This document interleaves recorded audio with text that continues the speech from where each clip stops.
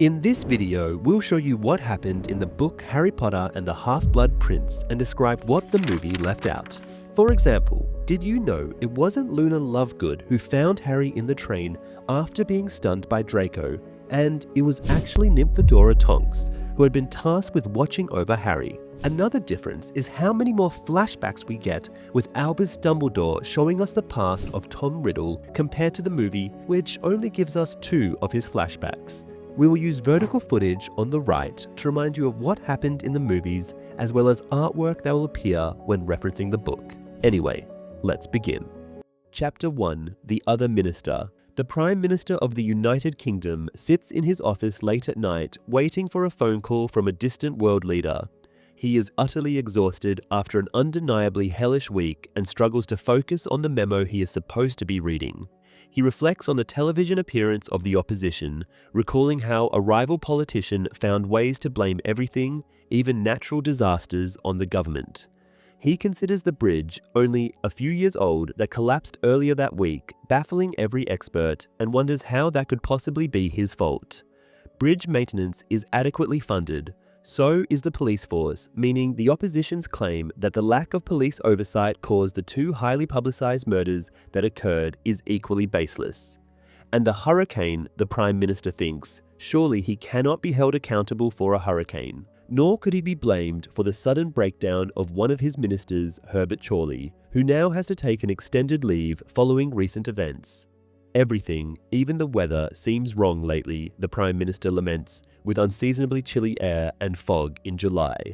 Eventually, the minister gives up on the memo and stands. Though the windows are shut tight against the fog, he still approaches them, and that is when he hears the soft cough behind him. Since this is not the first time he has heard this particular sound, he knows exactly what to expect as he slowly turns around. Although the office appears empty, one of the portraits on the wall has begun speaking, just as the minister anticipated after hearing the cough. The painted figure informs him that Cornelius Fudge wishes to meet with him, to which the Prime Minister responds that this is not a good time, as he is awaiting a phone call from another politician. The portrait insists the phone call can be postponed, but the minister protests that he is genuinely eager to speak with that man. The painted figure remarks that the other politician will telephone the next day and demand an answer regarding Fudge. The Prime Minister reluctantly consents to see him. He then sits, and moments later, green flames erupt in the previously empty fireplace, revealing a spinning figure. Cornelius Fudge steps out of the fire, scattering ash over the antique rug, and strides forward, greeting the Prime Minister warmly.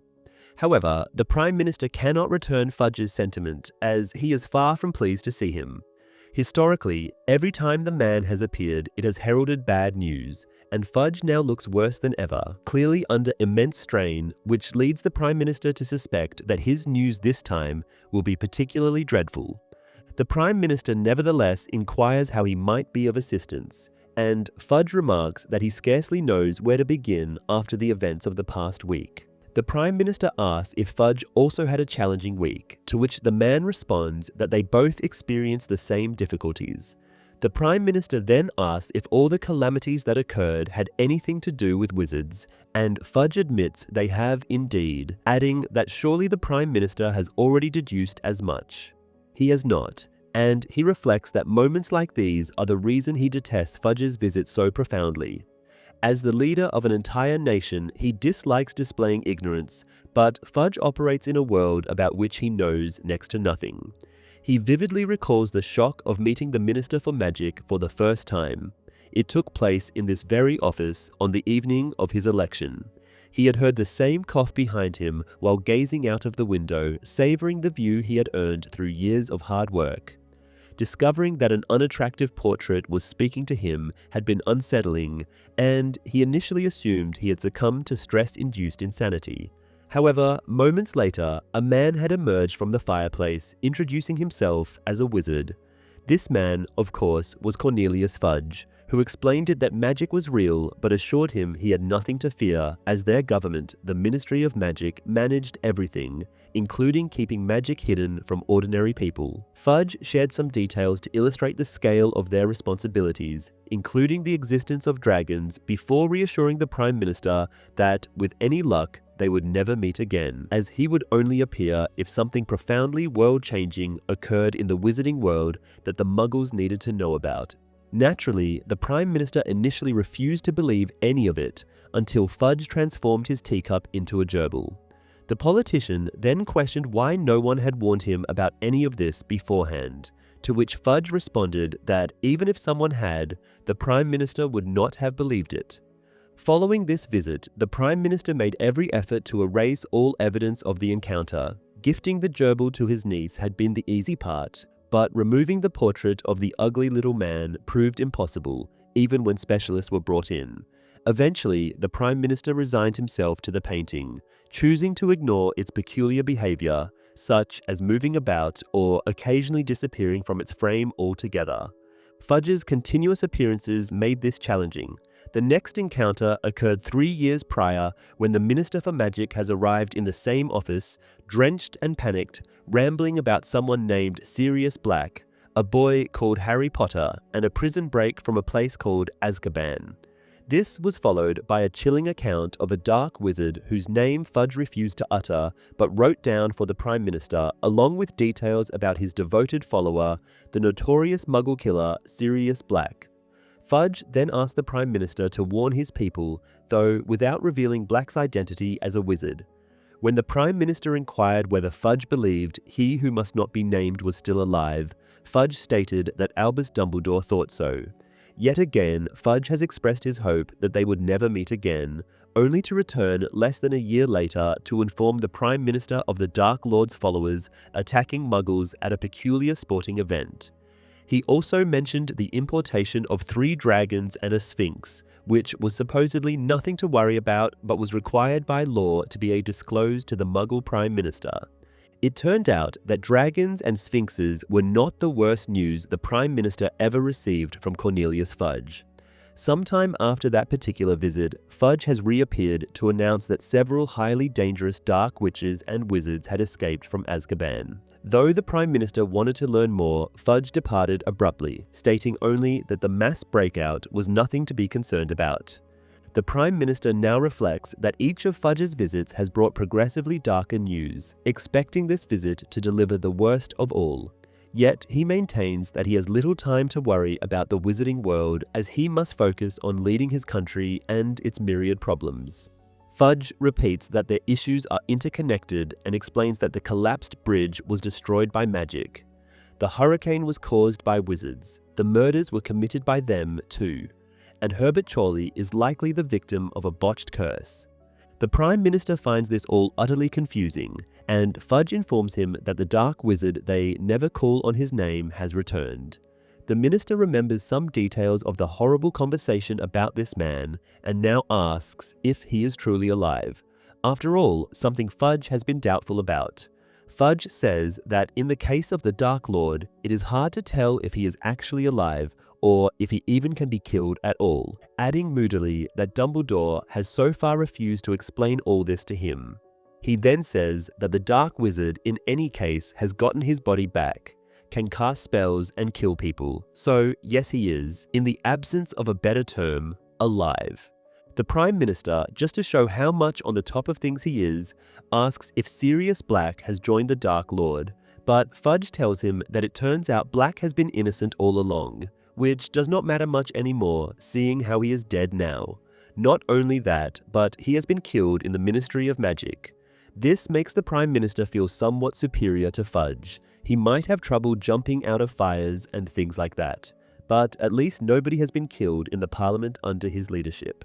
Fudge goes on to say that Black's not important now, and they are having much bigger problems. They are, in fact, at war. The Prime Minister finds this statement overly dramatic, but Fudge tells him how the criminals from the mass breakout now have joined the Dark Lord, and how he demands Fudge step aside unless he wants mass Muggle killings. The minister burst out saying all this has been Fudge's fault, yet he has to make up excuses about collapsing bridges, to which Fudge, not less angry, asks back if the Prime Minister would have obeyed such demands in his place. He admits he probably wouldn't have, but adds that he would redirect every resource to find the man who blackmails him in such a manner. Fudge points out that he and his ministry do everything in their power to stop the Dark Lord, but unfortunately, he is the most powerful wizard that has ever lived, making catching him nearly impossible.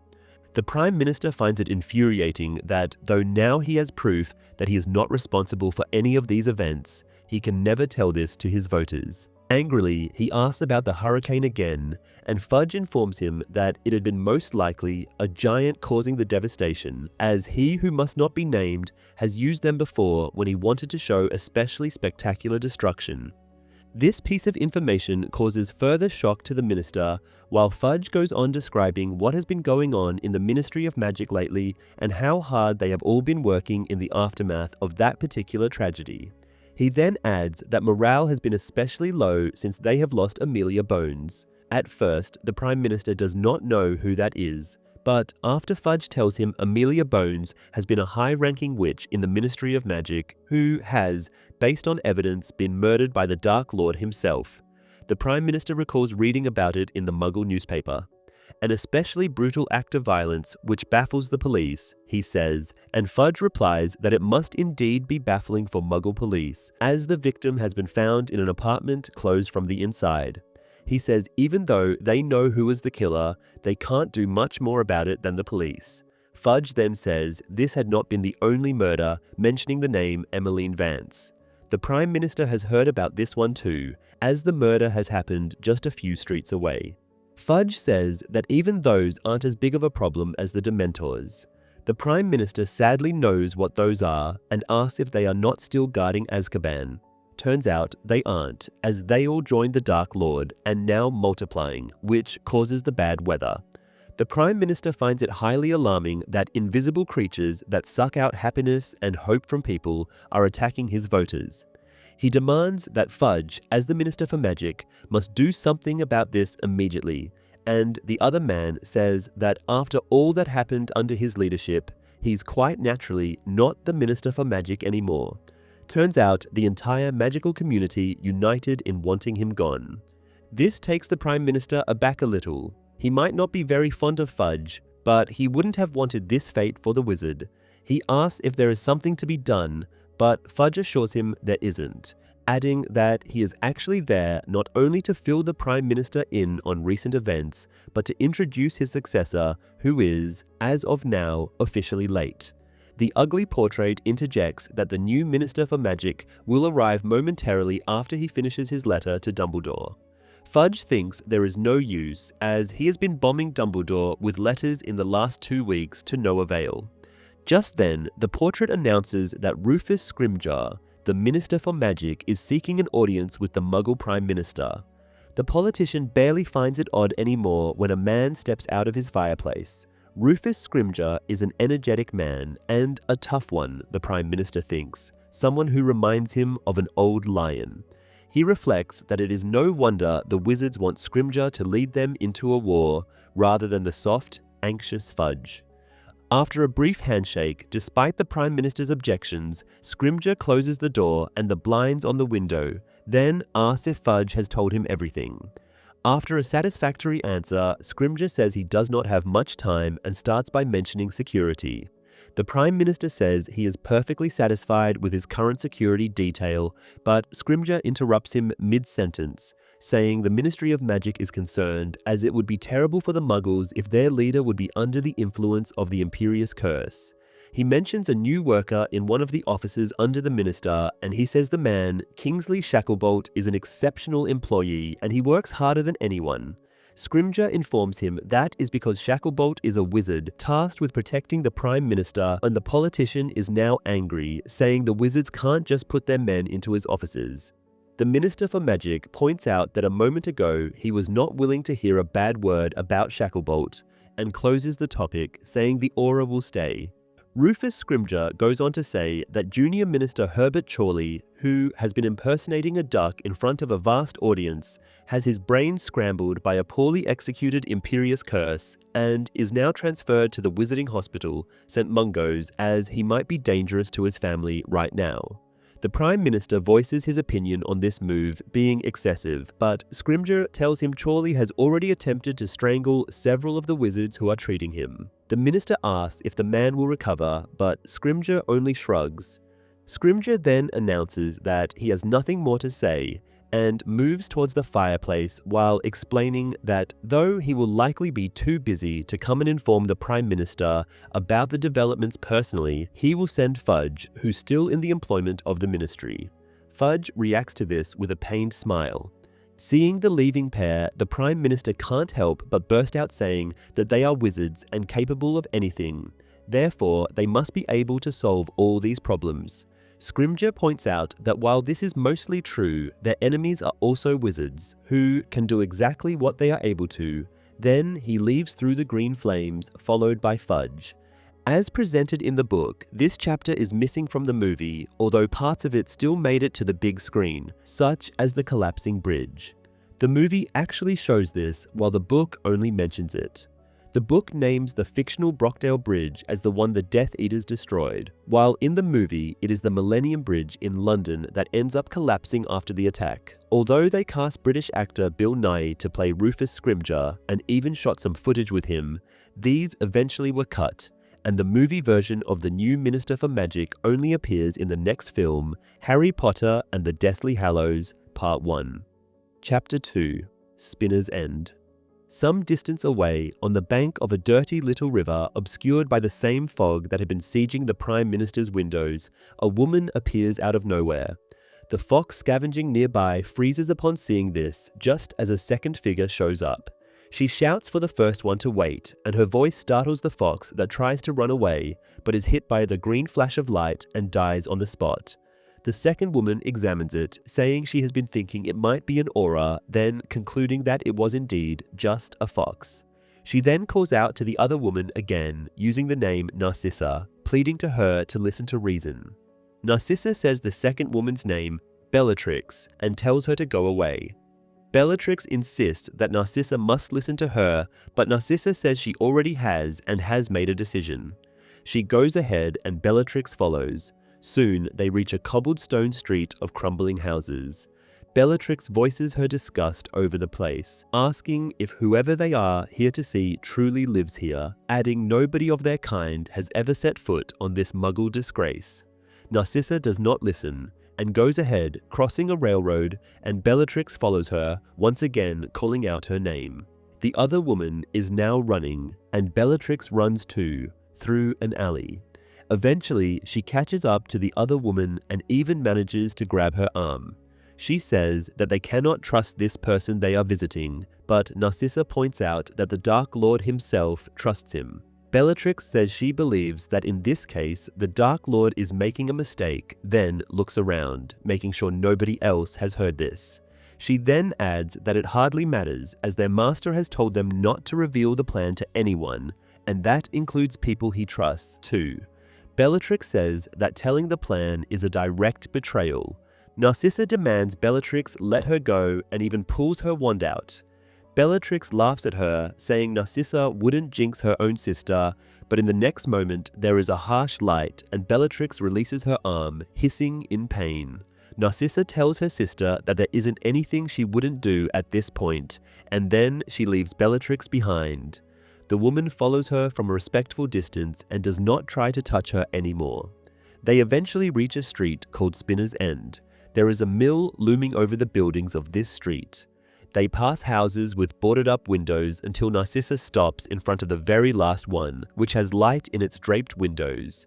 By the time Bellatrix catches up, Narcissa has already knocked. They wait, smelling the dirty river, and soon there is a movement inside. The door opens to a crack, revealing a man with long black hair and pale face and dark eyes. Narcissa shows her face by taking the hood of her cloak off, and the man calls her by her name, adding it is a pleasant surprise to see her. Narcissa greets Severus Snape as well, saying she wishes to speak to him about an urgent matter. Snape invites her in, and Bellatrix, though uninvited, follows her sister. She greets Snape curtly, not hiding her dislike, which makes the man smile mockingly. They are in the sitting room now, where Narcissa takes off her cloak and sits on the sofa Snape indicates, while Bellatrix stays standing behind her sister. Narcissa asks if they are alone, and Snape assures her they are unless they count Wormtail, but people generally do not include vermin when counting company. Snape then points his wand at a bookcase, and it opens as a door, revealing a small man standing there. Snape points out to him that they are having guests, and Wormtail, continuously caressing his silver magical hand with his other one, greets the women. But Snape interrupts him, saying the little man will serve their drinks, then he is to retire to his room. Wormtail voices his disagreement when saying he is not Snape's servant. The man points out that the Dark Lord has given Wormtail the task of assisting Snape, and Wormtail says assisting does not mean cleaning and serving. Snape reflects that he did not know Wormtail is wishing to have more dangerous tasks than this, but if that's the case, he can tell the Dark Lord to find something more suitable for the little man. Wormtail says he can talk to their master just the same, and Snape, implying that this is not true, orders Wormtail to serve their drinks anyway, until he does speak to Voldemort. He adds that the elf-made wine would be nice for the occasion. For a moment, it looks like the little man wants to argue some more, but then he just exits the room via another hidden door. Soon he returns with a bottle and 3 glasses, which he deposits on a table before leaving. Snape distributes the wine, and while Narcissa thanks him for hers, Bellatrix merely stares at the man, who appears to be entertained by that. He then raises his glass and toasts for the Dark Lord. Once a second round is poured, Narcissa starts to speak, first apologizing for showing up unannounced, then adding that Snape is the only one who can help her. The man, however, stops her and points his wand at the bookcase door again. After a bang, they hear Wormtail's hurried steps up on a staircase. Snape then apologizes to the women, saying that Wormtail lately has taken upon the bad habit of eavesdropping, and tells Narcissa to continue. The woman starts over, stating she knows she should not be here and she should not be telling this to anyone, and Bellatrix interrupts her agreeing, pointing out that Narcissa should indeed keep silent, especially in this company. Snape, somewhat sarcastically, asks her to clarify this. Bellatrix snaps at him, saying the man is well aware of how much she does not trust him. Narcissa lets out a sound that might very well be a sob upon hearing that, but Snape, still smiling, tells her that they should probably listen to Bellatrix first, so she won't be interrupting them later on. He then turns back to Bellatrix and asks her why she doesn't trust him. Bellatrix states she has 100 reasons, and she proceeds to bring up several indeed in an accusatory tone. Snape, still smiling, says that before he addresses her concerns, hoping Bellatrix will relay his answers to everyone who doubts him, he would like to ask a question himself. He asks Bellatrix why she thinks that their master has not asked the same questions, and that would he, Snape, be here today, if he didn't have satisfactory answers for the Dark Lord. Bellatrix hesitates, then says she is aware that Voldemort believes Snape, and the man deduces that Bellatrix thinks the Dark Wizard is mistaken, and that he, Snape, somehow managed to lie to the greatest Legilimens ever lived.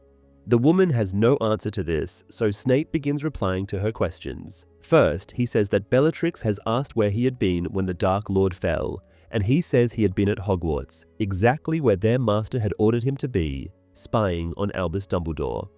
The next question concerns Snape's actions after Voldemort disappeared, and Snape says he had not been looking for the Dark Wizard for the same reason many other Death Eaters, Narcissa's husband Lucius among them, have not. They all believed the Dark Lord was dead. Snape adds that he is not proud of this, but points out how the Master would not have many followers now if he hadn't forgiven those whose faith wavered. To this, Bellatrix proudly announces that Voldemort would still have her, as she never lost her faith and spent 14 years in Azkaban for it. Snape says her devotion is admirable, although she has not been very useful while in prison, but the gesture has certainly been a great one. This sets off Bellatrix, who angrily yells that it was not a gesture. She had been surrounded by Dementors all the while Snape had had a comfortable and safe life at Hogwarts, on Dumbledore's side. The wizard objects, pointing out that it had not always been easy, reciting how he could never teach the subject he desired to. Bellatrix laughs at this, asking sarcastically if Snape's big sacrifice for Voldemort indeed had been not being able to teach defense against the dark arts, then demands to know why Snape stayed at the school, as he couldn't have been spying for a master he thought to be dead. Snape admits that had not been the case, but adds that Voldemort is grateful he stayed as he could bring all the information he has gathered over 15 years when the Dark Lord has returned, which he thinks is a somewhat more useful welcoming present than reminders of Azkaban. Bellatrix insists Snape still stayed with Dumbledore, and, a little impatient, the wizard answers that he has, because he preferred being a teacher to being in prison, and points out again that if their master has no problem with this, Bellatrix shouldn't have either. Next, he addresses the case of the Philosopher's Stone, which he protected from Voldemort years ago. He says the Dark Lord wasn't sure at the time if he could reveal himself to Snape, and all Snape had been seeing was Quirrell, a nobody, trying to steal the stone, and naturally, he tried to stop the man. He adds that if Voldemort trusted him then, he would have returned years earlier with Snape's help. Now Bellatrix points out that Snape still has not returned when the dark mark on every Death Eater's hand started to burn after all those years. Snape agrees, saying he has returned 2 hours after that, once Dumbledore has ordered him to. Bellatrix takes this as an admission of guilt, but Snape explains that acting reluctantly that day allowed him to stay at Hogwarts as the Dark Lord's spy. He points out that the Dark Mark had been showing signs of Voldemort's return for months by that time, and he could have just run, as did Karkaroff. But that mere 2-hour delay now has given Voldemort a loyal spy in Dumbledore's inner circles, something the Dark Lord treasures immensely. Bellatrix now asks what the very useful information Snape has provided, and the wizard says he reports to Voldemort directly, and if the master did not share this intel with Bellatrix, Snape, won't either. Bellatrix reacts angrily, saying the Dark Lord calls her his most loyal servant and shares everything with her. But Snape asks if that's the case even after her failure to acquire the prophecy from the Ministry of Magic. The woman objects that it has not been her fault, mentioning Lucius's name, but Narcissa interrupts her, warning her against blaming Narcissa's husband for what happened. Snape says blaming each other won't change what has transpired, and Bellatrix reflects that it still has in Snape's absence, demanding to know where the man has been while the other Death Eaters were facing danger. Snape says he has been ordered to stay away, then points out that the danger Bellatrix is talking about has been half a dozen school kids. The woman angrily says that Snape knows very well how those kids had been joined by most of the Order of the Phoenix, and asks, once on the subject, if Snape still states he cannot tell where the Order's headquarters are. The wizard says he can't, as he is not the secret keeper of the place. The spell stops him from revealing the location. He adds that information gathered by him still has led to the execution of Emmeline Vance and Sirius Black, whose actual death he credits to Bellatrix. The woman is still not satisfied, saying Snape has not explained himself about Harry Potter. Snape is now more careful and asks Bellatrix if she has talked about this with Voldemort, but the woman does not give a straight answer. Snape says without the boy, the Dark Lord couldn't have returned as powerful as he is now, but Bellatrix reminds Snape that he thought Voldemort to be dead. The man says she is correct. He has not been involved in their master's plans, only mentioning this so Bellatrix would understand why Voldemort is not angry about Snape, leaving Potter alive. The woman says this does not answer the original question, and Snape points out that as a well-known and allegedly reformed Death Eater, Dumbledore's word has been the only thing keeping him out of prison, which might have changed if he had murdered the old man's favorite pupil. Besides, he adds, back when Harry Potter first arrived at Hogwarts, rumor had it he was a powerful dark wizard himself, both killer and successor of Lord Voldemort. Like many of the Death Eaters, Snape has hoped that Potter will lead them one day. He goes on to say that the boy turned out to be none of those things, and even his triumphs are to be credited to luck and friends more talented than him. He admits having tried to expel Potter as he is barely magical enough to be at Hogwarts, but he says that's as far as he went, as killing or letting Harry Potter be killed would have landed him in Azkaban.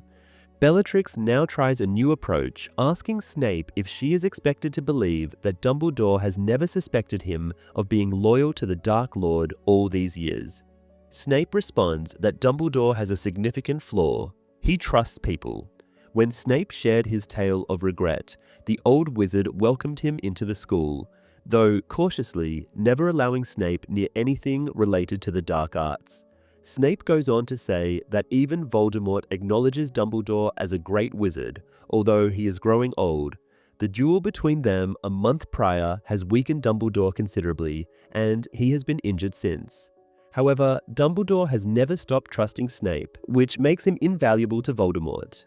Despite Snape's explanation, Bellatrix seems unconvinced but finds no further questions to ask. Recognizing this, Snape turns back to Narcissa and asks what she needs. The woman repeats that Snape is the only person who can help, especially now as her husband is in Azkaban. She adds that their master has forbidden her from telling anyone, but Snape interrupts, advising her not to disobey Voldemort's orders. This seemingly stings Narcissa, while Bellatrix appears pleased, saying even Snape agrees that Narcissa should remain silent. Snape stands up and checks if anyone is listening through the closed window before turning back to the sisters. He informs them that he is one of the very few people Voldemort has confided in regarding his plans. If that were not the case, Narcissa would be considered a traitor for wishing to reveal them. Narcissa expresses her certainty that Snape must be aware of these plans as Voldemort trusts him so much. Meanwhile, Bellatrix finds the idea of Snape knowing the Dark Lord's plan insulting and does not hesitate to voice her opinion. Snape tells Narcissa that he cannot persuade Voldemort to change his mind. Narcissa, desperate, insists it concerns her only son. Bellatrix interrupts, claiming Narcissa should be proud of Draco as he faces the challenge bravely, eager to prove himself to Voldemort. At this point, Narcissa begins to cry, explaining that Draco is only 16, and she believes Voldemort has given him this dangerous task as a punishment for Lucius's failure. Snape initially remains silent but responds after being prompted, saying that if Draco succeeds, his reward will be immeasurable. Narcissa questions how Draco can succeed when Voldemort himself cannot, a statement that causes Bellatrix to gasp. Narcissa quickly amends her words, clarifying that no one has succeeded in completing the task so far. She pleads with Snape to speak to Voldemort on Draco's behalf. Snape admits that Voldemort is furious with Lucius and he is not foolish enough to stand between the Dark Lord and his vengeance. Narcissa insists that Voldemort never intended Draco to succeed. Rather, he wants the boy to die trying. Narcissa rises, walking towards Snape and clutching the front of his robes. She implores him to finish the task if necessary. Gently, Snape removes her hands and explains that Voldemort likely expects him to complete the task in the end, but only if absolutely necessary. He adds that if Draco succeeds, Snape can continue as a spy. Narcissa then argues that Voldemort doesn't care whether Draco dies. Snape repeats that the Dark Lord is indeed very angry.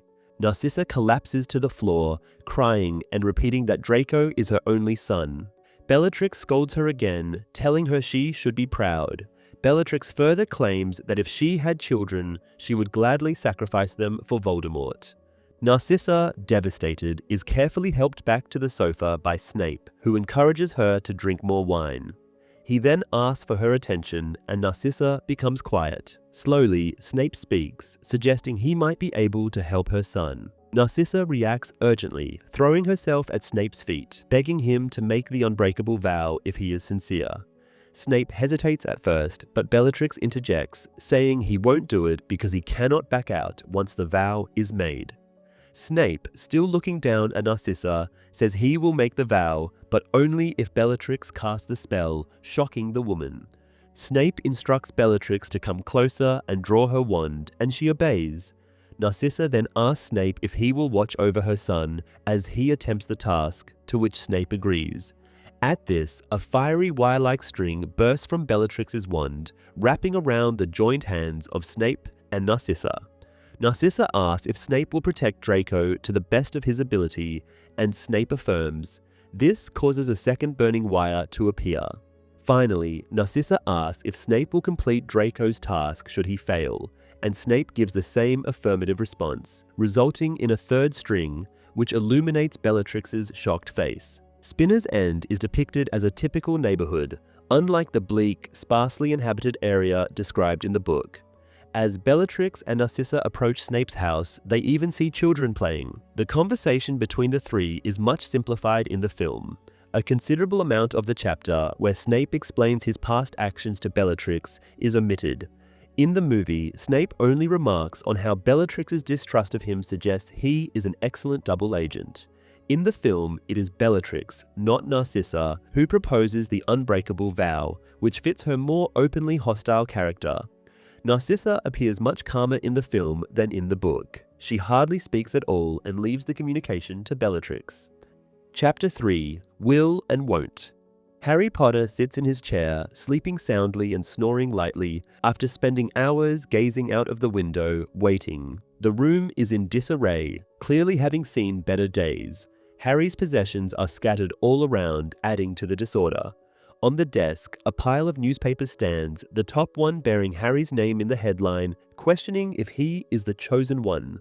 The article begins by recounting the battle that occurred at the Ministry of Magic a few weeks ago. Though much remains unclear, many witnesses confirm that he who must not be named was indeed present at the ministry. Sources suggest that the events centered on the legendary Hall of Prophecies, a location that the ministry had never acknowledged until now. The article speculates that Death Eaters, now imprisoned in Azkaban, were attempting to steal a specific prophecy. The content of this prophecy is still unknown, but many believe it concerns Harry Potter, who was also seen in the ministry that night, as well as the Dark Lord himself. The most popular theory, the article continues, is that the prophecy foretells Harry as the one person capable of defeating you-know-who. Another edition of the Daily Prophet announces Rufus Scrimgeour as the new Minister for Magic, succeeding Cornelius Fudge. Beneath a picture of Scrimgeour waving to the public is an article detailing his background. It reveals that Scrimgeour previously headed the Aura department, and his promotion seems to have pleased the wizarding community, despite the emerging rumors that he shares a similarly strained relationship with Dumbledore as Fudge did. While the two have officially met, the details of their conversation remain undisclosed. In a later issue of the Daily Prophet, another article about Scrimgeour appears, this time detailing his statement on the ministry's efforts to protect the students returning to Hogwarts in September. Although the minister refrains from sharing specifics, the newspaper seems to have inside knowledge, revealing that the ministry plans to implement extensive protective spells along with a team of Auras. The article also includes a quote from Mrs. Augusta Longbottom, although much of her statement is obscured by a birdcage housing a snowy owl. The owl attempts to make noise to wake Harry, but he sleeps too deeply to respond. Harry's trunk lies open in the middle of the room, its contents unpacked. Nearby, a purple leaflet rests on the floor. The pamphlet offers advice for witches and wizards on how to protect their loved ones. Among the suggestions are don't leave the house alone, don't travel at night, and don't enter a house bearing the Dark Mark. The leaflet also briefly mentions Inferi, dark creatures controlled by the Death Eaters. Though no proof exists that the Death Eaters are using Inferi again, the pamphlet warns that they should be avoided at all costs if encountered. Harry stirs in his chair but remains asleep. On the windowsill next to him sit two objects, an alarm clock and a letter. The letter is from Albus Dumbledore, dated 3 days ago. It informs Harry that Dumbledore will visit Privet Drive on Friday night to move him to the Burrow, where he is invited to spend the remainder of the summer. The letter also mentions an errand Dumbledore needs Harry's assistance with, though he does not specify what it is. Harry has responded promptly, confirming his willingness to leave Privet Drive. That evening, Harry rereads the letter multiple times before falling asleep. Despite this, he has not packed. To Harry, leaving Privet Drive after only 2 weeks seems too good to be true, and he is convinced that something will occur to cancel this event. Over the past 3 days, he has imagined all sorts of scenarios, his answer never reaching Dumbledore, the wizard being delayed, or the letter not being genuine at all, possibly a trap. He reasons that if any of these possibilities came true, unpacking would feel terrible. At precisely 11 o'clock, the street lamp outside Harry's window flickers off, waking him up. He straightens his glasses and peers out into the night. A tall figure approaches the house and Harry jumps up, hurriedly stuffing everything he can grab into his open trunk. The doorbell rings and Harry hears Uncle Vernon's loud, irate questions about who could possibly be visiting so late. Realizing he has forgotten to inform the Dursleys about Dumbledore's visit, Harry runs down the stairs in a frenzy, unsure of whether to panic or laugh. As he reaches the landing, he hears Dumbledore's calm, pleasant voice greeting Uncle Vernon at the door. Harry freezes, instinctively keeping his distance from his uncle, having learned long ago that it is wise to remain out of his arm's reach. Dumbledore, his long silvery hair and beard flowing beneath a traveling cloak, appears out of place. Dumbledore notices Vernon's discomfort and comments that it seems Harry has forgotten to warn Vernon about his visit. Vernon is unable to answer. Something, either the shock of Dumbledore's sudden appearance or the old man's unapologetically wizard-like look, has silenced him, though Harry can see the angry vein bulging on Uncle Vernon's forehead, signaling an imminent outburst. The tension breaks when Dumbledore looks up at Harry and greets him enthusiastically, saying that it is excellent to see him. This provokes Uncle Vernon, who begins to speak, claiming that he does not intend to be rude, but before he can finish his sentence, Dumbledore cuts him off with a gentle warning against the very same thing. Aunt Petunia emerges from the kitchen, cutting short her nightly cleaning routine, as evidenced by the rubber gloves still on her hands. She appears utterly shocked by Dumbledore's presence in the doorway. Dumbledore greets her politely, mentioning that they had exchanged letters in the past. However, Harry feels that Dumbledore's sending a howler to Petunia may not truly qualify as correspondence. Her son, Dudley, also makes an appearance, staring at Dumbledore with wide eyes. None of the Dursleys manage to say anything, so Dumbledore, with calm confidence, invites himself into the house. He walks towards the sitting room, with Harry still holding a pair of trainers and a telescope, following behind him. As the old wizard settles into an armchair, Harry observes that he looks more out of place than ever before. Anxiously, Harry asks if they are leaving soon. Dumbledore responds affirmatively, assuring him that they will soon depart, but will enjoy a little more time in the Dursleys' home before they leave. Vernon, now entering the room, asks if Dumbledore really believes he can stay. Dumbledore calmly replies, yes, before swiftly drawing his wand so quickly that Harry can barely track the movement. The sofa moves forward with surprising force, sending the three Dursleys stumbling into it, forcing them to sit down. Harry notices that Dumbledore's hand looks burnt, prompting him to ask what happened, but Dumbledore merely says the story can wait. Instead, he gestures for Harry to sit as well, which Harry promptly does. Dumbledore then comments that, though good manners would typically indicate an offer of refreshments based on past experiences in the Dursley household, that would be overly optimistic. With another flick of his wand, a bottle appears in mid-air, along with 5 glasses. The bottle pours a honey-colored liquid into each glass, which Dumbledore identifies as oak-matured mead made by Madame Rosmerta. Each glass floats over to its intended recipient, and Harry finds that he quite enjoys the mead. The Dursleys, however, refuse to drink, despite the glasses gently nudging them as they hover. Harry suspects that Dumbledore is having a bit of fun with his relatives at their expense. After drinking, Dumbledore turns to Harry and says that the Order of the Phoenix is facing a dilemma that Harry might be able to help solve. He explains that Sirius's will has recently been discovered, and in it, Sirius leaves everything he owns to Harry. This finally catches Uncle Vernon's attention. Harry, however, merely acknowledges the news, unfazed by the revelation. Dumbledore continues, stating that executing the will is straightforward. A large sum of gold will be transferred from the Black family vault at Gringotts to the Potter's vault, and any other possessions Sirius owned now belong to Harry. Vernon interrupts, keen to clarify that Harry's godfather is dead. Dumbledore confirms that Sirius is indeed deceased, but he does not ask Harry why he had not informed his relatives. Instead, Dumbledore turns back to Harry and explains that the problematic part of the inheritance involves 12 Grimmauld Place. At this point, Uncle Vernon interrupts again, asking if Harry indeed inherited a house, but the two ignore him. Harry, however, adds that the Order may use the house as their headquarters if they wish, although he feels conflicted about returning there. He can't shake the image of Sirius wandering restlessly through the house. Dumbledore acknowledges that the offer is generous, but explains that the building has been abandoned. When Harry asks why, Dumbledore explaining that though Sirius's will stipulates that the house belongs to Harry, the Black family tradition complicates things. Typically, 12 Grimmauld Place passes to the oldest male with the name Black, but since both Sirius and his brother Regulus died childless, it is unclear whether Harry can inherit the property. Dumbledore suspects the house may be enchanted to prevent someone like Harry, a non-pure blood, from claiming it. Harry agrees, recalling the portrait of Mrs. Black that continuously hurls insults at anyone who isn't pure blood. Dumbledore goes on to explain that if the house is indeed enchanted, then it will pass to Sirius's closest living relative, his cousin, Bellatrix Lestrange.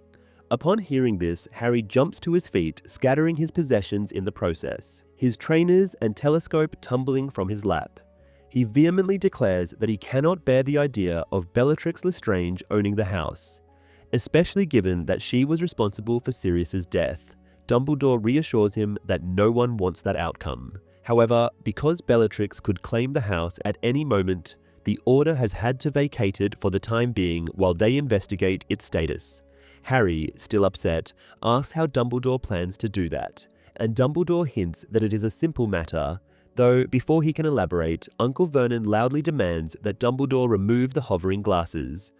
Dumbledore apologizes and, with a wave of his wand, makes the glasses disappear, though he also comments that it would have been a nice gesture if the Dursleys had at least accepted the drink. Harry notices that Vernon looks eager to answer after this remark, but ultimately he seems to decide that silence is the better option, staring at Dumbledore's wand instead. Dumbledore turns back to Harry and explains that if he has inherited 12 Grimmauld Place, he is also now the master of the house elf living there, Kreacher. With a wave of his wand, Dumbledore conjures the elf. Aunt Petunia screams upon seeing the small, dirty creature with his long, pointy ears and huge eyes. Uncle Vernon demands to know what it is he is looking at. The elf is vocal about his opinion of his new master, repeatedly screaming that he belongs to Bellatrix Lestrange.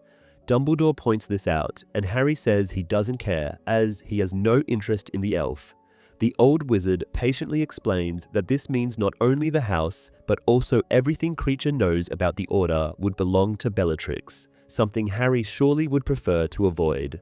Harry understands this, but he can't imagine being responsible for the elf, who, even if not directly, has contributed to Sirius's death. Dumbledore urges Harry to give Kreacher an order, saying that if the elf obeys, it means Harry is his rightful master. Harry tells Kreacher to be quiet, and the elf obeys immediately, though still showing his disagreement, now silently. He continues to throw himself on the floor in a tantrum, but remains silent. Dumbledore concludes that Harry is indeed the owner of 12 Grimmauld Place and the master of the house elf. Harry asks if he has to keep Kreacher close from now on, and Dumbledore says only if he wants to, suggesting that Kreacher might be better off working in Hogwarts kitchen, where the other house elves can keep an eye on him. Harry agrees and orders the elf to go, at which point Kreacher, still silent, disapparates. Dumbledore then mentions Buckbeak, the hippogriff. He tells Harry that Hagrid is currently caring for the animal, but if Harry has other ideas, he can change this, as Buckbeak also belongs to him now. However, Harry says he is fine with Buckbeak staying where he is, which Dumbledore thinks Hagrid will be pleased to hear. Dumbledore also mentions that since Buckbeak is still a fugitive of the law, they have changed his name to Witherwings, although the old man expresses doubts about the Ministry's ability to recognize the hippogriff. Dumbledore then asks Harry if he has finished packing, and, seeing Harry hesitate, asks if he doubted Dumbledore's arrival as promised. Harry mumbles something and rushes to finish his task. It takes Harry 10 minutes to gather and pack all his belongings, after which he drags his trunk and birdcage downstairs. He hopes Dumbledore will be waiting for him in the hall, ready to leave, but is disappointed to find that this is not the case. He must go back to the tense living room, where he announces to Dumbledore that he is ready. The professor acknowledges this and then turns to the Dursleys, saying he has one last matter to discuss. He tells them that, as they are aware, Harry will come of age next year. Petunia interrupts, saying no, and Dumbledore asks her to clarify. Aunt Petunia explains that Harry cannot become an adult next year, as he is a month younger than Dudley, who has 2 more years before turning 18. Dumbledore, now understanding the source of the confusion, explains that in the wizarding world, one comes of age at 17, which Uncle Vernon dismisses with a scoff. Dumbledore ignores him and continues, explaining that Voldemort has returned and Harry is now in even greater danger than when he was a baby, when Dumbledore left him on the Dursleys' doorstep. He mentions the letter he sent, asking the Dursleys to care for Harry as they would for their own son. This causes a chilling silence in the room as the Dursleys draw closer together on the sofa, even though Dumbledore has shown no anger. After a moment, Dumbledore resumes, saying that Vernon and Petunia have not followed his request. In fact, they have hated and neglected Harry. However, he points out that Harry at least has not turned out like Dudley, who, in Dumbledore's opinion, has been spoiled and damaged. Uncle Vernon protests angrily, but Dumbledore silences him with a raised finger. He continues, explaining that the spell he cast 15 years ago, which is still active, will protect Harry until he becomes an adult. He asks the Dursleys to allow Harry to use this protection for one final summer. Vernon looks furious, but Petunia reddens slightly. Dudley still appears confused, trying to figure out what is wrong with him, judging by the expression on his face. Dumbledore tells Harry that it is now time to leave. He bids farewell to the Dursleys, who look like as if they would never wish to see him again, and walks out of the living room, with Harry following him. In the hall, Dumbledore stops next to Harry's carriage and says there is no need to drag the luggage around. He asks Harry to grab his invisibility cloak, then pulls out his wand and sends the cage and trunk to the burrow. He waves his wand again toward the entrance door, which opens, and says that adventure awaits. This chapter, as it appears in the book, is largely missing from the film, with only snippets of dialogue making it onto the big screen. Instead of visiting Harry at Privet Drive, Dumbledore finds him on the London Underground, spending his time riding the trains and flirting with waitresses in cafes. Nothing remotely similar to this occurs in the book. This chapter features the Dursley family and Creature, but none of them makes it into the movie, with their brief appearances cut entirely. Dumbledore, as he is portrayed in earlier films, is also different from his more patient and kind-written counterpart. In the movie, he comes across as somewhat brusque at times and rather sardonic overall. Chapter 4, Horace Slughorn. As they walk, Harry feels somewhat awkward. He has never really spent time with Dumbledore outside Hogwarts for one thing, and for another, their last conversation ended rather heatedly. Harry recalls how he shouted at the old wizard several times, and how he has made considerable efforts to destroy most of Dumbledore's possessions. These memories make him uneasy, while Dumbledore seems entirely at ease. Cheerfully, he advises Harry to keep his wand ready, to which the boy reminds him that he is not allowed to perform magic outside school. Dumbledore responds that he is permitted today, as he is with the headmaster. He adds that an attack is unlikely, and when Harry asks why, he simply states it is because he, Dumbledore, is present. Dumbledore halts at the end of Privet Drive and observes that Harry does not yet know how to apparate. The boy confirms this, adding that one has to be 17 to take the test. The headmaster agrees and asks Harry to grip his arm firmly. When Harry reaches for his right arm, Dumbledore points out that it is injured and instructs him to use the other one instead. Suddenly, Harry feels as if he is being compressed from every direction, an experience he finds unpleasant. But before the sensation becomes unbearable, it ceases. He gasps for air and quickly notices they have left Privet Drive behind. He realizes that, for the first time, he has apparated. Dumbledore inquires whether he is all right, explaining that the feeling requires some adjustment. Harry assures him that he is fine, but remarks that he prefers flying on broomsticks as a mode of travel. Dumbledore then gestures ahead and they begin walking. They are surrounded by a shuttered-in and dimly lit houses, while a nearby clock tower informs Harry that it is almost midnight. As they proceed, Dumbledore asks Harry about his scar, and the boy tells him that it has not been hurting at all lately, which he finds unusual, as he expected constant pain now that Voldemort is regaining strength. Dumbledore explains that Voldemort has likely recognized the danger of Harry accessing his thoughts and is using occlumency to block the connection. Harry says this suits him, as he does not particularly miss the dreams and visions about the Dark Lord.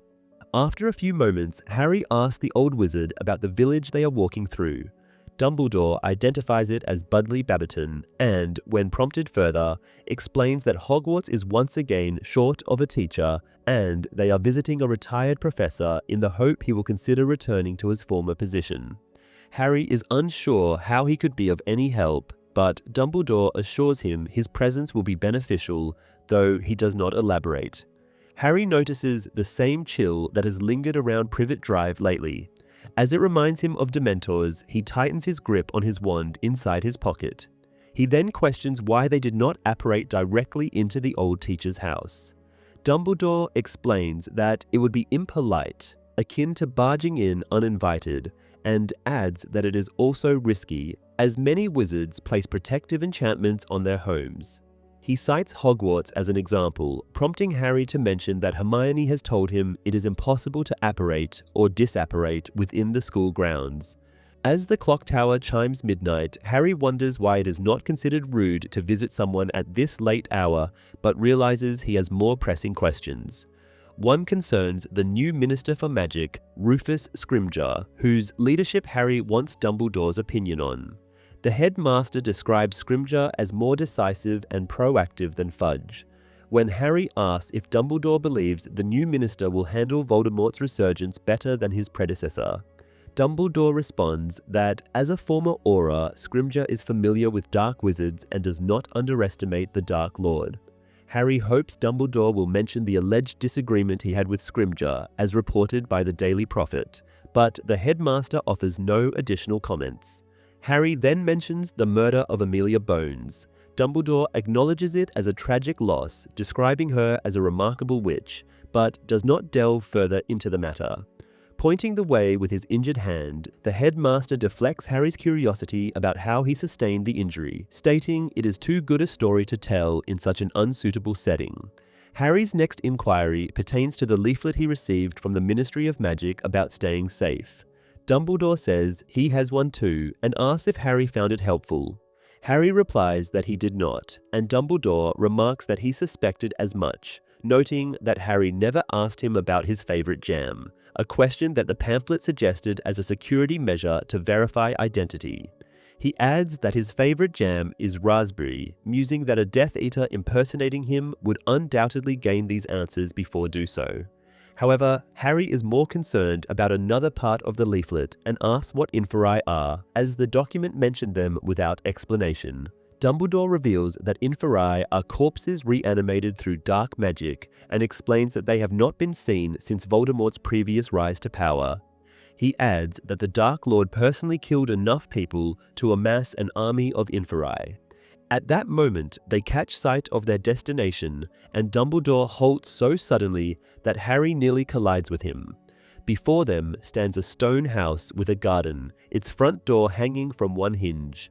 Dumbledore surveys the deserted street before instructing Harry to draw his wand and follow him. They move swiftly along the garden path, and the headmaster, with his wand raised, pushes the damaged door open. The sitting room is in complete disarray.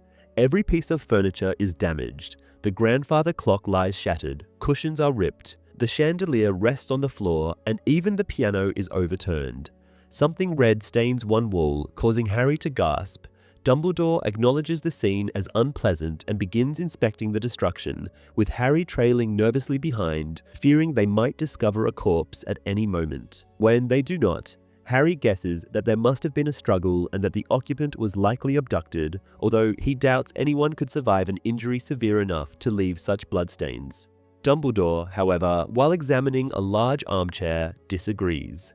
When Harry asks if the headmaster believes the man they are seeking is still here, Dumbledore confirms this and abruptly prods the armchair with his wand. The chair exclaims, "Ouch," prompting Dumbledore to greet it warmly, addressing it as Horace. To Harry's astonishment, the armchair transforms into a bald, obese old man with a prominent silvery walrus mustache. The man grumbles about Dumbledore poking him unnecessarily hard while massaging his stomach. Rising unsteadily from the floor, he asks how Dumbledore figured out his ruse. He seems entirely unashamed of being caught impersonating a piece of furniture. Dumbledore explains that if the attack had been genuine, the Death Eaters would have left the dark mark over the house. At this, the man slaps his forehead, mumbling that he had forgotten about that detail. He adds that he would not have had the time to fabricate one, as he had only just completed his transformation into an armchair when they entered. Dumbledore offers assistance with tidying up, which the man, Horace, accepts. The two wizards wave their wands in synchronized motions, causing the disarrayed furniture to reassemble. The noise generated by the process is tremendous, compelling them to shout to be heard over the din. Dumbledore inquires about the reddish substance that had stained the wall, and Horace explains it is dragon blood. As the chandelier affixes itself back to the ceiling and the piano emits a final note before silence settles, Horace remarks that the blood had been his last bottle. He expresses hope that it remains usable, as the price of dragon blood is currently soaring. Picking up the crystal bottle, now returned to its place, he scrutinizes it and declares that it appears somewhat dusty. At this point, Horace finally notices Harry and greets his presence with a loud, "Oh-ho!" Dumbledore introduces Harry formally, and the boy learns that the man's full name is Horace Slughorn. Following the introduction, Slughorn turns to Dumbledore, questioning whether his visit is another attempt to persuade him to return to Hogwarts. He quickly states that his answer is no, but Dumbledore insists they should at least share a drink now that they are there. Slughorn initially hesitates, but ultimately agrees. Dumbledore gestures for Harry to sit in a prominent chair by the fire and an oil lamp. Harry feels as though Dumbledore is deliberately showcasing him, though he cannot fathom the reason. When Slughorn returns carrying glasses and decanters, his eyes instinctively find Harry. Though his gaze lingers momentarily, Slughorn eventually tears it away and grudgingly pours drinks for his guests before settling into his seat. Harry notices that the man's legs dangle, unable to reach the floor due to his short stature. Once seated, Dumbledore inquires about Slughorn's health. Slughorn responds with a litany of complaints, citing rheumatism, breathing difficulties, and the general toll of old age, among other ailments. Dumbledore, however, observes that Slughorn must have acted quickly to prepare such an elaborate scene, given he had no more than 3 minutes to do so.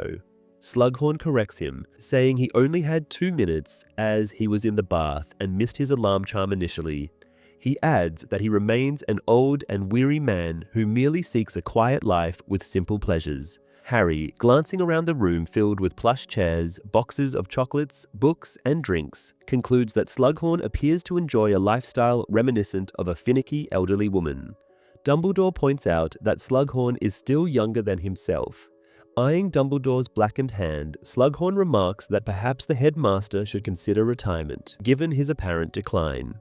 Dumbledore agrees this is true, revealing an ornate golden ring with a cracked black stone. The ring catches both Slughorn's and Harry's attention, as the latter has never seen Dumbledore wear it before. Dumbledore then questions whether Slughorn's numerous defenses are to deter Death Eaters or to avoid encountering him specifically. Slughorn responds uncertainly, asking what the Death Eaters might want from him. Dumbledore points out that they would likely appreciate having a wizard of Slughorn's skill and reputation in their ranks, adding that he finds it difficult to believe they have never attempted to recruit him. Slughorn asserts that he has avoided giving them a chance, revealing that he has been on the run for over a year. He describes his pattern of moving between Muggle homes while the owners are away, noting that after he enchants the house's burglar alarm, he only needs to ensure he is unseen while bringing in the piano. Dumbledore praises his ingenuity, though he observes that the system seems exhausting for someone seeking peace. When Dumbledore starts to mention Hogwarts, Slughorn cuts him off, stating that life there could hardly be described as peaceful. He refers to Dolores Umbridge's misfortunes, declaring he would never return if teachers were treated in such a manner. Dumbledore clarifies that Umbridge's troubles stemmed from her entering the Forbidden Forest and antagonizing an already agitated group of centaurs. He adds that he believes Slughorn would act with more caution. Slughorn calls Umbridge an idiot and remarks that he has never liked her, prompting Harry to snicker. When the two wizards turn to him, Harry apologizes, admitting that he also harbors no fondness for her. At this point, Dumbledore rises and Slughorn, hopeful, asks if they are leaving. Dumbledore replies that he merely intends to use the bathroom. Disappointed, Slughorn directs him to the appropriate door. Left alone with Harry, Slughorn comments that he knows why Dumbledore brought him along. Harry remains silent as Slughorn observes that he resembles his father. Harry acknowledges this with a brief response, and Slughorn continues, noting that Harry's eyes are like his mother's. Harry finds this remark tiresome, having heard it countless times before. Slughorn reminisces about Lily Evans, saying that although teachers are not supposed to have favorites, she was one of his. He recalls wishing she had been in his house at Hogwarts and shares the witty retorts she gave to such wishes. When Harry asks which house he means, Slughorn reveals he was once head of Slytherin. Observing Harry's reaction, he advises him not to judge too quickly, guessing Harry is a Gryffindor like his mother. Slughorn muses that family members often end up in the same house, but not always, citing Sirius Black as an exception. He recalls how Sirius was the only member of his family not in Slytherin, although he later has gotten Sirius's brother, Regulus. Harry finds Slughorn's enthusiasm unsettling, likening it to a collector admiring prized possessions. Oblivious to Harry's discomfort, Slughorn continues, remarking that Lily's Muggle-born status surprised him, as her talent rivaled that of purebloods. Harry retorts that one of his closest friends is a Muggle-born and the most gifted student in their year. Slughorn marvels at the anomaly, but Harry coldly insists there is nothing unusual about it. Slughorn protests that he holds no prejudice, citing his admiration for Lily and other Muggle-borns, including Dirk Cresswell, a ministry official who has helped him with information regarding Gringotts. Slughorn then gestures towards an dresser adorned with signed photographs listing notable former students such as the editor of the Daily Prophet and Gwenog Jones, a famed Quidditch player. He mentions that these individuals frequently show their gratitude with gifts like sweets or Quidditch tickets. Harry finds it odd that all these witches and wizards know how to find the old man, yet Death Eaters cannot track him down, and he asks about this, which quickly diminishes Slughorn's good mood. He tells Harry that for a year now he has been hiding and staying out of touch with everyone. He adds that a clever person these days does not accept a job at Hogwarts, as it is essentially the same as siding with Dumbledore and with the Order of the Phoenix. He mentions that while he respects their bravery, he doesn't like the alarming rate at which they are dying. Harry points out that one does not have to join the Order to be a teacher at Hogwarts, while reflecting on how he finds it difficult to sympathize with Slughorn and his situation, knowing Sirius has been living in caves and eating rats. Nevertheless, he continues, saying that most of the teachers are not members of the Order and none of them has ever been killed except Professor Quirrell, but he deserved his fate as he was working for Voldemort.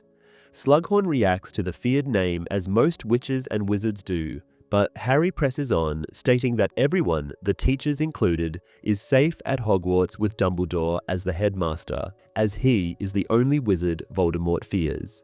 Slughorn admits that this much is true. The Dark Lord has never willingly confronted Dumbledore. He remarks that, as he has never joined the Death Eaters, Voldemort can hardly see him as a supporter either, which means he is better off being close to Dumbledore, especially since even to the Ministry has failed to protect one of their own, Amelia Bones. Just then, Dumbledore returns. Slughorn comments that he has been away for a while, asking if he has some stomach issues, but Dumbledore replies that he has been delayed by Muggle magazines, being a fan of knitting patterns. He then announces that they have been imposing on Slughorn's hospitality for long enough and it is time they left. Harry, eager to do so, jumps to his feet and Slughorn asks if they are indeed leaving. Dumbledore says they should, seeing as convincing Slughorn to return to Hogwarts seems to be a lost cause. Slughorn hesitates as Dumbledore and Harry say their goodbyes. The old wizard even mentions that, though their security measures are going to be immense going forward, Slughorn will always be a welcome visitor at Hogwarts. As they reach the door, Slughorn shouts after them that he might regret this, but he will take the job. Dumbledore responds that they will see him in September, and Slughorn adds that he wants a pay raise, which Dumbledore answers with a small laugh. He then remarks that Harry has done well, to which the boy replies that he has not done anything at all. Dumbledore points out that Harry has shown Slughorn how much he can benefit by returning to Hogwarts, then asks Harry if he likes the old man. Harry hesitates to answer as he isn't sure himself. Slughorn seemed to be a pleasant enough man, he reflects, but he is also vain and gives an uncomfortable amount of thought to blood purity. Dumbledore observes that Slughorn likes the finer things in life, comfort, and the company of the rich and famous, who he can influence. The man, Dumbledore explains, has no desire to be in the spotlight, but loves to be important nonetheless. He always had a good eye for people, selecting those who would become influential or powerful as his special students, and creating a club where these potentially great witches and wizards could forge connections. This description makes Harry imagine a fat spider sitting in the middle of a web, pulling strings to suit his interests. Dumbledore clarifies that he is not saying this to make Slughorn seem unlikable, but to caution Harry, as the man will undoubtedly try to recruit him, Harry Potter, the Chosen One, into his club. Harry feels a chill at this, recalling the prophecy once more.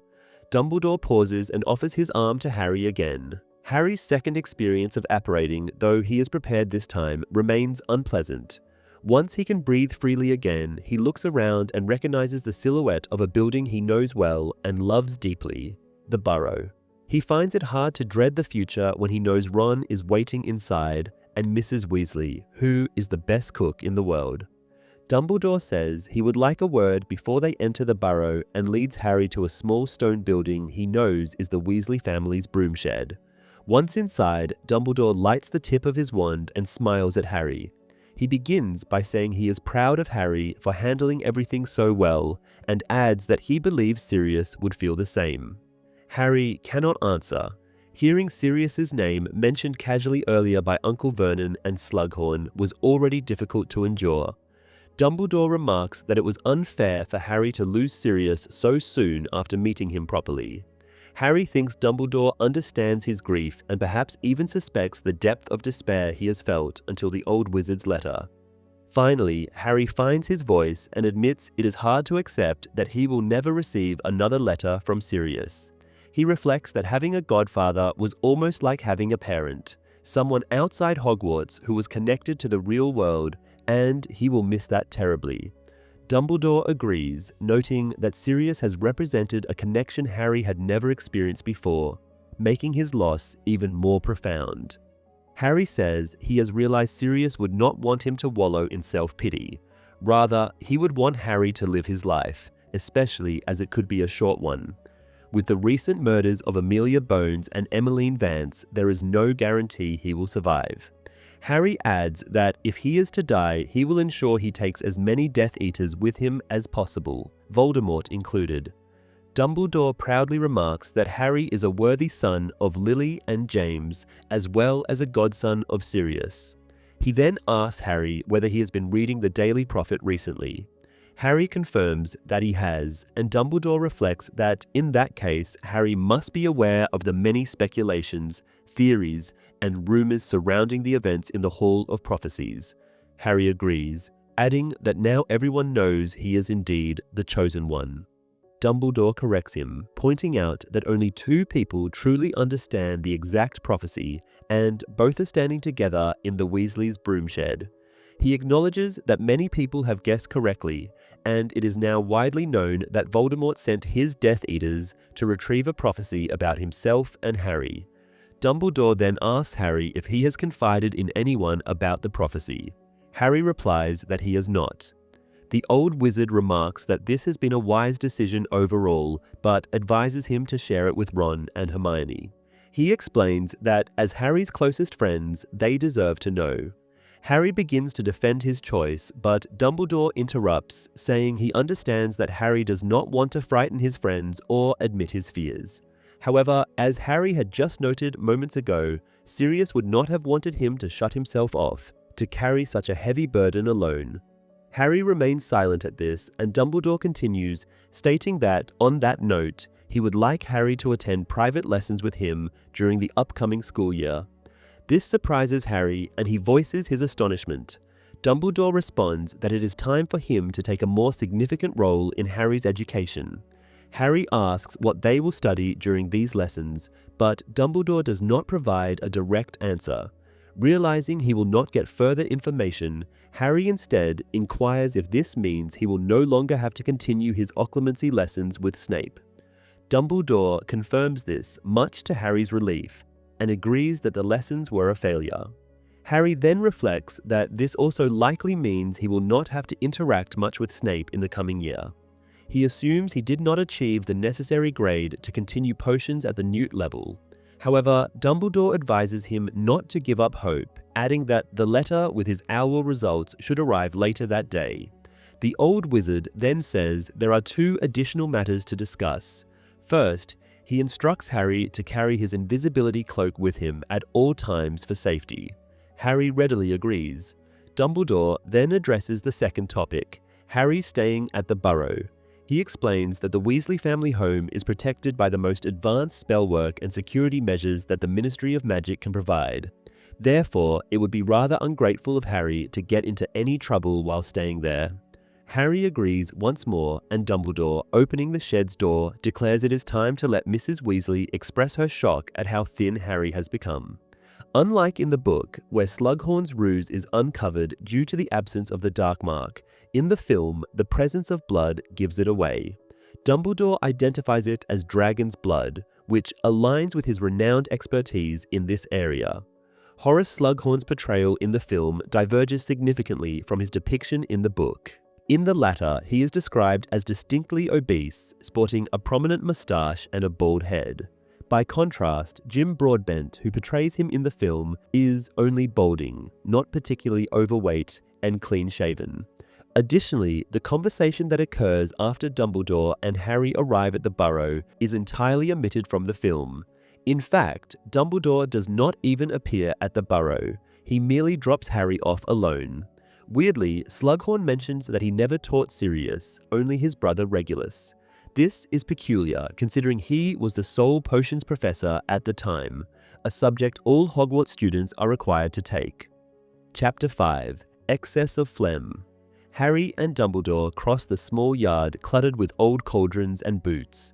Harry even hears the chickens nearby as Dumbledore knocks on the door. There is movement inside, and Mrs. Weasley's voice nervously asks who is there. Dumbledore identifies himself, and Mrs. Weasley opens the door. She says they have frightened her, as the arrangement had been for them to arrive in the morning, but Dumbledore says Slughorn has proved to be much easier to convince than he had expected, which he credits to Harry. He then greets another person, calling her Nymphadora, and Harry spots Tonks too. The young witch returns the greetings. Harry thinks she looks tired and misses her pink hair, which, in his opinion, suits her much better than the brown she has now. Tonks stands and says she needs to go, but Dumbledore tells her not to leave because of him, as he cannot stay himself, having to attend a meeting with Rufus Scrimgeour. Tonks insists, however, thanking Mrs. Weasley for the tea and the company. The woman invites her over for dinner, saying Lupin and Moody will come around too, but Tonks refuses. She then says hurried goodbyes, walks out to the yard, and disapparates. Harry notes that Mrs. Weasley looks concerned. Dumbledore says he will see Harry at school, bows to Mrs. Weasley, and then follows Tonks' footsteps. He disapparates from the very same spot she had. After closing the door, Mrs. Weasley examines Harry and concludes that, just like Ron, he's growing very rapidly. She then asks if he is hungry, and Harry realizes that he indeed is. Mrs. Weasley tells him to sit while she makes something. As he does, a large ginger cat jumps onto his lap, and Harry deduces that Hermione must be around as well, seeing how it is her cat. Mrs. Weasley says she is, though now asleep, same as everyone else, as they had not been expecting Harry for hours. She then serves him some onion soup. After adding some bread to the meal, Mrs. Weasley sits down too, asking if Harry convinced Slughorn to return. Harry nods. Mrs. Weasley continues, telling him that the old wizard had taught her and Mr. Weasley, and that he had started teaching a long time ago, alongside Dumbledore. She then asks Harry if he likes the man, and Harry just shrugs, not sure what to answer. Mrs. Weasley says she feels the same, adding that Slughorn can be rather charming when he thinks there is something in it for him, but he has never paid much attention to Arthur Weasley. The woman says this is a sign that Slughorn isn't always right, as her husband has just been promoted. Harry voices his happiness over this, and Mrs. Weasley tells him that Scrimgeour has made new offices to battle the threat Voldemort poses more effectively. One of these is the Office for the Detection and Confiscation of Counterfeit Defensive Spells and Protective Objects, which has 10 people working in it and is now headed by Mr. Weasley. Harry asks what this office does, and she explains that with the Dark Lord out in the open again, the demand for protective items is huge. To answer this, many people sell fake amulets and potions for quick money, and Mr. Weasley's new team is responsible for catching these.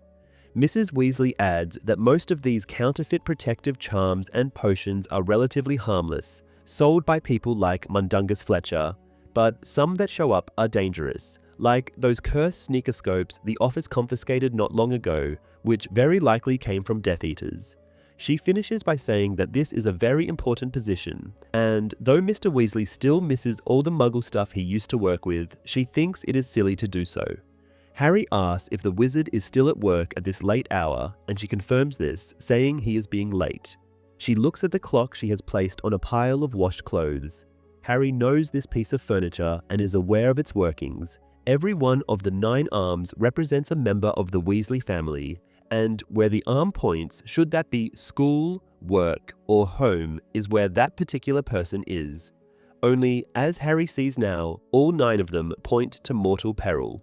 Mrs. Weasley says in a fake casual voice that this is the new norm now that Voldemort is back, but she doesn't know anyone else who has a clock like this, so she cannot check if she is right. Just then, the longest arm representing Mr. Weasley moves over to traveling, and a moment later, there is a knock on the door. Mrs. Weasley stands and asks if it is her husband, who says yes, but adds that if he were a Death Eater, he would say the same. So Mrs. Weasley should ask the security question they have agreed on.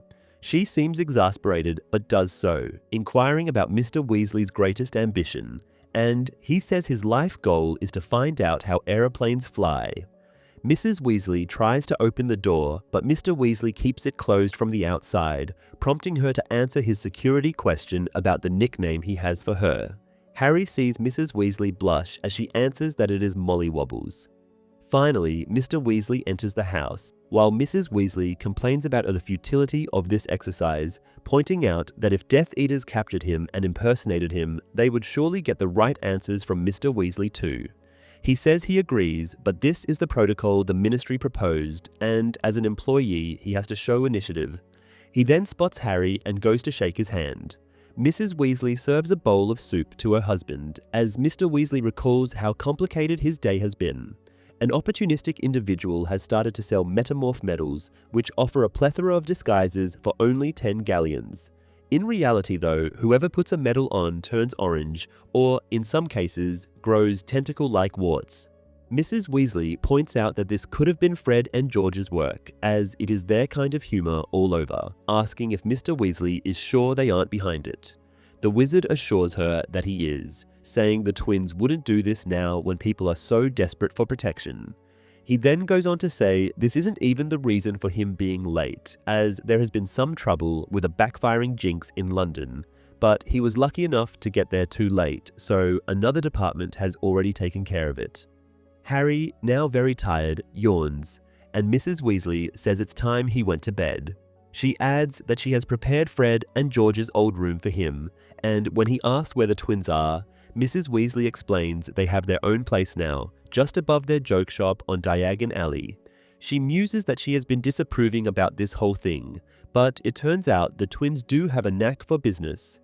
Harry wishes Mr. Weasley a good night and leaves the room, but not before seeing Mrs. Weasley glancing at the clock one more time.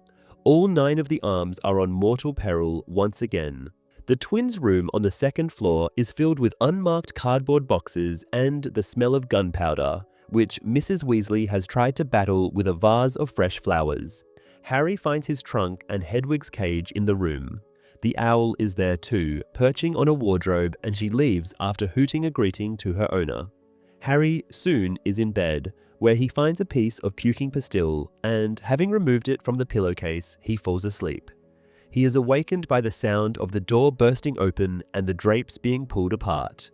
Light fills the room as he gropes for his glasses and someone hits him on the head. Hermione's voice condemns this first figure for hitting Harry, and as he finally finds his glasses, he can see that it is, of course, Ron. He sits and asks how Harry is, then says Mrs. Weasley only told them now that he had arrived hours ago. Ron asks if the Dursleys have been treating him well, and Harry replies that they barely talked, which he prefers.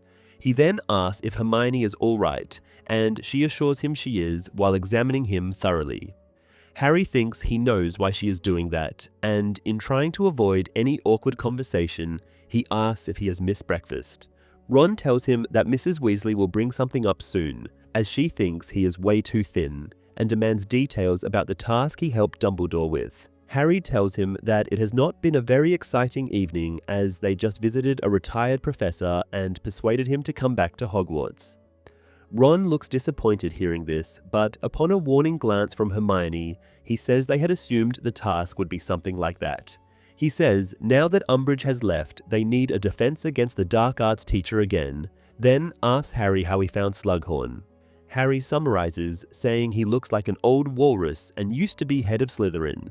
He then asks Hermione if she is okay, as the girl is still staring at him as if expecting him to show symptoms of a sickness. She says nothing's wrong, then after forcing a smile, she asks if Harry thinks Slughorn will be a good teacher. Harry points out that he can hardly be worse than Umbridge, and from the door comes Ginny Weasley's voice, saying she can show him someone worse than Umbridge. She looks rather annoyed as she walks into the room, saying hi to Harry. Ron asks what's her problem. Ginny says it's her again and that she is talking to her, Ginny, as if she were a little kid. Hermione is sympathetic, saying this person they are talking about is rather full of herself. Harry finds it very surprising that the girls are talking about Mrs. Weasley like that, as he assumes they must be referencing the woman. Ron angrily tells them off for this, and Ginny snaps back, saying Ron is always defending her and can't get enough of her. Harry, now utterly confused, asks who they are talking about, and just then Fleur Delacour appears in the doorway, tall and beautiful, holding a tray of food. In a heavily accented voice, Fleur greets Harry, while Mrs. Weasley shows up behind her, saying she could have brought the tray herself. Fleur assures her it is nothing, and after putting the tray down, she kisses Harry's face. The young woman then goes on, telling her that her little sister, Gabrielle, can't stop talking about Harry Potter and can't wait to see him again. Harry asks if Gabrielle is here too, but Fleur explains she meant next summer when Bill and she will get married. Harry congratulates her, noticing that Ginny, Hermione, and Mrs. Weasley are trying not to look at each other. Fleur, hearing his well wishes, kisses his face again, then explains that Bill has been very busy lately, but she is only a part-timer and has a lot of free time, so Bill thought he would bring her here for a few days so she can get to know the Weasleys. She adds that she has been very happy to hear that Harry will join them soon, as she has been rather bored at the burrow, where there is nothing to do apart from tending to chickens and cooking. She then leaves the room and Harry hears Mrs. Weasley stifle a word that sounds suspiciously like a rather rude one. Ginny says that Mrs. Weasley hates Fleur, but the woman corrects her. She doesn't hate Fleur, she only thinks they are rushing into this marriage. Ron points out that they have been together for over a year, but Mrs. Weasley answers that a year isn't a long time in this case, adding that young people are rushing into serious decisions now that the Dark Lord is back, and that people were doing the same during the last time Voldemort was in power. Ginny points out that this includes Mrs. Weasley and her husband too, and the witch says it has been different. They are perfect for each other, while Bill and Fleur does not have much in common. She says Bill is a down-to-earth kind of person, and Ginny finishes the sentence saying, Phlegm is a cow, but a very pretty one, which must attract Bill, who, as a curse breaker, is anything but level-headed. Mrs. Weasley tells Ginny not to call Fleur that, even though the others are laughing. She then tells Harry to get on with his breakfast while it is still warm and leaves. Harry looks at Ron, who still seems to be under the spell of Fleur. When asked if living with her doesn't make resisting the Veela charm easier, Ron says it does, but she has come out of nowhere now and he wasn't ready. Hermione calls him pathetic and even walks away from them. Ginny asks Ron if he is seriously okay with Fleur being in the family, and he shrugs. The girl goes on, saying it will not happen anyway as Mrs. Weasley will do everything to stop it, and Harry asks how she is hoping to manage that. Ginny thinks Mrs. Weasley is inviting Tonks to dinner so often because she hopes Bill will fall in love with her, and Ron points out that while Tonks is indeed attractive when she's not doing weird things to her face using her Metamorphmagus powers, nobody in their right mind would pick her over Fleur. Ginny objects, saying Tonks is much nicer, and Hermione adds that she's smarter too, as she's an aura. Harry pitches in, telling them that Fleur is smart too. Otherwise, she couldn't have been a Triwizard champion, and the girls start to mock him immediately, with Ginny even saying that he must like the way Fleur calls him Arry. The boy wishes he had stayed quiet while Ginny says Tonks is at least funny. Ron remarks that lately she has been anything but, comparing her to Moaning Myrtle. Hermione scolds him, saying Tonks has the right to be sad as Sirius has been her cousin. Harry is aware that the conversation will inevitably get to his godfather, and in a futile hope to stay out of it, he starts to eat while Ron points out that Tonks and Sirius weren't close, as he had spent most of his life in Azkaban. Hermione says that doesn't matter because Tonks feels responsible for Sirius's death, and Harry, against his better judgment, asks why that is. Hermione says that Tonks has been dueling Bellatrix Lestrange before Sirius, and if she had defeated the Death Eater, she couldn't have killed Sirius. Ron thinks this is a stupid thing to believe in, but Hermione explains this is something called survivor's guilt. She adds that Lupin has been talking to Tonks about it, but she is still depressed, and even her metamorph abilities have suffered. She isn't able to change her appearance magically anymore. Harry says he had no idea this was even possible, and Hermione says it is new for her too, but she can imagine how severe depression can affect one's magic.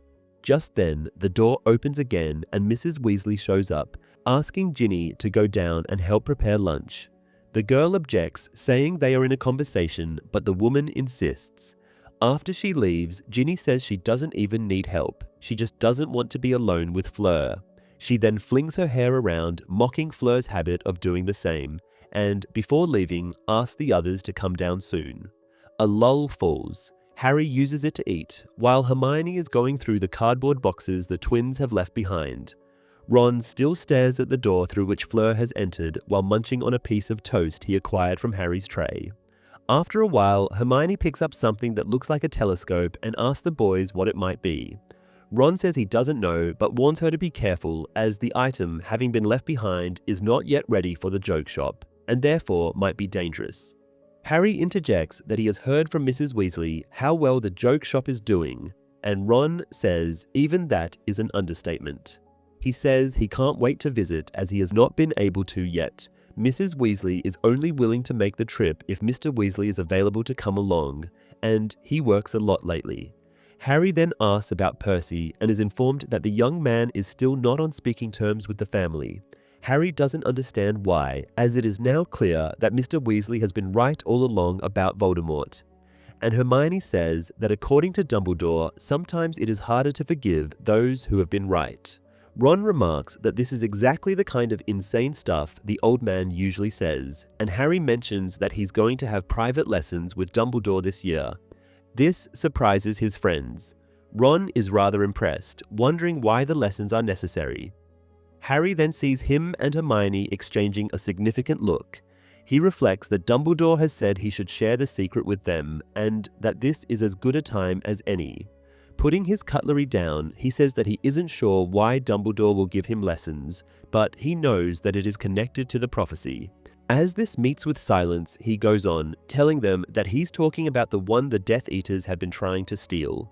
Hermione quickly points out how that prophecy has been destroyed, and Ron starts to say that despite the fact the Daily Prophet suspects the content, but Hermione hushes him. Harry, however, confirms that the Prophet has been right about it.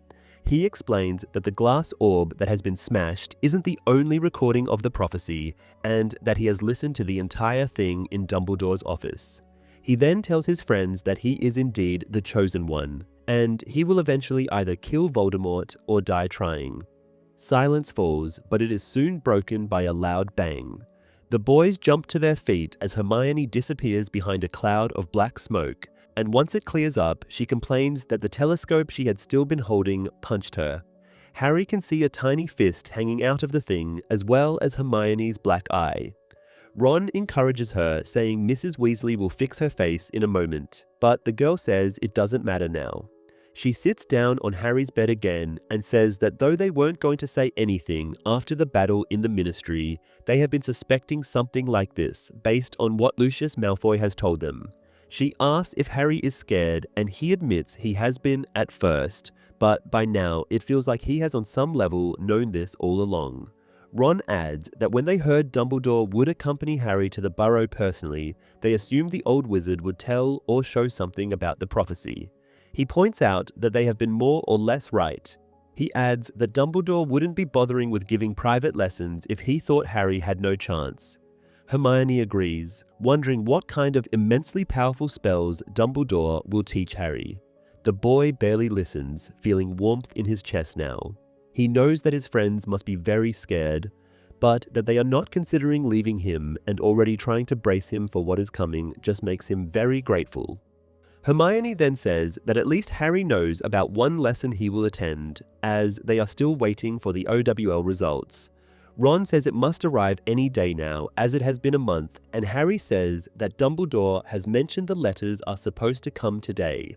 This sends Hermione spiraling, and she runs out of the room, saying she will check if any letters have arrived that morning.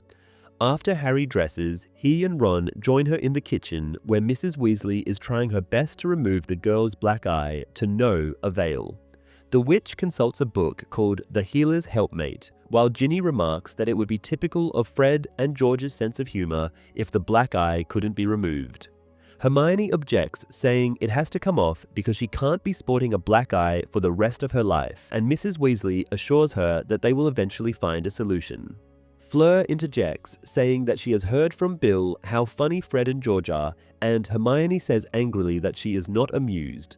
She then gets to her feet and starts pacing around, asking Mrs. Weasley if the woman is certain there has been no owl this morning.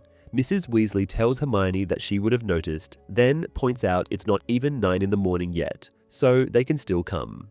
Hermione states that she messed up ancient runes badly, then goes on to find a fault in every one of her exams. Ron snaps at her to make her stop, saying she's making the rest of them nervous, and her results will be, as everyone knows already, only consisting of the highest outstanding marks. Hermione answers rather hysterically that she surely failed every subject. This makes Harry ask what happens if someone does fail all of them, and Hermione explains that in that case, the student and the head of house decide what happens next. Harry feels nervous now, his breakfast weighing uncomfortably in his stomach. Fleur starts to say that her school, Beauxbatons, has a better system for this, but she is cut off by Hermione's scream, who is now pointing out the window. Ron, following her indicated direction, remarks that those are indeed owls incoming, and Harry notes how there are 3 of them. Hermione grabs both Harry's and Ron's arms in anticipation. Mrs. Weasley opens the window and all 3 of the birds enter swiftly. The 3 kids are getting their letters, with some difficulty in Hermione's case, whose hands are trembling badly. Harry opens his envelope and reads the chart of the marks explaining which ones mean passing and which don't. He then goes on to read his ordinary wizarding level results. His only outstanding is for defense against the dark arts, and he has failed both divination and history of magic, but all the other marks are decent. As Harry reads through the list again and again, he feels calmer, even reflecting that his marks in divination and history of magic aren't at all surprising, the former being his worst subject and the latter having the exam during which he passed out and had a vision. Harry looks up, seeing Hermione standing with her back to the others. Ron, however, cheerfully informs him that he has only failed, the same as Harry, divination and history of magic, then proposes they switch exam results for checking. Harry notices that Ron has no outstanding grade, while Ron congratulates him on getting that mark for defense against the dark arts. Mrs. Weasley also voices her appreciation, saying that Ron getting 7 owls is more than what the twins have scraped together combined. Ginny, in the meantime, asks Hermione how she fared, and the girl says in a small voice that she has done okay. Impatiently, Ron grabs her results out of her hand and reads them. Turns out Hermione has 10 outstandings and one of the second best grades exceeds expectations in defense against the dark arts. Ron questions, somewhat sarcastically, if she is disappointed with this, and she shakes her head. Ron then declares happily that as of now they are officially Newt-level students, then asks if there are any leftover sausages. Harry reads his results again, reflecting that they are about as good as he could hope for, only regretting that as he has not achieved the required mark in potions, this also means that his ambitions of becoming an Auror have now been stopped for good. He remarks to himself how strange the fact is that the first person who ever told him he could be a good Auror had been a Death Eater, but now he can hardly imagine another career path for himself. Especially now, knowing he is the chosen one, Harry thinks that becoming an Auror, one of those witches and wizards whose very job is to hunt Voldemort down, could be perfect for him. The movie changes Harry's arrival at the Burrow. Instead of only meeting Mrs. Weasley, then Mr. Weasley, Ron, Hermione, and Ginny also greet him, alongside Mrs. Weasley, who, in this version, had no idea Harry was coming. Ron tells Harry that Mrs. Weasley had to be persuaded to let her children return to Hogwarts. Although she does threaten Ron at some point in the book by not letting him return to school if he continues to be immature, she never seriously considers this, nor has to be convinced by her husband to do otherwise. Fleur does not show up at the Burrow and is not even in this movie at all, the same as Bill, who is first seen in the next installment. Again, Harry is seen using magic at this point in the film. Even though Dumbledore had given him permission to do so on the night they were visiting Slughorn, Harry is still forbidden to use magic otherwise during the summer vacation. This is a recurring inconsistency as the movies adapt plotlines based on Harry breaking this law, yet they show him doing it without consequences repeatedly. Chapter 6: Draco's Detour. The next few weeks pass peacefully for Harry. He spends his days playing Quidditch with his friends and enjoying Mrs. Weasley's delicious cooking. The calm is only disrupted by the dreadful news brought either by the Daily Prophet or the members of the Order of the Phoenix. Odd occurrences, disappearances, and even deaths are reported almost every day. On Harry's 16th birthday, Lupin, looking more gaunt and weary than ever, informs them that Igor Karkaroff's body has been found in a deserted shack up north. The dark mark conjured over the cabin makes it clear who the perpetrators are. Lupin expresses his surprise that Karkaroff lasted this long after refusing to return to Voldemort's service. He adds that Sirius's brother, Regulus, could only escape for a few days before he was killed. Mrs. Weasley tries to change the subject, but Bill interjects, asking if Lupin has heard anything about the whereabouts of Florian Fortescue. Harry, recalling the man as the one who gave him free ice cream, asks what happened. Bill tells him that Fortescue has been dragged off by Death Eaters. Ron asks why, but nobody knows for certain. Mr. Weasley then announces that Fortescue isn't the only one missing. Mr. Ollivander, the wand maker, is also gone. When asked how people will get their wands now, Lupin replies that other wand makers exist, though Ollivander is regarded as the best. His disappearance, along with his potential involvement with the Death Eaters, is bad news for everyone, as most wizards will have to make do with inferior wands. Just a day later, the usual Hogwarts letters arrive. For Harry, there's more than just the book list for the next year. He has been made Quidditch captain of the Gryffindor team. Even Hermione is excited about this, noting that Harry is now equal to any prefect with access to their exclusive bathroom. Ron is also happy, calling Harry his captain and joking that only if Harry lets him play this year. Mrs. Weasley declares that the trip to Diagon Alley can't wait much longer and suggests Saturday would be a good day for it, provided Mr. Weasley can accompany them. Ron sarcastically asks if she is really afraid that Lord Voldemort will attack Harry from behind a bookshelf. But Mrs. Weasley points out that both Mr. Ollivander and Florian Fortescue have gone missing from Diagon Alley. She warns that if Ron cannot act responsibly, he will be left behind, though Ron insists he wants to visit the twins' joke shop. Mrs. Weasley angrily suggests that if that's the case, he should stop acting immature and leave the room. Ron remarks that one cannot joke around anymore, but Harry notices that Ron refrains from making similar jokes in front of his mother after this. On Saturday morning, Mrs. Weasley appears more tense than usual. Bill hands Harry a bag of galleons, and Ron demands one for himself too. Bill explains that it's Harry's own money, and he has simply taken it out for him, as getting one's gold from Gringotts these days can take hours and uncomfortable testing procedures. Harry thanks him, while Fleur drones on about how thoughtful Bill is, prompting Ginny to pretend to throw up into her cereal, which makes Harry choke. A car from the Ministry of Magic waits outside. Ron remarks on how great it is that Mr. Weasley can use one of these again, but his father tells him not to get used to it, as it is only allowed because of Harry. He explains that Harry is now top security and additional guards will join them later that day. Harry thinks it is excessive. He doesn't want a squad of auras following him while he's shopping. And if Dumbledore thinks the invisibility cloak is enough protection, the Ministry shouldn't bother with additional guards. He then reflects that the Ministry might not know about his cloak. The trip to Charing Cross Road takes a suspiciously short time, and when they arrive in front of the leaky cauldron, the driver asks how long they will be, as he's been ordered to wait. Mr. Weasley assumes it will be at least a few hours. He then spots the guard he had mentioned earlier, and Harry looks too. He is relieved to see that it isn't an aura, but the gigantic gamekeeper of Hogwarts, Hagrid. Muggles stare at him as he stands on the street, and Hagrid greets Harry with a hug, saying how happy Buckbeak is to be out in the open again.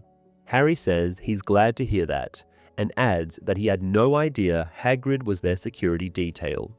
Hagrid explains that the Ministry had wanted to send auras, but Dumbledore convinced them that Hagrid was more than enough for the task.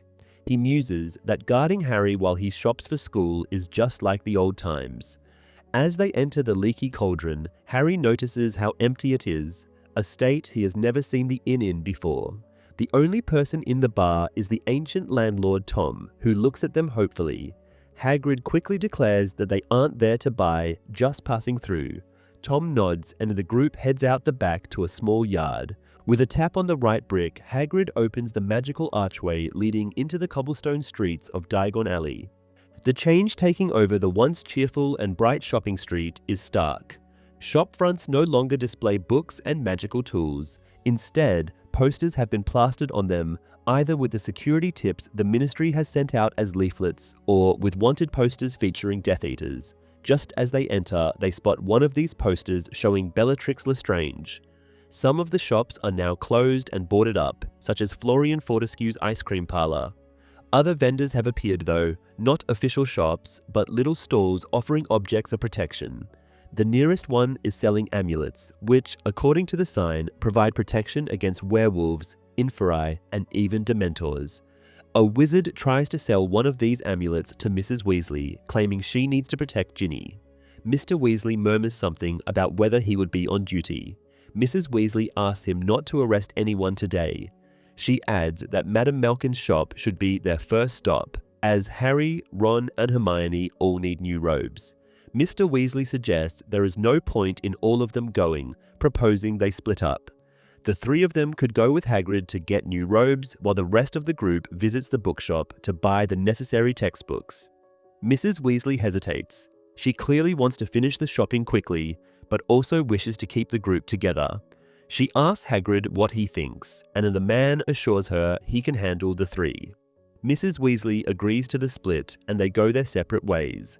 Harry notices that nobody is shopping alone, and every little group of shoppers shares the same worried demeanor as Mrs. Weasley. Once in front of Madame Malkin's shop, Hagrid says it would be too crowded if they all went in, and proposes staying out as a guard. Harry, Ron, and Hermione enter the shop, and almost immediately they hear a familiar voice complaining and claiming he is no longer a child and doesn't need guards to go shopping. Madame Malkin's voice answers first, saying how his mother is right and nobody should go out alone in these times, only to be snapped at by the boy who accuses the woman of poking him with a pin.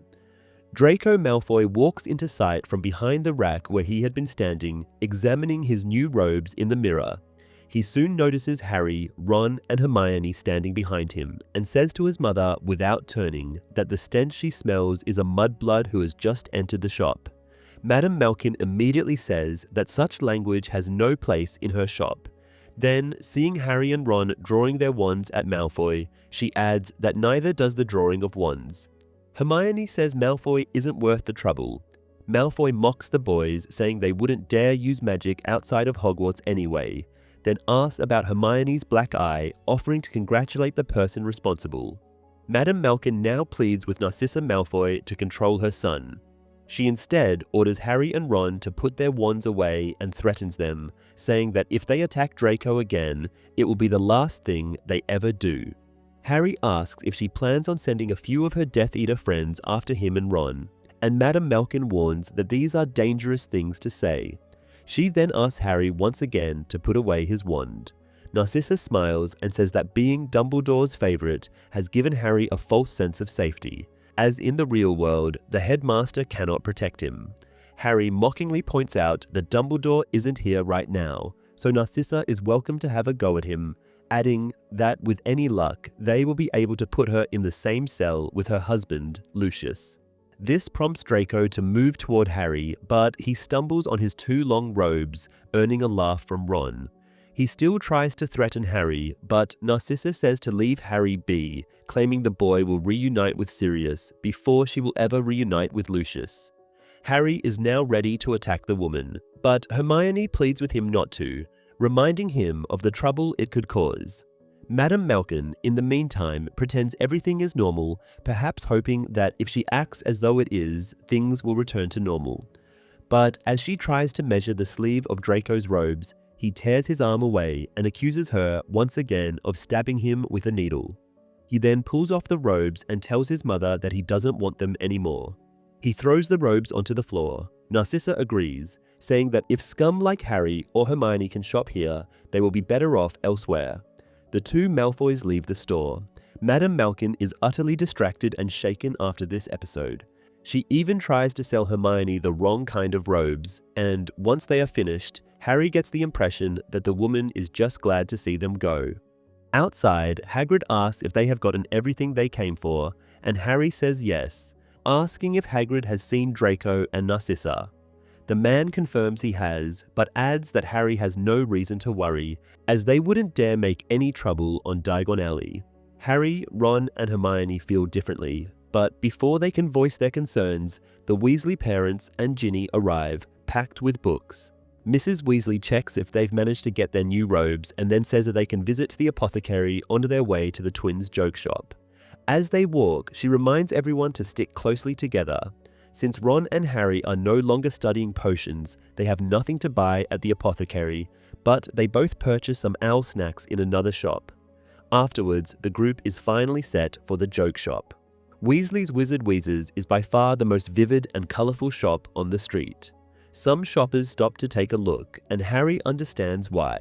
One display is eye-wateringly bright, full of Fred and George's noisy and flashy inventions, while another is entirely covered by a poster, very similar to those the Ministry of Magic has put out.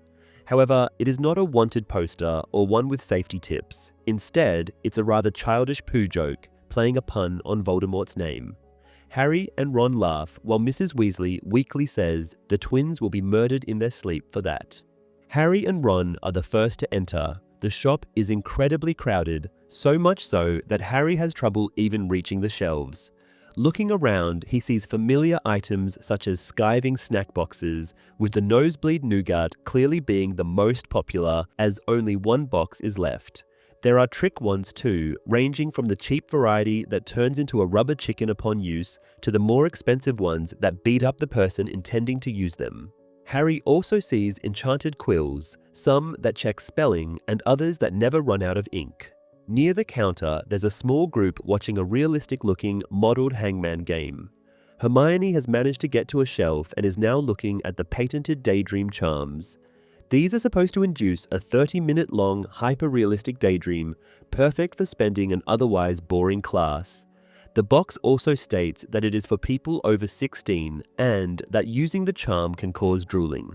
Hermione notes to Harry that this is very impressive magic, and Fred, just appearing behind them, says Hermione can have one for free for that praise. He then greets Harry and asks the girl about her black eye. She tells him about her run-in with the boxing telescope, and Fred gives her a tub of yellow cream. He explains that they had to make a great bruise remover as he and George test most of their merchandise on themselves. Hermione is a little hesitant, knowing Fred very well, but he promises it's safe, and Hermione eagerly dabs her face with it. Fred then says he will give a tour, and the two of them follow him as he points out item after item. They're at the Muggle magic tricks section, which Fred says is a decent seller because of odd people like Mr. Weasley. Just then, George arrives too, and after warning a kid who looks like he wouldn't be above shoplifting, eyeing the edible dark marks suspiciously, he tells Harry to check out the back of the shop where they're doing the real business. The back room is much less vivid, with the packages somber and the place itself less crowded. Fred explains that they've just developed this new line, with George adding that so many witches and wizards, even those who work for the ministry, cannot cast a decent shield charm. Fred then takes over, saying that Shield Hat was just a joke, get a friend to jinx you and watch his face when he can't. But now it is a big seller, with the Ministry of Magic already having ordered hundreds of them. He adds that they're no good against the unforgivable curses, but provide good protection from jinxes and more serious curses. The twins continue, pointing out other objects as they explain how they are now also in the defense against the dark arts business.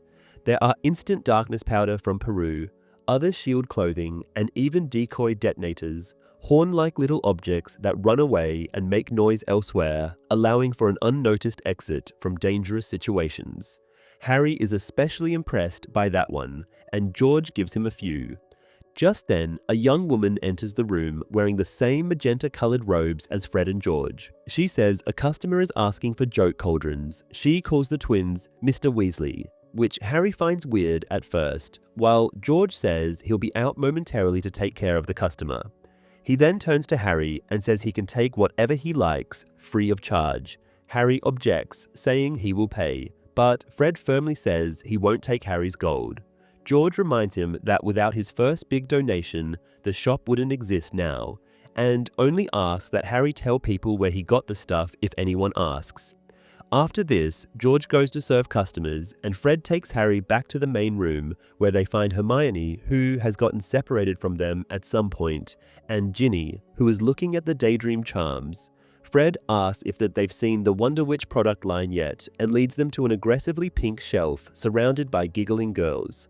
Neither Hermione nor Ginny seems eager to examine these, and Fred announces they are a vast range of love potions.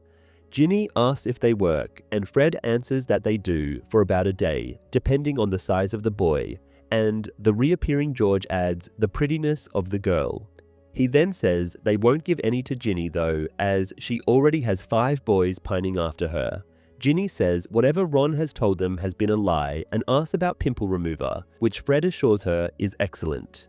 He then stirs the conversation back to Ginny's alleged harem. He asks if Ginny is dating someone called Dean Thomas, and she says she is, although last time she checked, Dean has been only 1 person rather than 5.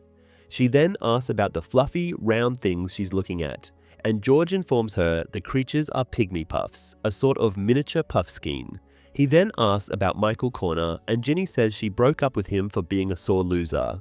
She asserts that the pygmy puffs are very adorable, and Fred allows they are indeed cuddly before asking if Ginny isn't changing her boyfriends a little too frequently. Ginny turns to him in a manner so much like Mrs. Weasley that Harry is surprised Fred isn't scared. She says it's none of Fred's business and adds, seeing Ron joining them, that she would appreciate it if he would stop gossiping about her love life. Fred, in the meantime, makes a quick count and tells Ron how much he owes for all the merchandise he is now holding. Ron says indignantly that he is their brother.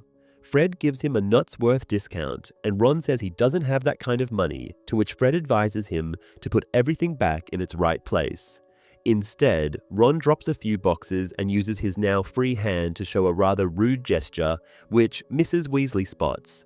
She says next time Ron does that, she will jinx his fingers together and is distracted right away by Ginny, who asks if she could have a pygmy puff, showing the tiny creatures to her mother. As Mrs. Weasley moves away, Harry catches a glance at Draco Malfoy hurrying out of the street, alone. Ron and Hermione also spot the Slytherin boy, and Harry wonders where he left his mother. Ron thinks he must have slipped away, and Hermione wants to know why. Harry reflects that Narcissa Malfoy would hardly let go of her son willingly, so Draco must have a very good reason to make the effort. Adding to himself that a good reason to Draco Malfoy could not mean much good to anyone else. Looking around, he checks where the adults are. Mrs. Weasley is still looking at Pygmy Puffs. Mr. Weasley is enjoying the Muggle card tricks, and Hagrid stands outside, scanning the street with his back to the kids. Pulling out his invisibility cloak, Harry prompts his friends to get under it, but Hermione hesitates. Ron urges her to move, and eventually she does. With the swarming crowd and noise, nobody notices them leaving. Harry, Ron, and Hermione exit the shop, but Malfoy is gone. Harry points out the direction the boy has been going, and they start to follow. They look into every shop for him, but when they spot Malfoy, he is still outside, just turning a corner. Ron voices how much he is not surprised as the turn leads to the shady counterpart of Diagon Alley, the infamous Nocturne Alley. Harry says they need to hurry up, but Hermione worries their ankles could be seen as they're getting too big for the cloak. Harry says it doesn't matter as long as they don't lose Malfoy. Nocturne Alley is deserted, with the shops appearing abandoned. Harry understands why. With the Ministry of Magic constantly searching for Death Eaters, purchasing anything from the shops dedicated to the dark arts would be a risky move. Soon, Hermione spots Draco in the only shop Harry has ever visited on this street, Borgin and Burke's, which is primarily known for selling objects of dark magic. Malfoy is speaking to Mr. Borgin, who looks both fearful and resentful. Hermione expresses her wish to overhear their conversation. Ron reveals that he brought along some of his joke shop items, including extendable ears. As he unfolds one, Hermione worries about the door being enchanted against such devices. It turns out it isn't, and soon they can listen in on the conversation inside the shop. The first thing they hear is Malfoy asking if Mr. Borgin can fix something. The shopkeeper responds that he might, but only after seeing the item, to which Malfoy insists that it must remain where it is for now, and that Borgin should simply tell him how to fix it. Mr. Borgin protests, saying that without seeing it, he cannot guarantee any repairs, but Malfoy retorts that what he is about to show Borgin will change his mind.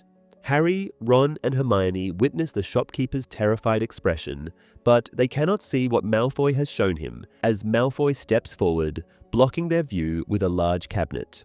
Malfoy warns Mr. Borgin not to speak to anyone about their conversation, mentioning that someone named Fenrir Greyback, a family friend, will be checking in with the shopkeeper to ensure he complies. Mr. Borgin weakly protests, but Malfoy silences him and then orders him to keep something safe for him. Mr. Borgin offers it now, but Malfoy angrily refuses, insisting that he does not want to carry it around. He demands that Borgin make sure it stays in the shop. The shopkeeper bows to Malfoy, much like he used to bow to Lucius Malfoy, and Draco warns him once more not to tell anyone, including Narcissa Malfoy. Mr. Borgin reluctantly agrees, and Malfoy sweeps out of the shop, brushing so closely past the still invisible trio that the invisibility cloak rustles faintly. After Ron wraps up the extendable ear, he asks what all of this could mean. Harry speculates that Malfoy wanted to have something fixed and needed another item to be kept for him. He wonders what the item was, but none of them could see it, as it had been obscured by the cabinet. Hermione instructs them to stay put, then leaves the cloak. She enters Borgin and Burke's while Ron puts the extendable ear back in place, hoping to eavesdrop on what's happening inside. Hermione greets Borgin cheerfully, but he regards her with suspicion. She pretends to be a friend of Draco's, wanting to buy something for his birthday, but worried about buying the same thing he already has reserved.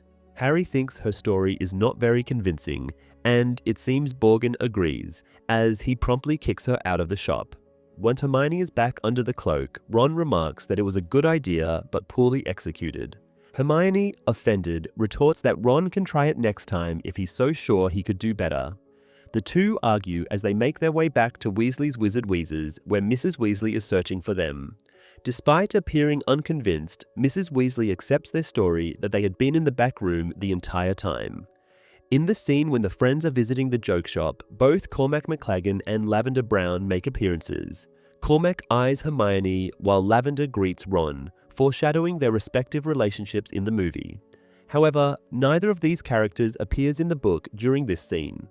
Unlike the book, where the trio is under scrutiny, in the movie, they can be seen wandering Diagon Alley alone, without the need to hide under Harry's invisibility cloak.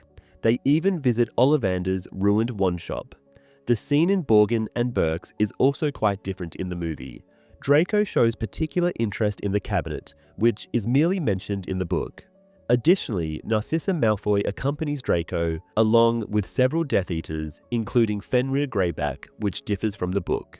Many details from the book are omitted in the film, such as Hagrid's presence or the argument in Madame Malkin's shop. Most notably, the entire conversation between Draco and Mr. Borgin is left out of the adaptation. Chapter 7: The Slug Club. Harry spends the last weeks of his summer holiday preoccupied with thoughts about what Malfoy might have been doing in Borgin and Burke's. The memory of the satisfied expression on Malfoy's face as he left the shop continues to unsettle him. Frustratingly, Ron and Hermione seem far less interested in the matter, or at the very least, they have grown bored of discussing it much sooner than Harry has. Hermione, somewhat impatient because Harry keeps interrupting her reading, reminds him that they already agreed the incident appeared suspicious, but that it is impossible to determine Malfoy's intentions without further information. Ron speculates that Malfoy's old hand of glory might be broken, and he could have been trying to get it repaired. Eager to continue the conversation, Harry asks what the item Malfoy left behind for safekeeping might be, suggesting that whatever he wanted to be repaired, Borgin may already possess another of the same kind. He then theorizes that, with Lucius Malfoy imprisoned in Azkaban, Draco is likely seeking revenge. Ron dismisses this, asking what Malfoy could possibly do about his father's incarceration, and Harry is forced to admit he has no concrete answer. Suddenly, an idea strikes Harry, leaving him visibly startled. Hermione notices and asks what is wrong. Harry hesitates for a moment before revealing his suspicion. He believes Draco Malfoy has joined the Death Eaters to take his father's place. A brief silence follows before Ron bursts out laughing, pointing out that Draco is only 16 years old. Hermione agrees with Ron, stating that it seems highly improbable. However, Harry insists that Malfoy's refusal to let Madame Malkin roll up his sleeve during their earlier encounter, using the excuse that she had pricked him with a pin, might have been a deliberate effort to conceal a dark mark on his forearm. Hermione remains unconvinced, suggesting that Malfoy simply wanted to leave the shop quickly, but Harry presses on, arguing that Malfoy likely used the dark mark to intimidate Borgin into compliance. Hermione still appears skeptical, and Ron reiterates his belief that Voldemort would never allow a mere 16-year-old into his inner circle. Frustrated with their dismissiveness, Harry abruptly leaves the room, carrying a handful of dirty Quidditch robes. On his way downstairs, he encounters Ginny, who warns him that there is a lot of phlegm in the kitchen. Upon entering, Harry finds Fleur there, enthusiastically discussing her wedding plans and describing the color of the bridesmaids' dresses in detail. Mrs. Weasley, clearly eager for an excuse to interrupt Fleur, seizes the opportunity to remind Harry that the following day, September 1st, they will again travel to King's Cross in ministry-provided cars, with auras assigned to guard them. When Harry asks if Tonks will be among them, Mrs. Weasley informs him that Tonks has been stationed elsewhere. Fleur interjects to remark that Tonks has let herself go, calling it a mistake while admiring her reflection on a nearby surface. Mrs. Weasley pointedly cuts her off, instructing Harry to pack his trunk that evening to avoid the usual last-minute chaos on the morning of their departure.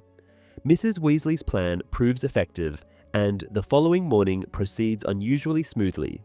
By the time the ministry cars arrive, the group is already waiting outside. Their trunks are packed, the owls secured in their cages, Hermione's cat is in its basket, and Ginny's pygmy puff, Arnold, is ready to travel as well. As they say their goodbyes, Fleur plants a kiss on Harry's cheek, prompting Ron to step forward in the hope of receiving the same treatment. However, Ginny trips him, and he ends up sprawled in the dirt. Flushing with anger, Ron scrambles to his feet and storms into the car without another word. At King's Cross Station, it is not Hagrid, but two auras in Muggle suits who await them. The Aurors silently escort the group from the car to the station, never uttering a single word. Mrs. Weasley, taken aback by their stoic efficiency, suggests that Harry cross the barrier to platform 9 3/4 first. One of the Aurors reaches for Harry's arm to guide him through, but Harry pulls away, asserting that he can manage on his own. He then pushes his trolley through the barrier and emerges to see the familiar sight of the Scarlet Hogwarts Express waiting on the platform. The others soon follow, and Harry, without consulting the Aurors, asks Ron and Hermione to find a compartment. Hermione, however, reminds him that she and Ron must first attend the prefects' meeting in the designated carriage. Mrs. Weasley urges them to board quickly, as only a few minutes remain before the train departs. Harry lingers to speak privately with Mr. Weasley, walking a short distance away from the others. Reflecting that Mr. Weasley is a sensible choice for such a conversation, given his ministry position and level-headed nature, Harry begins to explain. However, Mr. Weasley preempts him, asking if he is about to reveal where they had really been while claiming to stay inside the joke shop. When Harry asks how he knew they were lying, Mr. Weasley replies that raising Fred and George has given him plenty of experience with such things. Harry admits the truth, then recounts Malfoy's visit to Borgin and Burke's, as well as his suspicion that Draco is now a Death Eater. Mr. Weasley is momentarily surprised, but ultimately agrees with Hermione and Ron, reasoning that Voldemort would not recruit someone so young into his ranks. Harry, growing increasingly frustrated, argues that no one can truly predict Voldemort's decisions. He insists that whatever object Malfoy wants to be repaired must be dangerous. Mr. Weasley counters this by reminding Harry that the Ministry thoroughly searched Malfoy Manor after Lucius's arrest and confiscated any dangerous artifacts they found. While conceding the possibility that something may have been overlooked, Mr. Weasley appears unconvinced, leaving Harry with the impression that he is merely trying to pacify him. The sound of the train's whistle signals that it is time to board. Mr. Weasley helps Harry lift his trunk onto the train, and Mrs. Weasley reminds him that he is invited to spend Christmas at the Burrow, a plan already approved by Dumbledore. As the train begins to move, Harry waves to the Weasleys from the window, continuing until the platform fades from view. Looking around, Harry assumes that Ron and Hermione are already with the other prefects, but he spots Ginny and, dragging his trunk, walks up to her. As he does so, he notices people staring and even pointing at him, which reminds him of how the Daily Prophet stated he is the chosen one. He asks Ginny to go with him to find an empty compartment, but the girl says she can't, as she needs to see Dean. Harry watches her walk away and feels annoyed by it, which he credits to being used to her company after a summer spent together. He now recalls that Ginny doesn't usually spend her time with him, Ron, and Hermione at Hogwarts. Harry finds himself in a ring of staring girls and is very happy to hear Neville's voice from behind. He and Luna are walking towards Harry, dragging their trunks. Harry greets them and asks Luna how she is doing. Then, seeing a copy of the Quibbler in her hand, he also asks if the magazine is selling well. As the paper helped him tell the truth to the Wizarding World last year, he is fond of it and glad to hear that it is doing well. Harry then proposes that the three of them go and find seats, and in the very last carriage they manage to find an empty compartment. Neville points out that people are even staring at him and Luna since they are with Harry.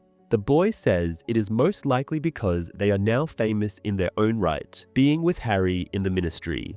To this, Neville says that he thought his grandmother would be angry about him being in the papers, but it turns out the opposite is true. The old lady is quite proud. She has even bought a new wand for Neville instead of the old one he broke during the fight, and Neville tells Harry it is one of the last ones Ollivander sold before he disappeared. As Neville goes after his freedom-obsessed toad, Luna asks Harry if he will organize DA meetings this year, and the boy answers that with having a proper defense against the dark arts teacher, there is no point to that. Neville voices his disappointment over this, and Luna does the same, adding that the meetings made her feel like she had friends. Harry is unsure what to say, but is saved from having to respond as they are all distracted by noises from the front of the compartment. A group of fourth-year girls are having an argument about who should ask something. Then one of them assumes the task and opens the door. She introduces herself as Romilda Vane and invites Harry to go and sit with them, saying he doesn't have to share a compartment with the likes of Luna and Neville. Harry coldly informs her that she is talking about his friends, and Romilda, looking genuinely surprised to hear this, leaves the booth.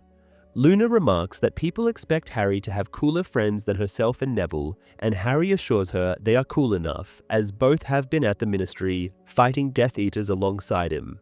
Luna seems happy to hear this and resumes reading the Quibbler. Neville, on the other hand, points out that none of them, only Harry, faced Voldemort. He adds that his grandmother talks about Harry a lot in a praising manner, assuming the old lady would be rather happy to have him as a grandson instead of Neville. Harry laughs awkwardly in the absence of anything noteworthy to say and steers the conversation towards Newt courses. As Neville wonders if Professor McGonagall will accept him for Transfiguration with his acceptable owl result, Harry reflects on how Neville's childhood has been ruined by Voldemort the same as his. He also thinks about how Neville could have been the chosen one had Voldemort picked him, and not Harry after hearing the first part of the prophecy. If things had happened differently, Harry muses, it would be Neville and not him wearing the lightning-shaped scar. Or maybe there wouldn't be a chosen one at all. Neville now asks if Harry is okay, as he is making an odd face. Luna assumes a Raxpert got to him, and upon being asked what that is, she explains they are invisible creatures flying into people's ears to make their brains fuzzy. She states she thinks there is one in the compartment and starts to try and wave it away, to which Harry and Neville quickly decide to start talking about Quidditch. Ron and Hermione appear around noon, and Ron voices his wish that the lunch trolley would show up already, as he is starving. He greets Neville and Luna, then tells Harry that Malfoy is slinking off as a prefect, sitting with the other Slytherin students instead of helping keep the order on the train, as he is supposed to. Harry finds this interesting, as Malfoy is not one to pass on the opportunity to bully others. Harry asks what Malfoy has done when he saw Ron watching, and Ron shows him the hand gesture Malfoy used, then adds that it is unlike him, sitting around and not scaring first years. Harry thinks this looks as if Malfoy has moved on to more important things, while Hermione says maybe Malfoy preferred the Inquisitorial Squad to be a prefect and now feels it is a step back. Harry disagrees, but before he can explain why, the door opens again, and a third-year student delivers a letter to both Harry and Neville. Harry opens his, and it turns out to be an invitation from Professor Slughorn, who asks him to have lunch with him in compartment C. Neville's note says the same, and the boy asks nervously what Slughorn could possibly want from him. Harry says he doesn't know, though he has a feeling that Slughorn is already canvassing students, trying to find the next generation of the Slug Club. He proposes that he and Neville take the invisibility cloak so they can spy on Malfoy a little. Neville agrees, but the motion dies quickly, as the corridors are full of people waiting for the lunch trolley, making it impossible to stay hidden. After a while, Harry decides to stash the cloak and walk normally instead. He regrets this quickly, as now students are staring at him once again. The only one trying to do the exact opposite and not paying any attention to him is Cho Chang, who is pointedly not looking out the door when he passes, seemingly deep in conversation with her friend Marietta Edgecombe, who wears a lot of makeup that cannot perfectly conceal the pimples Hermione's curse brought to her face. Harry feels satisfied upon seeing that Marietta's face has not been fixed yet. Upon arriving at compartment C, it becomes clear that Harry and Neville aren't Slughorn's only guests, although the vehemence with which the teacher greets Harry makes him think he might be the grand prize of this meeting. He and Neville sit, looking around. Harry sees a black boy of his year, who he knows is a Slytherin, to 7th years he isn't familiar with, and in the corner, Ginny, who looks confused as to why she is there. Slughorn starts the introductions. First the Slytherin boy, Blazabini, then a large young man from Gryffindor called Cormac McLaggen. Then he points out a nervous-looking boy called Marcus Belby, and lastly, Ginny. Slughorn then explains that he brought his own lunch, as the lunch trolley's menu isn't something an old man with a poor digestive system would prefer, and offers some pheasant to Belby, who accepts it. Slughorn tells Harry that he once had been the teacher of Belby's uncle, a man called Damocles, who is now deservedly awarded the Order of Merlin. The professor asks if Belby sees his uncle a lot, and the boy chokes on his food in his eagerness to answer. Slughorn clears his air passages with a spell, and Belby says he does not meet Damocles very often.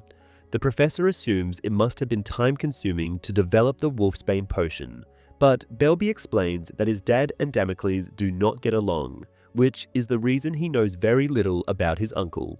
Slughorn turns away from him and asks McLaggen about his uncle, Tiberius, saying he knows for a fact that they have a good relationship, as Tiberius has a photo of the two of them on a hunt.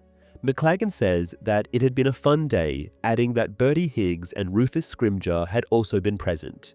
This delights Slughorn, who points out how well connected McLaggen is. When the next round of food is offered, Harry notices that Belby is somehow left out. Harry soon concludes that everyone in the compartment is there because in some way or another, they are connected to someone famous or influential, the only exception being Ginny. Zabini's mother appears to be a black widow of legendary beauty, while Neville, of course, has aura parents. However, the brief conversation about them is rather awkward, as they are now permanently living in St. Mungo's Hospital, having been tortured to madness by Death Eaters. Harry has a feeling that Slughorn is not yet sure about Neville's place in his little club. Slughorn then turns to Harry, saying he has lately been called the Chosen One, to which the boy has nothing to say, even though the others present are eager to hear an answer. Slughorn continues, stating that rumors have been circulating for a long time, some starting the very night when Lily and James Potter were murdered, many claiming that Harry must have immense powers. Hearing this, Zabini snorts. Ginny snaps at him, and Slughorn warns the Slytherin boy not to anger her, as he has just witnessed her performing a rather terrifying bat bogey hex, adding he wouldn't want to be on the wrong side of Ginny. Zabini doesn't respond to this. After this, Slughorn turns back to Harry, prompting him further, saying how the prophet can be inaccurate or even outright wrong at times. But it seems that this time they are spot on, as so many people have witnessed Harry in the middle of the mysterious events that happened in the Ministry. Harry, unable to find a way to answer all this without lying, simply nods, which Slughorn credits to modesty. Slughorn presses on, mentioning all the gossip concerning a prophecy, and Neville interjects, saying he was there too and never heard any prophecies. Ginny backs him up, revealing she was present as well but did not hear this so-called prophecy, adding that it must be something the Daily Prophet has fabricated. Hearing they were involved, Slughorn's interest in the two of them is renewed, but both Ginny and Neville clam up. Slughorn admits that the prophet is known to exaggerate at times and launches into a long story about Gwenog Jones, the Quidditch player. Harry has the feeling that despite what Ginny and Neville have just said, Slughorn is not finished with him just yet. The lunch stretches for hours, consisting mostly of Slughorn talking about former students of his. Harry wants to leave but can't find a polite way to do so. Finally, Slughorn himself dismisses the group when he realizes that most of the afternoon has passed. He has a nice word for everyone as a goodbye, except for Belby and Neville. Once in the corridor, Harry asks how Ginny ended up in Slughorn's cabin, and she recalls that Zacharias Smith annoyed her with his questions about what happened in the Ministry, so much that she hexed him, and Slughorn saw it. She adds that she thought that the professor would give her detention, but instead kept her over lunch. Harry believes it is still a better reason than having a famous mother, looking at Zabini's back, who walks in front of them. Harry then has an idea, looking at Zabini. The Slytherin boy will return to the compartment Malfoy is in a minute, and if Harry could slip in after him while wearing the invisibility cloak, who knows what he might overhear. If nobody is willing to take his suspicions about Malfoy seriously, it is Harry who has to prove them wrong. Harry quickly tells his friends he will see them later and puts on the cloak. Entering the Slytherin's compartment proves not to be as easy as he thought, and he has to make a scene in which Zabini ends up in Goyle's lap due to the door throwing him off. Using the confusion, Harry enters and heaves himself up onto the luggage rack. He thinks Malfoy has spotted his shoes, but in the next moment, he turns his attention to Zabini, asking him about the lunch at Slughorn. Zabini says that Slughorn is trying to get close to well-connected people, and Malfoy wants to know who has been invited. Zabini provides a list, and Malfoy is surprised to hear Neville had been present, saying he has nothing to offer. He then asserts that obviously Slughorn wanted to see the famous Harry Potter, though he can't imagine what prompted him to invite Ginny Weasley. Pansy Parkinson, on whose lap Malfoy rests his head, points out that a lot of boys think Ginny is very attractive, Zabini among them, but the boy says he doesn't care how attractive she is, as Ginny is a blood traitor, and as such he would never touch her. Pansy seems glad to hear this, while Malfoy says Slughorn might be going senile, or maybe he hasn't been aware of him, Draco Malfoy, being on the train, as his father has been in the Slug Club, and surely the old man would have invited him too. Zabini, however, thinks otherwise, saying Nott has not been invited either, even though Slughorn asked about his father, then seemed disappointed to hear he has become a Death Eater. Zabini assumes Slughorn does not like the followers of the Dark Lord. Malfoy looks angry hearing this, but then says it is not important what Slughorn thinks, and goes on saying that the old man is merely a teacher after all, and he, Malfoy, might not even be a student next year. Pansy asks him to explain himself, and with a little smirk, Malfoy says he might be moving on to bigger things by then. Harry is excited now, thinking about what Ron and Hermione would say to this, and Pansy asks in an amazed voice if Malfoy means he would be serving Voldemort. The boy does not answer directly. Instead, he goes on saying that when the Dark Lord is in charge of the wizarding world, it will not matter what grades one has, only what service one can render to him. Zabini is not convinced that a 16-year-old can do a great enough service, but Malfoy says the task he has been given does not require qualifications, which promptly shuts the other up. Relishing the silence, Malfoy says he can see Hogwarts and it is time to change into their robes. Harry, realizing too late what that means, is hit on the head by Goyle's trunk that he removes from the rack and sees Malfoy looking up at him after he lets out a little noise of pain. Though he isn't afraid of Malfoy, he does not fancy being discovered in a carriage full of Slytherins. Fortunately, Malfoy seems to have decided that it was nothing and goes on to change. Harry sees people filling the corridors and hopes that his friends will take care of his luggage, as he is stuck here until the Slytherins leave the compartment. Once the Hogwarts Express stops, the students start to get off. Malfoy insists that Pansy, the last one in the booth, goes ahead, saying he will be right behind her. Harry gets rather excited again, being sure that Malfoy is about to reveal something. Perhaps the broken object he talked about in Borgin and Burke's, now that he thinks he is alone. Indeed, the Slytherin boy opens his trunk and bends over it. Then, too fast for Harry to react, Malfoy turns around and pointing his wand at the luggage rack, casts the full body bind curse on him. Harry, now paralyzed, falls from the rack to the floor. The invisibility cloak is now under him, and Harry lies in front of Malfoy, unable to move a single muscle. Malfoy reveals that he has been more or less sure somebody is hiding in the compartment, saying he heard Harry when Goyle hit him and even spotted his shoes when he climbed up to the holders. He then says that Harry has not heard anything important, but as long as he is already here, he might settle the score on some things. Then he steps on Harry's face hard and the boy feels his nose breaking. Malfoy says it was for his father, then drags the cloak out from under Harry and covers him with it. He says somebody might find Harry when the train arrives back in London, or maybe not, then leaves the compartment and the invisible Harry behind. With Ron and Hermione not being prefects in the movie, they are able to ride the Hogwarts Express with Harry. The film shows the conversation about Malfoy possibly being a Death Eater happening here, on the train, though with almost the same result. Luna still appears at this point in the movie, but not as Harry's traveling companion, only as a bystander in the corridor dispensing copies of the Quibbler. Slughorn's impromptu lunch party never made it into the movie, which makes it look like Harry left his compartment purposely to spy on Draco. An additional minor difference is that Harry uses Peruvian instant darkness powder to sneak into the Slytherin's carriage, something he never possesses in the book.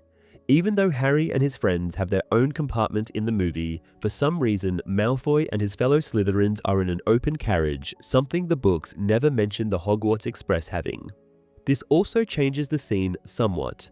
as with others around, Malfoy cannot openly brag about his task given by the Dark Lord.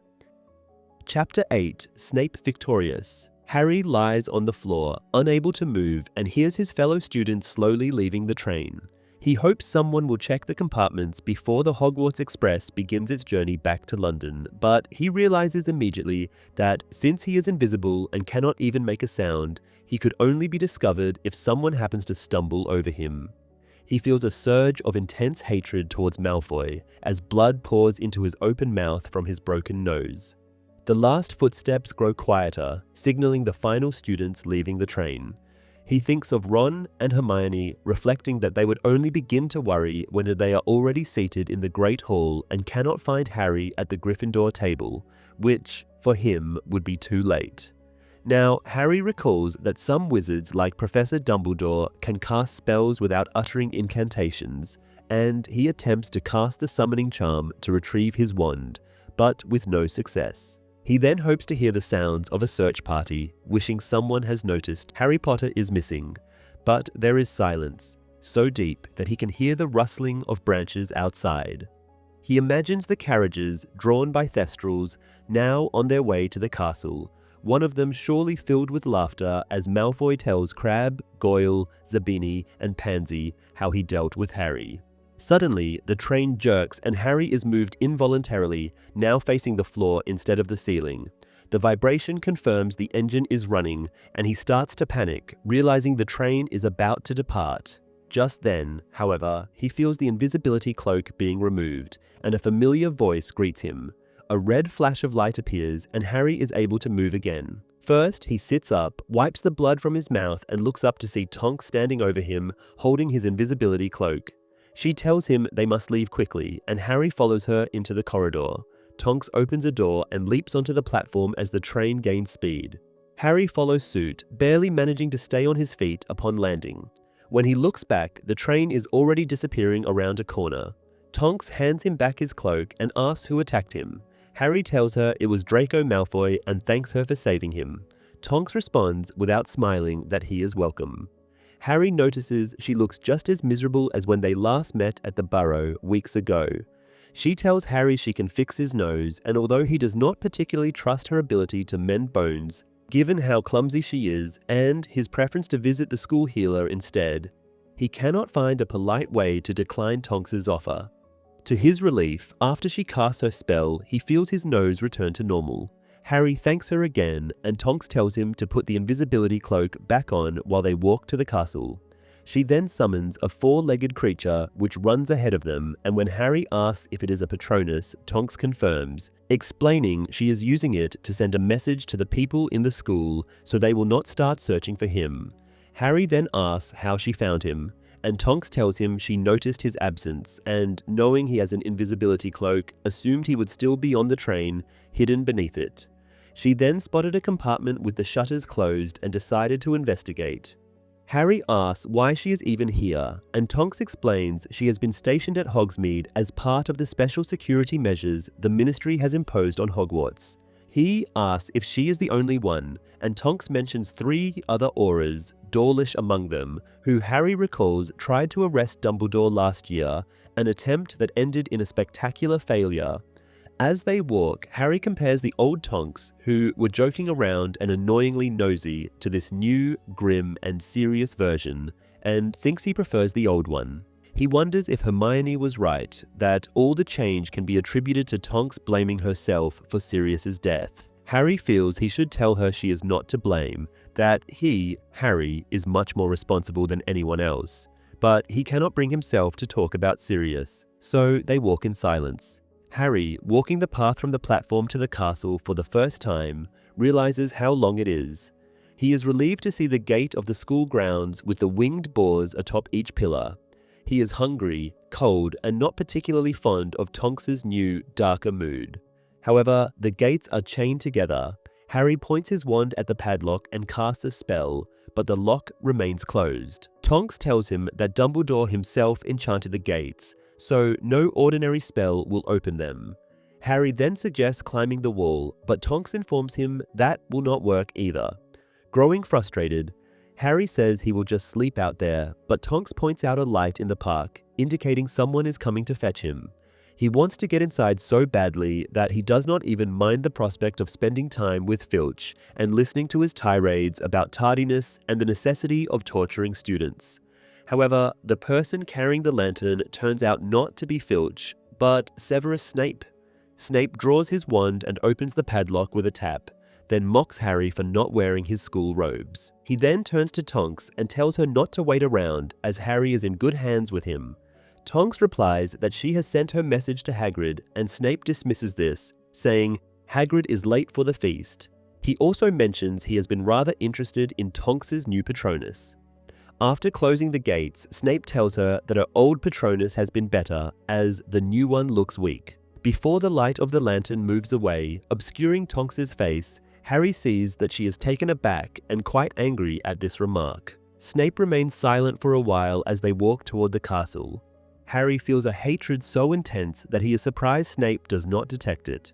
He reflects that despite what Dumbledore has said, Snape's taunting of Sirius was one of the reasons Sirius left the safety of Grimmauld Place that fateful night, and for that, Harry can never forgive Snape. The hatred is made easier, Harry thinks, by the fact that Snape clearly feels no sorrow or guilt over Sirius's death. Eventually, Snape speaks. First, he deducts 50 points from Gryffindor for Harry's tardiness, then an additional 20 because he is wearing Muggle clothes. He remarks that it must be a new record for a house to go into the negative so quickly. Though Harry is angrier than ever, he feels he would rather remain paralyzed on the Hogwarts Express than explain the reason for his delay. Snape, however, has his own theory. He suggests that Harry must have wanted to make a grand entrance, and with no flying car at his disposal this time, he resorted to disrupting the feast midway through for dramatic effect. Harry does not respond, realizing that Snape has likely volunteered to guard him just to bully him without witnesses for a while. At last, they reach the steps leading up to the entrance hall, and beyond it, the Great Hall. Harry hears the hum of hundreds of students eating, talking, and laughing, and considers putting on the invisibility cloak to avoid the attention when he enters. Snape, however, seemingly anticipating this, tells him not to bother. If he wants a dramatic entrance, he will have one. Harry strides into the Great Hall without hesitation, accepting that a little unwanted attention is a small price to pay for being rid of Snape. He walks so briskly that by the time the first students notice him, he is already sitting between Ron and Hermione at the Gryffindor table. Ron begins to ask where Harry has been, but midway through his question, he changes it to ask what has happened to Harry's face. Harry, concerned that Tonks may have botched the spell after all, asks if his nose looks okay, but Hermione quickly explains that he is just covered in blood, using her wand to clean it up. Harry still asks how his nose looks, and Hermione, a little confused, tells him it is fine. She then asks where Harry has been and why he was delayed, adding that they were terrified when they realized he was missing. Harry, noticing some of his other friends, like Ginny and Neville, listening intently, tells Hermione he will explain later. Hermione protests, but Harry insists on keeping it mysterious, hoping to make his absence seem like part of some heroic adventure. He knows Malfoy will spread the story wherever he goes, but he hopes it won't reach the Gryffindors. Now famished, Harry reaches for food, but it vanishes before he can grab anything. Fortunately, the desserts appear, and Hermione points out that Harry has missed the sorting ceremony. Harry asks if the sorting hat said anything noteworthy, and Hermione replies that it was much the same as before. He then asks if Dumbledore mentioned Voldemort, to which Hermione says the headmaster typically saves more serious topics for after dinner. Harry then inquires about Hagrid, noting that Snape had said the giant was late. Ron wonders when Harry saw Snape and why, but Harry doesn't give a direct answer. Hermione recalls that Hagrid was only a few minutes late, and just then she spots him waving at Harry. To his surprise, Harry also notices Professor Trelawney, the divination teacher, sitting next to Hagrid. Trelawney rarely attends feasts like this, Harry reflects, preferring the solitude of her rooms to the noise of the Great Hall. Harry thinks back to how shocking it was to learn that Trelawney had made the prophecy, as he had always assumed the professor was a fraud. He reminds himself that, with divination no longer in his schedule for the new school year, he won't have to spend much time with her. Glancing at the Slytherin table, Harry spots Malfoy, who is mimicking stepping on something, prompting loud laughter from his friends. Anger surges in Harry again, and he wishes he could duel Malfoy fairly. Hermione asks Harry what Slughorn wanted, and he explains that the old professor had mostly questioned them about the battle at the Ministry. Hermione notes that Slughorn is not alone in his curiosity, as several people have tried to interrogate her and Ron about it too. Ron adds that everyone wants to know if Harry truly is the Chosen One. Nearly Headless Nick then chimes in, explaining that the question has also captured the attention of the spirit community. He mentions that although he is considered a Potter expert due to their friendly relationship, he has told the other ghosts he will not bother Harry for information. However, Nick assures Harry that he can trust him, adding that he would rather die than betray his confidence. Ron quips that this assurance feels somewhat empty coming from someone already dead, prompting Nick to respond that Ron has the empathy of a blunt axe before departing. Just then, Dumbledore rises, opens his arms, and greets the students. Several, including Hermione, gasp as they see the headmaster's burnt right hand. Hermione asks what has happened to it, and others follow suit. Dumbledore covers the hand and assures them that it is no reason to worry, before continuing with his speech. Harry tells his friends that the old wizard's hand had looked like this back during summer too, and he reflects that he thought Dumbledore had fixed it by now. Hermione remarks that the hand looks as though it has died, adding that there are certain injuries caused by black magic or poisons that cannot be healed. Dumbledore mentions that Filch has forbidden the students from having any item from Weasley's Wizard Wheezes, then informs the students about the process of auditioning to be a Quidditch player or commentator. He then announces Professor Slughorn, who, Dumbledore says, will take over his old job as potions educator. This causes a shock among the students, and Ron and Hermione ask Harry if he had said Slughorn would be teaching defense against the dark arts. Dumbledore continues, revealing that at the same time, Professor Snape will assume the position of teaching defense against the dark arts, prompting Harry to burst out in loud objection. The boy can't understand how Dumbledore can give Snape the job after refusing to do so for so many years. Hermione repeats that Harry had said Slughorn would get the defense classroom, and Harry admits he assumed as much, but thinking back, realizes Dumbledore had never actually said which subject Slughorn would teach. Harry looks at Snape, who lazily lifts his hand to acknowledge the applause of his Slytherins. Harry then mutters that there is something good about all this. Snape will be gone soon. Ron asks what he's talking about, and Harry points out that no defense against the dark arts teacher has ever lasted longer than a year, with the position clearly being cursed.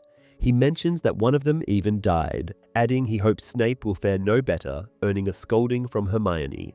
Ron reasons that Snape could just go back to teaching potions if Slughorn doesn't want to stay longer than a year.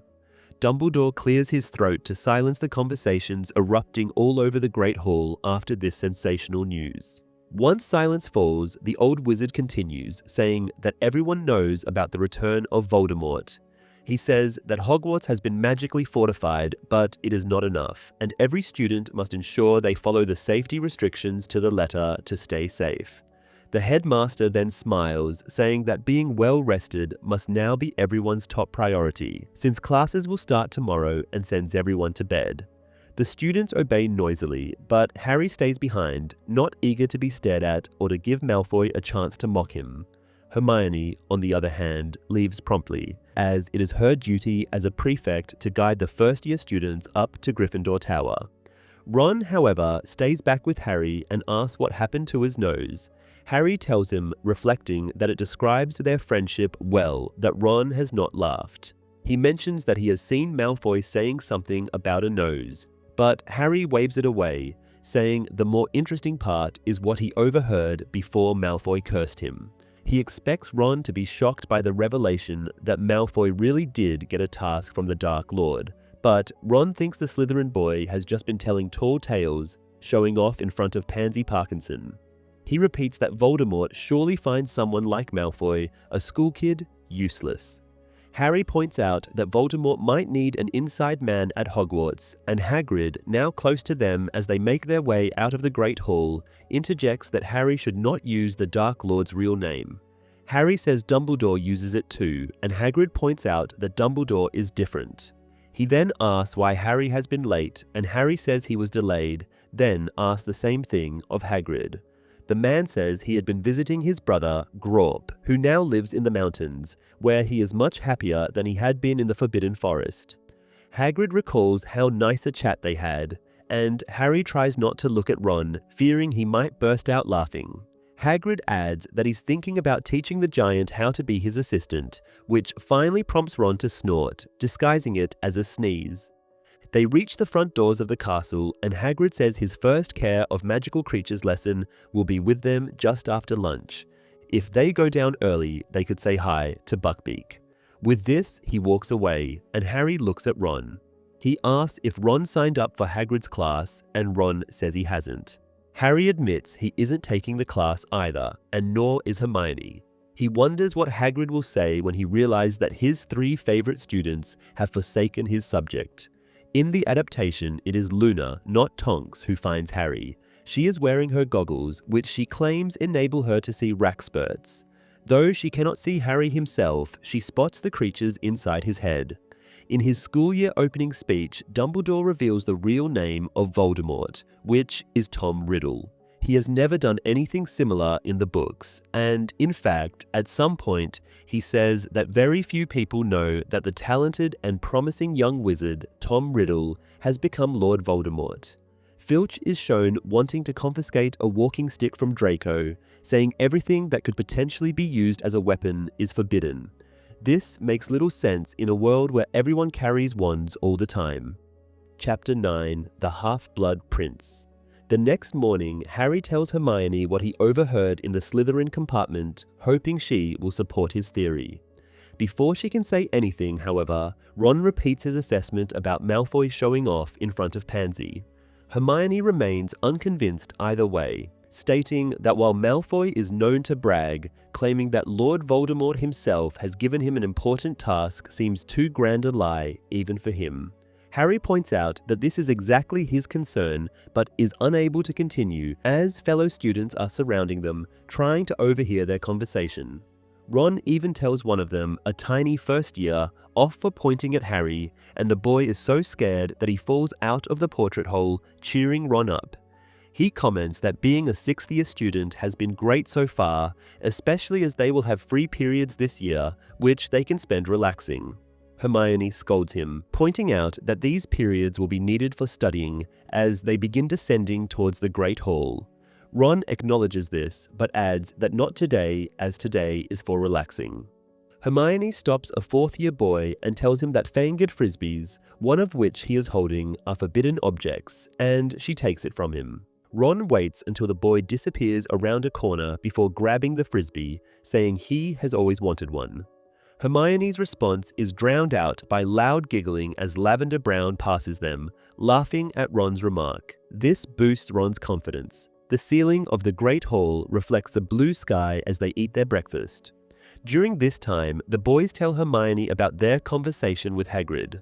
Hermione is surprised to hear that Hagrid is expecting them to continue the subject, as none of them has ever shown any real interest in it. Ron explains that they made an effort for Hagrid's sake, which he mistook for them actually liking care of magical creatures, which, as they all know, is not the case. He then asks if anyone at all has picked up the subject for Newt level, but Harry is sure that there isn't anyone, at least not in Gryffindor.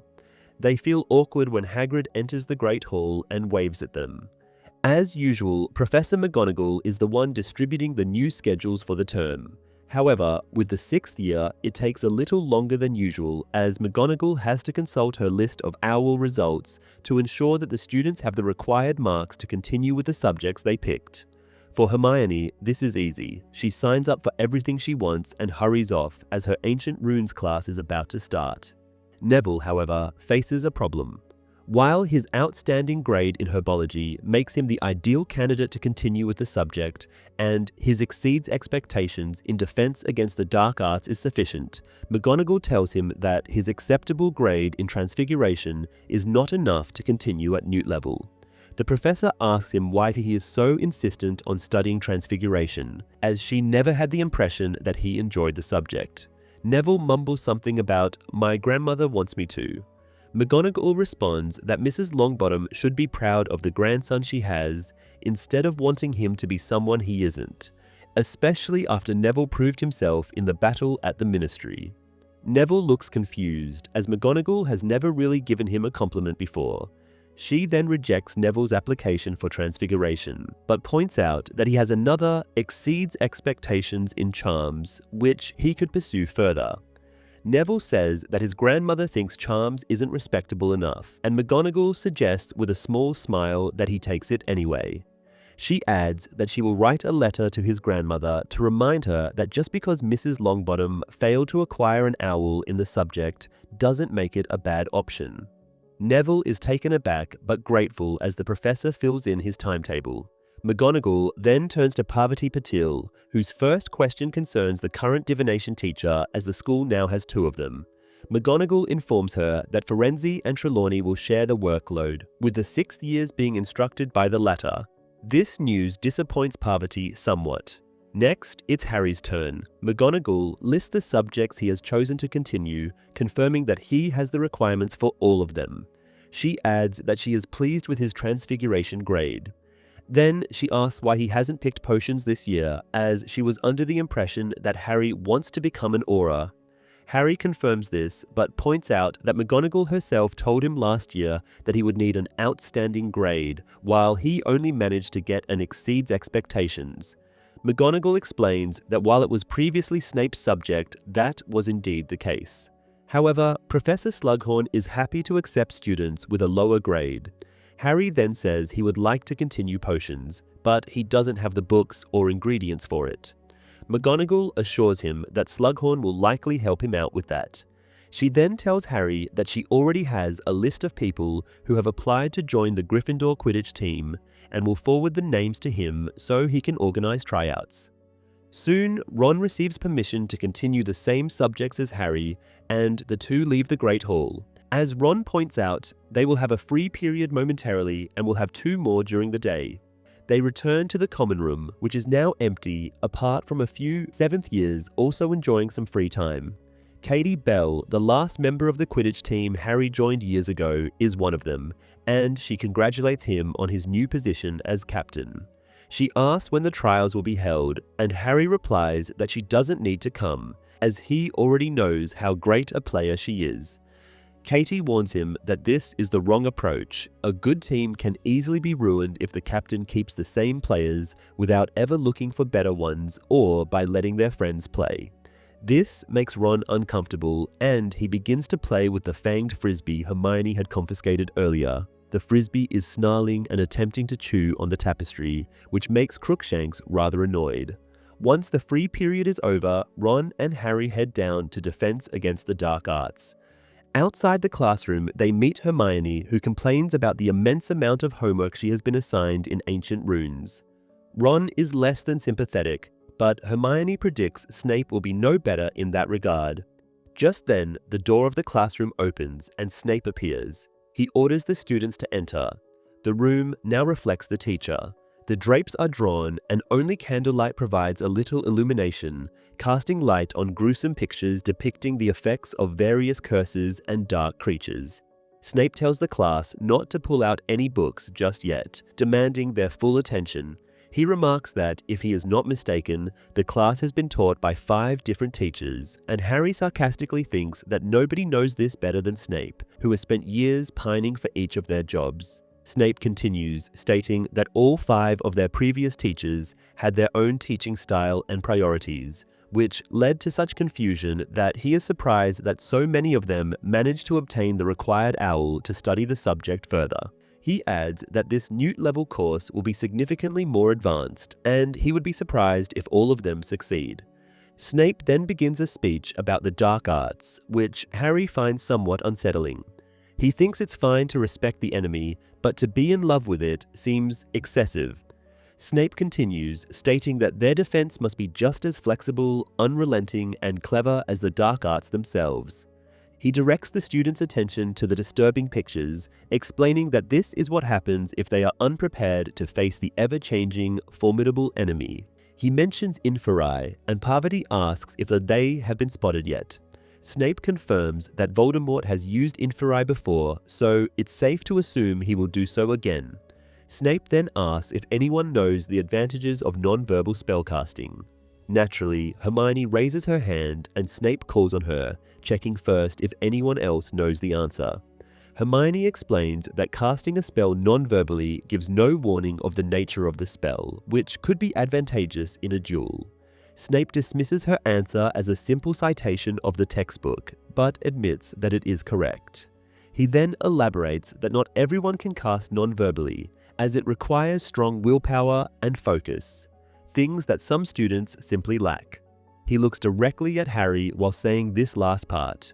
Harry knows Snape is referring to their failed attempt at occlumency. Snape then instructs the class to divide into pairs, with one person attempting to jinx the other silently, while the recipient tries to cast an equally silent shield charm. Despite many students having experience with the shield charm, none have ever done it non-verbally, and Harry notices many of them resorting to whispered incantations. As expected, Hermione is the first to succeed, deflecting Neville's whispered jinx in complete silence after just 10 minutes. Harry feels she deserves house points for this, but knows Snape will ignore her success. Instead, Snape watches Ron, who is struggling to curse Harry while turning purple from concentration. Snape calls him pathetic and then demonstrates the feat, pointing his wand at Harry. Harry, distracted by Snape's wand, forgets about the non-verbal spellcasting and loudly shouts the incantation for the shield charm. It's so powerful that Snape is sent crashing into a desk. Snape scolds Harry, asking if he remembers the goal of the exercise. Harry responds affirmatively, but Snape corrects him, adding a sharp "Sir." Harry retorts that Snape doesn't need to call him "Sir," which results in detention and further mockery from the teacher. Outside the classroom, Ron expresses his appreciation for Harry standing up to Snape, while Hermione criticizes his behavior, asking what has gotten into him. Harry angrily explains that Snape had tried to jinx him, and that he has had enough of Snape's provocations, particularly from the previous year's occlumency lessons. He adds that Dumbledore is making a mistake by letting Snape teach defense against the dark arts, as anyone who heard Snape speak about the dark arts could tell he has a strange admiration for it. Hermione, however, points out that Snape's speech sounded somewhat similar to Harry's thoughts on fighting Voldemort. She even quotes him, surprising Harry, as she does so with the same tone she uses for quoting textbooks. Just then, Jack Sloper, one of last year's Gryffindor beaters, stops Harry and hands him a roll of parchment. Sloper asks when the trials for the Quidditch team will be held, to which Harry replies he isn't sure yet, omitting the fact that Sloper has little chance of making the team this year. Harry opens the roll of parchment and recognizes Dumbledore's handwriting. The note says that Dumbledore would like to have their first private lesson on Saturday night and adds that he enjoys acid pops. Ron doesn't understand this part, but Harry explains that acid pops must be the password for the gargoyle guarding Dumbledore's office. Harry adds with some triumph that Snape will have to postpone his detention, which is scheduled for the same time. The three of them spend the rest of their break speculating about what the lesson with Dumbledore might entail. Ron thinks Dumbledore will teach Harry powerful hexes and jinxes that the Death Eaters don't know about, while Hermione suggests that it's more likely Harry will study advanced defensive magic, as those hexes would be illegal. Later, during their next free period, Harry and Ron begin Snape's complicated homework. They are still working on it when it's time to head down to the dungeons for their first potions class of the year. As they approach the classroom, Harry notices that very few people made it to the Newt level. Only a dozen or so students are waiting in the corridor, including Malfoy, though without Crabbe and Goyle. Ernie Macmillan from Hufflepuff is also there and greets Harry, saying they didn't have the chance to talk after Defense Against the Dark Arts. He mentions that he thought the lesson was decent. Although the shield charm wasn't new for the veterans of DA, he greets Ron and Hermione as well. But before any of them can respond, the classroom door opens and Slughorn appears. Inside, potions are already bubbling, filling the air with odd smells. Slughorn greets Harry and Blaise Zabini especially warmly as they enter. Harry, Ron, Hermione, and Ernie take a table, and Harry smells the closest cauldron. The vapors remind him of a broom handle and a clean, flowery scent that he associates with the burrow. The familiar smells make him feel calm and content, and when he smiles at Ron, Ron smiles back lazily. Slughorn instructs the students to take out their potion-making equipment. Harry raises his hand to explain that he and Ron didn't think they would be able to take the course, and therefore they do not have any of the necessary supplies. Slughorn mentions that Professor McGonagall has already addressed the issue and offers to lend them some scales, ingredients, and even the necessary textbook, until they are able to get their own. He retrieves copies of advanced potion making for the boys from a cupboard. After handing them the books, he turns back to the class and tells them that he has brewed a few examples of the potions they will study throughout their Newt lessons. He points to the first one and asks if anyone recognizes it. To Harry's eyes, it looks like boiling water, but Hermione, as expected, raises her hand. When called upon, she identifies it as Veritaserum, a colorless and odorless potion that compels the drinker to tell the truth about anything. Slughorn praises her and moves on to another potion, which he mentions has been a frequent subject in the Ministry's safety leaflets. Hermione says it is Polyjuice Potion, a brew that allows people to take on someone else's appearance. Harry recognizes the potion too, but feels that Hermione deserves the credit considering she brewed a cauldron of it years ago. Slughorn gestures to yet another cauldron, the one Harry had been enjoying smelling, and Hermione answers once more, calling it Amortentia, the most powerful love potion in existence. She explains that the potion smells differently for everyone based on what they love most. For her, it smells like freshly cut grass and new parchment. She almost says something else but catches herself, slightly embarrassed. Slughorn then asks her name. When she tells him, he wonders aloud if she might be related to Hector Dagworth Granger, a famous potion brewer. Hermione says it's unlikely, as she is Muggle-born. Harry notices Malfoy whispering something to another Slytherin, then looking at Slughorn in anticipation, but the professor simply turns to Harry and recalls how Harry had called Hermione one of the most talented witches at Hogwarts. He then rewards Gryffindor with 20 points. The expression on Malfoy's face reminds Harry of the one Malfoy had when Hermione slapped him. Hermione thanks Harry for the compliment, while Ron, slightly annoyed, says he would have given the same answer had Slughorn asked him. Hermione smiles at him as Slughorn continues explaining that Amortentia cannot create love, as love cannot be manufactured by any magical means. Rather, it makes one obsessed, and Slughorn argues that this makes Amortentia more dangerous than any other potion he has shown them. Slughorn then says it's time for some practical work, but Ernie points out that Slughorn has yet to mention the last potion. In a small cauldron, a golden liquid boils merrily, with specks jumping in the air and always landing back in the cauldron. Slughorn pretends to have forgotten about it, though Harry thinks he's merely leaving it for dramatic effect. The old professor reveals that the golden potion is called Felix Felicis. Hermione gasps and Slughorn asks if she knows this one too. Hermione explains that Felix Felicis is liquid luck, a potion that makes the drinker lucky in anything they do. The whole class is captivated, and Harry notices how eager Malfoy looks. Slughorn rewards Hermione with another 10 points, then goes on to explain that Felix Felicis is very difficult to make, but if brewed correctly, it will aid success in any endeavor. Terry Boot from Ravenclaw asks why everyone doesn't drink it all the time, and Slughorn explains that excessive use of Felix Felicis leads to dangerous overconfidence and poor judgment. A student asks if Slughorn has ever taken it, and the professor admits that he has twice, with the result of having 2 perfect days in his life. Slughorn stares off dreamily, and Harry thinks that even if Slughorn is putting on an act, he certainly knows how to captivate an audience. Slughorn then announces that the golden potion of Felix Felicis is the prize for today's competition, a small bottle enough for 12 hours. He warns them that whoever wins the bottle must drink the potion on an ordinary day, as it is illegal to use it during exams, sporting events, or elections. The task for the competition is to brew the Draught of Living Dead. Slughorn acknowledges that the potion is more complicated than anything they have made so far in the class, but he adds that he is not expecting perfection. The student whose potion is closest to a working one will win the Felix Felicis. Harry notices Malfoy feverishly flipping through his book. which only reinforces Harry's suspicion that Malfoy is hoping for a lucky day. Harry opens his borrowed book and, to his annoyance, discovers someone has written in it, "The margins are filled with black ink, making it hard to read. The list of ingredients has been altered, with some crossed out." Harry heads to the storage area to gather his ingredients, noticing Malfoy working quickly on his way back.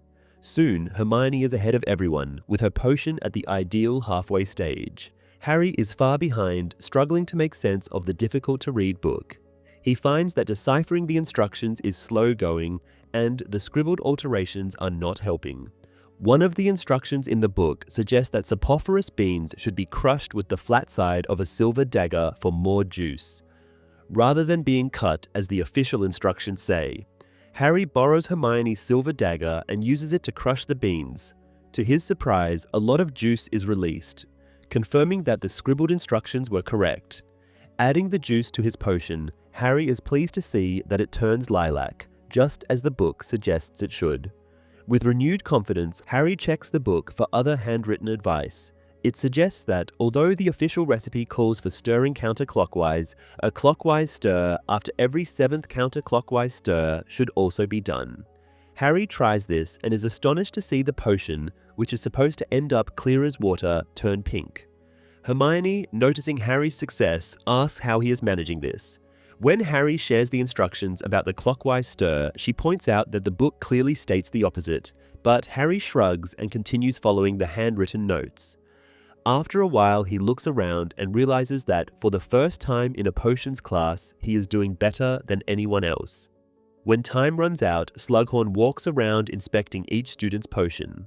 By the time he reaches the table where Harry and his friends are working, it is clear that Ron and Ernie have not fared well. Hermione, however, earns a nod of approval. Slughorn reaches Harry's potion and declares it the clear winner, noting that Harry must have inherited his mother Lily's immense talent for potion making. He then gives Harry the small bottle of Felix Felicis. Harry is thrilled to see how annoyed the Slytherins, particularly Malfoy, are, but he also feels a little guilty since Hermione should have won. As they leave the class, Ron asks Harry how he managed to do so well. Harry, noticing Malfoy nearby, tells him it was just luck. Only when they are safely away from the Slytherins, sitting at the Gryffindor table in the Great Hall, does Harry show the book to his friends. Hermione, of course, disapproves, arguing that Harry's success wasn't really his own. Ron, however, thinks that Harry took a risk and it paid off, pointing out that it could have gone badly too. He also jokes that Slughorn could have given him a similar book instead of the one he has, which looks as though it has been vomited on. Harry smells the same flowery scent he noticed in the dungeons as Ginny, who apparently overheard part of the conversation, asks him if he really followed the instructions someone wrote into a book. Harry assures her that it is nothing like Tom Riddle's old diary, but just a regular textbook with added notes. Hermione, however, is suspicious and casts a spell on the book. When nothing happens, she admits that it seems to be an ordinary book after all, and Harry takes it back. However, he drops it, and it opens to the last page where there is a note saying that the book belongs to the Half-Blood Prince. While in the book, Ron wants to become an Auror like Harry. In the film, he objects to taking potions classes when Harry drags him there, stating he would rather be practicing for the Quidditch tryouts. Additionally, several students who are not in Slughorn's class in the book appear in this scene, such as Neville, who doesn't have the required owl to take potions, and Romilda Vane, who isn't in Harry's year. The movie omits Snape's defense against the dark arts lesson, and, in fact, never shows him teaching the subject, even though Dumbledore announces his new job at the start of Term Feast. Chapter 10: The House of Gaunt. As the week progresses, Harry continues to follow the Half-Blood Prince's instructions, resulting in Slughorn soon proclaiming Harry to be one of the most talented students he has ever taught. Ron and Hermione find this irritating for different reasons. While Ron struggles to decipher the prince's handwriting, Hermione deliberately adheres to the official recipes, though her frustration grows as her results consistently fall short compared to Harry's. Although Harry occasionally wonders about the identity of the Half-Blood Prince, he has little time to dwell on the matter or to read the heavily annotated book, as the workload assigned to them is substantial. Nevertheless, he manages to skim his copy of Advanced Potion Making enough to notice that the prince has not confined his edits to potion recipes. There are also notes that appear to be incantations for spells, which Harry assumes the prince may have invented. When Hermione overhears Harry showing one of these spells to Ron, she points out that the author could be female, as the handwriting looks rather girlish. Harry dismisses this notion, remarking that if the writer were female, they would likely have called themselves Princess rather than Prince. He then notes that it is time to leave the common room as his first private lesson with Dumbledore is due to start in 5 minutes. Hermione assures him that she and Ron will wait for his return, eager to learn how the lesson unfolds. Harry hurries through the empty corridors but is forced to hide when he spots Professor Trelawney wandering the walkways, shuffling a deck of cards as she goes. As she passes the statue behind which Harry is concealed, she mutters that her cards indicate the presence of a dark, young, and troubled man nearby who does not harbor fond feelings toward her. She then dismisses the reading, shuffles the deck again, and continues on her way, leaving behind the strong odor of cooking sherry. Once she is out of sight, Harry resumes his brisk pace and soon reaches the stone gargoyle. Upon hearing the password, it steps aside, allowing him to ascend on the moving spiral staircase. Harry knocks on the door of the headmaster's office and Dumbledore invites him inside, instructing him to sit. The headmaster asks how Harry's first week has been, noting that he has already landed himself in detention.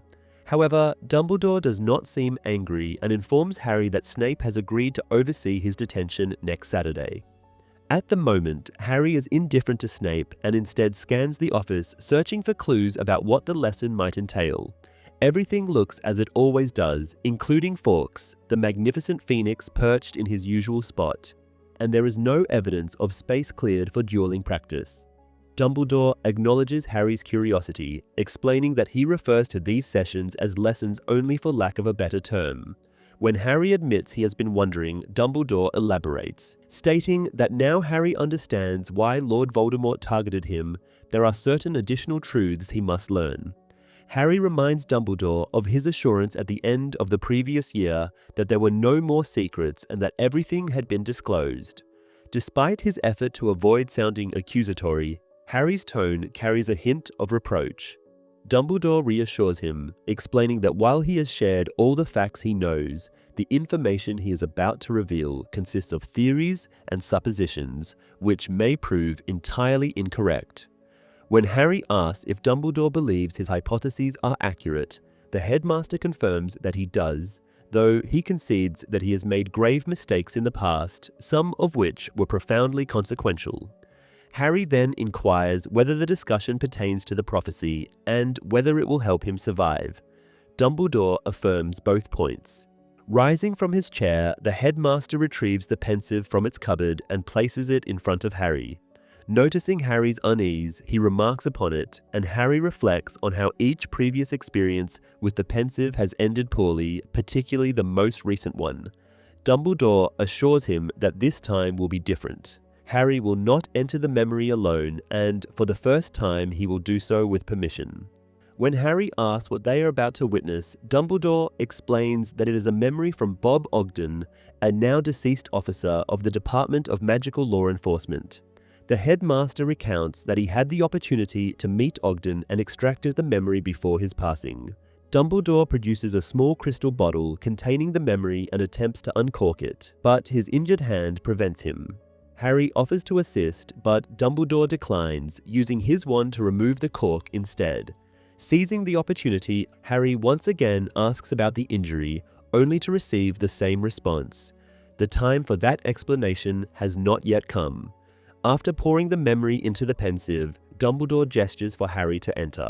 Without hesitation, Harry plunges his face into the silvery substance and experiences the familiar sensation of falling.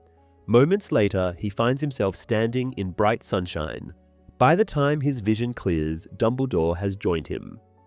It is a warm summer day in the countryside, and Harry soon notices a portly man wearing exceptionally thick glasses. Deducting that this must be Bob Ogden, Harry observes the telltale sign of a wizard attempting to blend into Muggle society, a chaotic choice of clothing.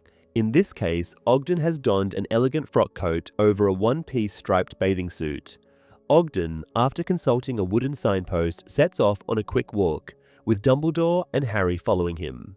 Harry reads the sign, which informs him that they are between Little and Great Hangleton. Ogden has chosen the path to Little Hangleton, which, according to the sign, is a mile away. After a while, they reach a hilltop, from which they can see the village of Little Hangleton, with its church, graveyard, and a manor house on the opposite hillside. Ogden descends the hill and the other two hurry after him. Harry assumes that Ogden is going to the village and wonders, as he did on the night he and Dumbledore visited Slughorn, why the wizard decided to approach his destination from such a distance. However, this time Harry turns out to be mistaken. Before long, Ogden disappears into a small gap in the hedges surrounding the road. After several more minutes of stumbling along a badly maintained dirt path, they stop, having now caught up to Ogden, who stands with his wand out, staring at a building half obscured by woods. It is a miserable place, with its grimy windows blocked from sunlight by nearby branches, its walls covered in moss, and its roof missing many tiles. Harry doubts anyone could live in such a house, but just then, a window opens, emitting smoke, which shows the place is inhabited and that someone inside is cooking. Ogden proceeds cautiously, and Harry thinks this might be a good idea as, getting closer to the house, he notices that somebody has nailed a dead snake to the door. Then, a man jumps down from a tree and lands in front of the ministry official, scaring him into retreating a few steps. The newcomer, clad only in rags, tells Ogden that he is not welcome. The wizard, however, states that he does not understand the raggedy man. Harry thinks Ogden might be a little dense, as the wild-looking man has been quite clear about his stance regarding visitors, especially as he now pulls out a wand in one hand and a knife in the other. However, just then, Dumbledore asks Harry if he understands the man. The boy is confused for a moment. Then, glancing at the snake, he finally realizes the man has been speaking Parseltongue. He says so, and Dumbledore confirms that he is correct. The man now attacks Ogden, who warns him pointlessly, and in the next second he is on the ground, with a yellow substance flowing freely from his damaged nose. Another man appears on the scene, exiting the house and loudly saying the name Morphin. With his weirdly misproportioned body, this man reminds Harry of an old monkey, with his oddly long arms and stout frame. He walks up to Morphin, now laughing, and asks Ogden if he is from the ministry. The wizard says he is, adding that the older man must be someone called Mr. Gaunt. Seeing that Ogden is hurt, the old man says Ogden should have warned Morphin of his coming, and claims his son has every right to defend himself on their property. Ogden points out that he poses no threat, so there is nothing to defend against. Gaunt, however, replies that nosy people, ministry officials, muggles, and other filth are not warmly welcomed around here. Ogden fixes his nose while listening to this, and Mr. Gaunt tells Morphin to get into the house. Harry, now listening intently, is able to distinguish between English and Parseltongue. After Morphin disappears into the sorry little cottage, Ogden says Morphin is the one he has come to see. Gaunt, however, asks if Ogden is pure blood, and the wizard coldly responds that it does not matter, earning Harry's respect. Gaunt clearly disagrees, saying mockingly that he has seen noses like Ogden's down in the village. The ministry wizard snaps back that he finds that very likely, considering Gaunt lets his son go down there to curse people. He then asks if they could continue the conversation in the house. Gaunt asks again, and Ogden repeats that he is there to talk about Morphin, as the letter they sent earlier stated. Gaunt says that he does not open letters, and Ogden points out that he cannot complain about unannounced visitors if he does not read the announcements. Overwhelmed by logic, Gaunt agrees to let Ogden into the house. It is as filthy and decrepit on the inside as it looks from the outside, consisting of 3 rooms, of which the largest is the one they are in now, a kitchen combined with a living room. Morphin sits next to the fire, petting a snake and singing to it in Parseltongue. There is another person in the room, a young woman in dirty clothes, standing next to the filthy stove and fumbling with grimy pans. Gaunt introduces her as Merope. Ogden greets her, but the woman does not respond. Ogden gets down to business, telling Gaunt that Morphin has been performing magic in front of Muggles that very morning. Merope drops a pan upon hearing this, and Gaunt bellows at her, telling her to pick it up, only to tell her off for not using magic to do so, comparing her to a Muggle in a rather rude manner. Ogden tries to intervene, and Merope draws her wand, mumbling a spell which makes the pot fly across the room and shatter against the wall. Morphin laughs at this, while Mr. Gaunt yells at Merope to fix the pot. Before she can though, Ogden mends it, and though Gaunt looks as if he would yell at the wizard too, he instead mocks his daughter some more, calling her a squib. Merope grabs the repaired pot and returns to her spot next to the stove, apparently trying to blend into the surroundings. Ogden, once again, tries to steer the conversation towards the topic of Morphin attacking a Muggle that morning. Gaunt says the Muggle deserved it, and Ogden replies that it is still a violation of wizarding law. Gaunt mocks him, then asks if teaching a lesson to a filthy Muggle is now against the law, and Ogden assures him that it is. He then pulls out a roll of parchment and explains that it is a summons for a hearing at the Ministry of Magic. This angers Gaunt, who asks Ogden who he thinks he is to summon his son anywhere. Ogden points out that as head of the Magical Law Enforcement Squad, it is well within his rights to summon Morphin to a hearing. Gaunt asks if Ogden has any idea who he is talking to, and the wizard says, rather unimpressed, that he is talking to Mr. Gaunt. The old man yells at him again, saying he is correct, and shows him an ugly ring with a black stone, stating it has been in his family for centuries and is worth a fortune, as it can be traced back to the Peverills. Ogden says that none of that matters, as the fact remains that Morphin attacked a Muggle and now must attend a disciplinary hearing. The old Gaunt, however, does not listen to him, and instead goes to Merope, dragging her back to Ogden by the chain of the necklace she is wearing. Gaunt declares the necklace belonged to Salazar Slytherin himself, of whom he is a direct descendant.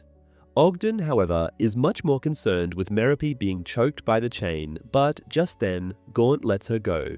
He then asserts that with a heritage like his, someone like Ogden, who is probably a mudblood, cannot just summon him or his son anywhere. Ogden states that ancestry has no bearing on why he is there, repeating for the umpteenth time that Morphin has broken the law by cursing a Muggle. He details the nature of the curse used, and Morphin laughs, prompting his father to command him to be silent in Parseltongue. Gaunt then declares to Ogden that whatever Morphin has done is irrelevant since Ogden has surely healed the Muggle and erased his memory of the event. However, Ogden responds that this is beside the point. Gaunt accuses Ogden of being a Muggle lover, and Ogden, slightly exasperated, reiterates that Morphin is required by law to attend a hearing, citing the offense once more. At that moment, a sound comes from outside. Harry identifies it as the noise of horses being ridden nearby and observes the change it brings to the inhabitants of the cabin. Gaunt listens intently while Morphin hisses, and Merope grows visibly pale. A woman outside makes a disparaging remark about the hut, asking her companion, a man named Tom, if his father could do something about what she describes as an eyesore. Tom explains that although his family owns everything on the other side of the valley, this property belongs to an old lunatic named Gaunt and his children, one of whom is known in the village for his madness. Judging by the sounds, the pair approaches, causing Morphin to rise, but his father orders him to remain seated. The girl speaks again, her voice closer now, asking if her eyes are deceiving her and if there is indeed a snake nailed to the door. Tom confirms it, assuming it is the work of Gaunt's deranged son, and telling the girl not to look at it while addressing her as darling. As the noises gradually fade, Morphin tells Merope that Tom called the woman darling, implying he would never want her. Gaunt demands to know why Morphin said that, and Morphin reveals that Merope has feelings for Tom, often trying to catch glimpses of him and ensuring she is outside in the garden when the Muggle rides past on his horse. Throughout the accusation, Merope shakes her head repeatedly, even as her father questions her. Ogden, almost forgotten, stands by, unable to comprehend the conversation, which is conducted in Parseltongue. Gaunt, his tone menacing, asks again if his daughter, a pure-blood descendant of Salazar Slytherin, harbors feelings for a Muggle. Merope offers no response apart from continuing to shake her head, while Morphin gleefully interjects that he has already punished the Muggle. Gaunt loses control. He screams at Merope, calling her degrading names, and then attempts to strangle her. Harry, unable to intervene, watches as Ogden quickly casts a spell that forces Gaunt away from his daughter. Stumbling over a chair, Gaunt falls, prompting Morphin to leap to his feet and attack Ogden. Deciding that the time for peaceful dialogue has passed, Ogden flees, with Harry following closely. Chased by Morphin, Ogden sprints down the road, passing the pair on horseback. Dumbledore declares that they have seen enough and, grabbing Harry by the elbow, pulls him out of the memory. They return to the headmaster's office, where Harry's first question concerns Merope's fate. Dumbledore, seated in his throne-like chair, assures Harry that she survived that day. He explains that Ogden soon returned to the hut with reinforcements, and though the Gaunts resisted, both were arrested. Morphin, whose attack on the Muggle named Tom was not his first offense, received a 3-year sentence in Azkaban, while his father, Marvolo Gaunt, was sentenced to 6 months. The name Marvolo strikes Harry as familiar, and he mentions this, prompting Dumbledore to commend his attentiveness. Harry then asks if Marvolo is Voldemort's grandfather, to which Dumbledore confirms. The headmaster elaborates that Marvolo, Morphin, and Merope were the last of the Gaunts, a once noble family known for their volatile and unstable behavior, which Dumbledore attributes to their long-standing practice of marrying within their own bloodline. He adds that the family, once wealthy, had lost its fortune generations before Marvolo's birth, leaving him with little besides his pride and a few heirlooms. Harry, processing the new information, concludes in shock that Merope is Voldemort's mother. Dumbledore confirms this and points out that they also glimpsed his father, the Muggle named Tom. Harry expresses doubt, finding it implausible that the two could have fallen in love, but Dumbledore reminds him that Merope was a witch. He suggests that her magical abilities likely flourished after Marvolo's imprisonment. When asked how she could have made Tom love her, Harry suggests either the Imperious Curse or a love potion. Dumbledore believes it was the latter, speculating that Merope might have found the love potion more romantic. He adds that administering it would not have been difficult, as she could have offered Tom water on a hot day. Although the exact details remain unclear, Dumbledore says the fact is, shortly after the scene they just witnessed, the village of Little Hangleton saw the scandal of Tom Riddle and Merope Gaunt. By the time Marvolo returned from Azkaban, Merope had vanished, and the weakened patriarch, unable to care for himself, died before Morphin's release.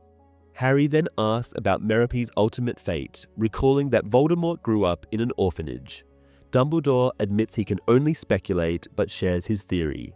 A few months after the young couple eloped, Tom Riddle returned to Little Hangleton alone, claiming he had been hoodwinked.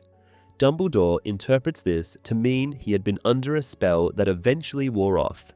The villagers believed Merope had lied about being pregnant, and when Tom discovered the truth, he left her.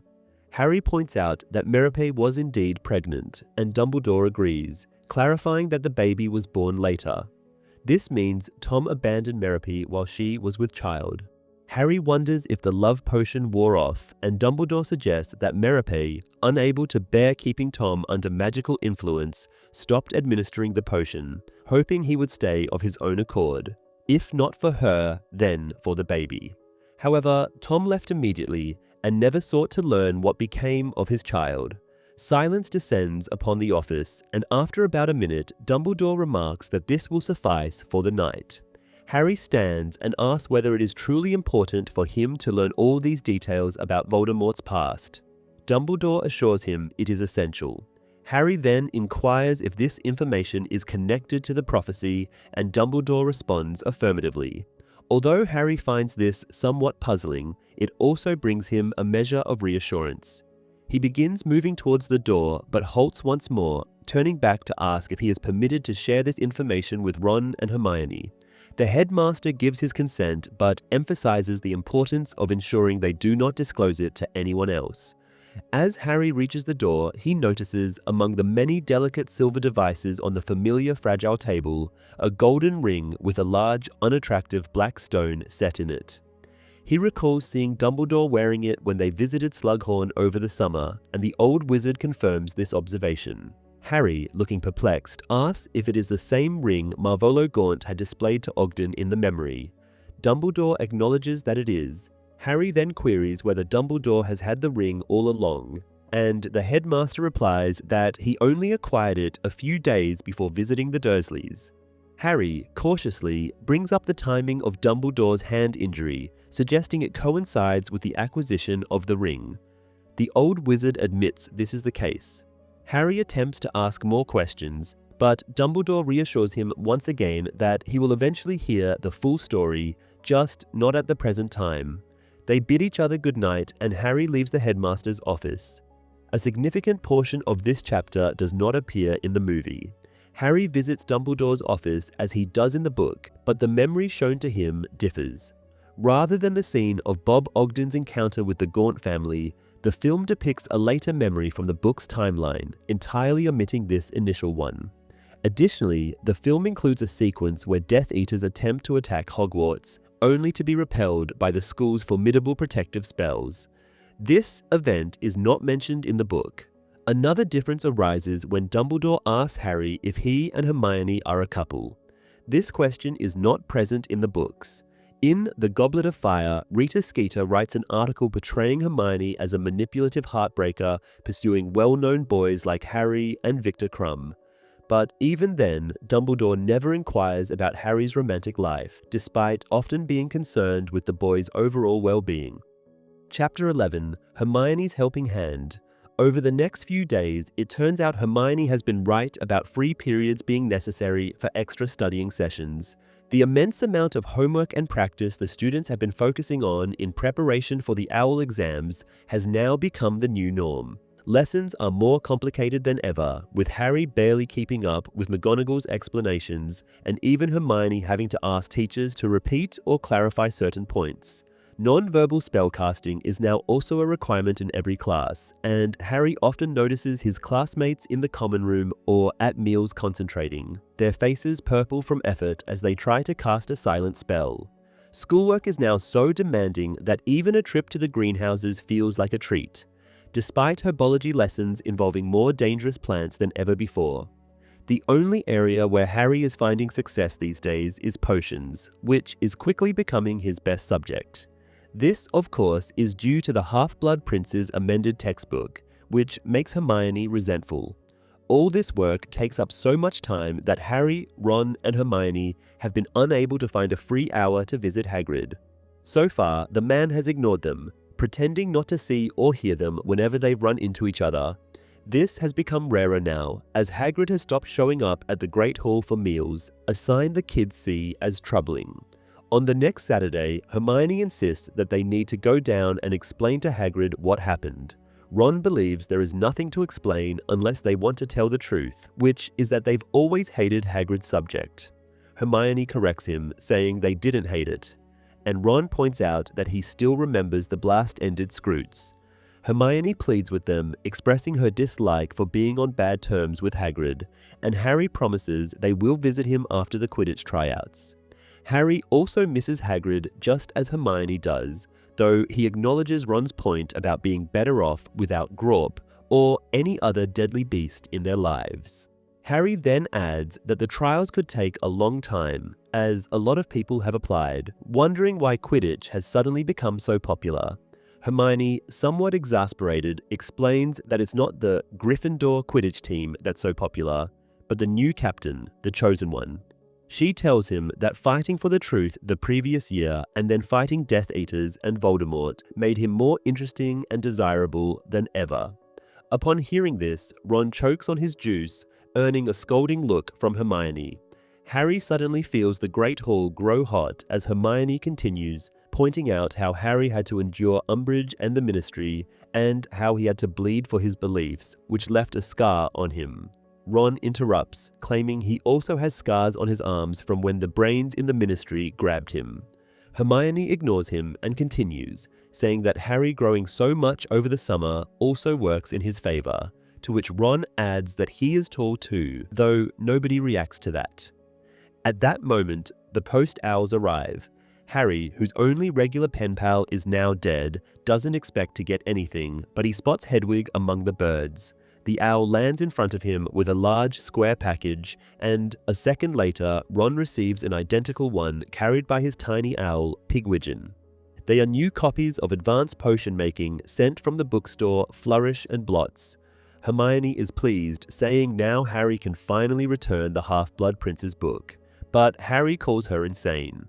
He points out that not only is he not planning on giving it back, but he has already figured out how to avoid doing so. He lays both books, new and old, on the table and casts a spell on each, making them shed their covers. He then switches the actual books, placing the prince's book into the new cover so that it now looks brand new, while the fresh book looks battered on the outside. This, of course, earns Hermione's disapproval again, but Harry says that Slughorn can't complain since he now has a new book, which cost Harry 9 galleons. Hermione looks like she has something to say about this too, but she is interrupted by another owl delivering the Daily Prophet. As she opens it, Ron asks his usual question, wanting to know if anyone they know has died. Hermione replies that no one has, but adds that there have been a couple of Dementor attacks and an arrest. Happy to hear this, hoping it's Bellatrix Lestrange, Harry asks who has been caught. Hermione says it's Stan Shunpike. She reads aloud from the article, which states that Stan was arrested last night at his home on suspicion of being a Death Eater.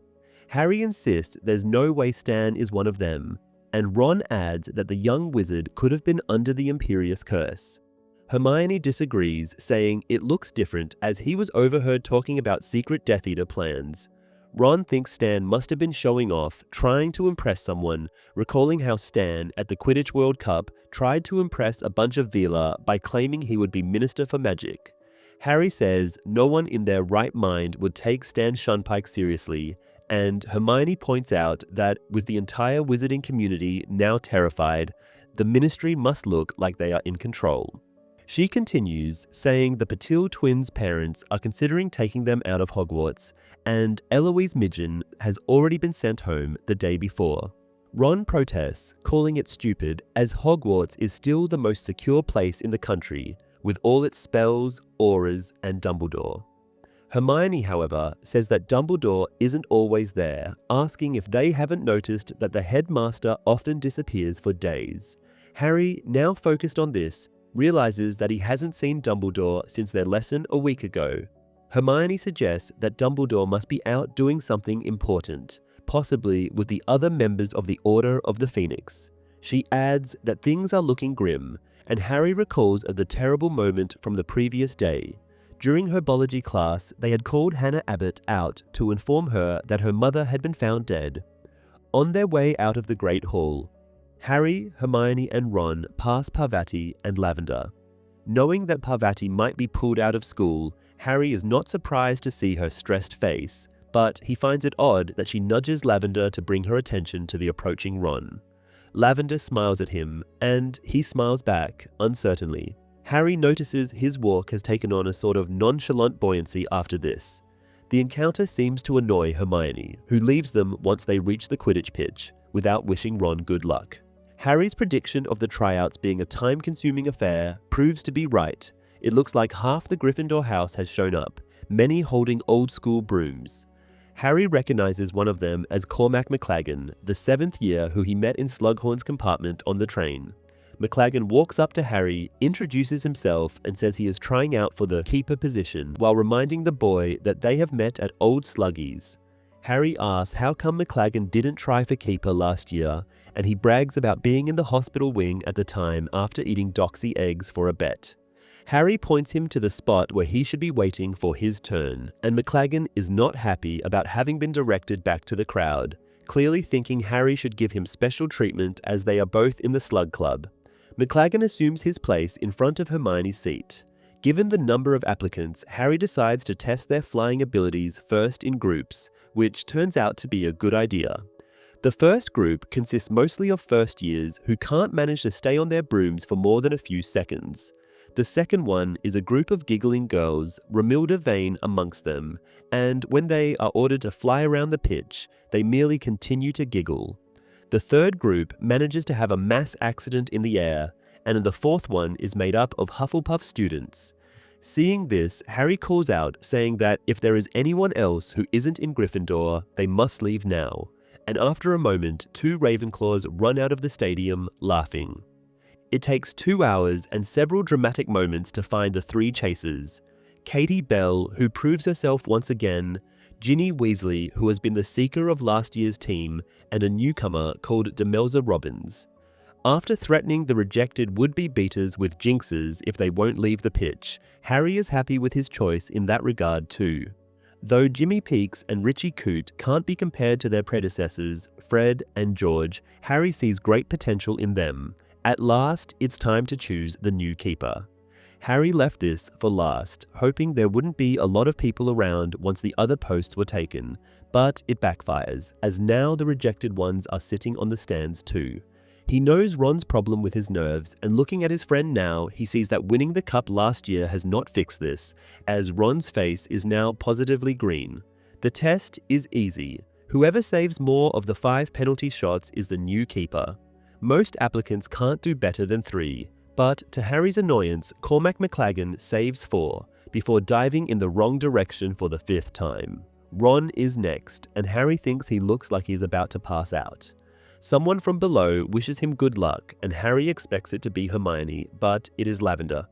Harry's worries are proven to be unfounded, as Ron promptly saves all 5 shots, securing his place in the team. This, however, meets the dismay of McLaggen, who accuses Ginny of holding back for her brother's sake.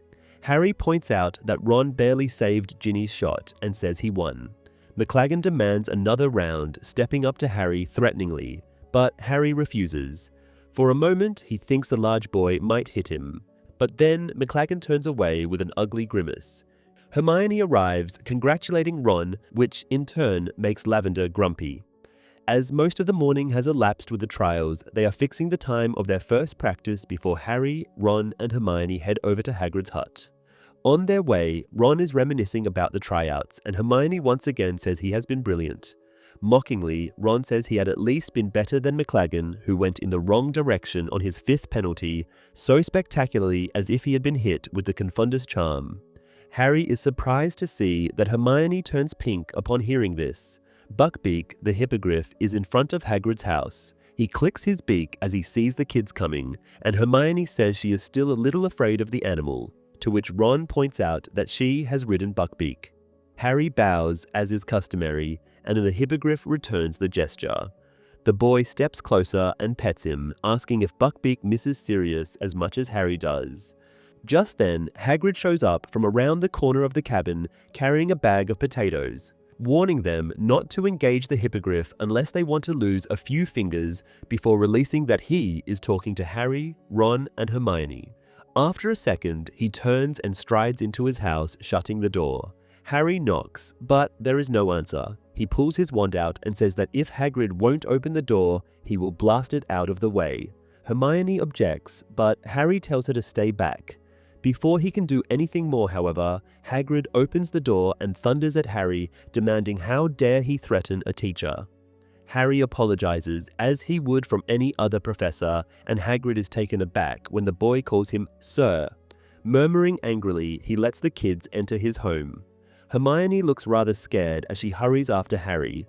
Once they are sitting, Hagrid asks them if they have come out of pity, thinking he might be lonely without them, and Harry says that is not the case, they just want to see their friend.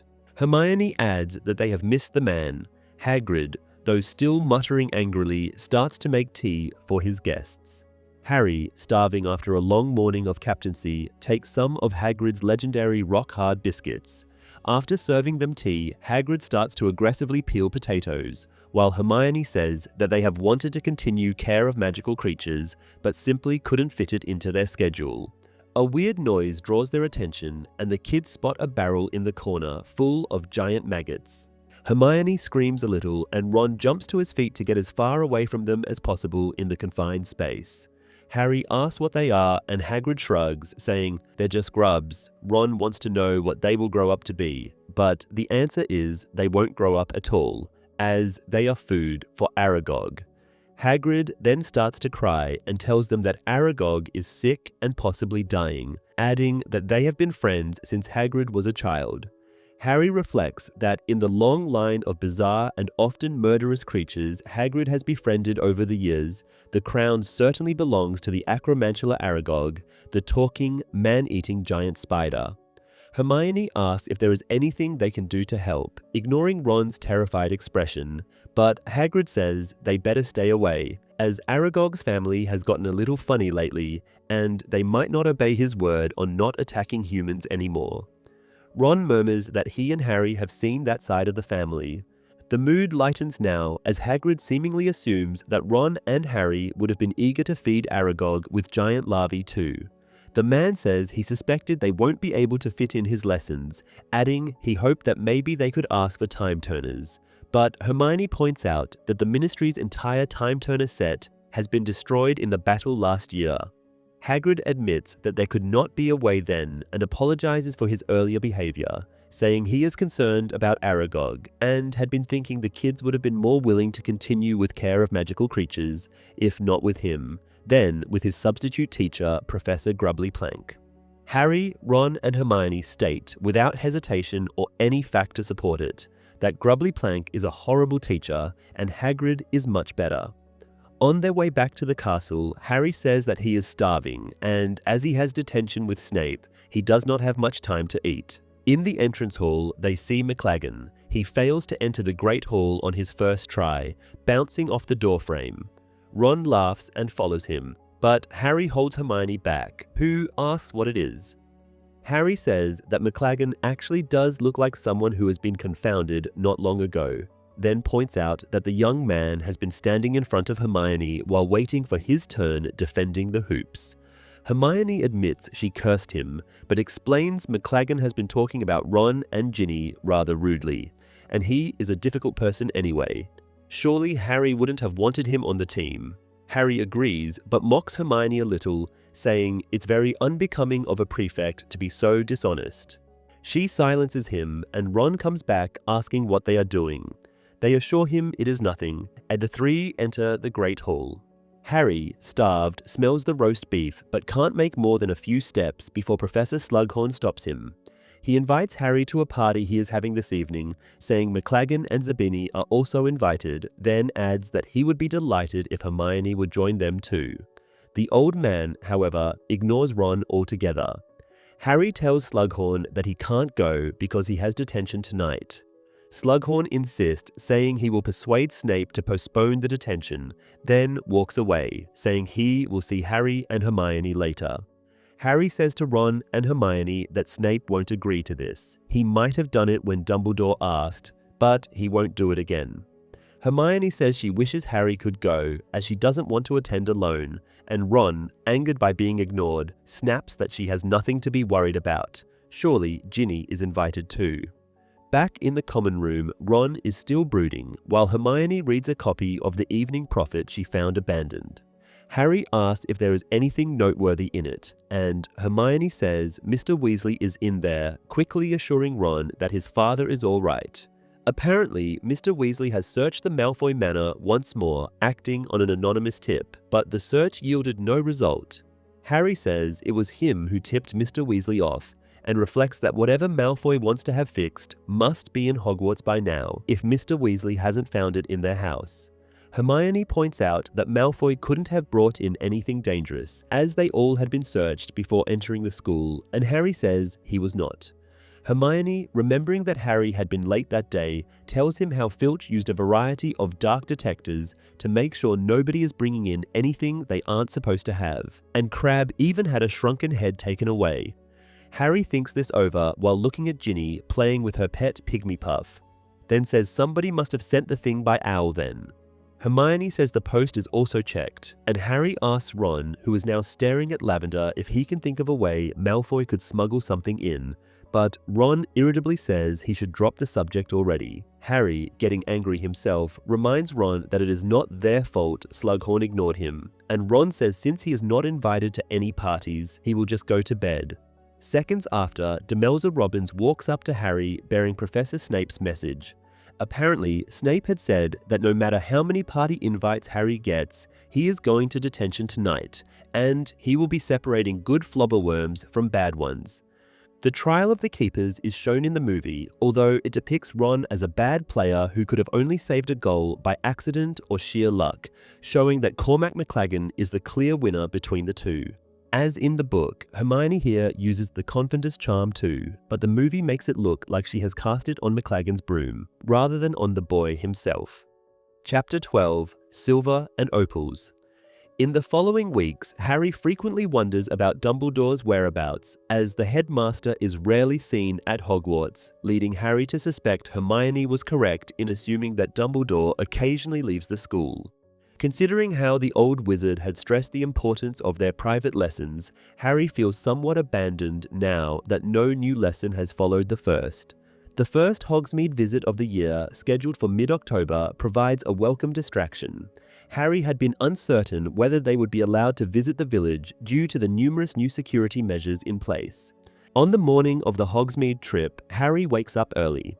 To pass the time before breakfast, he takes out the Half-Blood Prince's book, despite feeling slightly embarrassed at this Hermione-like behavior.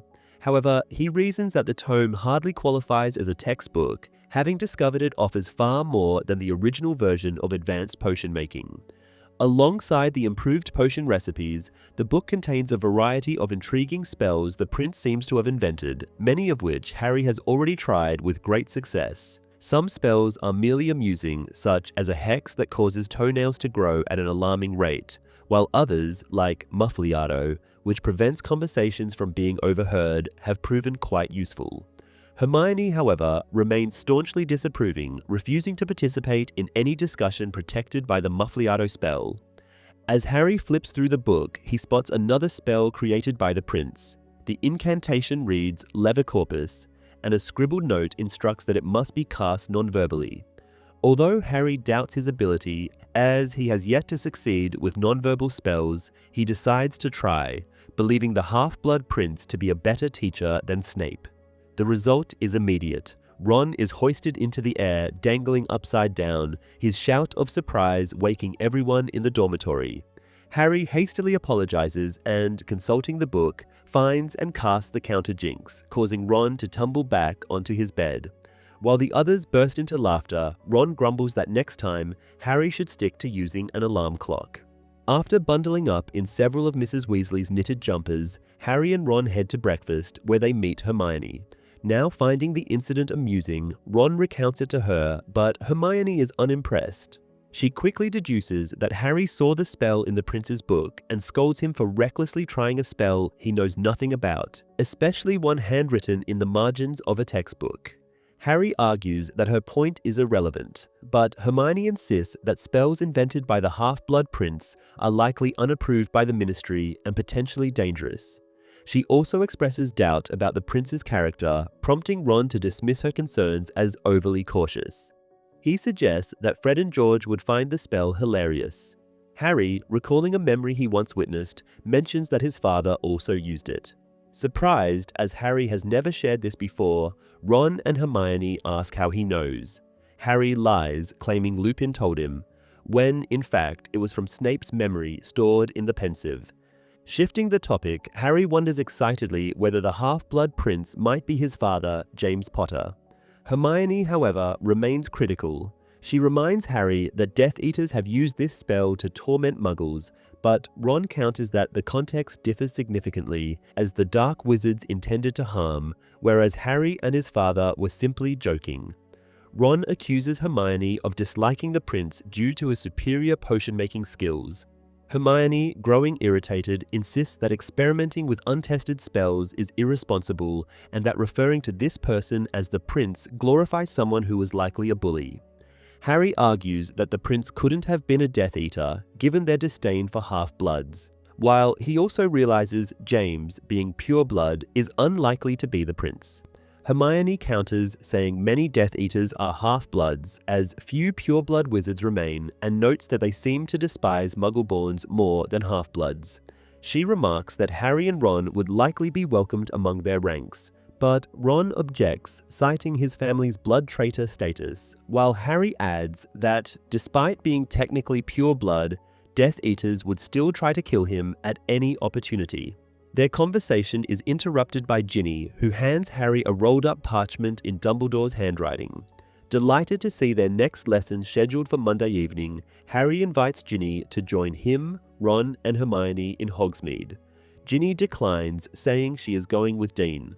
In the entrance hall, the trio encounters Filch, who is using a secrecy sensor to check for forbidden objects. Ron sarcastically asks why Filch is searching for contraband leaving the castle when his job is to prevent such items from entering. In response, Filch gives him a few extra jabs with the sensor.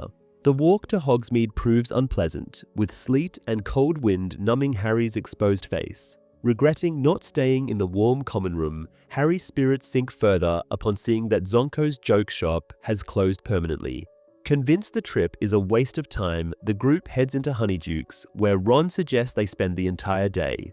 Before they can settle, Slughorn approaches, jokingly chiding Harry for missing 3 of his dinner parties. He adds that Hermione enjoys them, to which she awkwardly agrees. Slughorn insists that Harry must attend a future party, but Harry excuses himself, claiming Quidditch practice conflicts with the events, a partial truth as Harry deliberately schedules practices to avoid the gatherings, ensuring Ron doesn't feel excluded. Slughorn presses him to attend, but Harry explains he has a lesson with Dumbledore on Monday, and the professor concedes defeat with good humor, remarking that Harry cannot avoid him forever before departing. Once Slughorn leaves, Hermione comments that the parties aren't as bad, but stops when she notices Ron's sour expression. She pretends to be engrossed in the oversized Sugar Quills display, and Harry joins the charade. Despite their efforts, Ron remains sullen, clearly upset at being left out. When Hermione asks where to go next, Ron merely shrugs, prompting Harry to suggest the 3 broomsticks as a warm and inviting alternative. Outside, on the otherwise empty street, Harry notices 2 men. One is tall and thin, and Harry recognizes him as the barkeep of the Hog's Head pub. The other is small and is soon left behind as the barman walks away. Harry then identifies the second man as Mundungus Fletcher. They call out to him, and Mundungus, startled, drops his suitcase, which opens upon impact, spilling its contents. The man greets the group in a falsely casual manner before crouching to gather his goods. Harry asks if he is selling all the items, and Ron picks one up, commenting that it seems familiar. Mundungus snatches it back, but it is too late. Harry has recognized the goblet. Drawing his wand, he seizes Mundungus by the throat, accusing him of robbing Sirius's house. The goblet bears the Black family crest, and though Mundungus tries to object, his protests are ignored. Hermione pleads with Harry to stop, but the altercation ends only when Tonks intervenes, using a spell to separate Harry from the now blue-faced, choking Mundungus. Taking advantage of the moment, Mundungus grabs his stolen goods and disapparates, despite Harry shouting after him in vain. Tonks assures Harry that Mundungus is likely in London by now, and adds that clearing out 12 Grimmauld Place is no reason for them to remain standing in the cold. Harry is still fuming when they are seated in the 3 broomsticks, repeatedly stating that Mundungus is stealing Sirius's belongings. He insists that the Order of the Phoenix should ensure Mundungus cannot take everything from the headquarters. Hermione advises him to lower his voice, noting that Zabini is nearby. She then adds that she understands his frustration, saying she would also be furious if Mundungus stole her possessions. The reminder that everything in 12 Grimmauld Place now belongs to Harry silences him momentarily before he remarks that he now understands Mundungus's anxiety upon seeing him. The case had been full of Harry's possessions. He says he will inform Dumbledore, and Hermione agrees that this is a good idea. She then asks Ron what he is staring at, and Ron quickly responds with nothing, though Harry knows he is looking at Madame Rosmerta, the attractive barmaid. Hermione mocks Ron for this, but he chooses to ignore her. While sipping their butterbeer, Harry reflects on Sirius and recalls how much he used to despise the silverware and goblets that Mundungus is now selling. Meanwhile, Hermione keeps a watchful eye on Ron, seemingly irritated by his attention to Madame Rosmerta. She suggests they return to the castle as soon as the boys finish their drinks. Ron and Harry agree, recognizing that the trip has little more to offer, especially in the worsening weather. As they leave the pub, Harry thinks about Ginny and realizes that, contrary to her earlier words, they have not crossed paths in Hogsmeade. He assumes it is because she and Dean are likely at Madame Puddifoot's tea shop, a favored romantic spot. This thought darkens Harry's mood as they follow Katie Bell and her friend along the Hogsmeade High Street, trudging through frozen sleet. It takes Harry some time to notice that Katie and her friend, Leanne, are arguing about a package in Katie's hands. Leanne tries to take it, causing the package to fall. Suddenly, Katie rises into the air, levitating gracefully with her arms outstretched. Her expression is serene, her eyes closed, but moments later she begins to scream in apparent agony. Leanne attempts to pull her back down and the trio rushes to help, but their assistance is unnecessary. Katie collapses onto them. Though Harry and Ron are able to catch her, she is convulsing so severely that they must lay her on the ground. Harry looks around for help but sees no one. He instructs the others to stay with Katie while he runs to the castle. As he sprints, he wonders what could have caused her condition, as he has never encountered anything similar before. He eventually collides with something enormous, which he recognizes as Hagrid.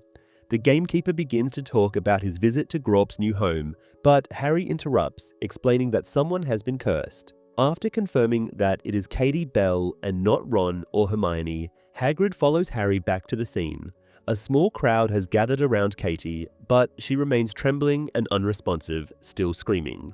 Leanne, crying, tells Hagrid that something terrible happened to Katie. Without hesitation, Hagrid lifts Katie and rushes toward Hogwarts.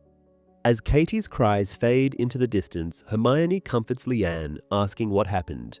Leanne explains that it began when the package Katie was holding tore. Ron moves to pick it up, but Harry stops him in time.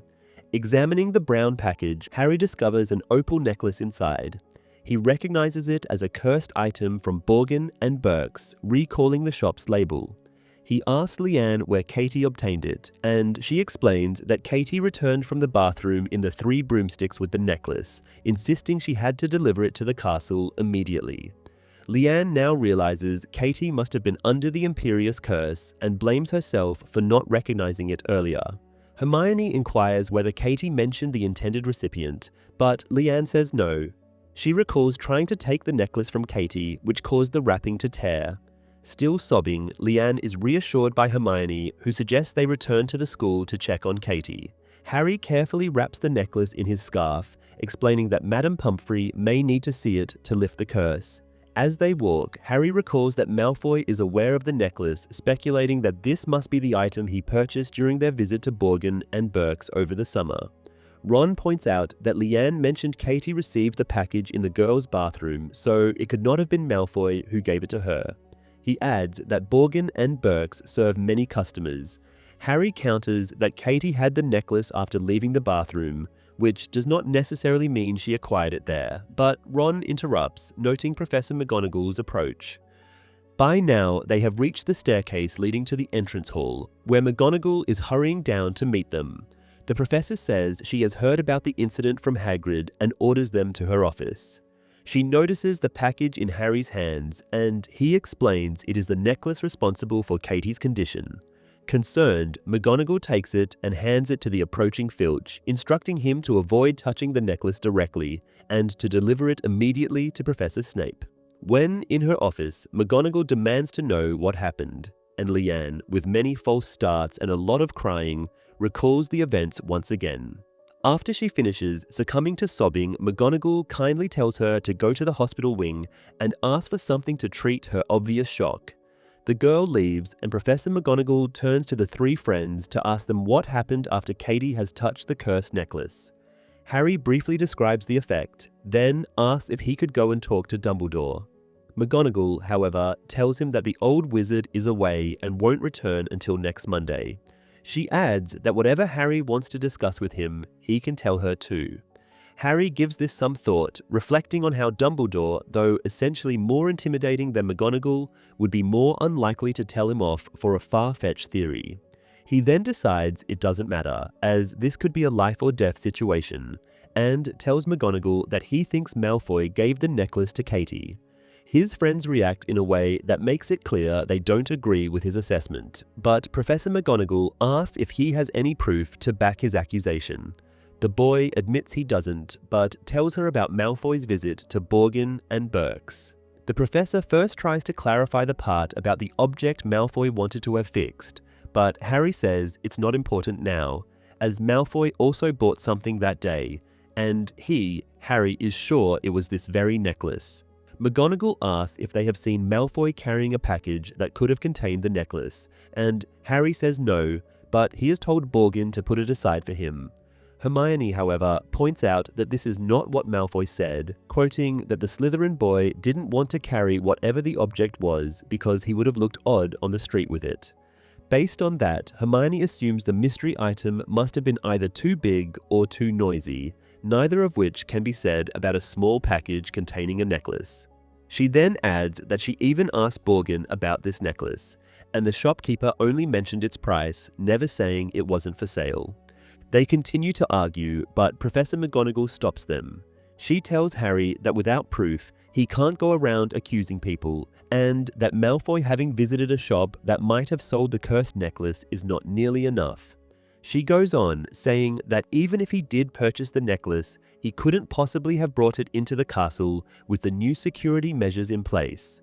She finishes by saying that Malfoy has not been in Hogsmeade today at all, as he has been in detention with McGonagall. After this, the professor says she needs to go and see how Katie is doing and leaves the three kids behind. Even though Harry is angry at his friends for not supporting his suspicions, he can't stay out of the conversation that follows. Ron wonders who the target might have been, and Hermione says whoever it was, they only narrowly escaped. Harry says there are many people the Death Eaters want to see dead, Dumbledore and Slughorn among them, and Hermione points out that Harry, is also on that list. Harry objects, saying if that was the case, Katie could have just given the parcel to him in the pub or on the street. He then wonders why Malfoy would even tell Katie to bring the necklace into the castle, knowing Filch would surely intercept it. Hermione, quite frustrated, reminds him that Malfoy has not been down in the village today. Harry waves the problem away by saying he must have accomplices, mentioning that as a Death Eater, he could count on some serious backup. Hearing this, his friends exchange a look but do not start to argue, realizing the futility of it. The bad weather seems to have driven the Gryffindors back to the tower, as the common room is full when Harry, Ron, and Hermione arrive. It looks as though people have not heard of Katie's accident yet. The atmosphere is calm. Ron says, continuing their conversation, that whoever was behind the attack was not a very clever one, and Hermione agrees. When Harry points out that Malfoy is not known for his intelligence, none of the other two respond. Though in the book, Ron is an avid fan of the Half-Blood Prince, in the movie, he can be heard complaining about Harry reading the amended textbook too much.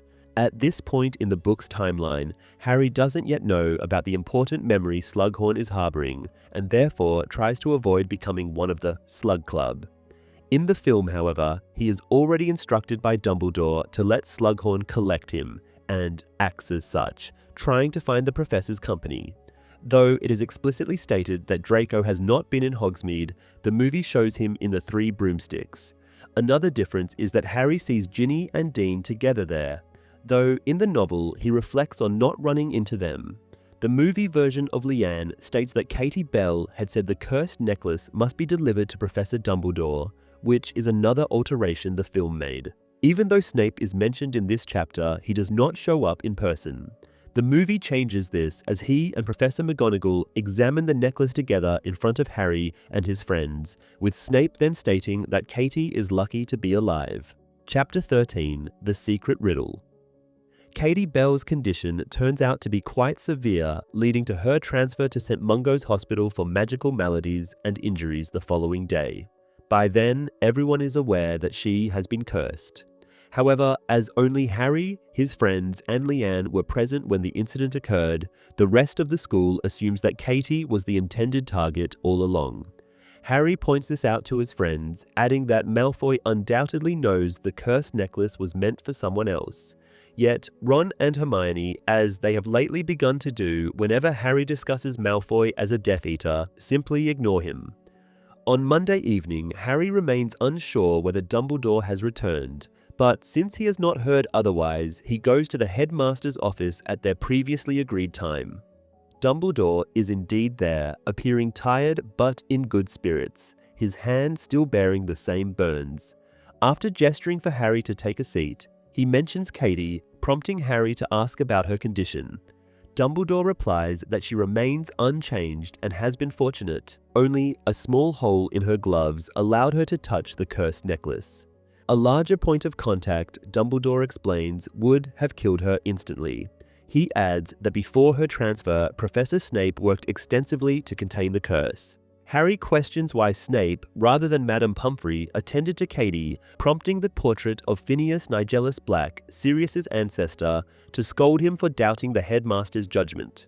Dumbledore, however, calmly explains that Snape's knowledge of the dark arts surpasses that of the school healer. He assures Harry that, with luck, Katie will make a full recovery, though St. Mungo's staff are providing hourly updates on her condition. The conversation shifts as Harry inquires about Dumbledore's recent journey. The headmaster declines to share details, stating that he will reveal them when the time is right. Harry expresses surprise at this response, and Dumbledore confirms it while producing a new bottle of silvery memories. When Harry mentions Mundungus Fletcher, Dumbledore assures him that the thief will not be obtaining any more of Sirius's belongings, adding that Mundungus appears to be hiding, likely out of fear. Phineas Nigellus, expressing disdain, exits his frame, likely, Harry suspects, to check on the state of 12 Grimmauld Place. Harry then asks whether Professor McGonagall has relayed his suspicions about Draco Malfoy. Dumbledore confirms his awareness and, when pressed further, assures Harry that he will do everything possible to identify the person responsible for Katie Bell's curse. He adds, however, that their lesson should take precedence. Harry feels frustrated and is tempted to question the long gap between lessons if they are so crucial, but he restrains himself and watches as Dumbledore pours the memory into the pensieve. Dumbledore resumes the story from their previous lesson, where they left off with Tom Riddle returning to Little Hangleton, leaving a pregnant Merope Gaunt behind in London. Harry asks how Dumbledore knows Merope was in London, and the headmaster explains that he learned it from Caractacus Burke, co-founder of Borgin and Burke's. Dumbledore stirs the pensieve's contents and a figure emerges recounting a memory of Merope. She has appeared, Burke says, impoverished, wearing rags, and has offered a locket, claiming it belonged to Slytherin. Burke recalls being skeptical, but notes that a brief examination confirmed her claim. Merope, unaware of the locket's true value, accepted 10 galleons for it, which Burke describes as one of the shop's best deals. As Burke's figure fades, Dumbledore explains that Merope's desperation likely blinded her to the locket's worth. Harry expresses dismay at how little she received for such an heirloom. Dumbledore notes that Mr. Burke was never generous, even under the best circumstances. He elaborates that this confirms Merope was in London and in dire need of money. Harry questions why Merope didn't use magic to sustain herself. Dumbledore suggests that heartbreak weakened her magic, or perhaps she chose not to practice it at all, either possibility being plausible. He emphasizes that, regardless, Merope did not resort to magic, even for survival. Harry finds it puzzling that Merope wouldn't strive to live for her son. Dumbledore asks whether he feels sympathy for Voldemort. Harry denies this, but contrasts Merope's actions with his own mother's sacrifice, pointing out that Merope had a choice. Dumbledore gently counters that Lily and that Merope lacked the courage to continue living after her brief, tragic life.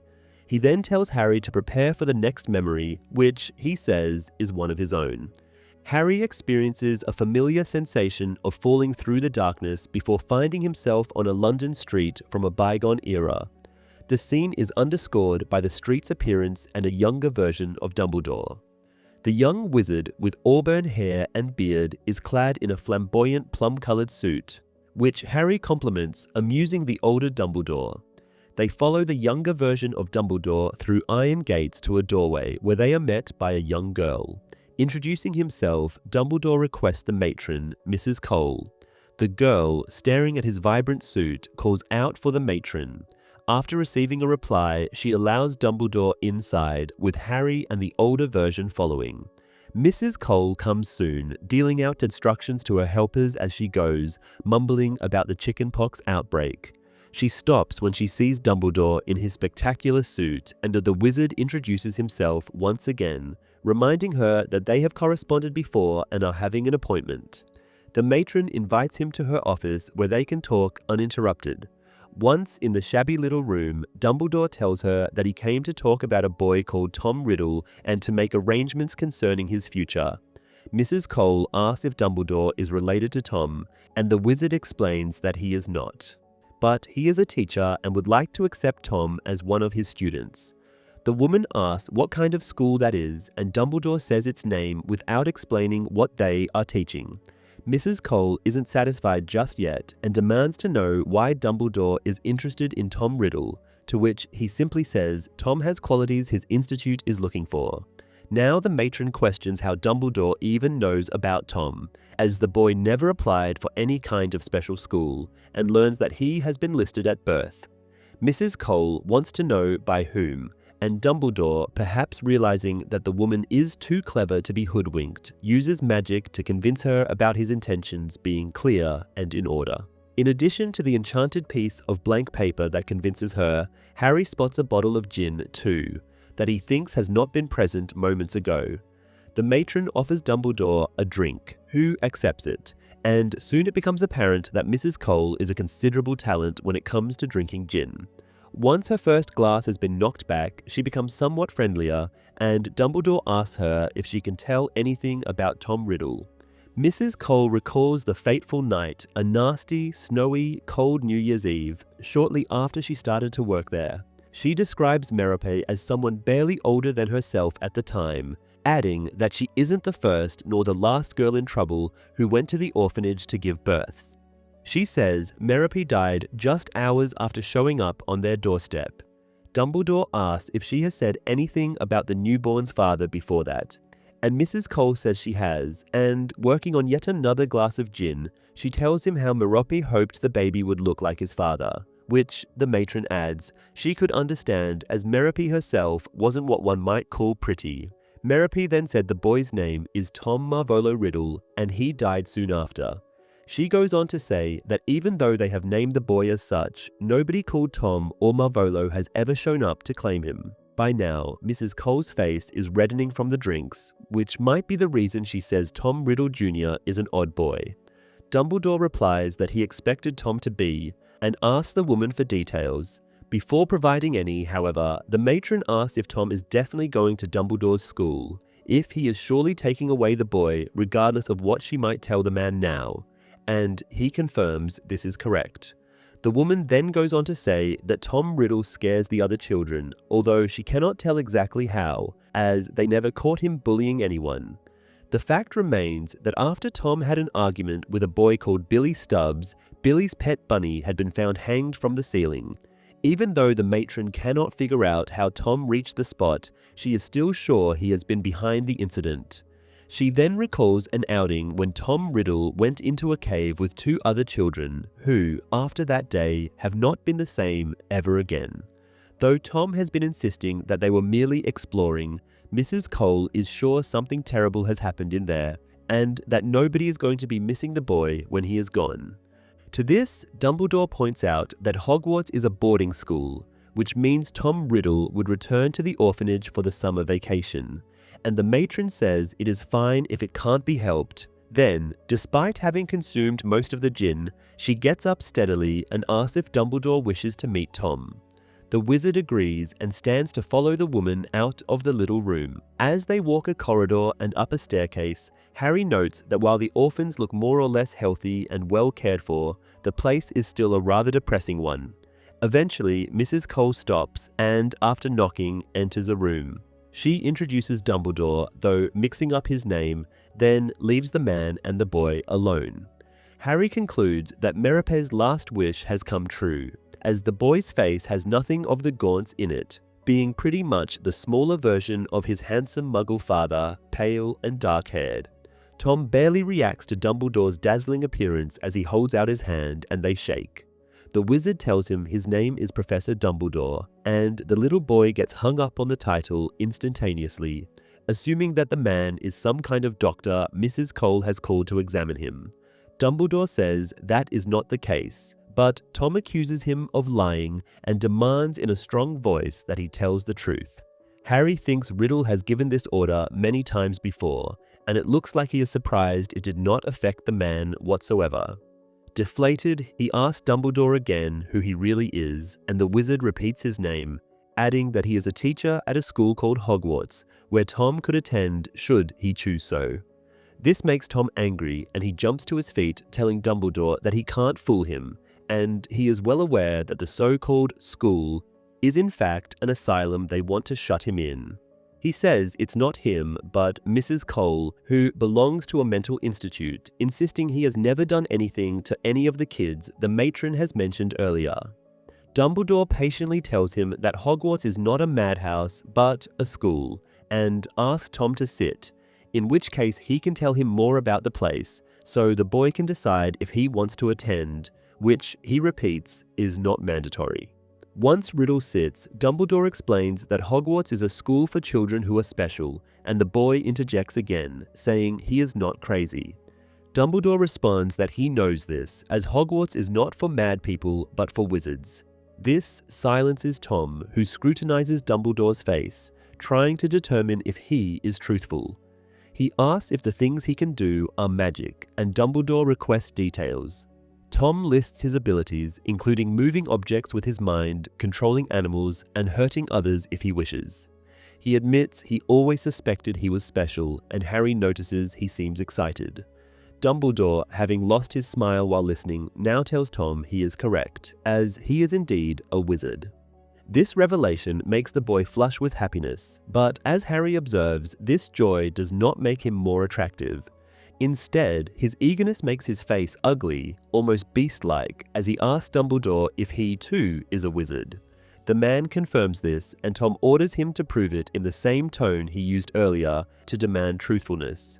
Dumbledore responds by saying that if Tom intends to attend Hogwarts, he must show respect, starting with addressing him as Sir or Professor.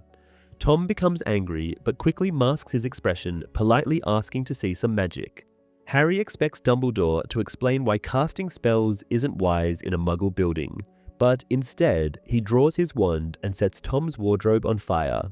The boy jumps up, shouting angrily that his belongings are inside, but before long, Dumbledore flicks his wand again, restoring the wardrobe to its original state.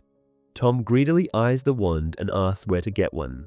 Dumbledore advises him to slow down. The wizard then notes that something in the wardrobe doesn't belong there and seems eager to get out, evidenced by the rattling inside. He instructs Tom to open it, revealing a box. When asked if anything in the box shouldn't be there, Tom admits there is. The box contains trinkets like a yo-yo and a mouth harmonica, all virtually worthless items. Dumbledore orders Tom to return them to their rightful owners and apologize, adding that stealing is not tolerated at Hogwarts. He explained that the school would teach him not only how to use magic, but also how to control it and his impulses.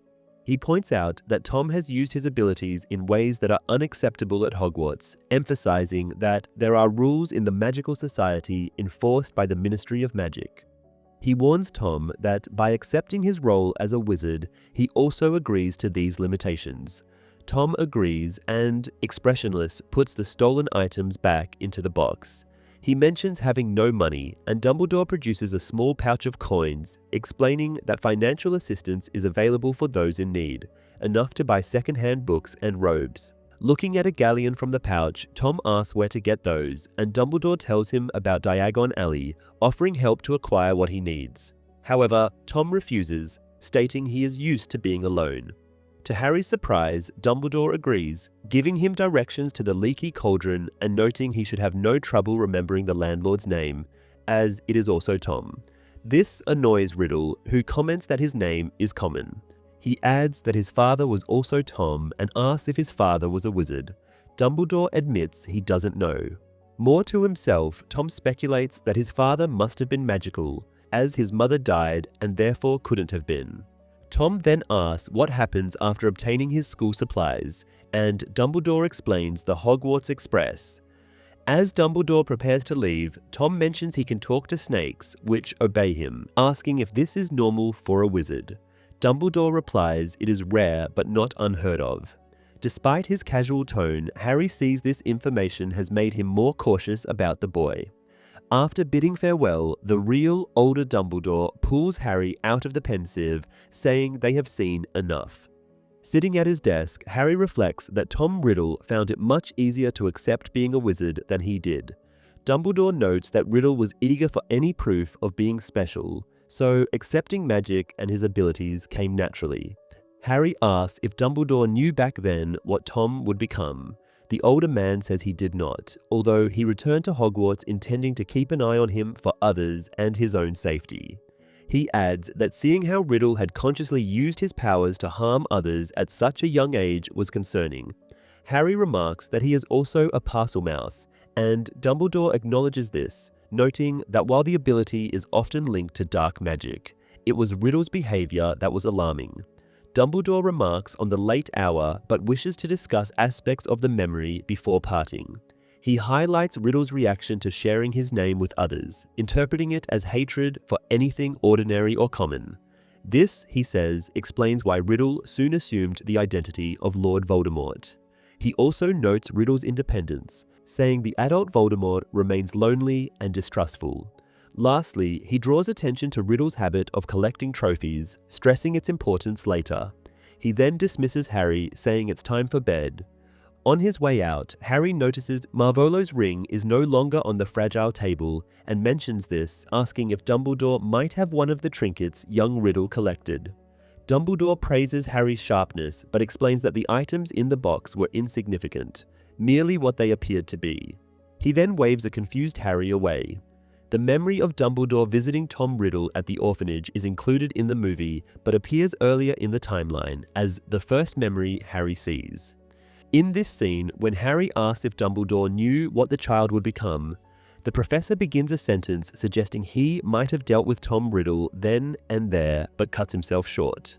This addition is unique to the film.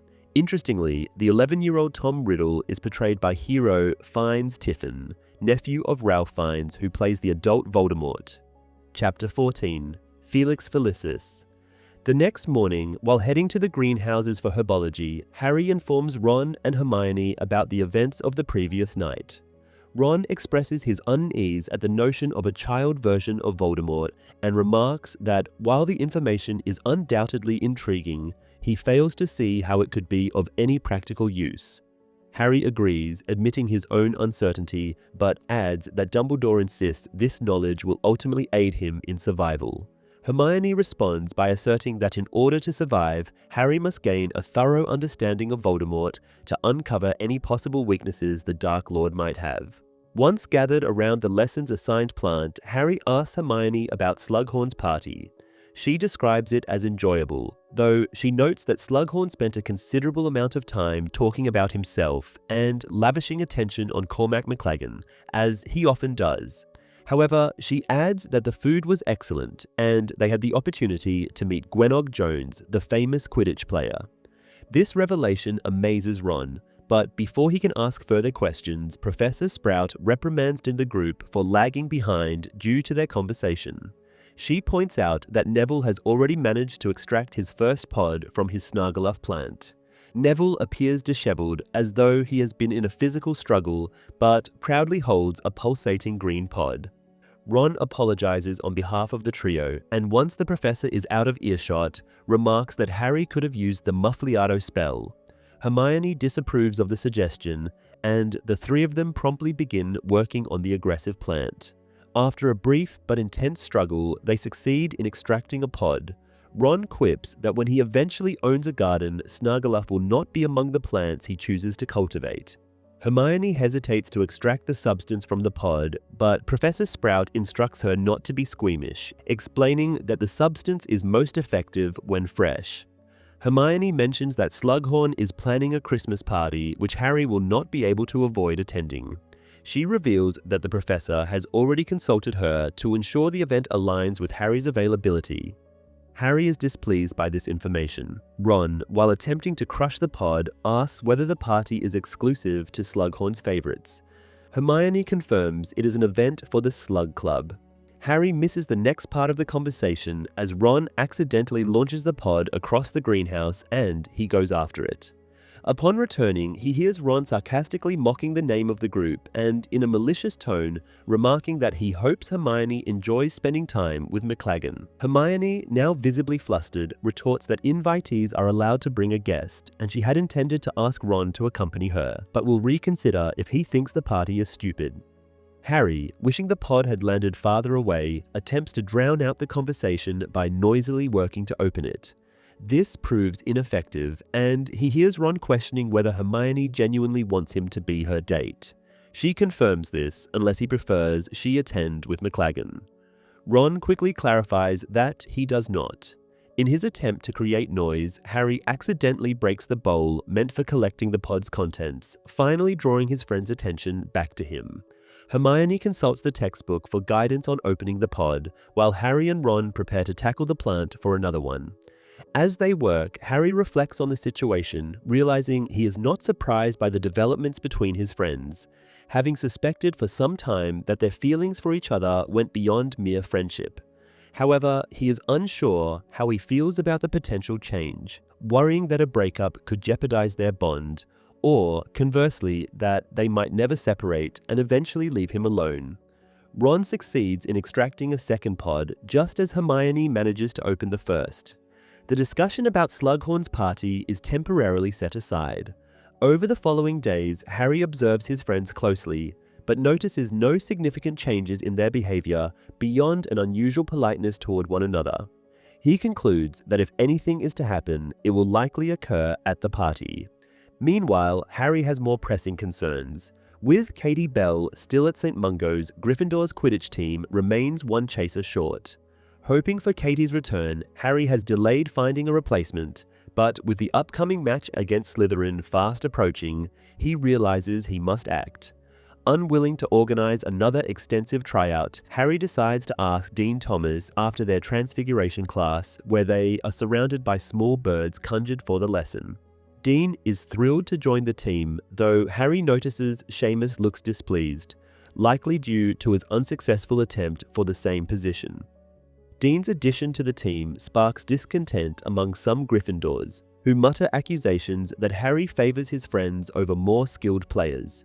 Harry dismisses these remarks, reasoning that such grumblings will dissipate if they win against Slytherin. If they lose, he grimly reflects, worse things have happened. That evening, Harry observes Dean practicing alongside Ginny and Demelza Robbins, concluding that he made the right choice. The new beaters, Peaks and Coot, are also improving rapidly.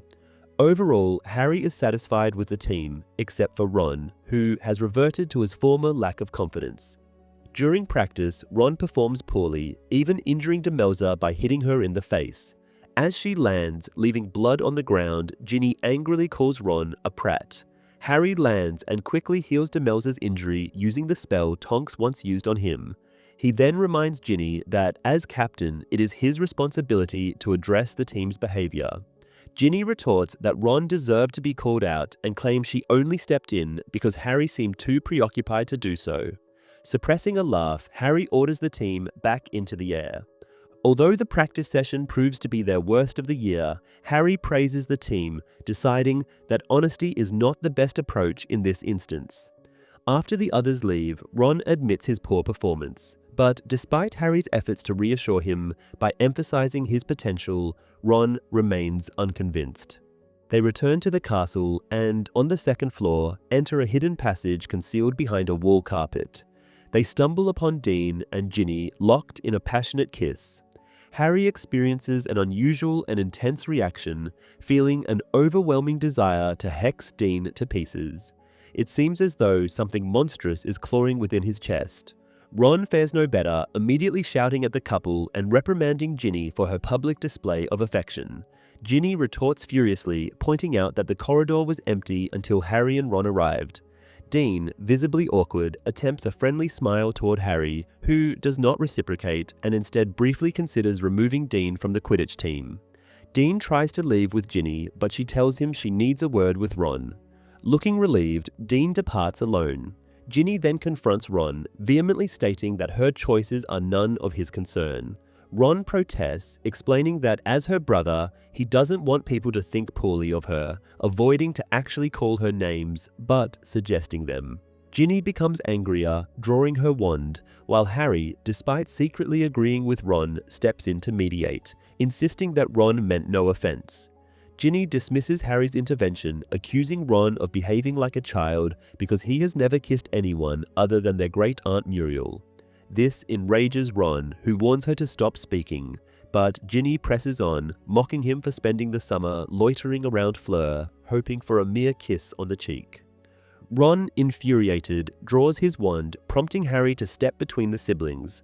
Ron shouts that just because he isn't kissing anyone in public doesn't mean he never has, to which Ginny sarcastically asks if he has been practicing with Pigwidgeon or perhaps having a photograph of Aunt Muriel, who she claims is the only person Ron has ever kissed. At this, Ron attempts to jinx Ginny but misses. Harry restrains Ron as Ginny yells that everyone else, including Harry and Hermione, has kissed someone, Cho Chang and Victor Crumb respectively, while Ron remains inexperienced and immature. She storms off, leaving Harry and Ron standing in silence.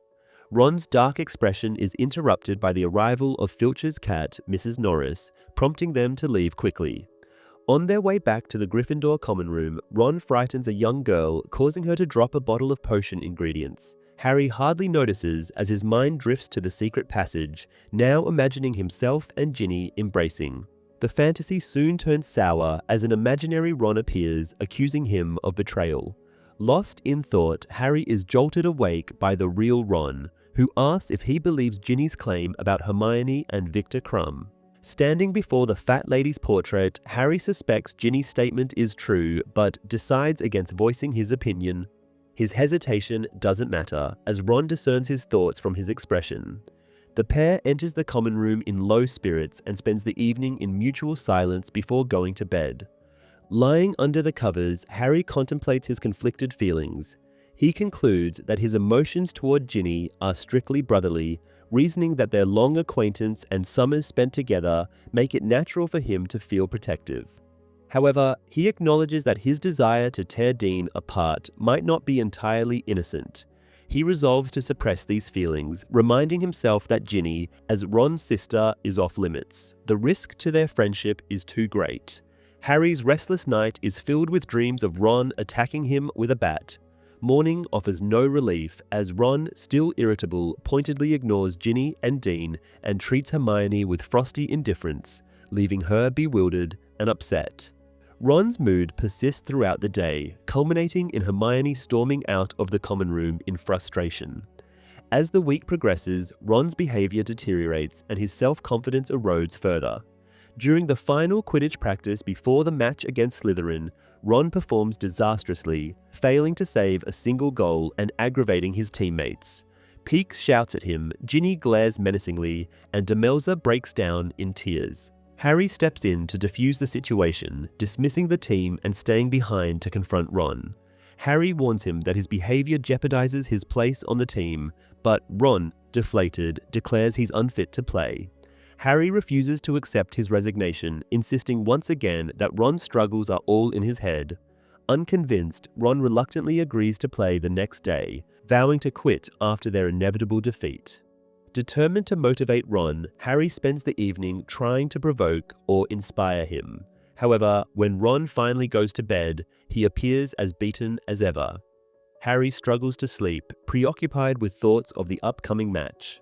Beyond wanting to prove himself as a capable captain, Harry is desperate to defeat Malfoy, especially since his suspicions about Malfoy being a Death Eater remain unproven.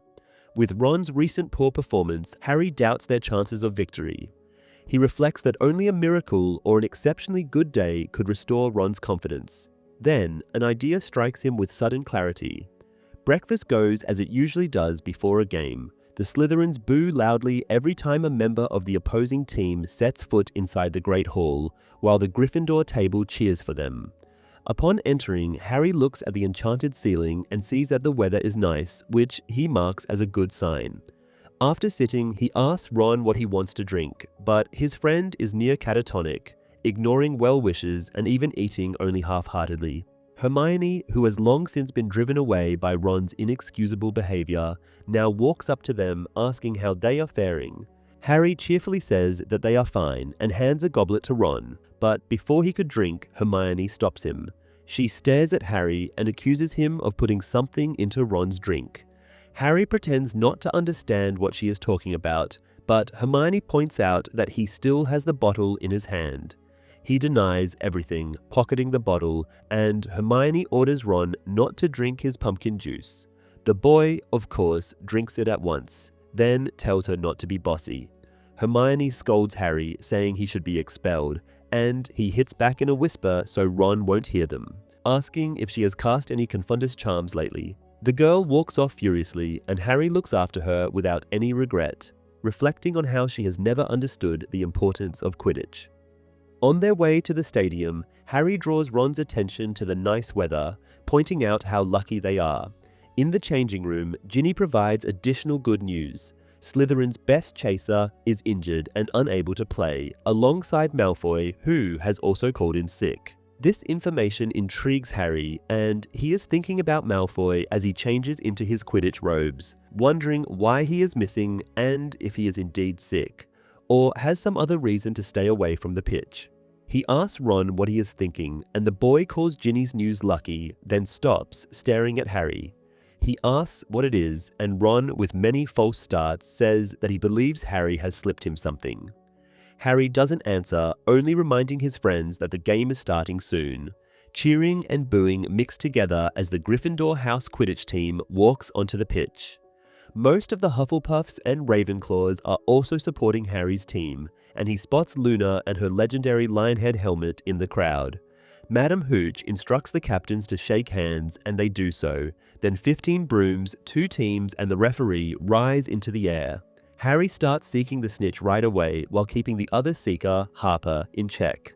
A commentator starts to speak, a very different voice than the usual cheerfulness of Lee Jordan, lamenting how Ron is still on the team despite his performance last year, and he credits this to the close friendship he is having with the team captain. This remark earns the Slytherin's approval, while Harry realizes that the new commentator is none other than the Hufflepuff player Zacharias Smith. In seconds, the first attempt on the Gryffindor hoops comes in the way of Urquhart, and even though Harry is more than a little nervous, Ron saves the goal. Zacharias Smith voices his opinion that Ron merely got lucky, and Harry agrees that Ron is indeed lucky today.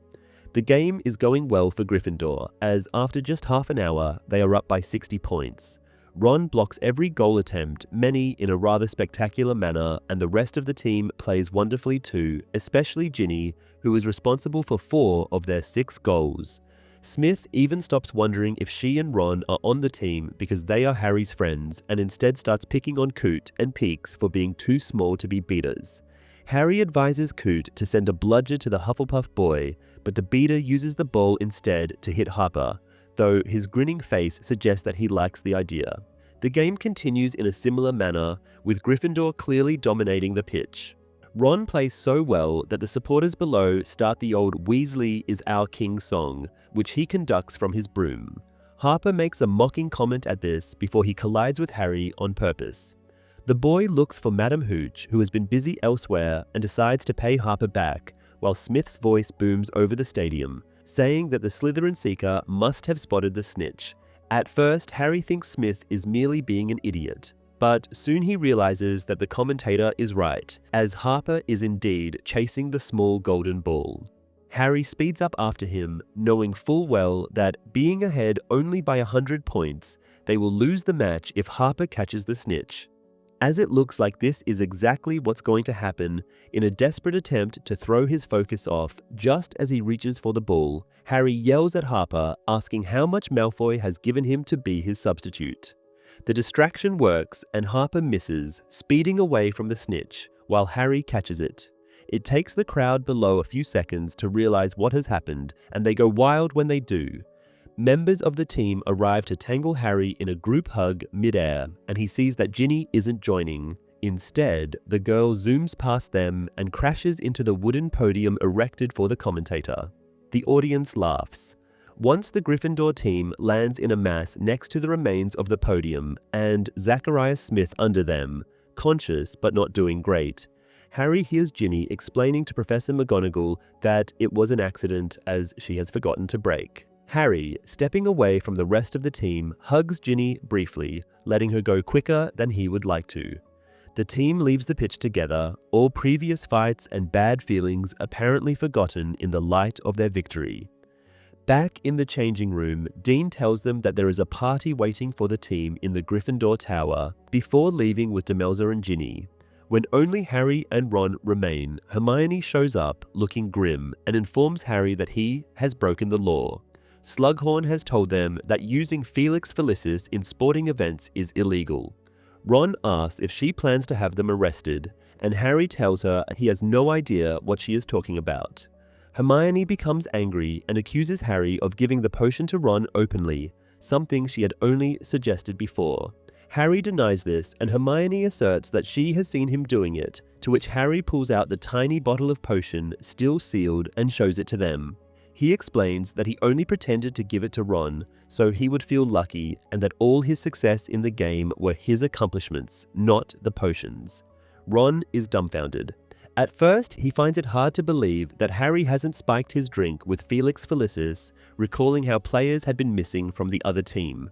But once he realizes that Harry is telling the truth, he turns on Hermione, angrily reprimanding her for not believing in him and his abilities as a keeper. Hermione points out that Ron himself had thought his success was due to the potion, but there is no reasoning with him, and he storms out of the changing room, furious. After a moment of silence, Harry hesitantly asks Hermione if they should go up to the castle and join the party, but she, on the verge of tears, says she has had enough of Ron for a while. She wonders aloud what terrible thing she might have done against Ron before leaving the changing room as well. As Harry walks back to the school, barely reacting to the congratulatory shouts from other students, he feels bad. He had assumed that once the match was won, Ron's behavior would return to normal, and he would act decently towards Hermione. Harry knows that what causes all of this is the fact that Hermione once kissed Victor Crumb, but he can't imagine a way of telling her this. The party in the common room is already lively when Harry arrives. Admirers quickly surround him, the Creevy brothers among them, eager to talk about the game in detail, as well as a few giggling girls. Romilda Vane soon finds him, dropping several hints about her willingness to accompany Harry to Slughorn's Christmas party. With all these distractions, it takes some time before he can even begin looking for Ron or Hermione. When he finally does, he finds only Ginny and her pet Pygmy Puff. Upon asking about Ron's whereabouts, Ginny points him out, calling him a hypocrite. Harry spots his friend embracing and kissing Lavender Brown eagerly, for all to see in the crowded room. Ginny remarks that Ron's style needs some refining before patting Harry on the arm and leaving, with Crookshanks the cat following, clearly very interested in the Pygmy Puff.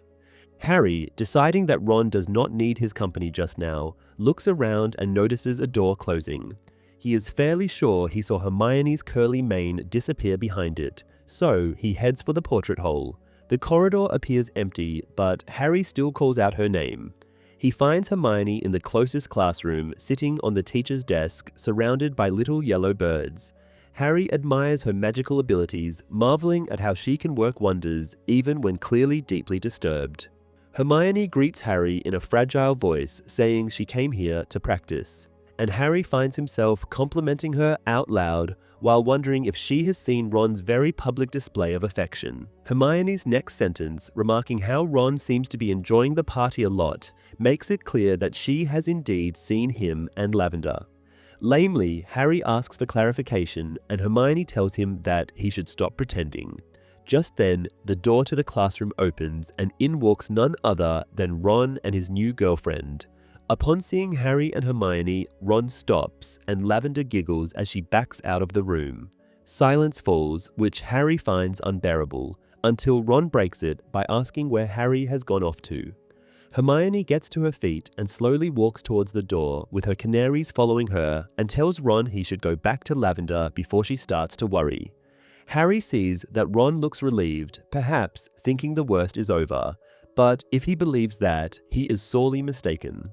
The next second, Hermione utters an incantation and all her birds attack Ron at once.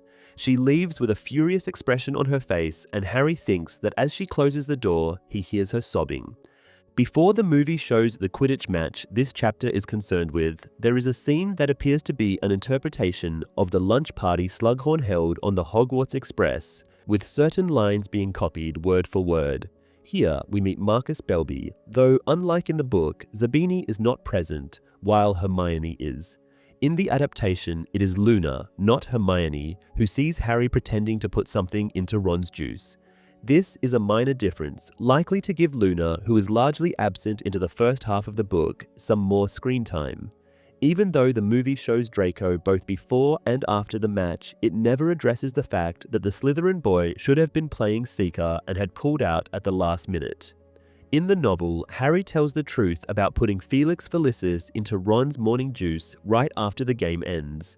The movie, however, only shows him telling it to Hermione and never to Ron, suggesting Ron still thinks his success was due to the luck potion. Chapter 15, The Unbreakable Vow. It's Christmas time with all its accompanying traditions. The castle is adorned in festive decorations, including 12 towering Christmas trees in the Great Hall, courtesy of Hagrid, as well as candles placed within the suits of armor, giving them a cheerier appearance than usual.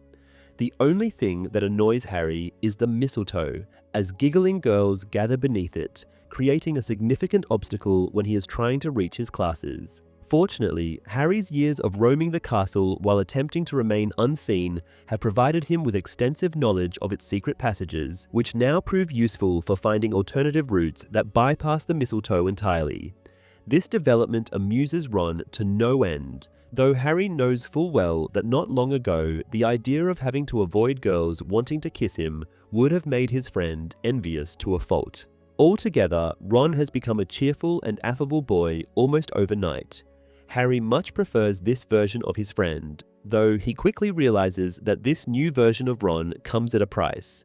The substantial amount of time he now spends with Lavender Brown, who seems to think that the best way to utilize her free time is by engaging in long and frequent kissing sessions with Ron. Additionally, Harry finds it frustrating that his two best friends are no longer on speaking terms, leaving him awkwardly stuck in the middle. Ron, still bearing scars from Hermione's bird attack, defends himself to Harry one day, insisting that he has never made any promises to Hermione apart from agreeing to accompany her to Slughorn's Christmas party. Even then, he emphasizes, they never stated they were going as anything other than friends.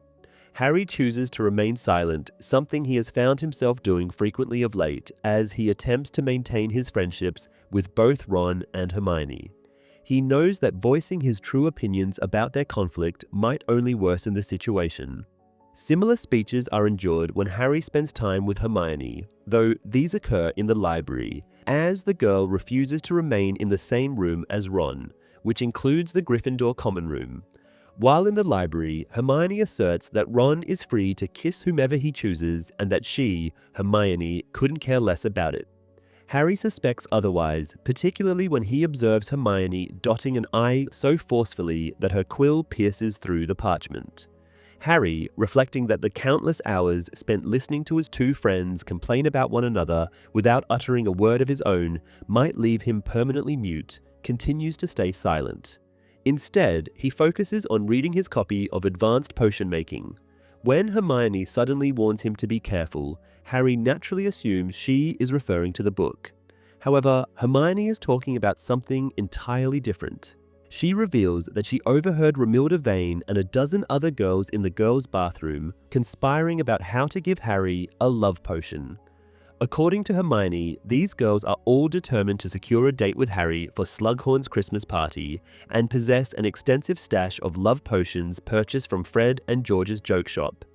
Hermione adds that unfortunately, the potions are fully effective.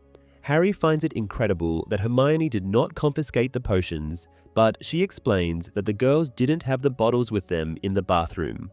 Hermione also mentions that not even the Half-Blood Prince would be capable of concocting an antidote to counter so many different love potions, so Harry should seriously consider inviting someone to the party soon to discourage the scheming girls. Harry protests that there is no one he wishes to invite, taking care not to think about Ginny. Hermione insists that, regardless, he should remain vigilant, as Romilda Vane seems particularly determined. After a pause in the conversation, Harry questions how the girls managed to bring the potions into Hogwarts, considering that Filch has banned all products from Weasley's Wizard Wheezes. Hermione retorts that nobody pays much attention to Filch's bans. Harry persists, noting that every package entering the castle is supposed to be inspected. Hermione explains that the twins use a special owl service to disguise potions as harmless items like perfume or cough drops. When Harry remarks that she seems to know a lot about this, Hermione shoots him a reproachful look and clarifies that she read the information on a bottle during her visit to the shop over the summer. She also points out that she is not the one putting, or pretending to put, potions in anyone's drinks, prompting Harry to hastily change the subject. He speculates that if Fred and George can fool Filch, then Malfoy might have used the same method to smuggle the cursed necklace into the school. Hermione responds with exasperation, explaining that secrecy sensors are designed to detect concealment charms and dark magic, meaning the necklace would have been discovered. She adds that love potions do not require magical concealment. They can simply be disguised as ordinary items and are not inherently dangerous.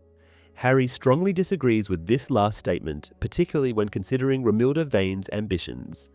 Their conversation is interrupted by a noise from the next aisle, as if someone eavesdropping has just moved away. Moments later, Madame Pince swoops down on them, announcing that the library is closing and reminding them to return all materials to their proper places. She then notices Harry's heavily annotated textbook and reacts furiously, accusing him of defacing a book. Despite Harry's protest that the book does not belong to the library, Madame Pince tries to confiscate it. Harry manages to snatch it back, and Hermione, who has already packed her belongings, quickly leads him out, scolding him for bringing the contentious book into the library in the first place. Harry retorts that it isn't his fault the librarian is so irritable, then suggests half-jokingly that Madame Pince's outburst might have been triggered by Hermione's dismissive comment about Filch. Harry speculates that the librarian and the caretaker might be romantically involved. As they walk back to Gryffindor Tower, Harry and Hermione engage in a good-natured argument about the plausibility of Madame Pince and Filch having a secret relationship. Harry barely steps into the common room before being intercepted by Romilda Vane, who offers him some gilly water. He quickly declines, claiming he doesn't like it, while Hermione gives him a pointed, "I told you so" look. Undeterred, Romilda tries again, handing him a box of chocolates and explaining they are from her grandmother. She claims she doesn't care much for them as they contain fire whiskey. Lacking a polite way to refuse, Harry accepts the box and hurries after Hermione, who reiterates her earlier advice, adding that the sooner he invites someone to Slughorn's party, the sooner others will stop pestering him. Her face then darkens as she notices Ron and Lavender embracing nearby. Though it is barely 7 o'clock, she bids Harry goodnight and retreats to the girls' dormitory. That night, lying in bed, Harry considers that only one day and Slughorn's party stand between him and the Christmas holidays. Though he doubts Ron and Hermione will reconcile by then, he hopes the break will provide much-needed distance and perspective for both. His hopes, faint to begin with, diminish further during the next day's Transfiguration lesson. The topic is human transformation, and the task is to change the color of one's eyebrows. Instead, Ron conjures a large moustache on his face, prompting Hermione to laugh mockingly. In retaliation, Ron mimics her eager habit of answering every question the teacher asks. Lavender and Parvati find this amusing, but Hermione storms out of the classroom in tears when the bell rings. Deciding to side with her this time, Harry collects Hermione's belongings and follows her. He finds her with Luna, who is trying to comfort her. Luna greets Harry and informs him that one of his eyebrows is yellow. Harry hands Hermione her books and she murmurs that she had better get going, still on the verge of tears. She departs before Harry can think of anything comforting to say, though he reflects he likely wouldn't have found the right words anyway. Luna explains that at first she thought it was Moaning Myrtle crying in the toilet, only to realize it was Hermione. She adds that Hermione mentioned Ron's name and Harry confirms they had a fight. Luna observes that while Ron is often funny, he can also be quite mean. Harry agrees, marveling again at Luna's ability to state blunt truths so casually. Shifting the topic, he asks about her term, and Luna says it has been fine, though she misses the DA meetings. She mentions that Ginny recently defended her against someone calling her Loony Lovegood. Without fully understanding why, Harry hears himself inviting Luna to Slughorn's party. Luna's surprise matches Harry's own, and she asks for clarification. When he explains it would be strictly as friends, she beams, saying no one has ever asked her to a party as a friend before. She then asks if why the party is why he changed his eyebrow to yellow and whether she should follow suit. Harry assures her that the eyebrow mishap is unrelated. They agree to meet in the entrance hall that evening. Their conversation is interrupted by Peeves, who begins chanting, "Potty loves Loony," as he zooms away. Harry sarcastically remarks on the abundance of personal space at Hogwarts. By the afternoon, thanks to Peeves, news of Harry's invitation to Luna has spread. Ron confronts Harry, incredulous that he chose Luna when he could have asked any girl. Ginny scolds her brother, telling him to stop calling Luna Loony. She then tells Harry that Luna is excited and that she, Ginny, thinks it's great they're going together. After Ginny leaves, Harry struggles to share her enthusiasm. He notices Ron staring at Hermione, who is seated alone, and suggests he apologize. Ron refuses, fearing another attack by her conjured birds. Harry reprimands him for mocking Hermione earlier, pointing out that even he laughed because the mustache had been funny. The conversation ends when Lavender arrives, pushing Harry aside to kiss Ron. Parvati Patil, as exasperated by the couple's behavior as Harry, sits beside him. Remembering that Parvati and her sister were nearly withdrawn from school by their parents, Harry asks if they are allowed to stay. Parvati explains they are, though the incident with Katie Bell almost changed their parents' minds. Hermione approaches and Parvati greets her warmly, likely out of guilt for laughing earlier. Hermione asks if Parvati is attending the party, and the girl replies that no one invited her. Parvati then asks if Hermione is going, and Hermione confirms she will meet Cormac McLaggen in the entrance hall. This news visibly impacts Ron, who stops kissing Lavender. Ignoring him, Hermione giggles, an uncharacteristic sound, and Parvati teases her about having a thing for Quidditch players, first dating Victor Crumb and now McLaggen.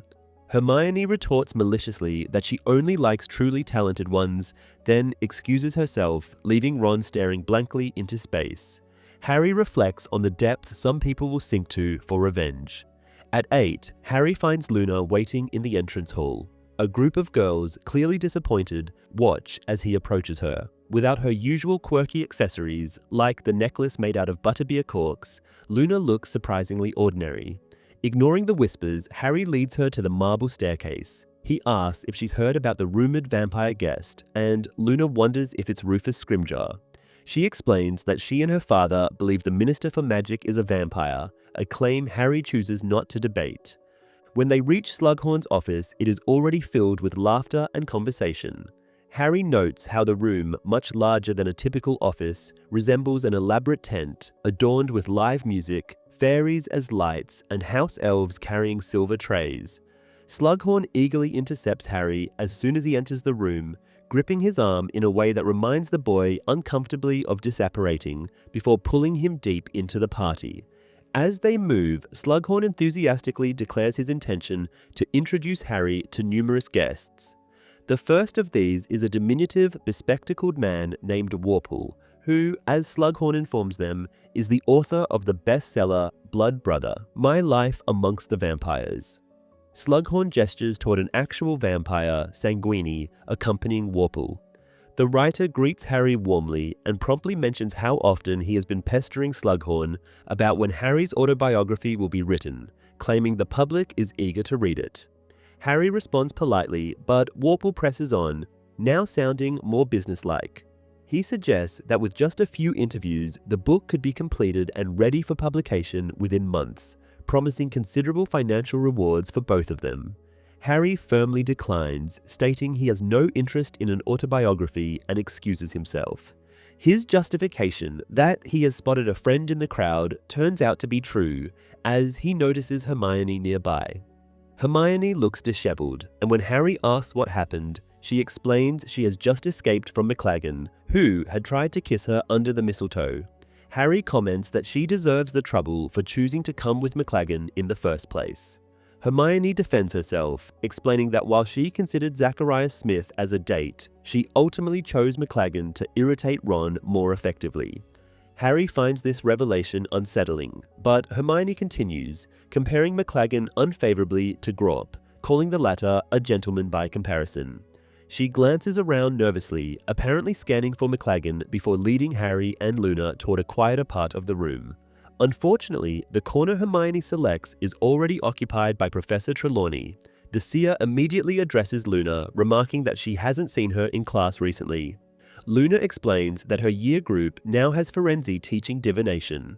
This sends Trelawney into an irate, slightly drunken tirade about the insult of having to share her subject with Firenze, whom she dismissively refers to as a horse and a dobbin.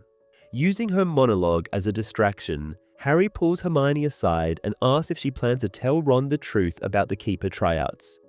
Hermione is indignant at the suggestion, but assures Harry that she would never stoop so low, despite her current strategy of dating McLaggen to provoke Ron. Relieved, Harry notes that revealing the truth would likely cost Gryffindor their next match.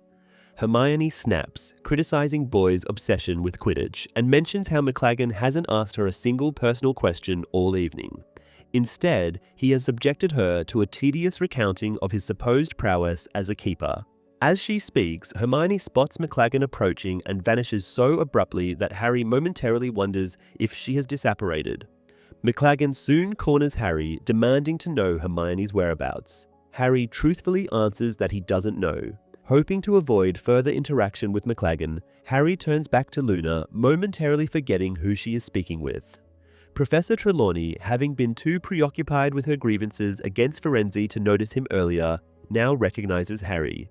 She chastises him for abandoning divination, claiming he, of all people, should appreciate its importance. Before Harry can respond, Slughorn intervenes with a jovial remark about how every teacher believes their subject is the most vital. Slughorn, who also seems to have been drinking, launches into a glowing account of Harry's aptitude for potions, declaring him one of the most talented students he has ever taught. To Harry's dismay, Slughorn calls Snape over from the crowd, recounting how Harry's first potion in his class was so successful that it rivaled Snape's own efforts as a student. Snape, eyeing Harry with suspicion, remarks that he never believed he had managed to teach him anything. Slughorn, undeterred, presses Harry to list his other subjects. When Harry does so, Snape immediately identifies them as prerequisites for becoming an Auror. Harry confirms his ambition, prompting Slughorn to predict a bright future for him in the Auror ranks. Luna interjects, suggesting that Harry should reconsider, citing her belief in the so-called Rotfang conspiracy, which she claims involves Aurors using dark magic and spreading gum disease to overthrow the Ministry. Harry struggles not to choke on the mead he has been sipping during Luna's explanation, and reflects that moments like these make bringing Luna to the party worthwhile. His mood improves further when Filch appears, dragging Malfoy by the arm and claiming he caught him sneaking into the party without an invitation. Malfoy admits he was not invited, but says he only wanted to join the celebration. Filch reminds him that being out after hours without permission is punishable, but Slughorn, in the spirit of Christmas, insists there is no harm in Malfoy wanting to enjoy the festivities and allows him to stay. Harry notices that Malfoy does not appear remotely pleased with this decision. Instead, he looks dejected. Snape, standing nearby, seems almost fearful, a reaction that strikes Harry as odd. The next second, everything returns to normal. Filch departs, Malfoy pours out his gratitude to Slughorn, who modestly says there is nothing to thank him for, mentioning that he and Malfoy's grandfather were old friends. Snape remains unreadable as usual. Harry also notices that Malfoy appears unwell, thinner, paler, and with dark shadows under his eyes.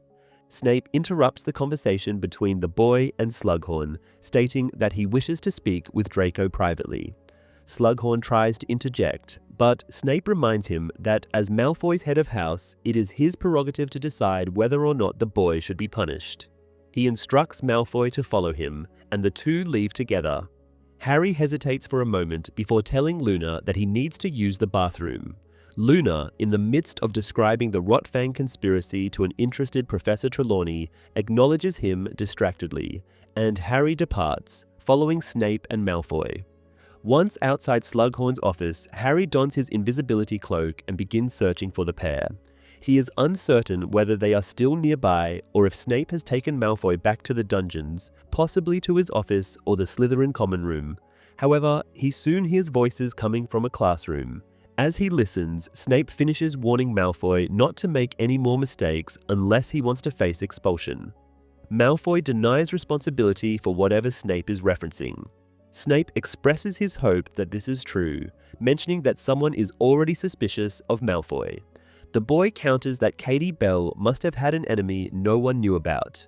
He then accuses Snape of looking at him a certain way, adding that he knows what Snape is trying to do and that it will not succeed. Snape remarks that he can see Bellatrix has taught Malfoy occlumency and asks what the boy is attempting to conceal from Lord Voldemort. Malfoy claims he has no secrets from the Dark Lord, but insists that Snape should stay out of his head and away from his plans. Harry is startled to hear Malfoy speak to Snape in such a defiant manner, given their history of mutual fondness and Snape's obvious favoritism. Snape observes that Malfoy's refusal to speak with him all term now makes sense. He wanted no interference. He notes that no other student could have ignored his summons without repercussions. Malfoy retorts that Snape is free to report him to Dumbledore or assign detention. Snape reassures him that he has no intention of doing either, prompting Malfoy to snap that he should stop sending him invitations to his office. Snape then reveals that he made an unbreakable vow to protect Malfoy. Malfoy coldly tells him that the vow will have to be broken because he doesn't need Snape's assistance. He insists that his plan is progressing, albeit more slowly than anticipated. Snape attempts to learn more about this plan, but Malfoy refuses to divulge any details. He repeats that he doesn't require Snape's help, stating that he has other allies. Snape points out that Malfoy was alone tonight, and the boy blames this on Snape, accusing him of causing his isolation by sending Crabbe and Goyle to detention. The two argue over the necessity of maintaining appearances. Malfoy accuses Snape of wanting to involve himself in the plan solely to claim credit for its success. After a brief silence, Snape calls Malfoy childish. Harry misses the rest of the conversation as Malfoy storms toward the door, nearly catching him eavesdropping. Malfoy bypasses the party, heading down the corridor and disappearing from sight. Harry watches Snape leave as well, safely hidden and invisible, his mind racing with the implications of what he overheard. Though the book never explicitly confirms whether Slughorn admitted Neville to the Slug Club after their meeting on the train, the film depicts Neville at the Christmas party, but as a waiter rather than a guest.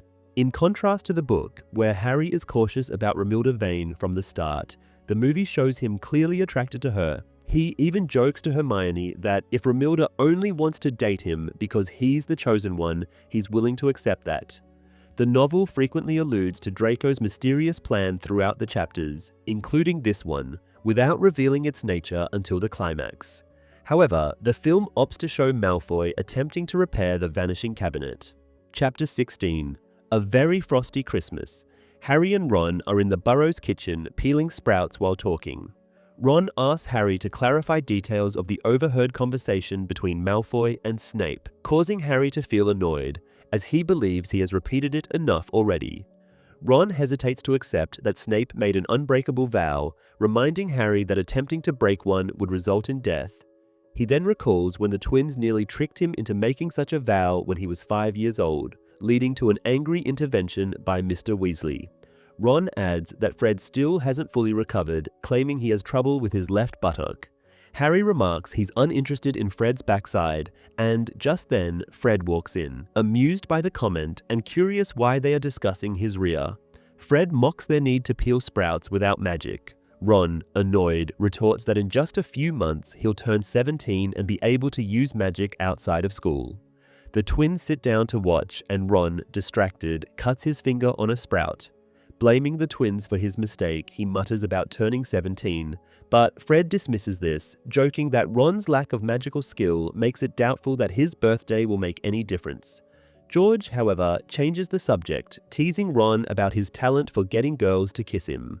Embarrassed, Ron angrily says it's none of their business if he has a girlfriend, prompting Fred to joke about what kind of accident Lavender must have had to sustain such severe brain damage. Furious, Ron throws the peeling knife at Fred, but Fred casually waves his wand, transforming it into a paper aeroplane. Unfortunately, Mrs. Weasley enters at that moment, scolding Ron and then informing the twins that, due to Lupin spending the holidays at the Burrow, Bill will share their room while Ginny will stay with Fleur. Fred remarks that this arrangement is sure to ruin Ginny's Christmas. When Fred asks about Percy, Mrs. Weasley admits it's unlikely he'll come, citing his busy work schedule. After she leaves, Fred speculates that Percy isn't truly busy, but is simply a jerk. Preparing to leave, the twins reveal their plan to visit the paper shop in the village, mentioning that one of the clerks is a pretty girl who enjoys George's card tricks. After they leave, Ron, frustrated, calls them gits and complains about how easily they could have used magic to finish peeling the sprouts. Harry, however, says it doesn't matter, reminding Ron he couldn't leave the Burrow anyway because of his promise to Dumbledore to stay during the holiday. Ron asks if Harry plans to tell Dumbledore about the conversation between Malfoy and Snape. Harry confirms this, saying he'll report it to anyone who might stop Malfoy's plan, with Dumbledore and Mr. Weasley being his primary choices. Ron comments on how unfortunate it is that Harry couldn't overhear Malfoy's actual plan, and Harry reminds him that Malfoy deliberately avoided disclosing it to Snape. Ron warns that Dumbledore and others will likely believe Snape was merely trying to uncover Malfoy's plans to thwart them. Harry insists Snape couldn't fake such sincerity and presses Ron for agreement. Ron reassures Harry, but points out that their view of Snape's allegiance is unpopular, as even Dumbledore trusts Snape's loyalty to the Order. Harry imagines Hermione's response, thinking she'll share the same opinion. He hasn't had the chance to discuss it with her yet, as she left the party early and departed for her holiday before he and Ron headed to the Burrow. Confident Hermione can't argue otherwise, Harry looks forward to proving he was right about Malfoy's suspicious behavior, a point he has already emphasized repeatedly to Ron. Talking to Mr. Weasley about the matter proves difficult due to his demanding working hours.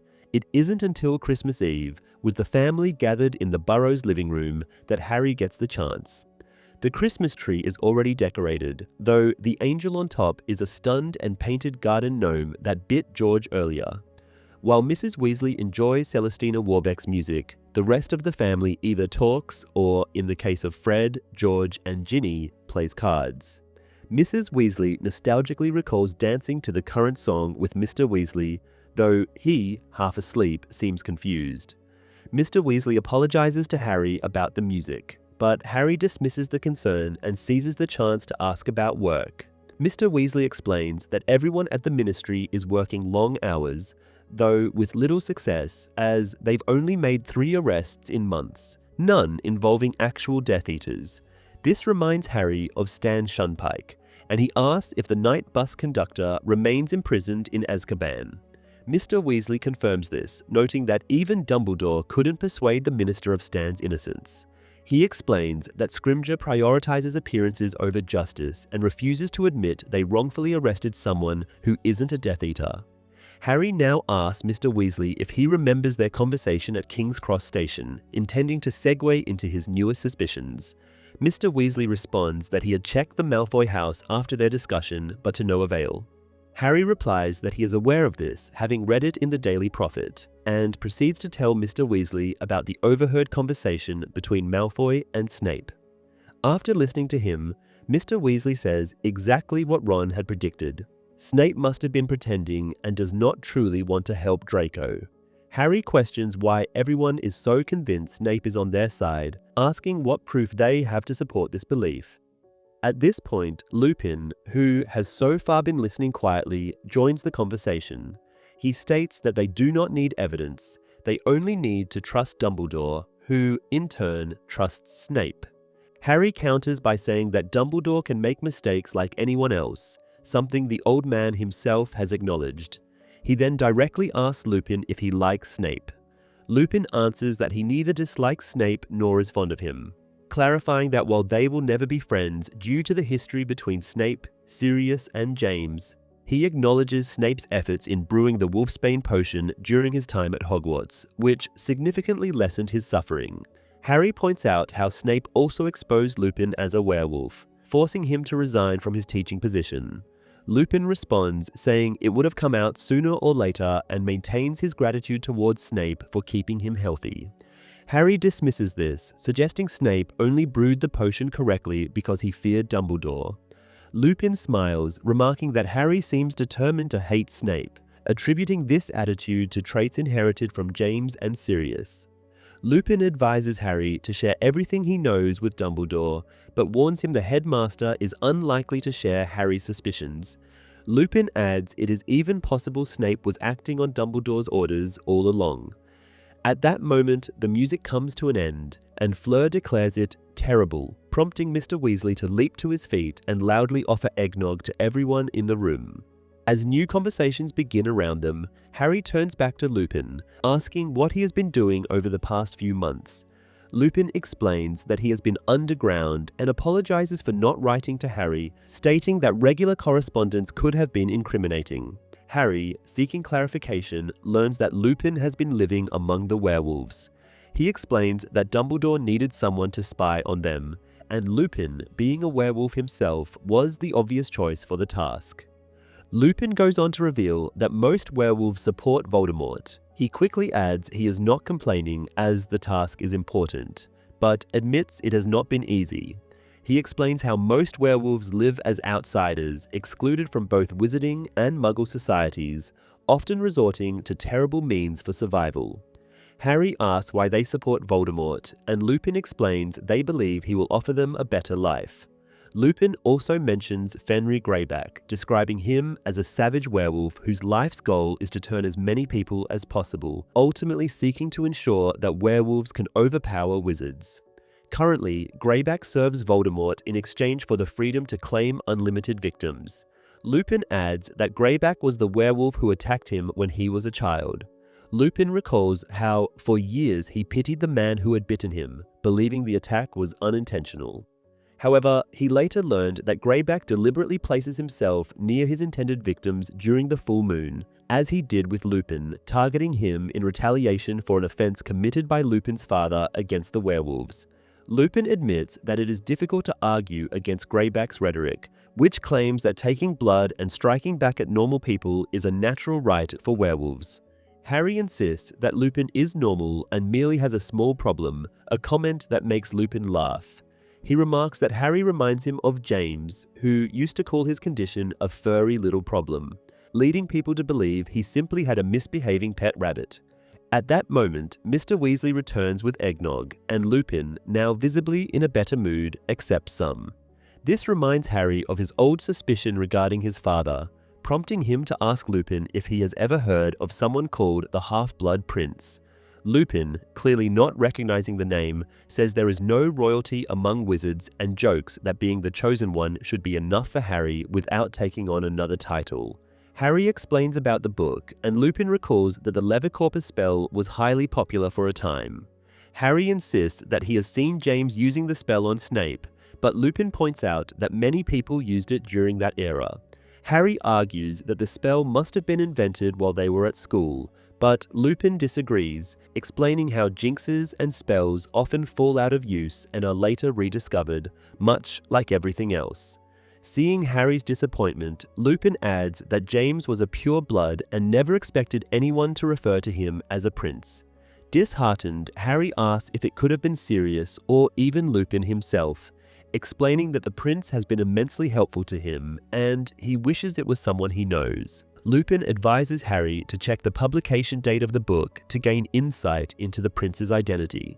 The conversation is interrupted when Fleur begins mimicking Celestina Warbeck, which the others interpret as a sign that it is time for bed.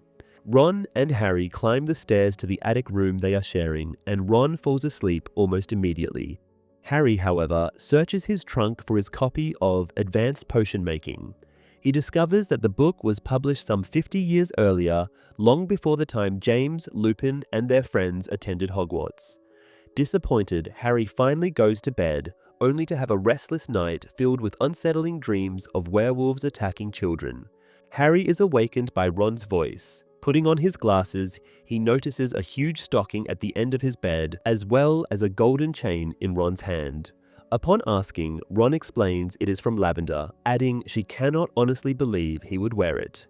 Harry sees large golden letters hanging from the chain, spelling the words, "My sweetheart." He advises Ron to make sure he is wearing this in front of Fred and George. Ron, after hiding the necklace under his pillows, warns Harry against ever mentioning it to them. Harry assures his friend he would not, and Ron questions how Lavender could even think he would want something like that. Harry jokes that he must have mentioned to her he wanted to walk around with "My sweetheart" hanging around his neck. And Ron replies they do not really talk much at all. Their relationship is mostly just making out. He then asks Harry if Hermione is really dating McLaggen, and Harry says he is not sure, though they did not seem to get along at Slughorn's party. This puts Ron in a slightly better mood. It is time to open presents. Harry receives the traditional knitted jumper from Mrs. Weasley, a large box of Weasley's Wizard Wheezes merchandise from the twins, and a suspicious, damp little package from Creature.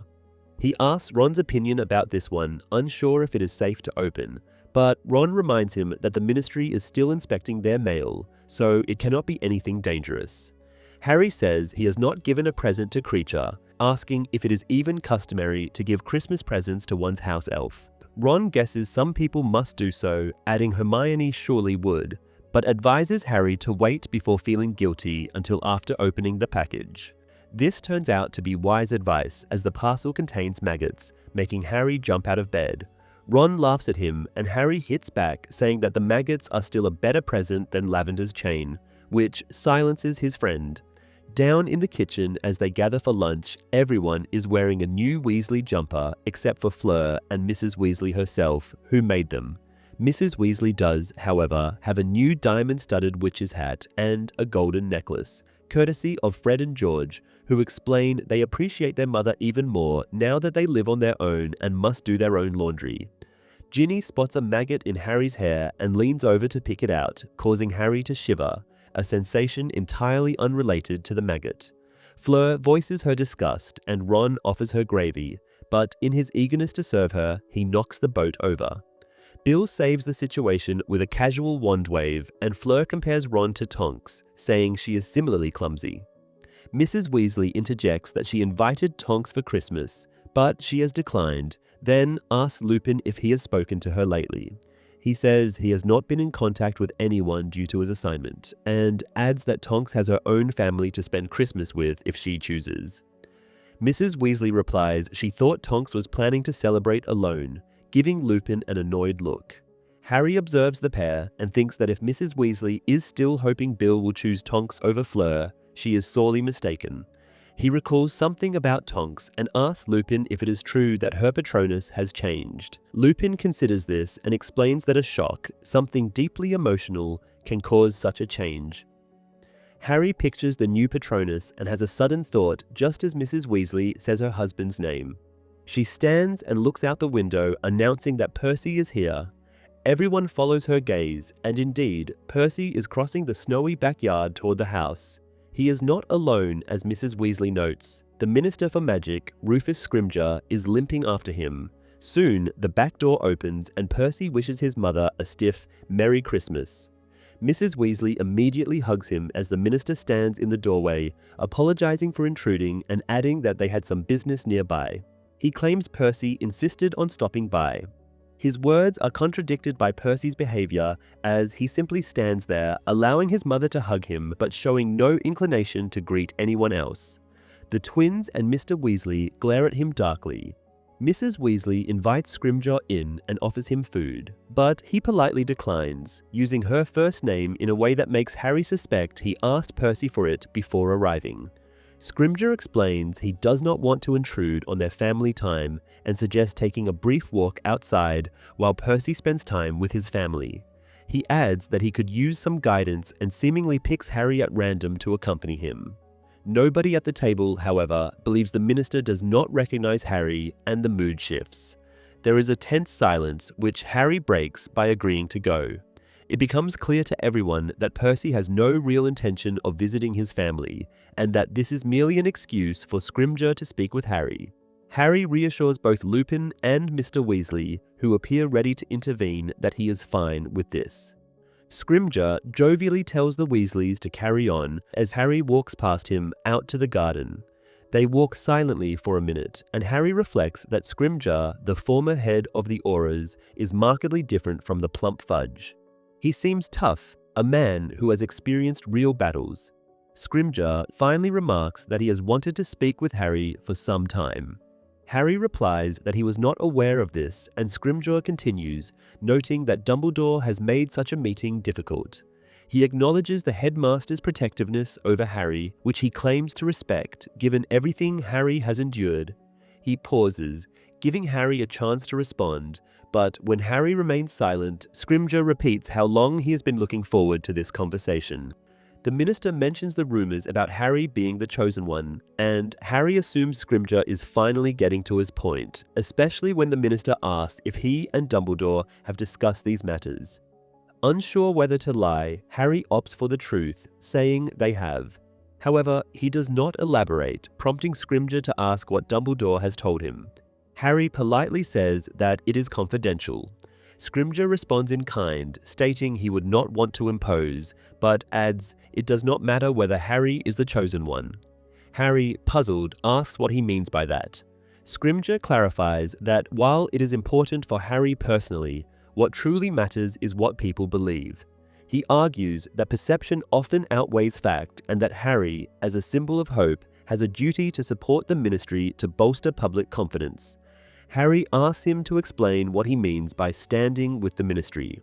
Scrimgeour elaborates that it would involve occasional appearances at the ministry, allowing the public to see them working together.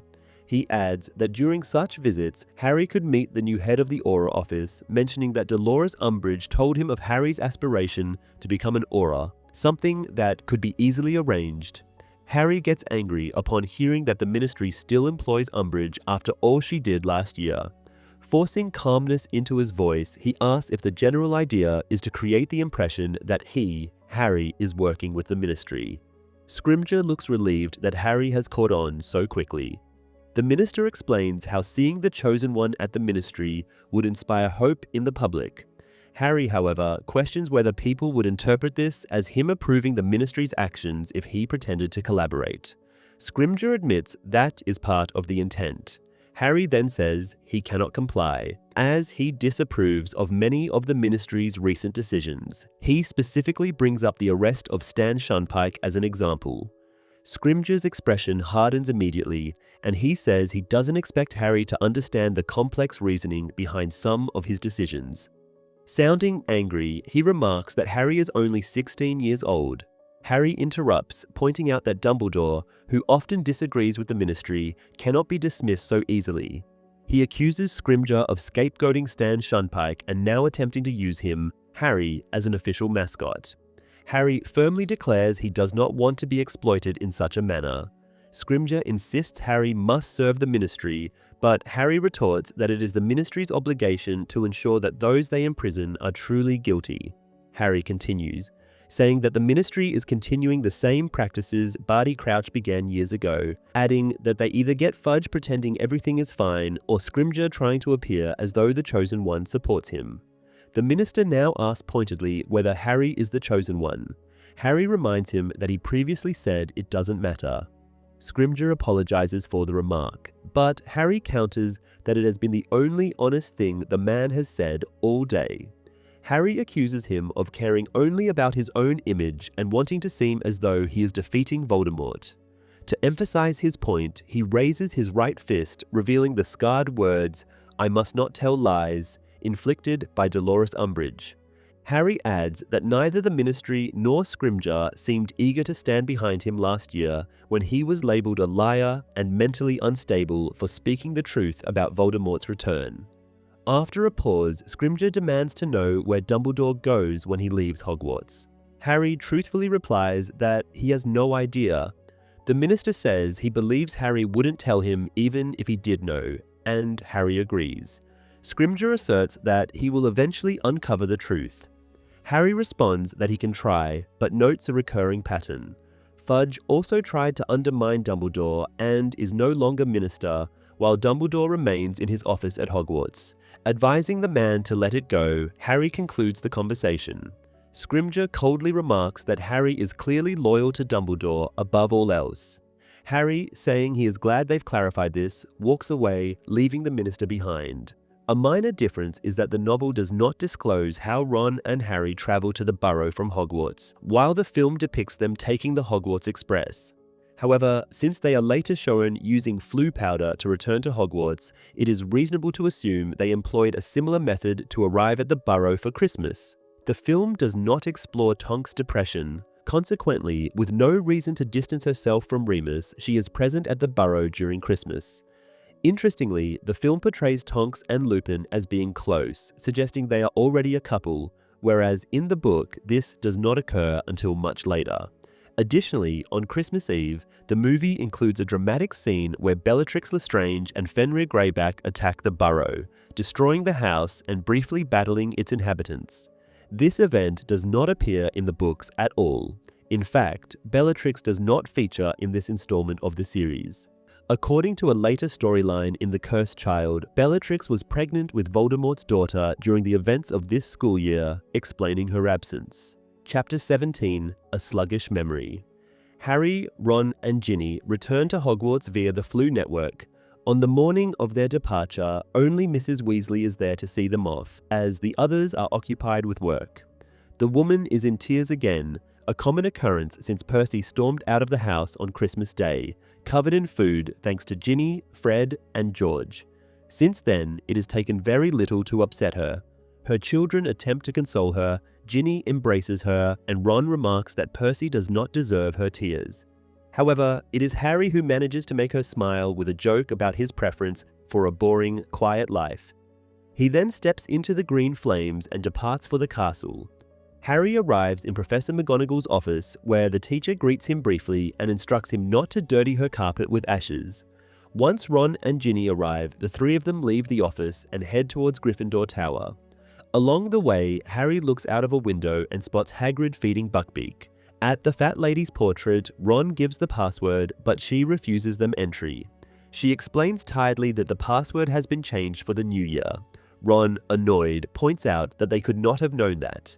Fortunately, Hermione appears, flustered, and tells them she has been back for a few hours and just visited Hagrid. She inquires about their Christmas, and when Ron begins to mention Scrimgeour, she cuts him off to deliver a message to Harry.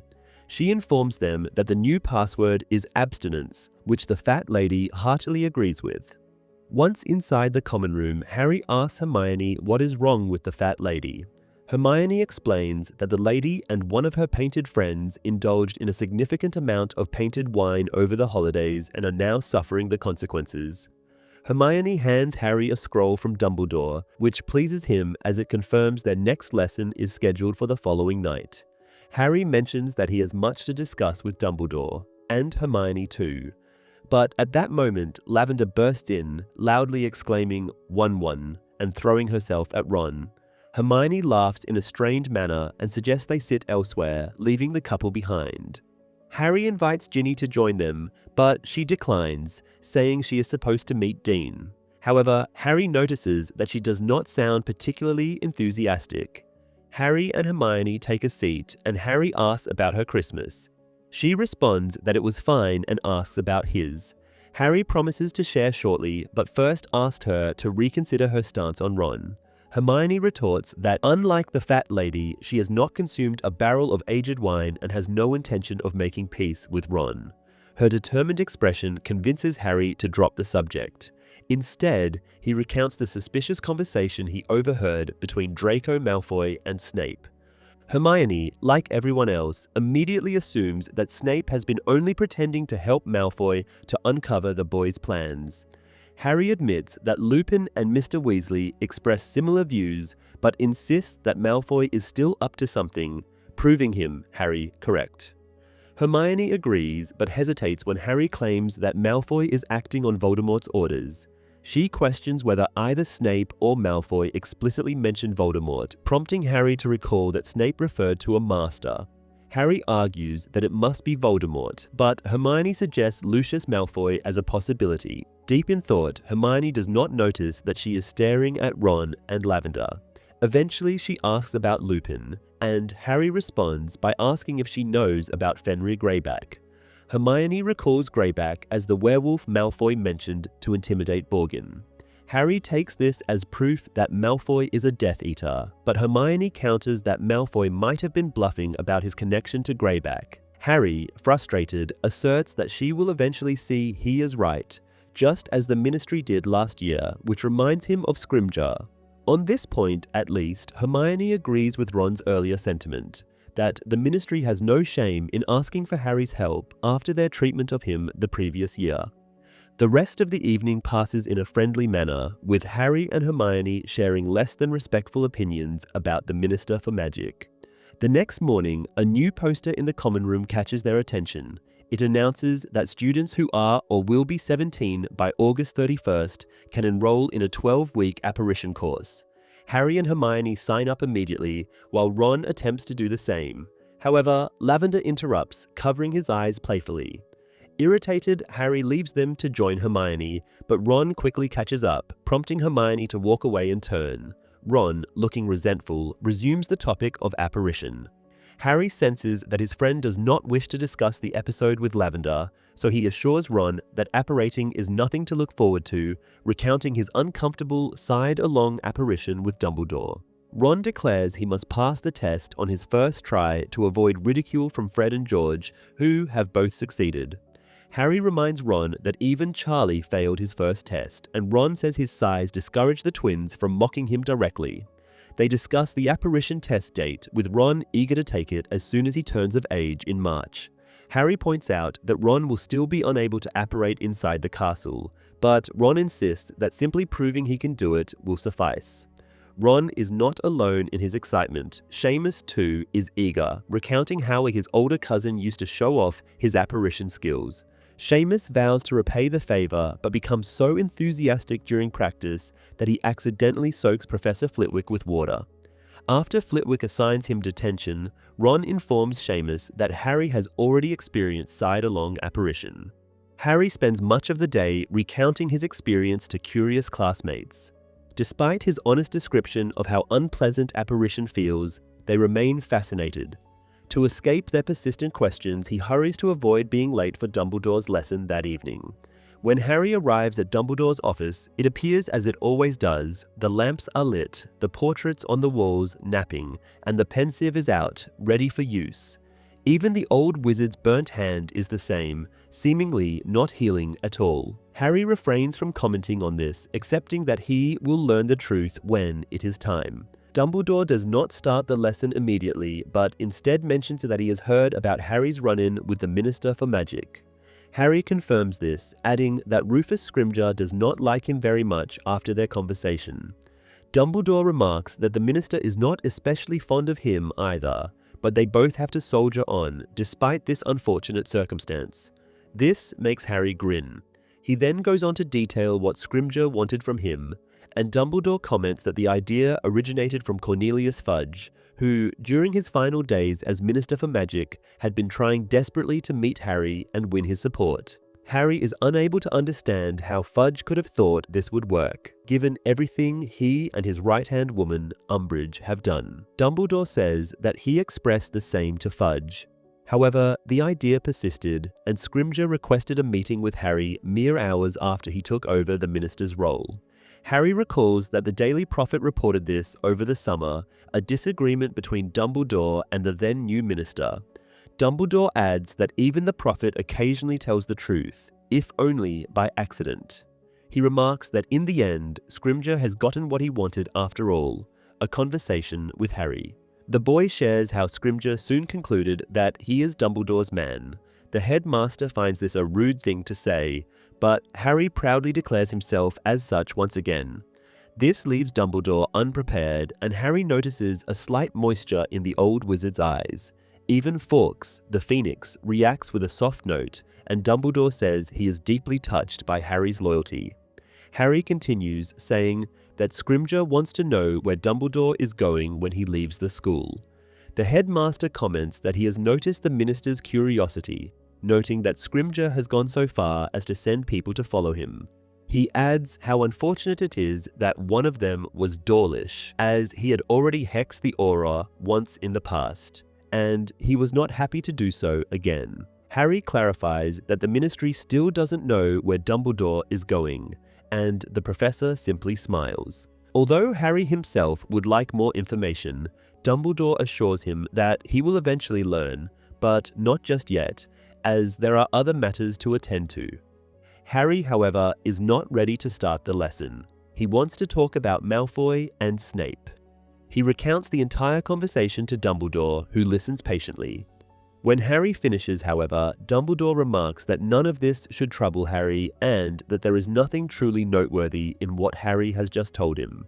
Harry, uncertain if the old wizard has understood the implications, says so, but Dumbledore responds saying that, smart as he is, he managed to catch everything and, in fact, may understand a bit more than Harry does. Dumbledore then repeats that he is glad Harry shared this with him, but he has heard nothing that should cause concern. Harry is somewhat angry now and asks if Dumbledore is still sure he can trust Snape. The headmaster responds in an irritated voice that he has answered this question in the past and his views have not changed. Phineas Nigellus interjects, voicing his agreement, but Dumbledore ignores the portrait. He then says to Harry that they must start on today's work, as there are important things to show him. Harry, still reluctant, is not willing to let the topic go just yet. Dumbledore, guessing what Harry is thinking, says that it is common, even between good friends, to think that what one wants to say is much more important than what the other could add. Harry assures him that he understands what Dumbledore wants to share is important, and the old wizard stresses this further. He says that the two memories he is about to show Harry were obtained with the utmost difficulty, and one of them might be the most significant piece in this puzzle. Although Harry is still upset, he knows that acting angry won't get him anywhere now.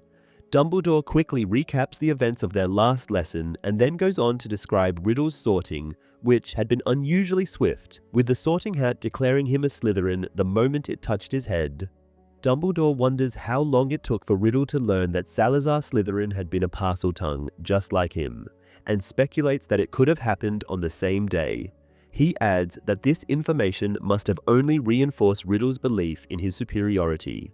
Whether Riddle ever displayed this talent before his fellow Slytherins remains unknown, as no such story ever reached the teachers. In fact, Riddle had been a quiet, polite boy of immense talent, from a sad background and possessing good looks, all of which caused people to favor him.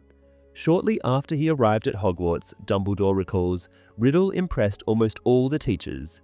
Harry asks if the headmaster shared his concerns about Riddle's behavior, such as thievery and using magic to punish others, with his colleagues.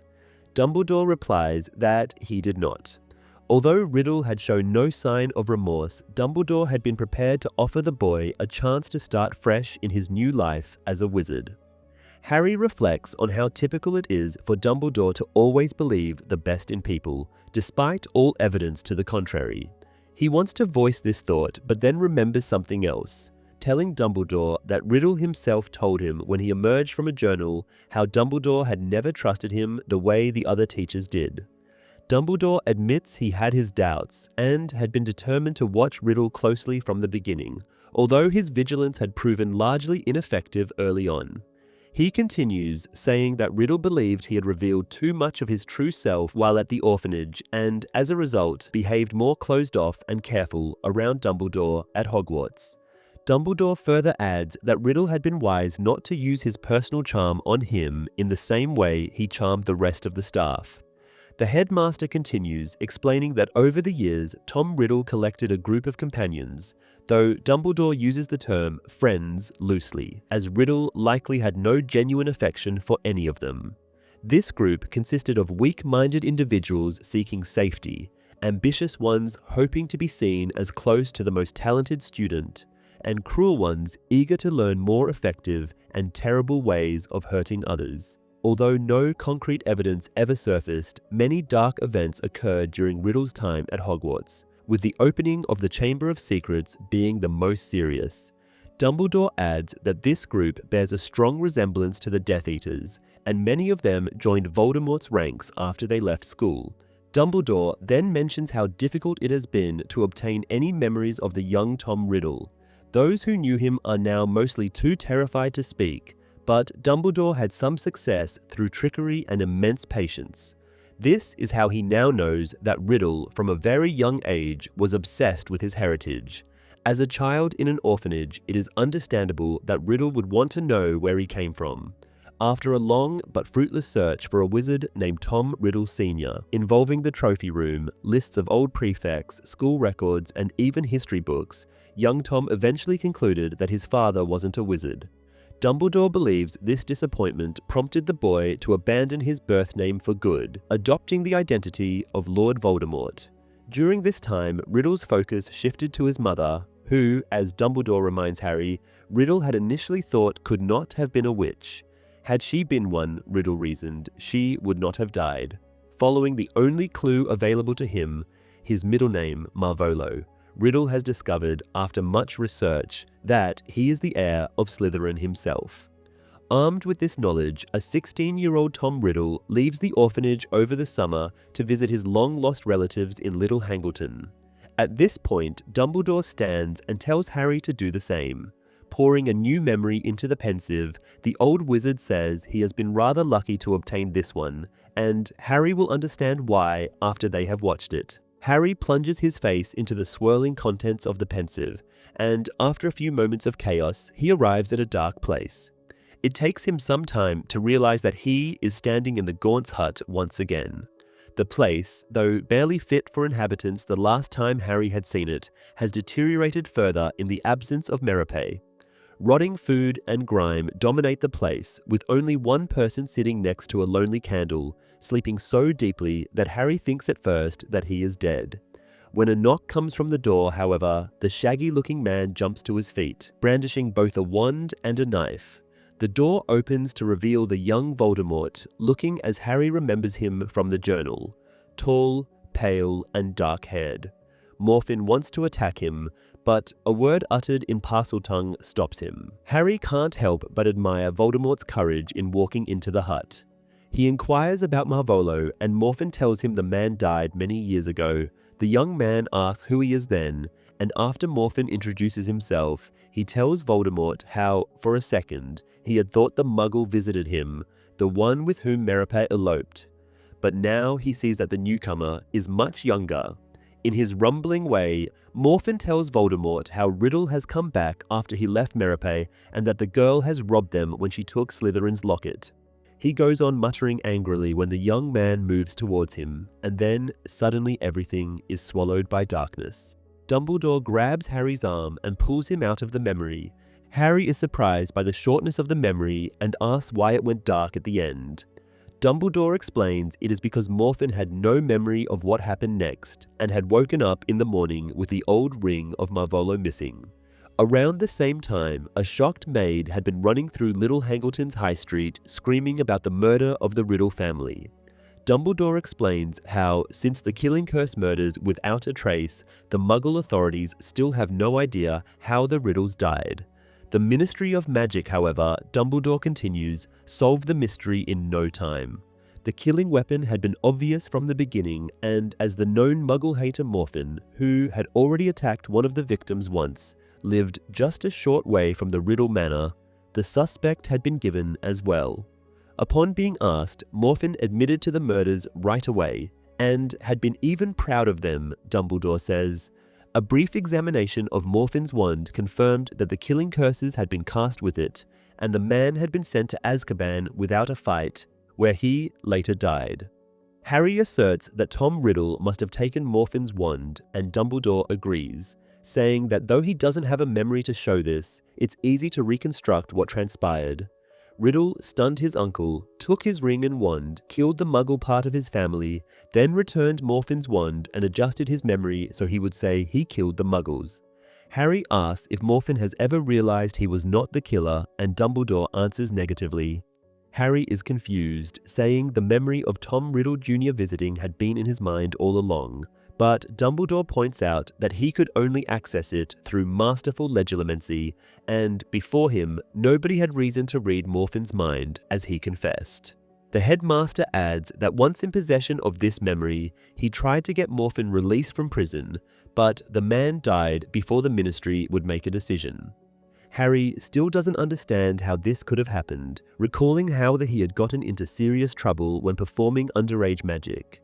Dumbledore explains that while the ministry can detect magical acts, they can't tell who performed them, reminding Harry of the time he had been blamed for magic done by Dobby. Harry now asks if an underage wizard does magic in a house where adult wizards live. He can get away with it, and Dumbledore confirms that is the case. Harry thinks the system is faulty beyond repair, if for nothing else than for allowing what happened to Morphin. Dumbledore agrees, saying Morphin, though not a great person, did not deserve to die in Azkaban. He then says it's getting late, and they have another memory to attend to.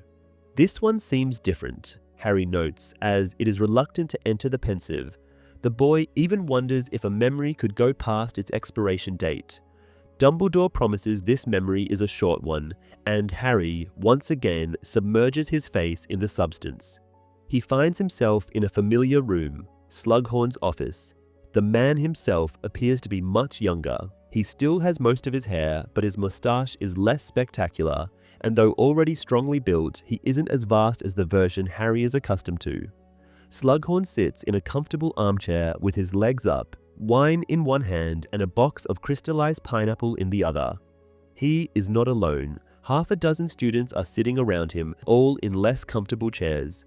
Harry spots Voldemort right away, as well as his ring, concluding that the boy has already killed his father and grandparents at this point. Now, Tom Riddle asks Slughorn if the rumors of Professor Merrythought retiring are true.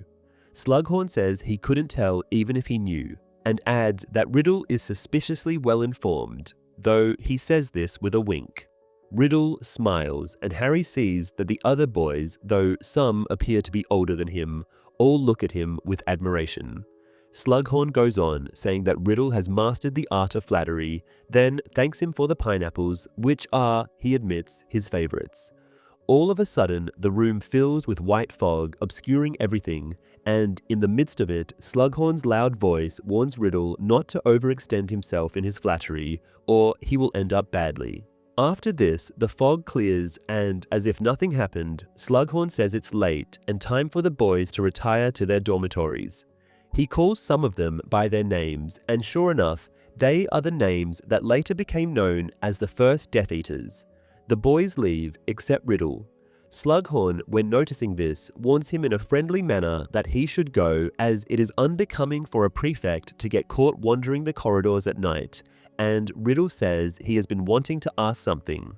Slughorn good-naturedly allows this, but when Riddle inquires about something called a Horcrux, the white fog returns, and Slughorn's voice tells Riddle off angrily, ordering him to leave his office and never again ask about Horcruxes. To Harry's surprise, Dumbledore says that this is all pulling him back to the present.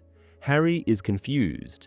As Dumbledore had called this memory the most important one in his collection, he had been expecting something more.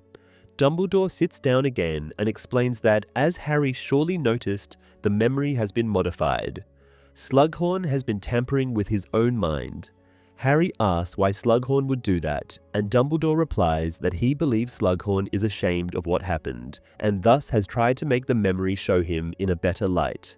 He adds that Slughorn has done a poor job at altering it, which is actually good news, as it means they can be more or less sure that the real, unaltered memory still exists in Slughorn's mind.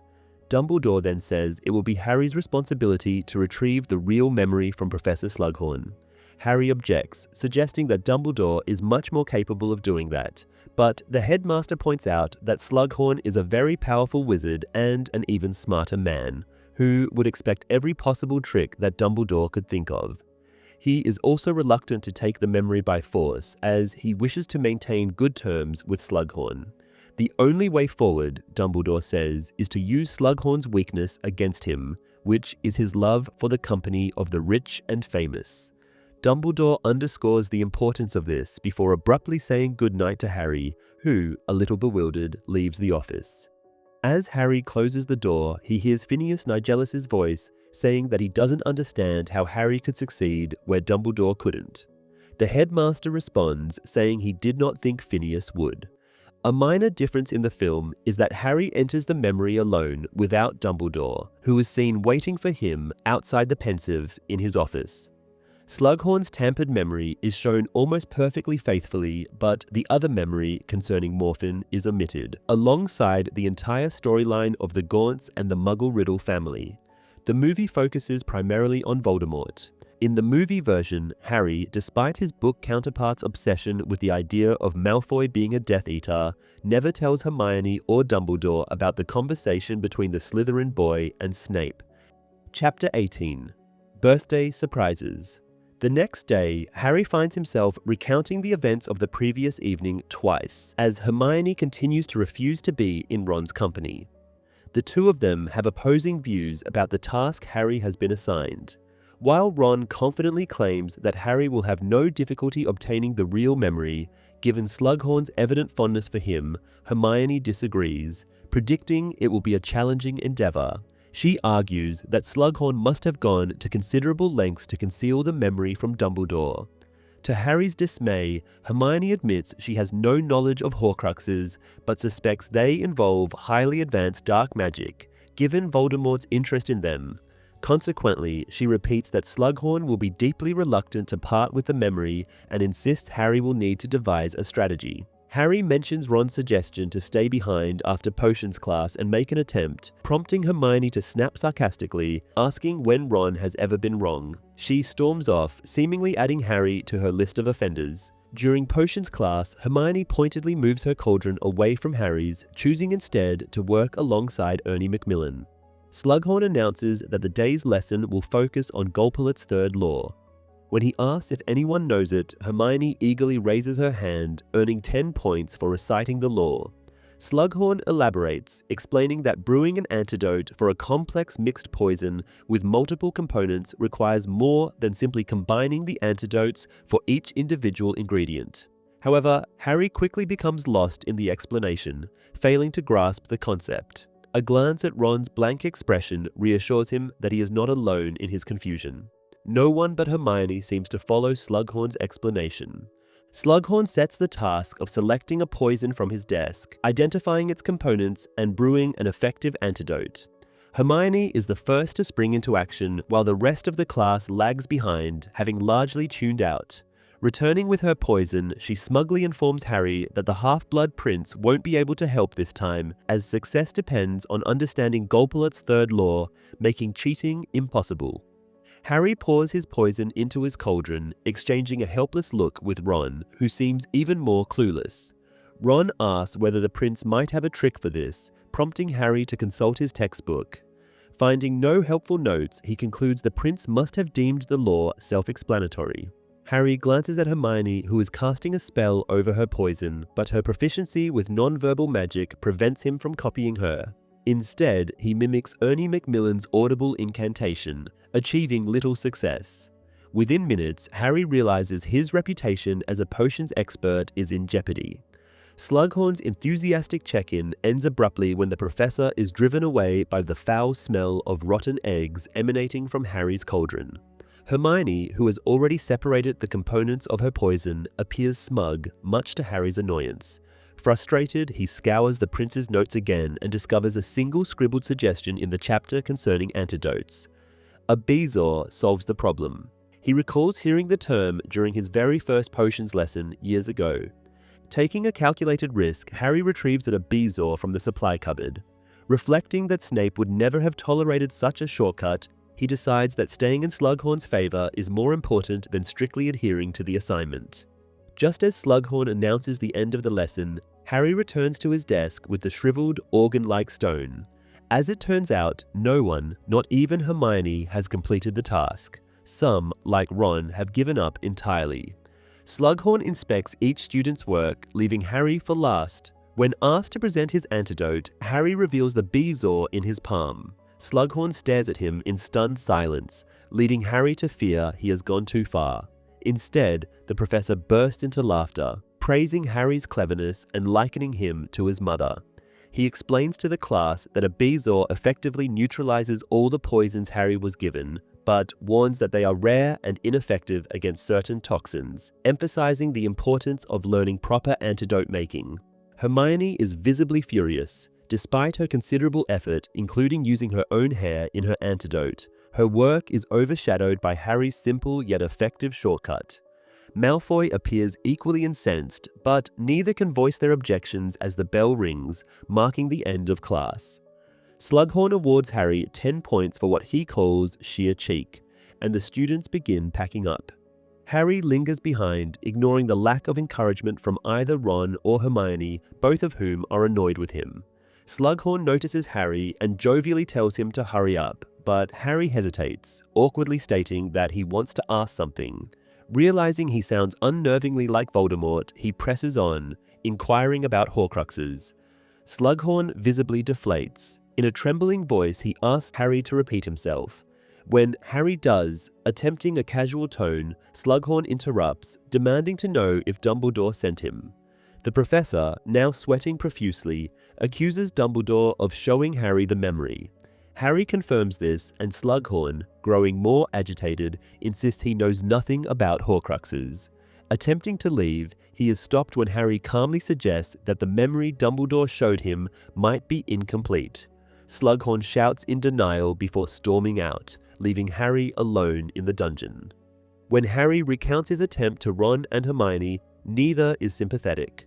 Hermione is still fuming over Harry's reliance on the prince, while Ron complains that Harry could have spared him a bezoar, saving him from failure. Exasperated, Harry defends his actions, explaining that his priority was keeping Slughorn in a good mood for memory retrieval. He also scolds Ron for flinching at Voldemort's name. A few days of brooding follow for Harry, who is now irritated by his friend's unhelpfulness and his own lack of creativity in the matter of the hidden memory. Not having a better idea, Harry decides to leave Slughorn alone for a while, so that the professor might think he is safe once more and that Harry has given up. This works to an extent, as their relationship quickly returns to its usual dynamic, with Harry being the professor's favorite student. However, Harry receives no invitation to any further Slughorn parties, even though he is now determined to attend. After consulting both Hermione and Ginny, it turns out that nobody else has received an invitation either. It appears Slughorn has cancelled any upcoming events to avoid providing an opportunity for Harry to ask him again. In the meantime, Hermione's research about Horcruxes bears no fruit. She angrily reports to Harry that after meticulously searching through the restricted section of the library, she has found only a single mention of the subject, and even that merely stated they would not discuss Horcruxes, as they are the most evil magical objects in existence. February melts the snow around the castle and brings cold, wet weather, muddying the grounds. Due to this, the 6th year's first apparition lesson is held not outside, as planned, but inside the castle. On a Saturday morning, Harry and Hermione arrive at an emptied Great Hall, devoid of the usual long tables. The heads of houses are all present, as well as a small wizard who Harry assumes must be the apparition teacher. He is a strangely insubstantial man, with wispy hair and a skinny frame, so much so that Harry wonders if his build makes him especially good at apparating, or if a lifetime of doing it as a job has left him in this state. The wizard introduces himself as Wilkie Twycross and says he hopes to prepare the students for their eventual apparition exams. Professor McGonagall calls out Malfoy, telling him to stay quiet and pay attention, and Harry sees him stepping away from Crabbe, with whom he seems to have been having a quiet argument. Snape also looks annoyed, Harry notices, though this is probably more about McGonagall berating one of his students than about Malfoy disturbing the lesson. Twycross continues as if nothing has happened, informing the students that Dumbledore has lifted the enchantments from the Great Hall, allowing them to attempt apparition there. However, he adds that attempting to leave the hall via apparition will have severe consequences, as the rest of the castle remains under the same safety spellwork. He then instructs the students to line up with some space in front of them, Harry, ignoring Hermione's question about where he is heading, uses the crowd and overall confusion to sneak behind Malfoy, who, seizing the same opportunity, resumes his argument with a disagreeing Crabbe. Malfoy says he doesn't know how much longer whatever he is doing will take. Then, seeing that Crabbe wants to interrupt, adds that he will not reveal what it is, as all they have to do is keep watch. Harry joins the conversation, saying he would tell his friends what he is planning if he had to ask for their help. Malfoy turns quickly, grabbing for his wand. Before he can draw it, however, the 4 teachers at the front, McGonagall, Sprout, Snape, and Flitwick, all demand silence. As quiet falls, Twycross waves his wand and wooden circles appear in front of each student. Twycross explains that in apparition, the 3 Ds are crucial: destination, determination, and deliberation.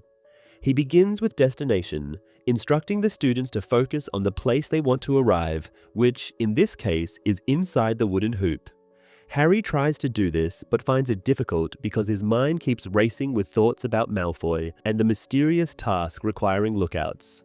Twycross moves on, explaining that they must let determination fill them. The urge to arrive at their chosen spot must take over their entire being. Harry is unsure how to achieve this and notices he is not alone. Just a few rows away, Ernie Macmillan's face is pink with concentration, making him look as if he is about to lay a huge egg. Harry, trying not to laugh, turns his attention back to his hoop.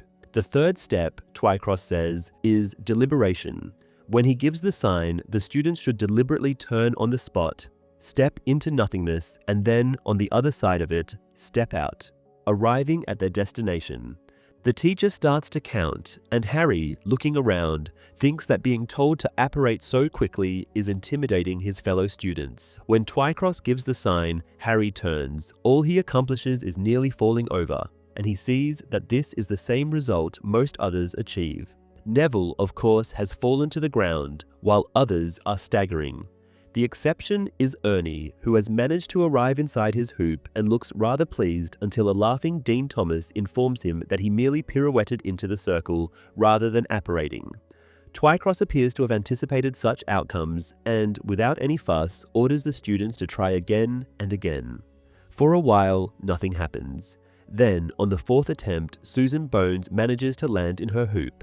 But she has left behind a leg and screams in pain until the 4 professors put her back together. Twycross explains that this phenomenon, called splinching, occurs when a lack of proper determination causes a body part to be left behind. He then demonstrates apparition, vanishing from one spot and appearing in another effortlessly. By the end of the lesson, Susan's botched attempt is deemed the most successful, which does not seem to dishearten Twycross, who merely repeats the 3 Ds before leaving the Great Hall with Professor McGonagall. Ron claims he felt an odd, numbing sensation in his feet during his last try at apparition. Hermione, passing by, suggests his shoes might be too small. Ignoring her, Harry tells Ron that he doesn't much care about apparition at the moment. Ron asks incredulously if Harry doesn't want to master the skill. Harry indifferently replies that he prefers flying to apparition and urges Ron to hurry as he wants to try something. Ron follows Harry to the Gryffindor Tower and their dormitory, where Harry searches his trunk. Ron asks what he is doing, and Harry shares what he overheard. Malfoy is using Crabbe and Goyle as lookouts. Finally, Harry finds the Marauder's map and activates it with the required phrase. He and Ron examine it and find Malfoy in the Slytherin common room, accompanied by Pansy Parkinson, Blaise Zabini, and others. Harry feels somewhat disappointed but resolves to keep an eye on Malfoy's dot on the map going forward. He forms a simple plan. When he sees Malfoy in a suspicious location, while his friends are posted as guards, he will use the invisibility cloak to investigate. Over the next few days, Harry follows his plan, checking the Marauder's map frequently. This yields little result. Though he occasionally spots Crabbe or Goyle standing still in a corridor, Malfoy is never nearby. Furthermore, during these instances, Harry is unable to locate Malfoy's dot on the map at all, which seems curious.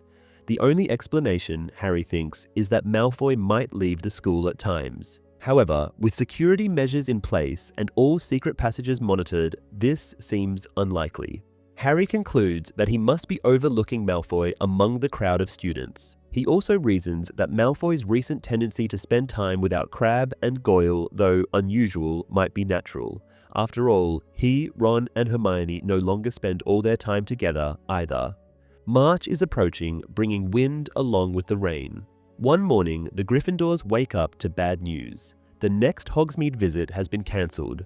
This annoys Ron even more than it does others, as he points out that it would have been on his birthday. Harry, however, thinks it is not surprising after what happened to Katie Bell, who is still in St. Mungo's. Ron grumbles that without Hogsmeade, only apparition lessons remain, voicing his disappointment about the subject. After 3 lessons, the most success anyone has achieved involves splinching themselves, and the students are not shy about taking their frustration out on Twycross and his beloved 3Ds, primarily by inventing mocking names starting with the letter D. The 1st of March is Ron's birthday. After waking up, Harry gives him his present. Wasting no time, he opens his trunk to retrieve the Marauder's map and check on Malfoy. Due to the chaotic state of the trunk, he has to dig through layers of possessions, including the balled-up sock containing the little vial of Felix Felicis. Meanwhile, Ron opens his presents, starting with Harry's gift, a brand new pair of Keeper gloves. Harry concludes that Malfoy is not in bed, while Ron shows him a heavy golden wristwatch, a gift from his parents. Examining the pile of presents, Ron jokes that he might decide to turn adult next year as well. Harry, however, pays little attention, checking the toilets and even to the hospital wing for Malfoy, but fails to find him. When Ron offers him some chocolate cauldrons and he declines them, Harry announces that Malfoy has disappeared from Hogwarts once again. Ron points out that it is impossible, then eating a second piece of chocolate tells Harry to hurry up because he wants to have breakfast before the apparition lesson starts. Harry puts the map away and while dressing wonders about the anomaly of Malfoy's absence. There must be a reason, he thinks, why the Slytherin boy sometimes cannot be found on the map, although no matter how he tries, he cannot deduce it. Once ready, he asks Ron if he is coming, but the birthday boy says he's not hungry. Harry reminds him that moments ago he had been starving, and Ron agrees to go down to the Great Hall but insists he won't eat. Harry looks at him suspiciously, and Ron says Harry wouldn't understand what ails him. Harry, agreeing with this statement, opens the door, but Ron's voice stops him. The boy now says he can't take it anymore, and Harry asks what he is talking about. By now, Ron looks physically ill, which alarms Harry. Ron then says he cannot stop thinking about someone, and Harry remarks to himself that if Ron starts calling Lavender Lav-Lav, he might have to end their friendship for good. For now, he simply asks why thinking about his girlfriend stops Ron from eating breakfast. Ron replies that she probably doesn't even know he exists. Harry points out that as Lavender spends considerable time kissing Ron, it is safe to assume she knows he exists. However, Lavender is not the person Ron is referring to. When Harry tries to clarify, feeling that reason and common sense have left the room altogether, Ron reveals that he is talking about Romilda Vane. This shocks Harry, who stares at his friend before begging him to say he is joking. Ron, however, insists he is in love with Romilda. Harry, annoyed by what he assumes is a stupid joke, turns his back on Ron. Ron suddenly attacks him, hitting his ear hard. Reacting without thinking, Harry suspends Ron in midair, upside down, using the Levicorpus spell. Harry demands to know why Ron hit him. Ron yells that Harry acted as though his love for Romilda was a joke. Looking at the box of chocolates, Harry begins to understand. He asks where the chocolate cauldrons came from. Ron says they were a gift, adding that he found them on the floor and assumed they had slid off his bed where the other presents had been. Harry explains that the sweets were his, given to him by Romilda before Christmas, and that they are full of love potions. However, the only word that registers with Ron is Romilda, and he eagerly asks if Harry knows her. Harry considers letting Ron go and watching him embarrass himself by declaring his undying love for Romilda, but decides against it. Instead, he tells Ron he will introduce him to Romilda and drops him to the ground. Once Ron jumps to his feet eagerly, Harry announces that Romilda is in Slughorn's office. Ron questions this, and Harry says Romilda requires extra lessons, prompting Ron to wonder if he could join her. Unfortunately, Lavender is waiting for Ron at the portrait hole, wanting to give him her present. Ron rudely tells her to leave him alone, adding that he is on his way to meet Romilda. Harry attempts to send Lavender an apologetic look, but suspects he has failed, as Lavender appears even more furious. Though Harry worries that Slughorn might still be having breakfast, the professor eventually answers his door. Grumbling about how early it is for a social call, Slughorn is nevertheless intrigued when Harry explains the situation. He asks why Harry even needs him, and Harry admits he has never brewed an antidote for a love potion before and thought it best to consult a professional. As they talk, Ron keeps asking where Romilda is and why Slughorn is hiding her. Harry pleads with the professor, who finally lets them in, saying Ron needs a simple potion he can quickly prepare from the ingredients in his bag. Ron eagerly enters, stumbles, and grabs Harry's neck to steady himself, anxiously hoping Romilda has not witnessed his clumsiness. Harry assures him she has not arrived yet. Slughorn swiftly brews the antidote and gives it to Ron, calling it a tonic to calm his nerves before meeting Romilda. For a moment, Ron grins expectantly, but his expression soon changes as the events of the morning dawn on him. When his face reflects utter devastation, Harry cheerfully asks if he is back to normal. Ron collapses into a chair without responding. Harry thanks Slughorn, who insists it was nothing, adding that what Ron needs now is a little pick-me-up. Slughorn lists drinks he can offer, eventually choosing a bottle of mead, explaining that it was meant as a Christmas gift for Dumbledore, but was too good to give away. He suggests they open it to celebrate Ron's birthday properly. Harry realizes this could be a great opportunity to obtain Slughorn's memory. If enough mead puts the professor in the right mood, Harry might succeed. Slughorn pours the drinks, toasting Ron's birthday, though he mistakenly calls him Ralph. Ron, still horrified by the love potion incident, downs his mead before Slughorn finishes speaking. Harry notices immediately that something is very wrong. Ron begins jerking uncontrollably and foaming at the mouth. Harry shouts for Slughorn to act, but the professor is frozen in shock. While Ron chokes, Harry searches Slughorn's bag, throwing out items until he finds what he needs. He forces Ron's mouth open and pushes a bezoar down his throat. Ron stops trembling, takes a deep breath, and lies still on the floor. Wilkie Twycross and his apparition lessons are absent from the movie, even though towards the end of the book, Harry successfully apparates, bringing a very ill Dumbledore back to Hogsmeade. Similarly, the potions class where Harry learns about bezoars is omitted, with the stone mentioned only in passing. In the book, Harry already knows about bezoars from Snape, but the movie fails to explain how Harry knows how to use one. Ron's experiences with the love potion and poison appear in the film, but it is never mentioned that these events occur on his birthday. Instead, Harry states that his attempt to obtain Slughorn's memory and Ron's encounter with the love potion happen on the same day, placing these events in early January rather than March. Chapter 19. Elf Tales. Fred concludes that this has not been Ron's best birthday. In the hospital wing, Harry, Ron, Hermione, Ginny, and the twins are gathered after spending the entire day outside awaiting updates. Ron remains unconscious as Fred and George explain they had been waiting for him at Hogsmeade, intending to surprise him by delivering their gift in person, as well as exploring the possibility of buying Zonko's joke shop.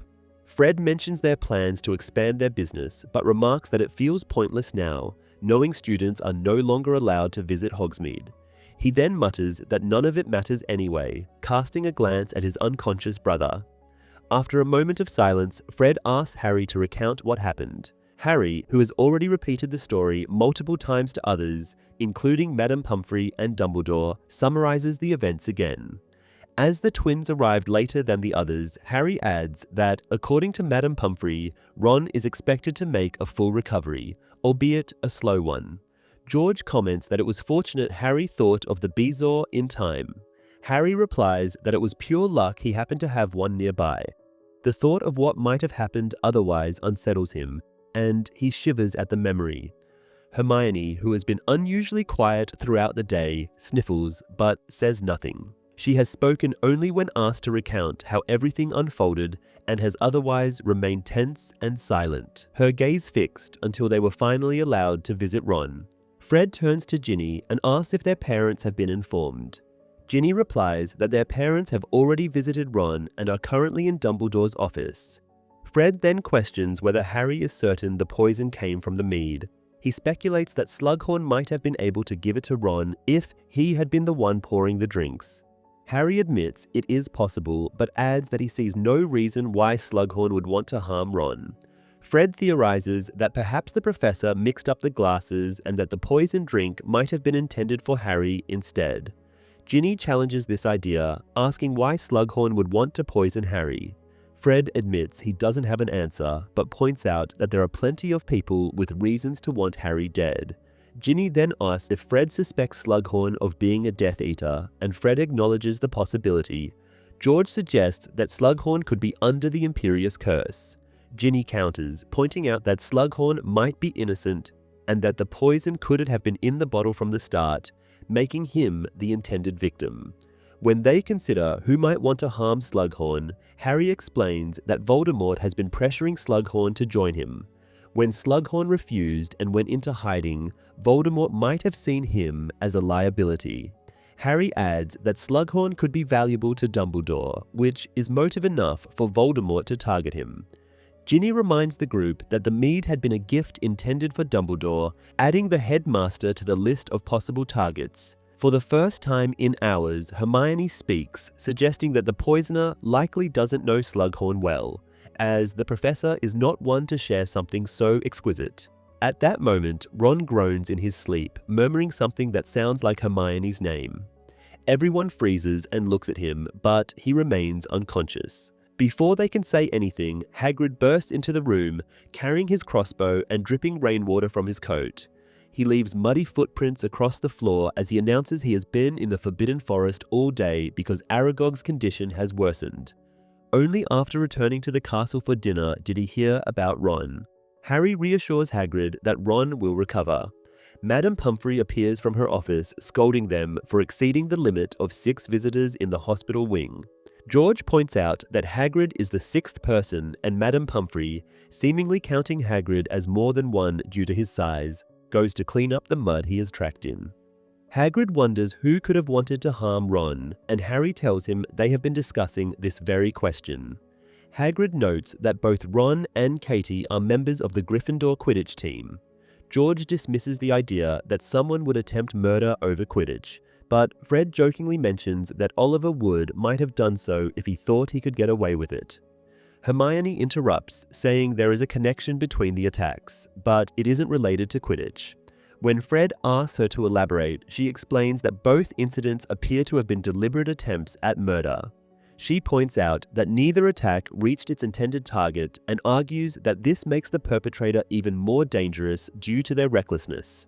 Before anyone can respond, the hospital wing door opens again. Mr. and Mrs. Weasley enter. Mrs. Weasley immediately hugs Harry, tearfully thanking him for saving Ron's life. She points out that without Harry, half her family would be dead, as he has previously saved Ginny and Mr. Weasley, and now Ron as well. Mr. Weasley agrees, remarking that it was their family's luckiest day when Ron chose to sit with Harry on the train to Hogwarts. Harry, at a loss for words, is spared from responding when Madame Pomfrey reappears, declaring there are now too many people in the hospital wing. Harry, Hermione, and Hagrid quickly leave to comply with her orders. As they make their way towards the marble staircase, Hagrid remarks on how dreadful the situation is. Despite the increased security measures, students are still getting hurt. He adds that Dumbledore is deeply concerned, even if he does his best not to show it. Hermione asks whether the headmaster has any idea about what is happening. Hagrid replies that being as clever as he is, Dumbledore probably has countless theories, but he must not know the identity of the person behind the attacks. Otherwise, that individual would already be in custody. He continues, expressing his fear about the possible repercussions of these incidents. Hagrid recalls the time when the Chamber of Secrets was opened, explaining that people might begin to question the school's safety once again. If parents start withdrawing their children, the Board of Governors could decide to close the school entirely by next year. Hermione asserts that this cannot happen, but Hagrid is less hopeful. He points out that even during the best of times, Hogwarts is inherently risky, with hundreds of underage wizards living together. Now, with the recent attacks, sending children to school has become more dangerous than ever. He begins to comment on Dumbledore's anger towards Snape, but abruptly stops himself. Harry immediately asks why Dumbledore would be upset with Snape. Hagrid hesitates, even attempting to deflect the question by making Harry feel guilty for dropping his subject. However, Harry persists. Reluctantly, Hagrid admits that he overheard an argument between Dumbledore and Snape while in the Forbidden Forest. He explains that Dumbledore mentioned Snape agreeing to something but now refusing to follow through. Hagrid speculates that they were likely discussing the investigation into Slytherin House, as Dumbledore had tasked all the heads of houses with looking into the cursed necklace incident. Harry remarks that it seems suspicious for Dumbledore to call Snape out in such a manner. Hagrid, visibly uneasy, fidgets with his crossbow until it breaks in his hands. He advises Harry not to read too much into it, despite Harry's known disdain for Snape. Just then, Hermione warns them about Filch, who is heading their way. The caretaker eagerly declares that being in the corridors after hours warrants detention. Hagrid intervenes, stating that the students are with him. Filch challenges the distinction, to which Hagrid retorts angrily that it matters because he is a teacher.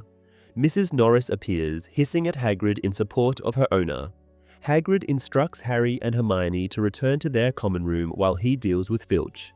As they leave, they hear the escalating argument and spot Peeves gleefully approaching the scene to join the commotion. The common room is deserted when they arrive, which Harry appreciates as he is tired of recounting Ron's ordeal repeatedly. Hermione heads to bed, but Harry remains by the fireplace, lost in thought. He reflects on Dumbledore's argument with Snape. Despite Dumbledore's assurances of trust in Snape, the fact that they argued troubles Harry. He speculates whether the dispute stemmed from Snape's failure to investigate his house, or specifically Malfoy's actions. Harry wonders if Dumbledore's calm demeanor is intended to deter him from acting against Malfoy. Alternatively, he considers that Dumbledore might have simply deemed it inappropriate to discuss staff issues with a student. A voice startles Harry, calling his name. Instinctively, he grabs his wand and jumps to his feet, only to see Cormac McLaggen standing before him. McLaggen explains that he dozed off while waiting for Harry and proceeds to discuss Ron's condition. He mentions seeing Ron being taken to the hospital wing, noting that Ron did not look well enough to play in the next Quidditch match. Initially confused, Harry realizes McLaggen is referring to the upcoming game. Reluctantly, Harry agrees that Ron might not recover in time. McLaggen seizes the opportunity to remind Harry that he is the backup keeper.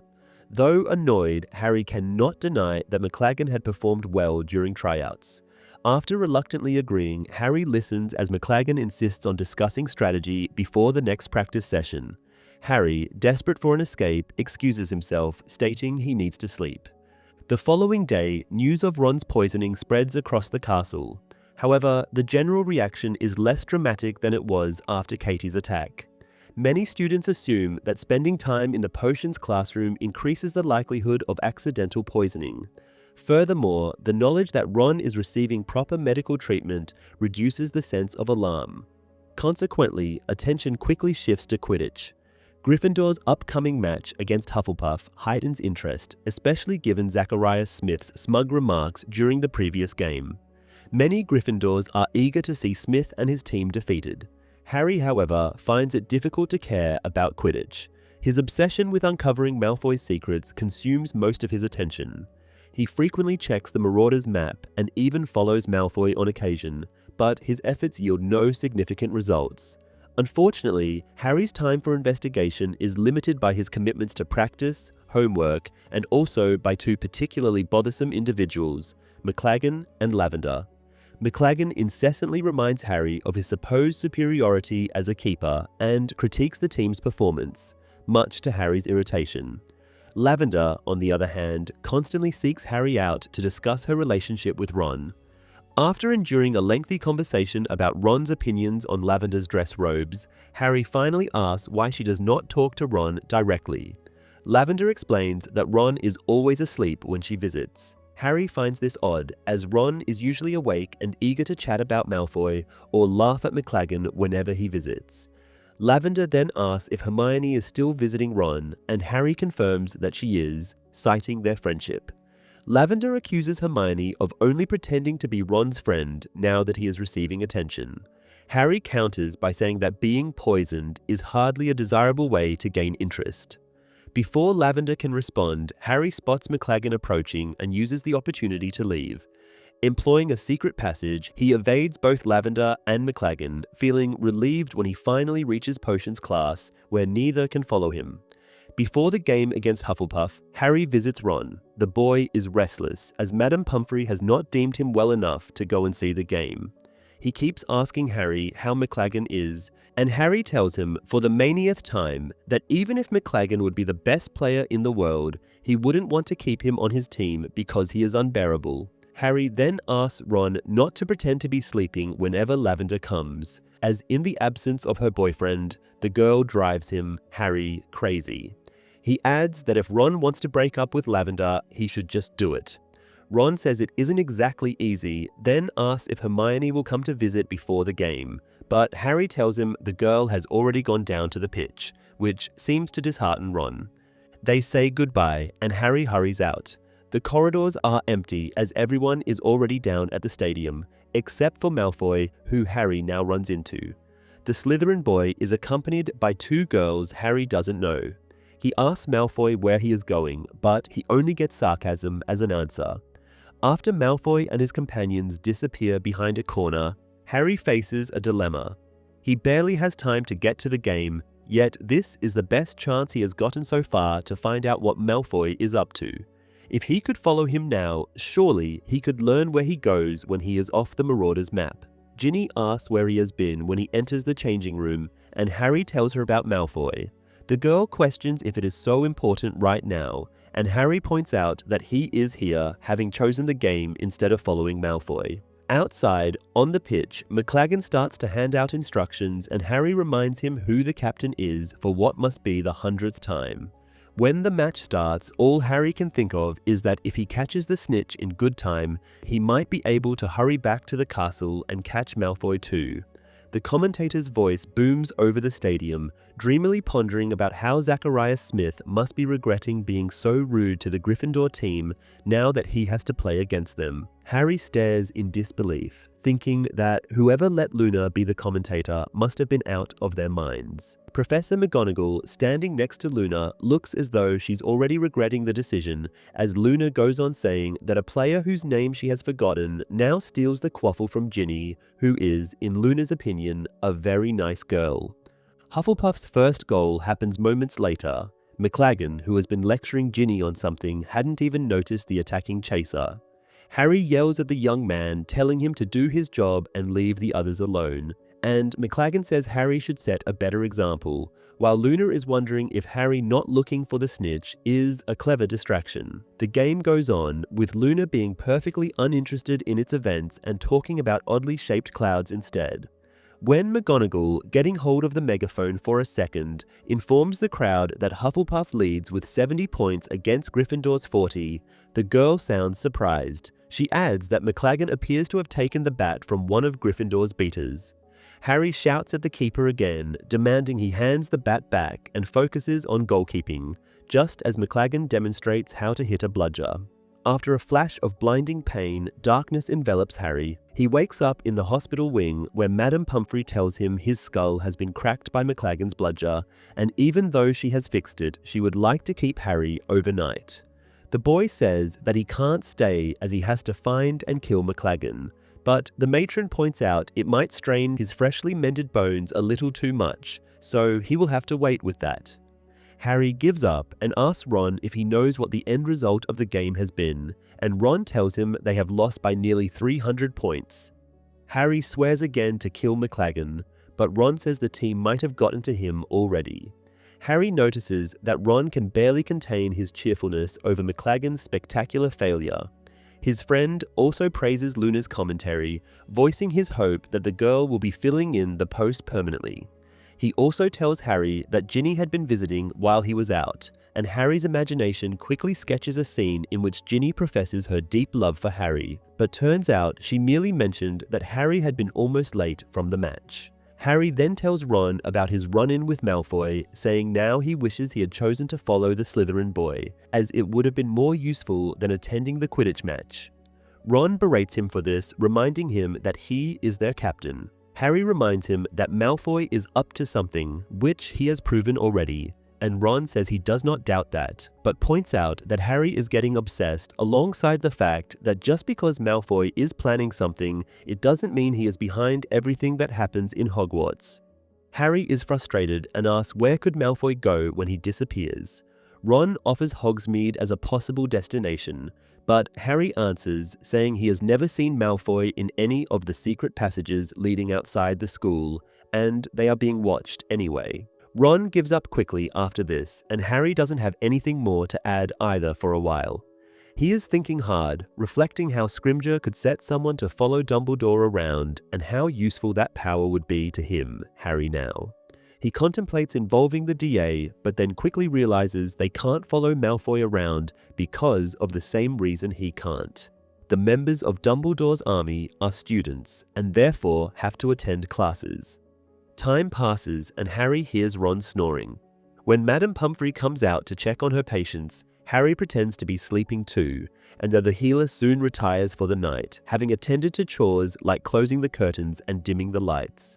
Harry now is thinking about Quidditch and how the sport has sent him to the hospital wing for the third time now. Once he passed out due to Dementors charging the pitch and fell off his broom, and before that, Gilderoy Lockhart managed to make all the bones in his arm disappear. Harry remembers the pain, which reminds him who has been responsible. That, in turn, gives him an idea, and he sits up abruptly, now not understanding how he could be so blind to the possibilities. Harry isn't sure how this is usually done, so, as a hesitant try, he says Kreacher's name quietly.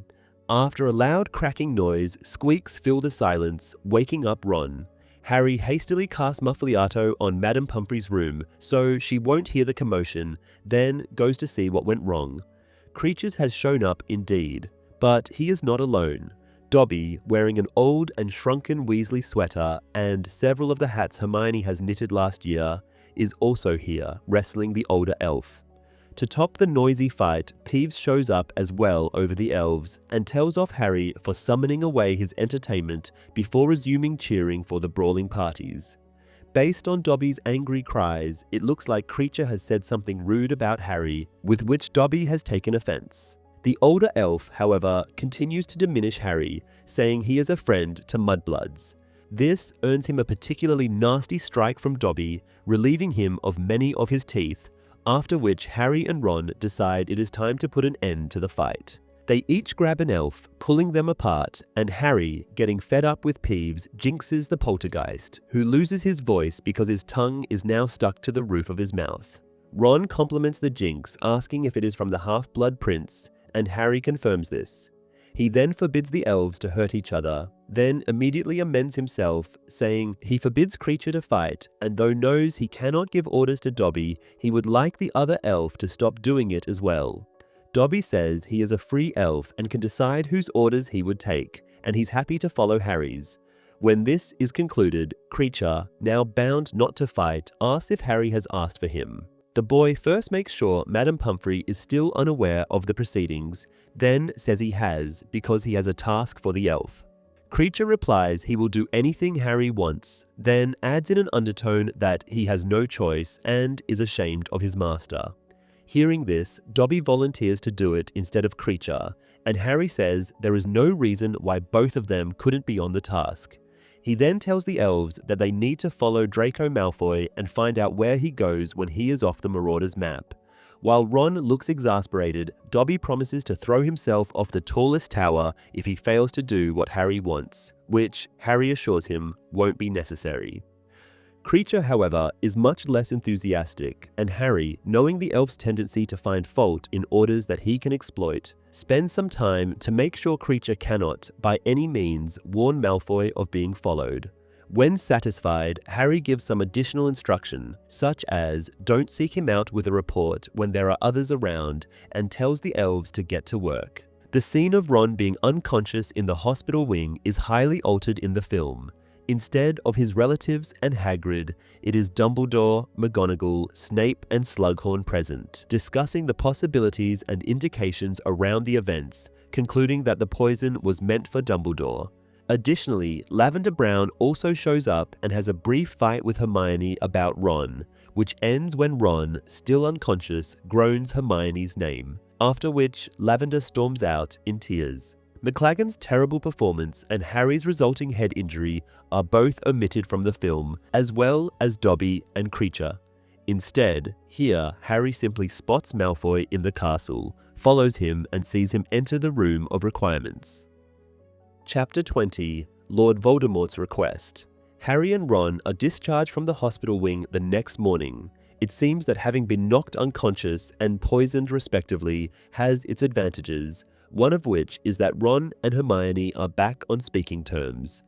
As she joins the boys for breakfast, she mentions that Dean and Ginny have been quarreling again, which makes Harry even more cheerful. As they pass a young girl on the 7th floor watching a wall tapestry featuring trolls performing ballet, Harry asks what Ginny and Dean have been fighting about. The girl drops her scale and Hermione kindly repairs it for her. As they move on, Ron comments that first years seem to be getting smaller every year. Harry repeats his question about Dean and Ginny, and Hermione finally responds, explaining that Dean laughed when McLagan hit Harry with a bludger. Ron remarks that it must have looked amusing, but Hermione objects, saying it was awful, and that if Coot and Peakes hadn't caught Harry, his injuries could have been far worse. Harry says this isn't a valid reason for a breakup if they indeed have, and Hermione clarifies they haven't, before asking why Harry is so concerned. Harry replies that he doesn't want any more tension in the team, but Hermione appears unconvinced. Fortunately, someone calls Harry's name at that moment. It's Luna, who says she has already searched for him in the hospital wing. After rummaging through her bag and handing random items to Ron, she gives Harry a roll of parchment. It is, of course, from Dumbledore, inviting Harry to a private lesson that evening. In the meantime, Ron compliments Luna on her commentary, and she asks if he is mocking her, pointing out that so far, everyone else has said she was dreadful. Ron assures her he is sincere, and then inquires about one of the objects she has handed him. Luna explains it's called a Gertie root and says he can keep it, as she has plenty.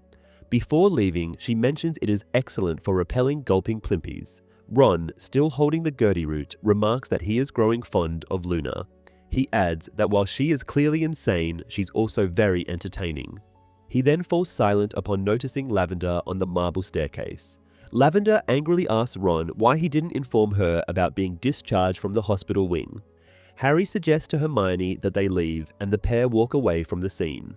Later, Ron and Lavender appear in the Great Hall. Although they sit together, Harry observes that they aren't speaking.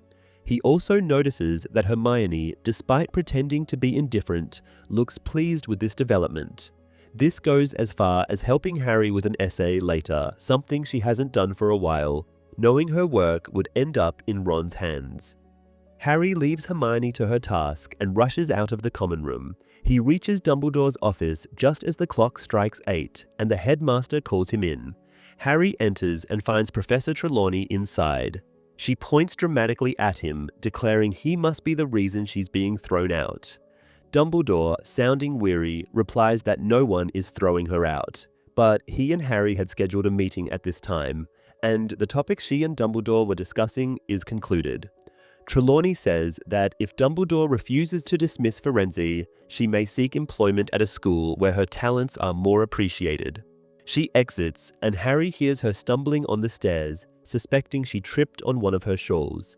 Dumbledore asks Harry to close the door, which he does, noticing 2 small crystal bottles next to the pensive, indicating they will examine 2 memories tonight. Harry sits and asks if Professor Trelawney still resents Firenze's presence. Dumbledore confirms she does, but explains that he cannot send Firenze back to the Forbidden Forest, where his herd would kill him. Nor can he dismiss Trelawney, as she would also face grave danger outside. He adds that Trelawney is unaware she delivered the prophecy, and it's best it remains that way. Dumbledore then sighs and says they have more pressing matters to discuss, namely Slughorn's memory. He inquires whether Harry has managed to obtain it since their last meeting. The question catches Harry off guard. He admits he tried after a potions lesson, but knows he hasn't focused much on the task due to classes, apparition practice, Quidditch, Ron's poisoning, his own injury, and Malfoy's schemes. Dumbledore asks if Harry feels his attempt exhausted all his creativity and wit, and if he gave it his best effort. Harry quickly explains that when Ron took the love potion, he intended to get Slughorn slightly drunk and try again, but was interrupted by Ron's poisoning.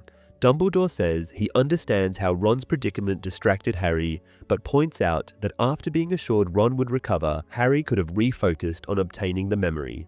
Dumbledore emphasizes the memory's critical importance, stating that without it, their efforts are futile. Harry feels deeply ashamed, wishing Dumbledore would yell at him, rather than express cold disappointment. He tries to justify himself, saying he hasn't forgotten the task and recognizes its significance, but other issues have diverted his attention. Dumbledore acknowledges this without further comment. An uncomfortable silence stretches between them until Harry apologizes, admitting he should have prioritized the task, realizing its immense importance. Dumbledore accepts the apology and asks if Harry will now give the matter his full attention, stressing that without the memory, there's no point in meeting again. Harry promises he will, and Dumbledore, speaking more kindly, suggests they move on and asks if Harry remembers where they left off in the story of young Voldemort. Harry quickly recalls the events of Tom Riddle killing his father and grandparents and then framing Morphin Gaunt for it. Stumbling over his words, he also mentions Slughorn's fake memory. Dumbledore, satisfied this time, says that everything he has shown Harry so far has been proven and can be considered factual. From now on, however, what they will explore is more speculative than strictly factual. He explains that while it was already difficult to find sources about Tom Riddle's childhood, it is nearly impossible to uncover details about his activities after leaving Hogwarts. He assumes the only person who could provide exact details about Riddle's whereabouts and actions during that time is Voldemort himself. Nonetheless, Dumbledore has managed to gather a little more information presented in these last two memories, and he expresses eagerness to hear Harry's opinion about them. Harry is taken aback by this, surprised that Dumbledore values his opinion, and feels even more ashamed for not obtaining Slughorn's memory. Dumbledore continues, picking up one of the bottles and explaining that it contains a memory from a very old house elf called Hoki. Before viewing it, he needs to explain some context regarding Voldemort's departure from Hogwarts. He recalls how young Tom Riddle, as Harry might expect, excelled in his final exams, achieving everything a student could. Beyond his perfect grades, Riddle was both a prefect and head boy, and even received a special award for supposedly catching the person who opened the Chamber of Secrets. The teachers expected him to have a remarkable career, with many believing he could rise as high as the position of Minister for Magic. Dumbledore reveals that Slughorn was among those who believed in Riddle's potential, even arranging meetings and opportunities for him to establish a career at the Ministry. However, Riddle refused these offers and disappeared, only to reappear working as a clerk at Borgin and Burke's. Harry expresses surprise at this revelation, but Dumbledore assures him that Riddle's decision will make sense after viewing Hoki's memory. He also reveals that Borgin and Burke's was not Voldemort's first choice of employment. Surprisingly, Voldemort initially approached Dumbledore's predecessor, Armando Dippet, seeking a teaching position. This astonishes Harry even more than the idea of Riddle working at Borgin and Burke's, and he questions why Voldemort would want to become a teacher. Dumbledore explains that Voldemort had several reasons, none of which he disclosed to Dippet.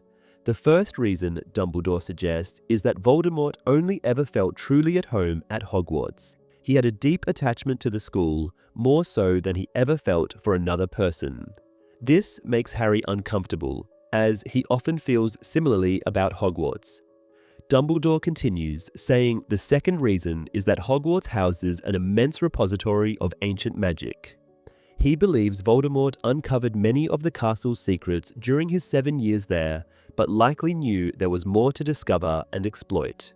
The third reason, Dumbledore says, relates to recruitment. Possibly inspired by Slughorn, Voldemort understood how influential a teacher could be. Though Dumbledore does not believe Voldemort intended to spend his life teaching, he likely viewed the position as a means to build an army. Harry points out that Voldemort did not get the job, and Dumbledore confirms this. Professor Dippet told Riddle that at just 18 years old, he was too young to teach, but invited him to reapply in a few years if still interested. Harry asked Dumbledore for his thoughts at the time, and the headmaster admits that the idea disturbed him. He wouldn't have wanted to see Riddle in any position of power.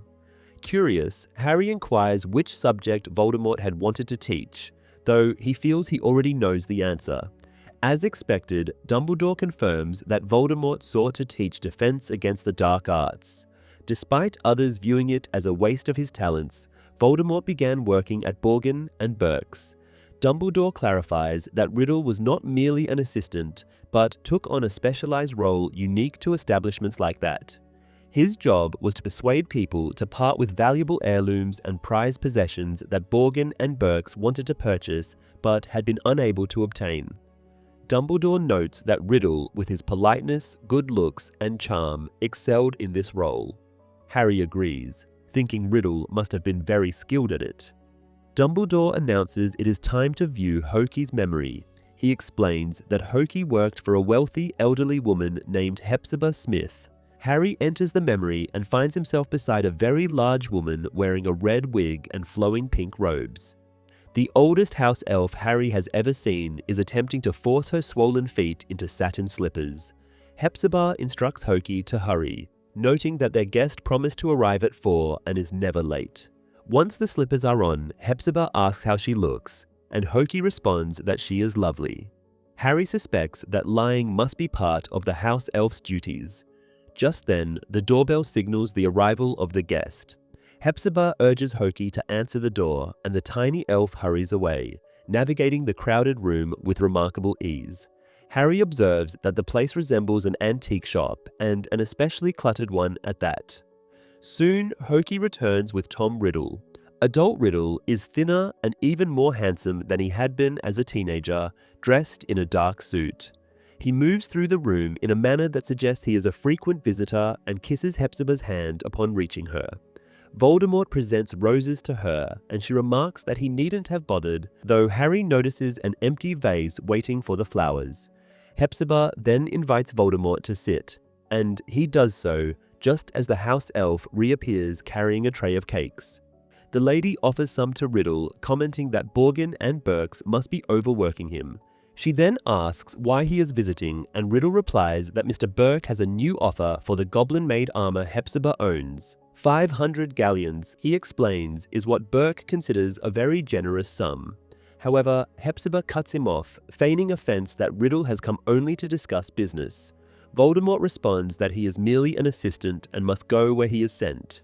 Hepzibah dismisses the subject entirely, saying she has something she has never shown anyone, let alone Burke, but she will now reveal it to Riddle, confident he will appreciate its historical significance rather than its monetary value. Riddle assures her he will gladly see whatever she wishes to show him, prompting her to giggle. She orders Hokey to fetch the item, adding that the elf might as well bring both at once. The elf obeys and soon returns carrying 2 leather boxes. Hepzibah opens the first one, and Harry steps closer to peer inside. Within lies a small golden cup with 2 handles. Hepzibah instructs Voldemort to take it and examine it, curious if he will recognize its importance. Harry notes the similarity in their expressions. Hepzibah's eyes linger hungrily on Voldemort, while his gaze is fixed greedily on the cup. Voldemort observes to the badger engraved on the cup and remarks that it must have belonged to Hufflepuff herself. Hepzibah confirms this with pride, reminding him that she had mentioned being a descendant of Helga Hufflepuff. She adds that the cup is a powerful magical object with numerous abilities, though she has never tested them, content with simply owning it. She then orders Hokey to put the cup away, and Harry does not miss the avaricious look in Voldemort's eyes. Hepzibah now gestures towards the second, much thinner box, suggesting Riddle might find it even more intriguing.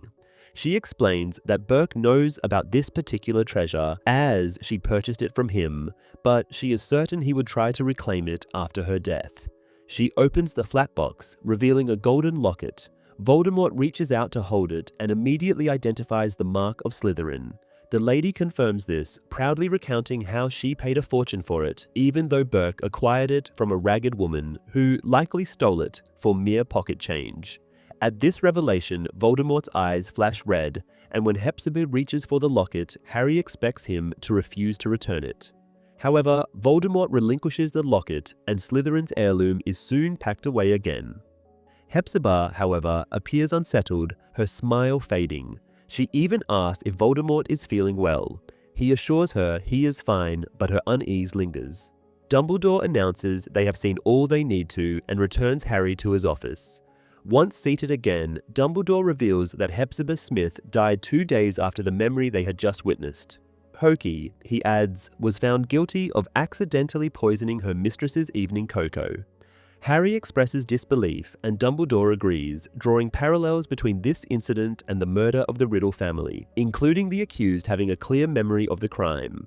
Harry interprets this as Hokey providing a confession, and Dumbledore confirms it, explaining that the elf remembered adding something to the cocoa, but being old and easily confused, likely used poison instead of sugar. Harry asserts that Voldemort must have tampered with the elf's memory, and Dumbledore concurs, noting that the Ministry was all too eager to place the blame on a house elf. Harry feels a sudden surge of sympathy for Hermione's campaign for elf rights. Dumbledore continues, explaining that Hokey's manipulated memory fails to prove her innocence, but it does establish that Voldemort was aware of Hepzibah's treasures.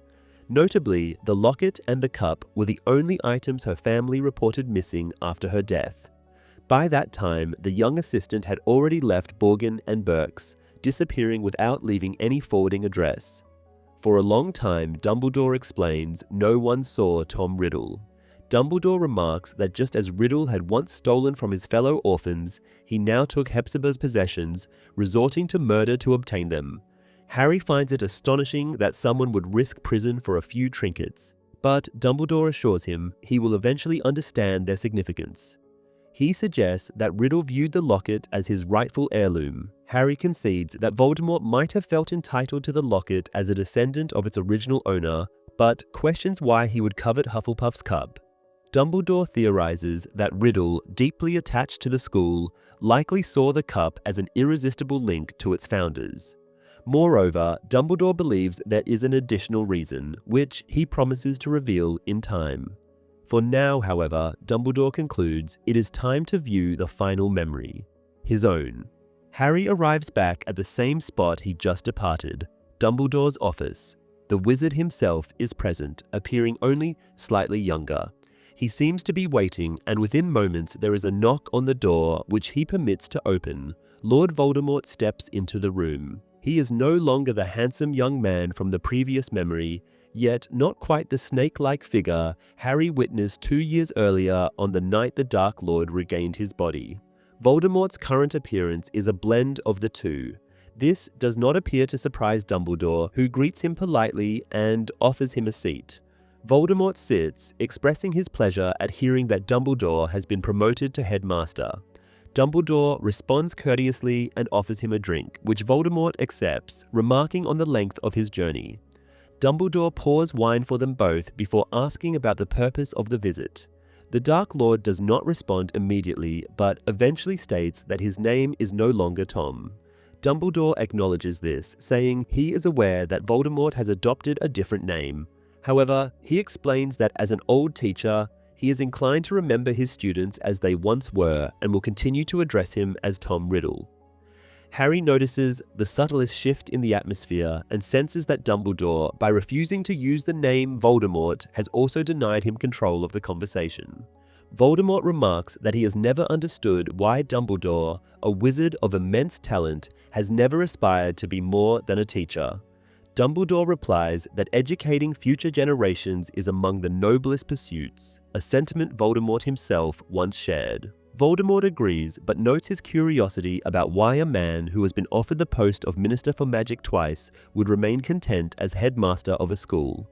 Dumbledore corrects him, stating it was offered 3 times and adding that he has no interest in politics, a similarity he shares with Riddle. An uneasy silence follows, which Dumbledore seems disinclined to break. Eventually, Voldemort speaks again, saying he has returned, much later than Professor Dippet anticipated, to request a teaching position once more. He claims to have accomplished feats and uncovered knowledge no one else has, which he now wishes to share with Hogwarts students. After a moment of thought, Dumbledore says that while he has heard rumors of these accomplishments, he would regret discovering even half of them to be true. Voldemort responds that greatness inspires envy and falsehoods, prompting Dumbledore to ask if he considers his actions signs of greatness. Voldemort confirms this, arguing that he has expanded the boundaries of magical possibility further than anyone before him. Dumbledore acknowledges this, but counters that, while Voldemort has excelled in certain areas of magic, there are others about which he knows very little. Voldemort smirks, asserting that nothing in his experience supports Dumbledore's old claim that love is a powerful force, one that could rival dark magic. The headmaster suggests that Voldemort may have been looking in the wrong places. Voldemort proposes Hogwarts as the ideal setting to disprove this notion, and asks Dumbledore whether he will grant him the position he desires. In response, Dumbledore inquires about Voldemort's followers, questioning what would become of them if he were to take a job at Hogwarts. Voldemort assures him that his friends would manage without him. Dumbledore expresses satisfaction at hearing Voldemort refer to them as friends, admitting he had feared they were more akin to servants. He adds that these loyal friends are currently waiting for him at the Hogshead Inn, having accompanied him on such a dismal evening. Harry observes Voldemort's surprise at this remark, which leads him to compliment Dumbledore on his information network. The headmaster attributes it to maintaining a good rapport with the innkeeper. He then suggests they speak candidly and asks why Voldemort has truly come, accompanied by followers, to seek a job he does not genuinely want. Voldemort denies this, asserting that he does indeed desire the position. Dumbledore counters that Voldemort merely wishes to remain at Hogwarts and views teaching as a means to that end, without caring about the actual role. When Voldemort asks whether this means Dumbledore will not hire him, the headmaster confirms this. Voldemort rises, stating that they have nothing more to discuss. Dumbledore concurs, adding he wishes he could still deter Voldemort with a burning cabinet. Harry anticipates an attack from the Dark Lord, but instead, Voldemort simply turns and leaves the office. The real Dumbledore informs Harry that they have seen all there is to see and removes them from the memory. Harry immediately questions why Voldemort returned if he had no genuine interest in teaching. Dumbledore admits he can only speculate. Harry presses for these speculations, but Dumbledore declines, saying he will share them another time. He adds that retrieving Slughorn's memory will be crucial to understanding everything. Harry is dismissed, but hesitates to leave, even as Dumbledore opens the door. He asks whether Voldemort sought the defense against the dark arts position once again.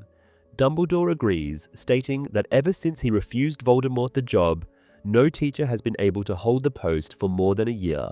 None of this chapter's events appear in the movie, except for the recurring notion throughout the series that the defense against the dark arts position seems to be cursed, as no teacher has lasted more than a year.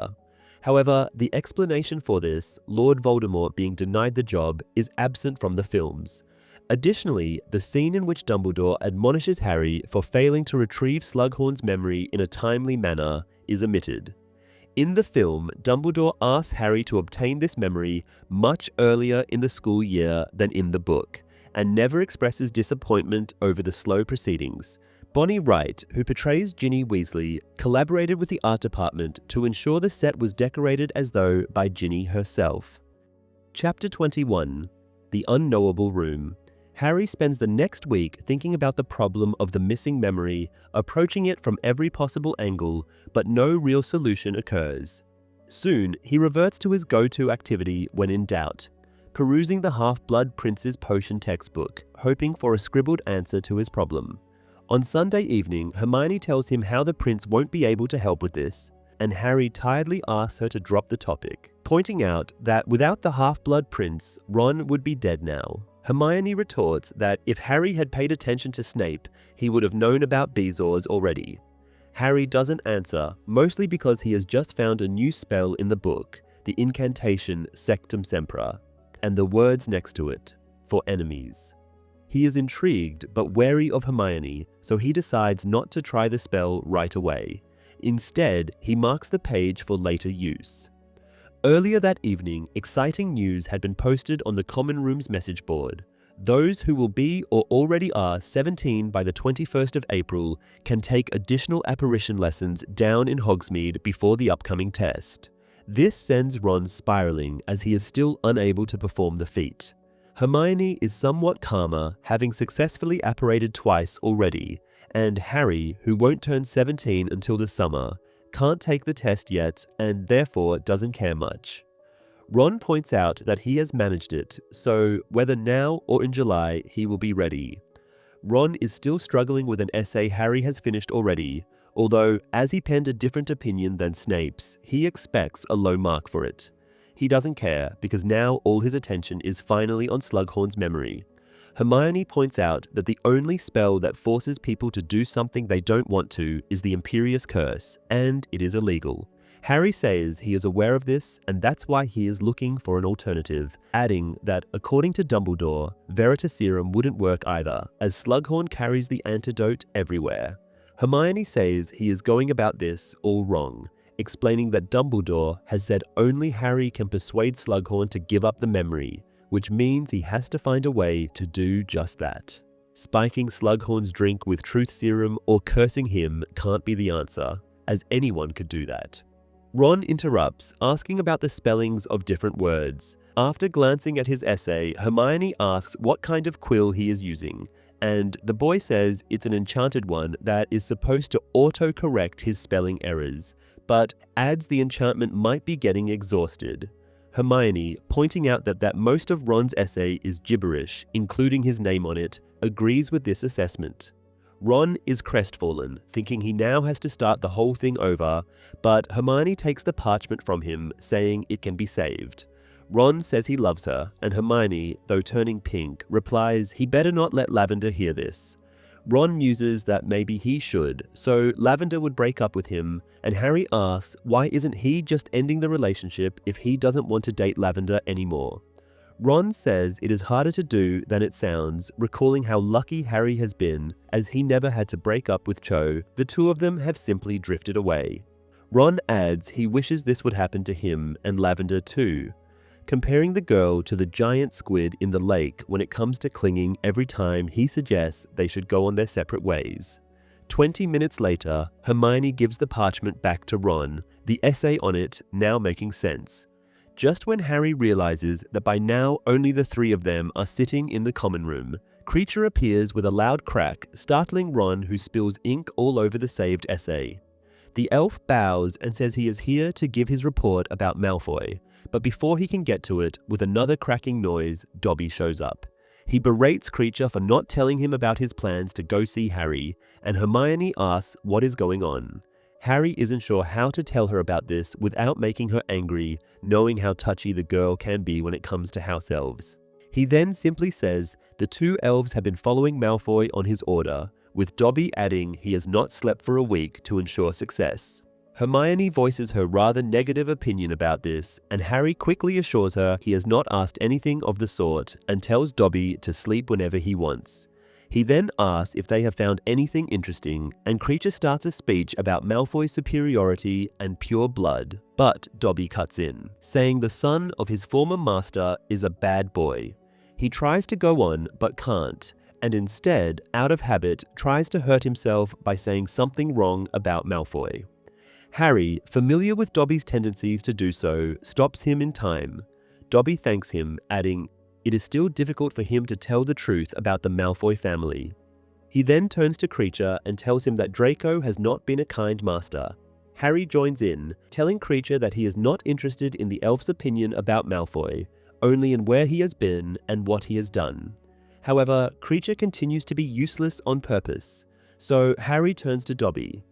The elf says Malfoy is not breaking any school rules and, in fact, is keen to stay away from detention, adding he regularly goes to the 7th floor with various other students, where he enters a room alone. Harry understands at once. Malfoy has been using the Room of Requirement all this time, which, he now reflects, has never shown up on the Marauders map. Ron thinks the Marauders might not have known about it, but Hermione suspects it must be the room's protective magic that makes it impossible to show up on any kind of map. Harry asks if Dobby could get in to find out what Malfoy is doing in there, but the elf says it is not possible.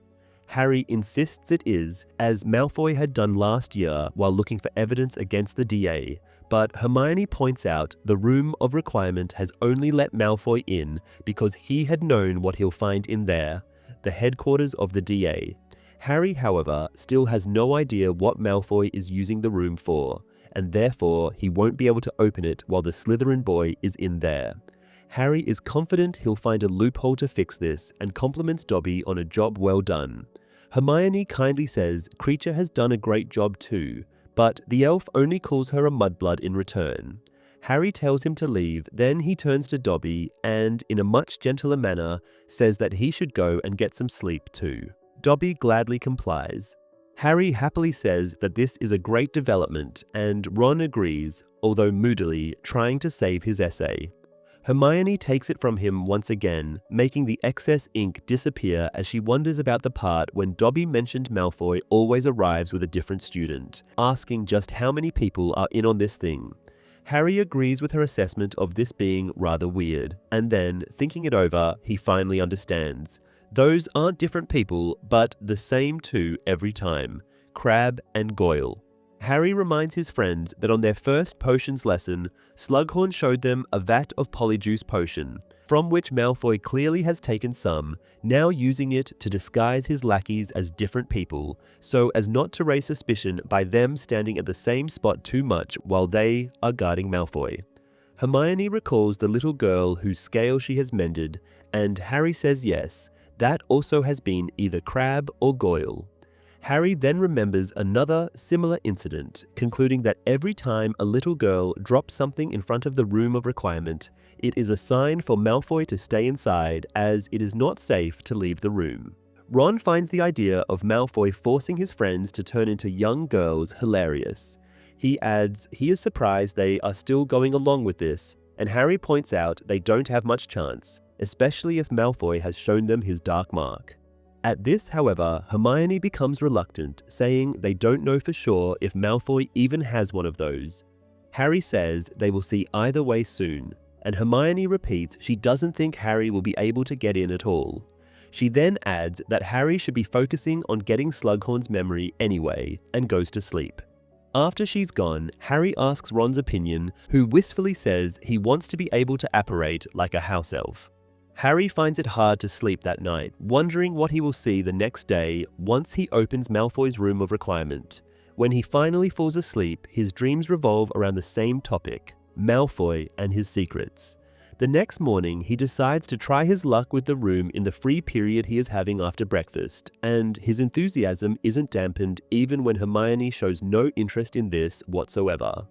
Harry assures her that Slughorn and his memory are still very much a priority, but until he gets an idea about that, he might as well go and find out what Malfoy is up to.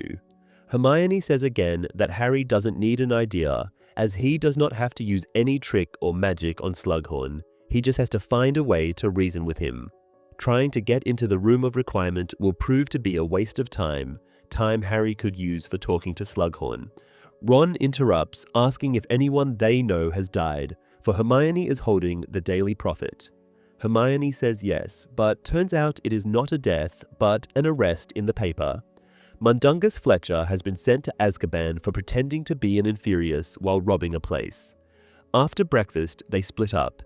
Hermione goes to Ancient Runes class, Ron aims for the tower to finish the essay, and Harry, clad in the invisibility cloak, heads to the 7th floor corridor. It is now empty, suggesting Malfoy is not in the room at the moment.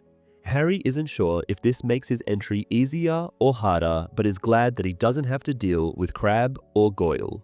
His first attempt brings no result.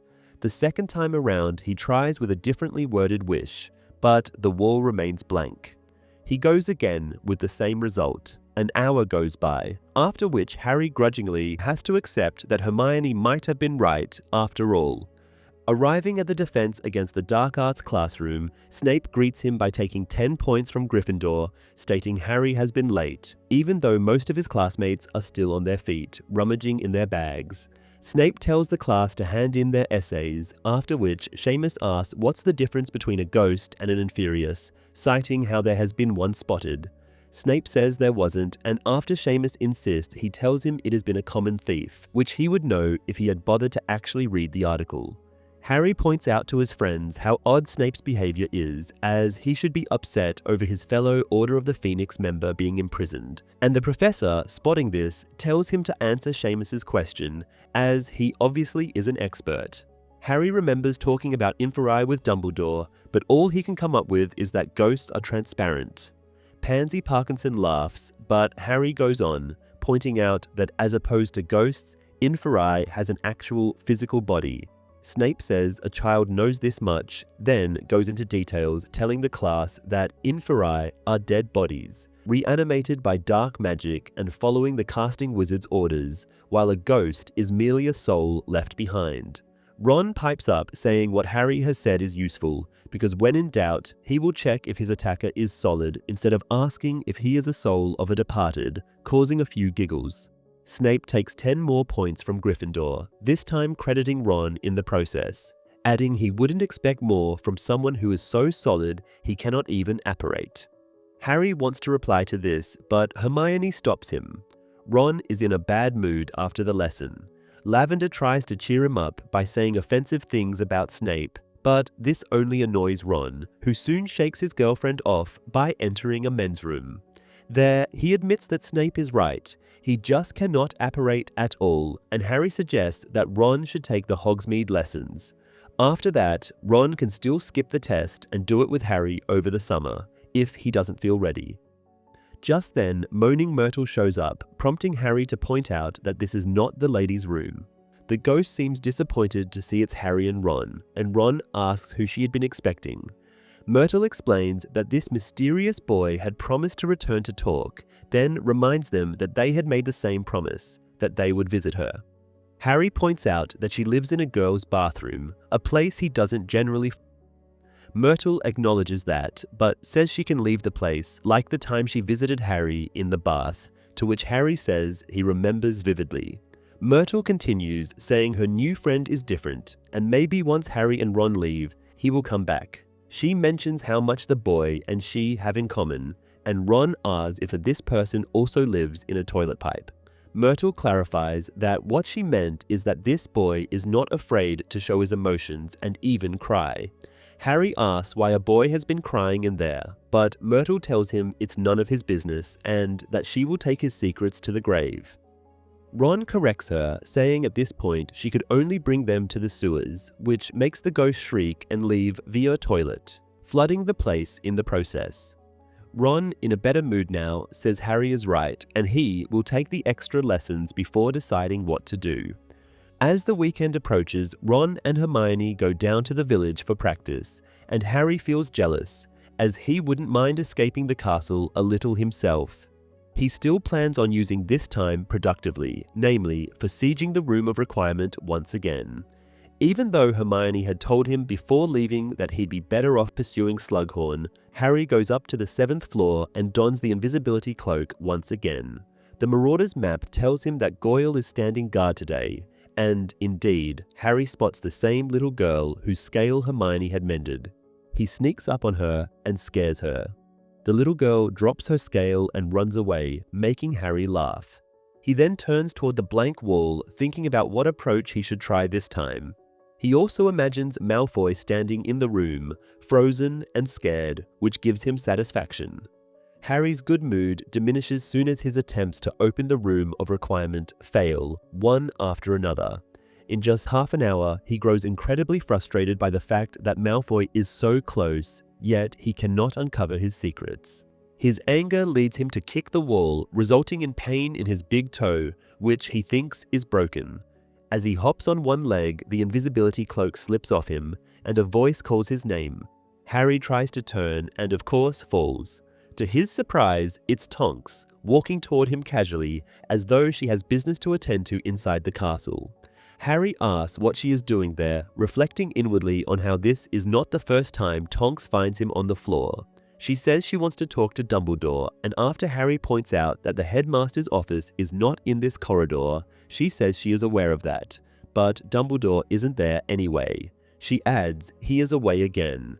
Harry asks if Tonks has any idea where Dumbledore goes when he leaves the school, and she claims she has none. Harry then asks what she wants to talk about with Dumbledore, and the woman gives a vague answer, mentioning that people are getting hurt all the time and that she wants to know the newest. Harry says he has heard about it from the Daily Prophet just that morning, and Tonks points out that the Prophet is behind the events. She then asks Harry if anyone writes to him from the Order nowadays. Harry says not since Sirius died. Then, seeing Tonks's eyes fill with tears, he admits he misses the man too. Tonks, however, appears confused, and after a quick goodbye, she leaves Harry.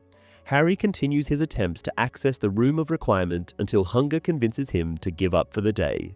Hoping Malfoy will stay inside for some time, he goes down to the Great Hall where he finds Ron and Hermione already having lunch.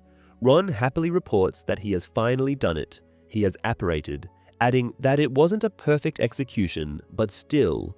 He missed the shop he was supposed to arrive at and went to another by accident, but he did indeed perform the trick. Harry turns to Hermione asking how she has fared, but Ron answers again, saying she mastered apparition so well that Twycross couldn't shut up about her, adding he expects the teacher to propose to Hermione any day now. Hermione, in turn, asks what Harry has been up to, and he tells them he met Tonks. He recalls the brief conversation, and Ron says it looks like Tonks is having a meltdown, probably caused by what happened at the Ministry last year. Hermione finds Tonks's behavior rather odd too, and Harry says he has a theory about that. Feeling awkward, he says he thinks Tonks had been in love with Sirius. He explains how her eyes were teary when he mentioned Sirius, and how her Patronus changed into something big and four-legged, which could easily be a dog. Hermione says there is something in this reasoning, but it still doesn't explain why she wanted to see Dumbledore. Ron repeats his opinion about Tonks cracking, adding that women in general are apt to do that. Hermione, in a sarcastic voice, answers that it might be true, but at least they won't be depressed just because Madame Rosmerta has not laughed at their jokes, the way that happened to Ron today. One bit from this otherwise heavily omitted chapter that makes it into the movie is Harry finding the Sectumsempra spell in the potions textbook, though in the movie's timeline this happens a little later.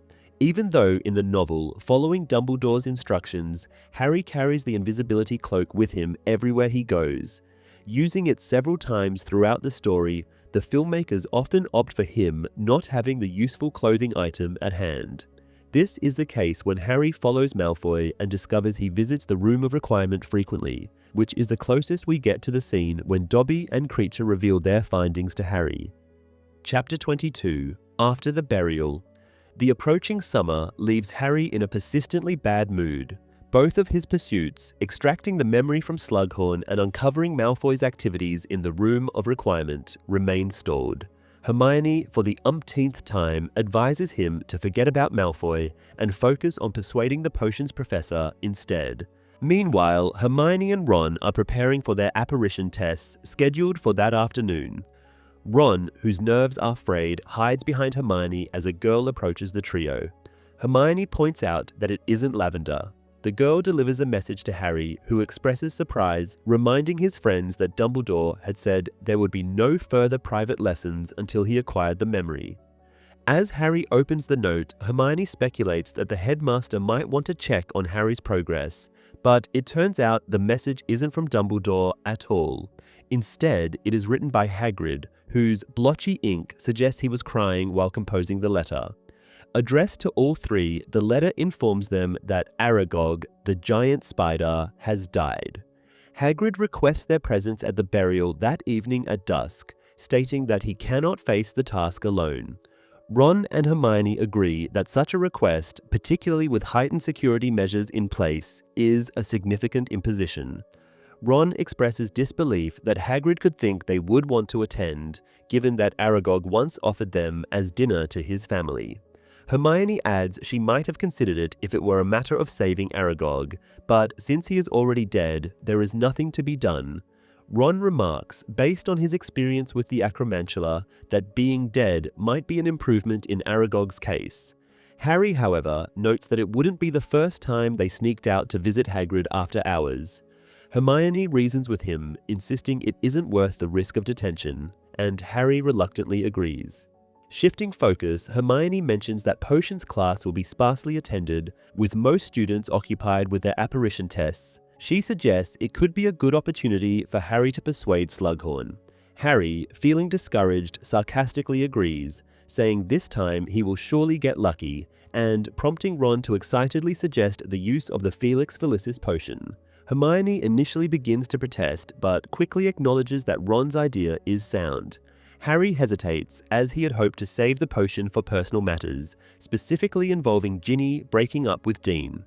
After some reflection, he concedes that the idea has merit and decides to use the potion in the evening if his next attempt in potions class fails. Hermione performs a graceful pirouette while reciting the key principles of apparition, as Ron nervously hides once more. Noticing new arrivals, Hermione reassures him they aren't Lavender. Observing the girls more closely, Ron remarks on their sad expressions. Hermione identifies them as the Montgomery sisters and explains the cause of their sorrow. Ron, struggling to keep track of who has been affected by Death Eater activity, is informed by Hermione that their younger brother was attacked by a werewolf after their mother refused to cooperate with Voldemort's followers. Sadly, she adds, the boy did not survive. Harry, shocked, comments that he thought werewolves only turned people rather than killing them. Ron clarifies that sometimes they lose control, and Harry asks if they know the attacker's identity. Hermione says the rumor points to Greyback, a revelation that does not surprise Harry. Pleading him emotionally, Hermione reiterates the importance of obtaining the memory as a crucial step in stopping Voldemort and preventing further tragedies. The bell rings, signaling two things. For Harry, the beginning of potions class, and Ron and Hermione, their departure to Hogsmeade for the apparition test. Harry wishes them luck before parting ways. When Slughorn arrives at the potions classroom, only Harry, Malfoy, and Ernie Macmillan are present. Slughorn, unfazed by the small group, announces that instead of covering a new potion, each of them should brew something fun and entertaining. Malfoy, visibly annoyed, questions this, but Slughorn merely encourages creativity. Harry observes Malfoy's irritation, noting that he likely considers the lesson a waste of time and would prefer to be in the room of requirement. Harry also notices Malfoy's pale, sickly appearance, which reminds him of Tonks. He deduces that Malfoy's mysterious mission must be going poorly, a thought that lifts Harry's spirits. Consulting his copy of Advanced Potion Making, Harry selects a promising recipe, the elixir to induce euphoria. He hopes that successfully brewing this potion will improve Slughorn's mood enough to elicit the hidden memory. Thanks to the Half-Blood Prince's annotations, Harry's potion is a triumph. Slughorn particularly appreciates the addition of peppermint, which he notes counteracts side effects like manic singing. The professor praises Harry's skill, attributing it to his mother's talent, which he clearly inherited. Ernie's attempt at an original potion fails to impress, and Malfoy's hiccuping solution earns only a passable remark from Slughorn. Both leave promptly when the bell rings. Slughorn, realizing he is now alone with Harry, also departs before Harry can suggest he try the potion. Back in the common room, Hermione excitedly announces that she has passed her test. Harry congratulates her and asks about Ron, learning that he failed by a narrow margin, having only lost part of an eyebrow in the process. Harry admits his failure to persuade Slughorn. Spotting Ron, Harry says that they can retake the test together, to which Ron reluctantly agrees, still annoyed about the examiner's focus on his missing eyebrow. Hermione tries to comfort him, calling the result harsh. After a dinner filled with complaints about the apparition examiner, Ron seems to be in better spirits. He asks Harry if he plans to use the luck potion. Harry confirms that he will, but notes that he intends to use only a portion of it, reasoning that obtaining the memory shouldn't require more than a few hours of luck. Ron reminisces about the experience of taking Felix Felicis, prompting Hermione to laugh and remind him that he never actually did. Ron insists that believing he had taken it is almost the same. The plan is simple. When they can be sure Slughorn has finished his dinner and is back in his room, Harry takes a sip of luck potion and visits him. When the time comes, he does exactly that, then announces that he is now going to visit Hagrid. His friends quickly remind him that he aims to get the memory from Slughorn, but Harry insists, grabbing the invisibility cloak. Ron can't understand how burying a giant spider could possibly be helpful, while Hermione examines the tiny bottle, thinking Harry might have taken something other than Felix Felicis. Harry, however, puts on the cloak and assures his friends that he knows what he is doing. Or, if not him, Felix does anyway. Harry goes back to the common room, now invisible, and just as Ron and Hermione step into the room, Lavender attacks them, demanding to know what they have been doing up there in Ron's room, alone. Harry doesn't stop to listen to Ron's answer. As he approaches the portrait hole, it opens, admitting Ginny and Dean, and providing Harry an opportunity to sneak out undetected. As he does so, he accidentally touches Ginny, who tells Dean off for it, saying she has asked the boy 100 times not to push her, as she can climb in on her own. Dean answers something equally angrily, and Harry, getting into an even better mood, walks off. He doesn't try to conceal his steps, as he knows nobody will be in his way who could hear him. Harry, though confident this is the right step to take, has no idea why he is going down to Hagrid. The potion tells him he is on the right path to get the memory, but it does not say how it will happen, only showing a few steps at a time. Unsurprisingly, the tall oak doors are still open, Filch apparently having forgotten to close them, and Harry walks into the school grounds, enjoying the mild evening. A sudden urge to make a detour and walk by the vegetable patches grabs him, and Harry obeys. It does not surprise him at all that he finds none other than Slughorn there, deep in conversation with Professor Sprout. Harry sneaks up on them and listens to their conversation, in which Slughorn presently thanks Professor Sprout for her help. Looks like the herbology professor just provided something Slughorn plans on using during his class. Now, the two teachers depart, with Sprout going back to the greenhouses and Slughorn heading for the castle. His path leads him to the spot where Harry is standing, and the boy, following the suggestion of the luck potion, reveals himself to the potion master. Slughorn is startled and asks Harry how he got out of the castle, to which Harry cites how Filch has forgotten to close the doors. Slughorn, to the boy's delight, says he will report Filch for this. The professor then asks why Harry is there at all, and he explains about Aragog and the funeral. Slughorn is intrigued, saying he has heard the rumors of Acromantulas living in the Forbidden Forest. He says the friendship between Hagrid and Aragog is indeed touching, then goes on mumbling about the immense price he could get for Aragog's venom and how incredibly rare the substance is. He adds that he wouldn't want to do anything disrespectful at a funeral, of course, but still, if there was a way to obtain some of the venom, well, 100 galleons for a mere pint, he says, would be a nice plus compared to his poor salary. Harry, pretending to be hesitant about the whole thing, says it would probably be okay if Slughorn would attend the funeral. The professor likes the idea, saying he will just pop back to the castle to change his tie to a more somber one to fit the occasion and pick up a few bottles so they can give the beast a proper burial. Harry, rather pleased with how events are unfolding, resumes his walk towards Hagrid's hut. Hagrid is glad to see him, even though Harry tells him Ron and Hermione couldn't make it. The giant is in bad shape, wearing a black armband, and he clearly has been crying as well. Harry, after patting Hagrid's elbow in a friendly manner, asks where they are going to bury Aragog, assuming the forest is a logical place.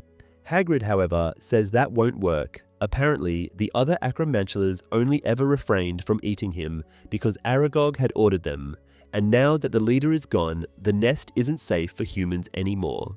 Hagrid can barely believe this development, but Harry is not surprised in the slightest, as Aragog's family has tried to eat him and Ron once. Hagrid goes on reflecting that there never had been a part of the forest he wasn't welcome at, and even taking Aragog's body away had been much trouble. Acromantulas eat their dead, Hagrid says, but he couldn't let that happen to Aragog. He then starts to cry, and Harry continues his soothing elbow patting while saying he has met Slughorn on his way here. Hagrid asks if Harry is in trouble, but the boy says he isn't, and, in fact, Slughorn wants to attend the funeral and have a little wake afterwards. Hagrid is a little surprised, saying he and Slughorn do not have a very close relationship, but he appreciates the gesture, and Aragog would too. Harry thinks the only thing Aragog would like about Slughorn is the big amount of meat the man would provide, but he keeps this thought to himself. Looking out the window, a terrible sight occurs, the body of Aragog with his legs curled up. Harry asks Hagrid if he wants to bury the spider right here next to his cabin, and Hagrid says that's the plan, and that he has already dug up a grave. Just then, a knock comes, and soon Slughorn is admitted, carrying bottles of mead. He says how sorry he is for Hagrid's loss, and the other man thanks him for this as well as for not punishing Harry. Slughorn says he would never, and asks about Aragog. Hagrid tells him the body is in the back garden, asking if they want to do the thing now. Once outside, Slughorn deems the enormous spider magnificent. The body now lies next to a big hole and a large mound of freshly dug earth. As Slughorn goes to examine Aragog more closely, Harry thinks he hears the tinkling of glass vials. Hagrid remarks how not everybody can appreciate the beauty of beasts like Aragog, and Slughorn assures him he loves magical creatures. Harry spots a bottle being hidden under the old man's cloak. As they proceed, Hagrid picks the body up and rolls it into the grave. As Hagrid succumbs to sobbing, Slughorn offers to say a few words in honor of the departed. He manages a somewhat generic but heartfelt speech, which Hagrid calls beautiful. He then starts to cry in earnest, and Slughorn, after filling the grave with a wave of his wand, proposes they go inside. He and Harry support Hagrid into the hut and sit him at the table. Harry sits as well, and soon Fang's head is in his lap, as it always happens. Slughorn opens a bottle and explains to Harry that after the incident with Ron, he made a house elf try all of his wine and mead. Only imagining Hermione's face is enough for Harry to decide not to share this with the girl, ever. Most of the first bottle ends up in Hagrid's enormous mug, and Slughorn divides a second one between himself and Harry. The professor then raises his own mug and toasts Aragog, which Harry and Hagrid copy. The teachers are indulging, but Harry, prompted by Felix Felicis, only pretends to drink his mead. Hagrid starts to reminisce, saying he had gotten Aragog when the spider was just an egg, then goes on telling them how he has kept the acromantula in a cupboard. He stops here, and Harry can easily figure out why. It was Aragog who got Hagrid expelled after a young Tom Riddle convinced everyone that Aragog was Slytherin's monster who had killed Moaning Myrtle. Slughorn barely pays any attention, his eyes scanning the inside of the hut. Pointing out a bunch of long, white hair, he asks if they happen to be from a unicorn, and Hagrid confirms this, saying they lose some in the forest while going through bushes, and he collects them because they are great for tying bandages. Slughorn remarks that unicorn hair is very expensive, but Hagrid doesn't seem to care. Slughorn now looks around with renewed interest, and Harry knows he is looking for additional treasures that might help him finance his fondness for aged mead and velvet jackets with shiny brass buttons. He questions Hagrid about the magical creatures residing in the Forbidden Forest, and Hagrid, cheered up by the mead and the audience, is happy to comply. As they talk, Felix Felicis also whispers to Harry, telling him how the supply of alcohol is running low already, which could be a problem. Though he has never performed the refilling charm non-verbally before, Harry pulls it off now with ease and watches happily as the level of the bottles rises. Hagrid and Slughorn are now talking about illegal dragon egg trades. After a while, alcohol takes hold of the adults and they begin to give loud toasts to the school, to Dumbledore, and even to Harry, or in Slughorn's case, to the 10 galleons he will receive for every single unicorn hair, as Hagrid has gifted him the batch. Soon the two start singing, performing a sad ballad about a dying wizard named Odo. Hagrid, slumping closer and closer to the table, reflects how good people die young, like his father and Harry's parents, while Slughorn continues the ballad. Hagrid keeps repeating to Harry how terrible these losses are, and Slughorn, believing the giant is talking about his voice, apologizes. Harry tells him it wasn't about his singing, as Hagrid passes out. Slughorn agrees that the murder of the Potters had indeed been a terrible thing. For a moment, the old man seems lost for words, which he disguises by refilling the mugs, then asks Harry if he has any memories of the fateful evening. Harry says he doesn't remember as he was only 1 year old at the time, but he found out a lot about the evening since, for example, that his father had died first.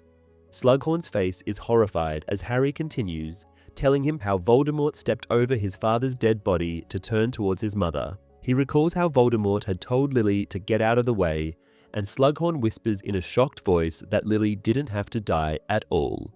Harry, though seeing the effect the story has on the professor, goes on, telling him how his mother wouldn't move and, in fact, pleaded for Harry's life. At this point, Slughorn stops Harry, saying he is an old man and can't bear to hear all this.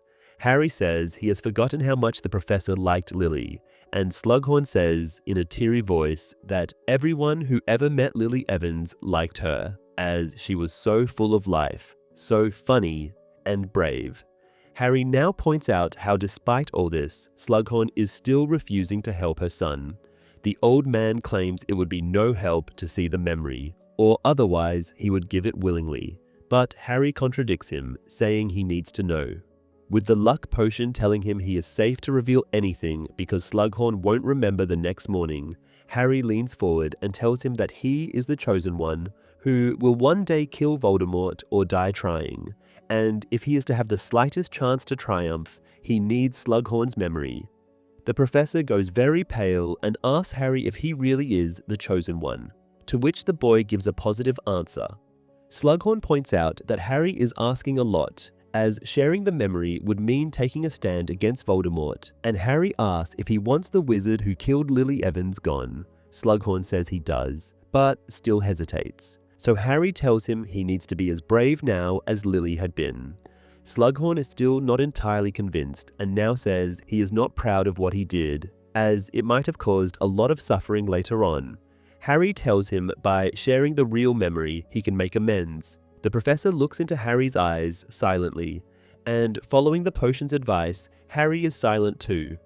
After a while, Slughorn slowly draws his wand and removes the memory from his mind, then puts it into a little glass bottle, where it swirls, a bright silvery substance that isn't liquid or gas. Slughorn hands the bottle to Harry, who thanks him for it. The professor says Harry is a good boy, who has his mother's eyes and asks not to be judged too harshly once he has watched the memory, and with that, he falls asleep. In the adaptation, it is Harry's idea to use Felix Felicis to get the memory from Slughorn, not Ron's. He also appears to drink the full bottle, another slight deviation from the book. Slughorn tells Harry a story about pet fish he once had, which was created from a flower petal and disappeared on the day Lily died. The fish, of course, had been a gift from Lily. This part of the conversation is entirely a new addition to the film, as nothing similar happens in the novel. Interestingly, Slughorn is stealing leaves of a magical plant when Harry sees him, as opposed to the book, in which he simply asks Professor Sprout for some. This change is likely because, though she is mentioned here and appears in the book several times, the herbology professor is not actually in the movie, the character only showing up in the second and the last movie of the series. Chapter 23 Horcruxes. The effect of the Felix Felicis potion begins to wear off as Harry makes his way back to the castle. The large oak doors are still open, but he encounters Peeves on the 3rd floor, forcing him to dodge into a secret passage to avoid the mischievous poltergeist. By the time he arrives at the portrait of the fat lady, the potion's influence has completely faded. This becomes evident when the fat lady first scolds him for returning so late and then informs him that the password has changed at midnight, meaning he will have to sleep in the corridor. Harry argues about the poor timing of this change, but the fat lady retorts that if he has an issue, he should take it up with Dumbledore, as it was on his order that security has been increased. Frustrated, Harry tells her that he would gladly do that if only the headmaster were around. A voice from behind startles Harry as it informs him that Dumbledore has, in fact, returned. Harry turns around to see nearly headless Nick floating nearby. The ghost explains that, according to the Bloody Baron, Dumbledore returned to the castle about an hour ago, looking very tired but also somewhat satisfied.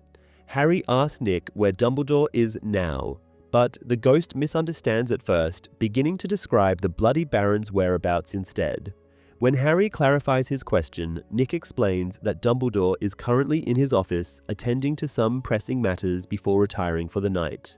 Harry thanks him and hurries off towards the headmaster's office, leaving the fat lady calling after him that she was only joking and that the password has not actually changed. Harry, however, does not stop to listen. Within minutes, he is passing through the secret entrance behind the stone gargoyle, ascending the spiral staircase, and knocking on Dumbledore's office door. Dumbledore's voice answers, permitting him to enter. Dumbledore expresses mild surprise at seeing Harry so late in the evening and comments on it. Harry, wasting no time, produces the small glass vial containing the crucial memory he has finally obtained. Dumbledore's expression changes to one of astonishment, followed by a broad smile. He tells Harry that he never doubted his ability to secure the memory, even if it took longer than anticipated. Dumbledore takes the vial from Harry and retrieves the pensieve from its usual cabinet. Without delay, they both lean over the shimmering surface of the magical basin and enter the memory. At first, everything seems identical to what they have seen before. They find themselves inside Slughorn's office, where a younger and somewhat thinner Horace Slughorn sits comfortably in a large, overstuffed armchair surrounded by a group of students. Teenage Tom Riddle has just asked about Professor Merrythort's impending retirement. Slughorn responds in a jovial tone, teasing that, with Riddle's talent for uncovering secrets and charming the right people, it will not be long before he becomes Minister for Magic. He even jokes that if Riddle continues to send him crystallized pineapples, his favorite treat, it might happen even sooner. The other boys laugh at this remark, and Riddle replies modestly that he doubts politics would suit him, alluding to his background. Harry notices that a few boys in the group exchange knowing smiles, likely aware of Riddle's true lineage. Slughorn, however, assures Riddle that his talent speaks for itself, suggesting he must come from an old pure-blood family. He adds that Riddle's future success is inevitable, as he has never been wrong about a student's potential. The golden clock on the mantelpiece behind Slughorn chimes 11, prompting him to dismiss the group. He reminds them, as in the altered memory, of the curfew and the need to adhere to Hogwarts' rules. He specifically addresses a few boys who later become known as Death Eaters, including one of the Lestrange brothers. The students obediently rise and leave the room, chattering among themselves until only Tom Riddle remains behind. Riddle, just as in the tampered version of the memory, begins to ask Slughorn about Horcruxes. This time, however, Slughorn does not hesitate as much. Instead, he asks Riddle directly if this is related to a Defense Against the Dark Arts project. Harry observes that Slughorn already knows this is not the case, but Riddle calmly admits that he came across the term elsewhere and was curious about its meaning. Slughorn sighs and remarks that it is unsurprising Riddle could not find any information on Horcruxes at Hogwarts, as they are a subject strictly avoided in all the school's libraries due to their inherently dark nature. Riddle flatters Slughorn by suggesting that if anyone could shed light on such a complex and obscure topic, it would undoubtedly be a wizard of Slughorn's intellect and experience. Harry, who has had his own experiences persuading reluctant individuals, observes that Riddle executes this performance flawlessly. He also notes the glint of excitement in Riddle's eyes, deducing that he has likely planned this conversation for weeks. Slughorn, though flattered, remains cautious. Nevertheless, he begins to explain, revealing that a Horcrux is an object in which a wizard can conceal a fragment of their soul, thus achieving a form of immortality. When Riddle feigns ignorance, Slughorn elaborates further, stating that splitting the soul and hiding a part of it in a Horcrux allows the wizard to survive even if their body is destroyed. However, he stresses that such an existence is unnatural and miserable, one that few would willingly choose. As Slughorn speaks, Harry recalls Voldemort's description of his state following his near destruction, being reduced to a shadow-like form, barely clinging to existence. In the memory, Riddle's eyes gleam with interest as he asks how a soul can be split. Slughorn reluctantly reveals that committing murder, the most heinous of acts, is the only way to fracture the soul. He adds that the wizard must then perform a spell to encase the torn fragment within an object. When Riddle presses him for more details, Slughorn becomes defensive, indignantly asking whether Riddle takes him for someone who has committed such acts himself. Riddle quickly backtracks, apologizing profusely and insisting that his interest is purely academic. Slughorn appears mollified and remarks that curiosity is natural, though he warns Riddle to exercise caution when exploring such dangerous topics. Riddle then steers the conversation towards an even darker speculation. He asks whether creating a single Horcrux would truly be sufficient to guarantee immortality. He wonders aloud if dividing the soul into multiple fragments and creating multiple Horcruxes would provide greater protection against death. He specifically mentions the number 7, noting its magical significance and speculating that 7 Horcruxes might be the ultimate safeguard. Slughorn is visibly horrified by this suggestion. He exclaims that the idea of committing so many murders to achieve such an end is beyond comprehension. Riddle, maintaining his facade of academic interest, assures Slughorn that he is merely theorizing. Slughorn, still unsettled, warns Riddle to speak of this to no one, and emphasizes that such topics are not only forbidden at Hogwarts, but also watched closely by Dumbledore himself. Riddle promises to keep their conversation a secret, but Harry can see the triumph in his expression. It is clear that Riddle has extracted exactly the information he was seeking. Dumbledore says it is time to leave the memory. Back in his office, once they are both sitting again, the headmaster explains that this memory is what he had been waiting for, and that it not only confirms his theories, but also shows how much work remains to be done.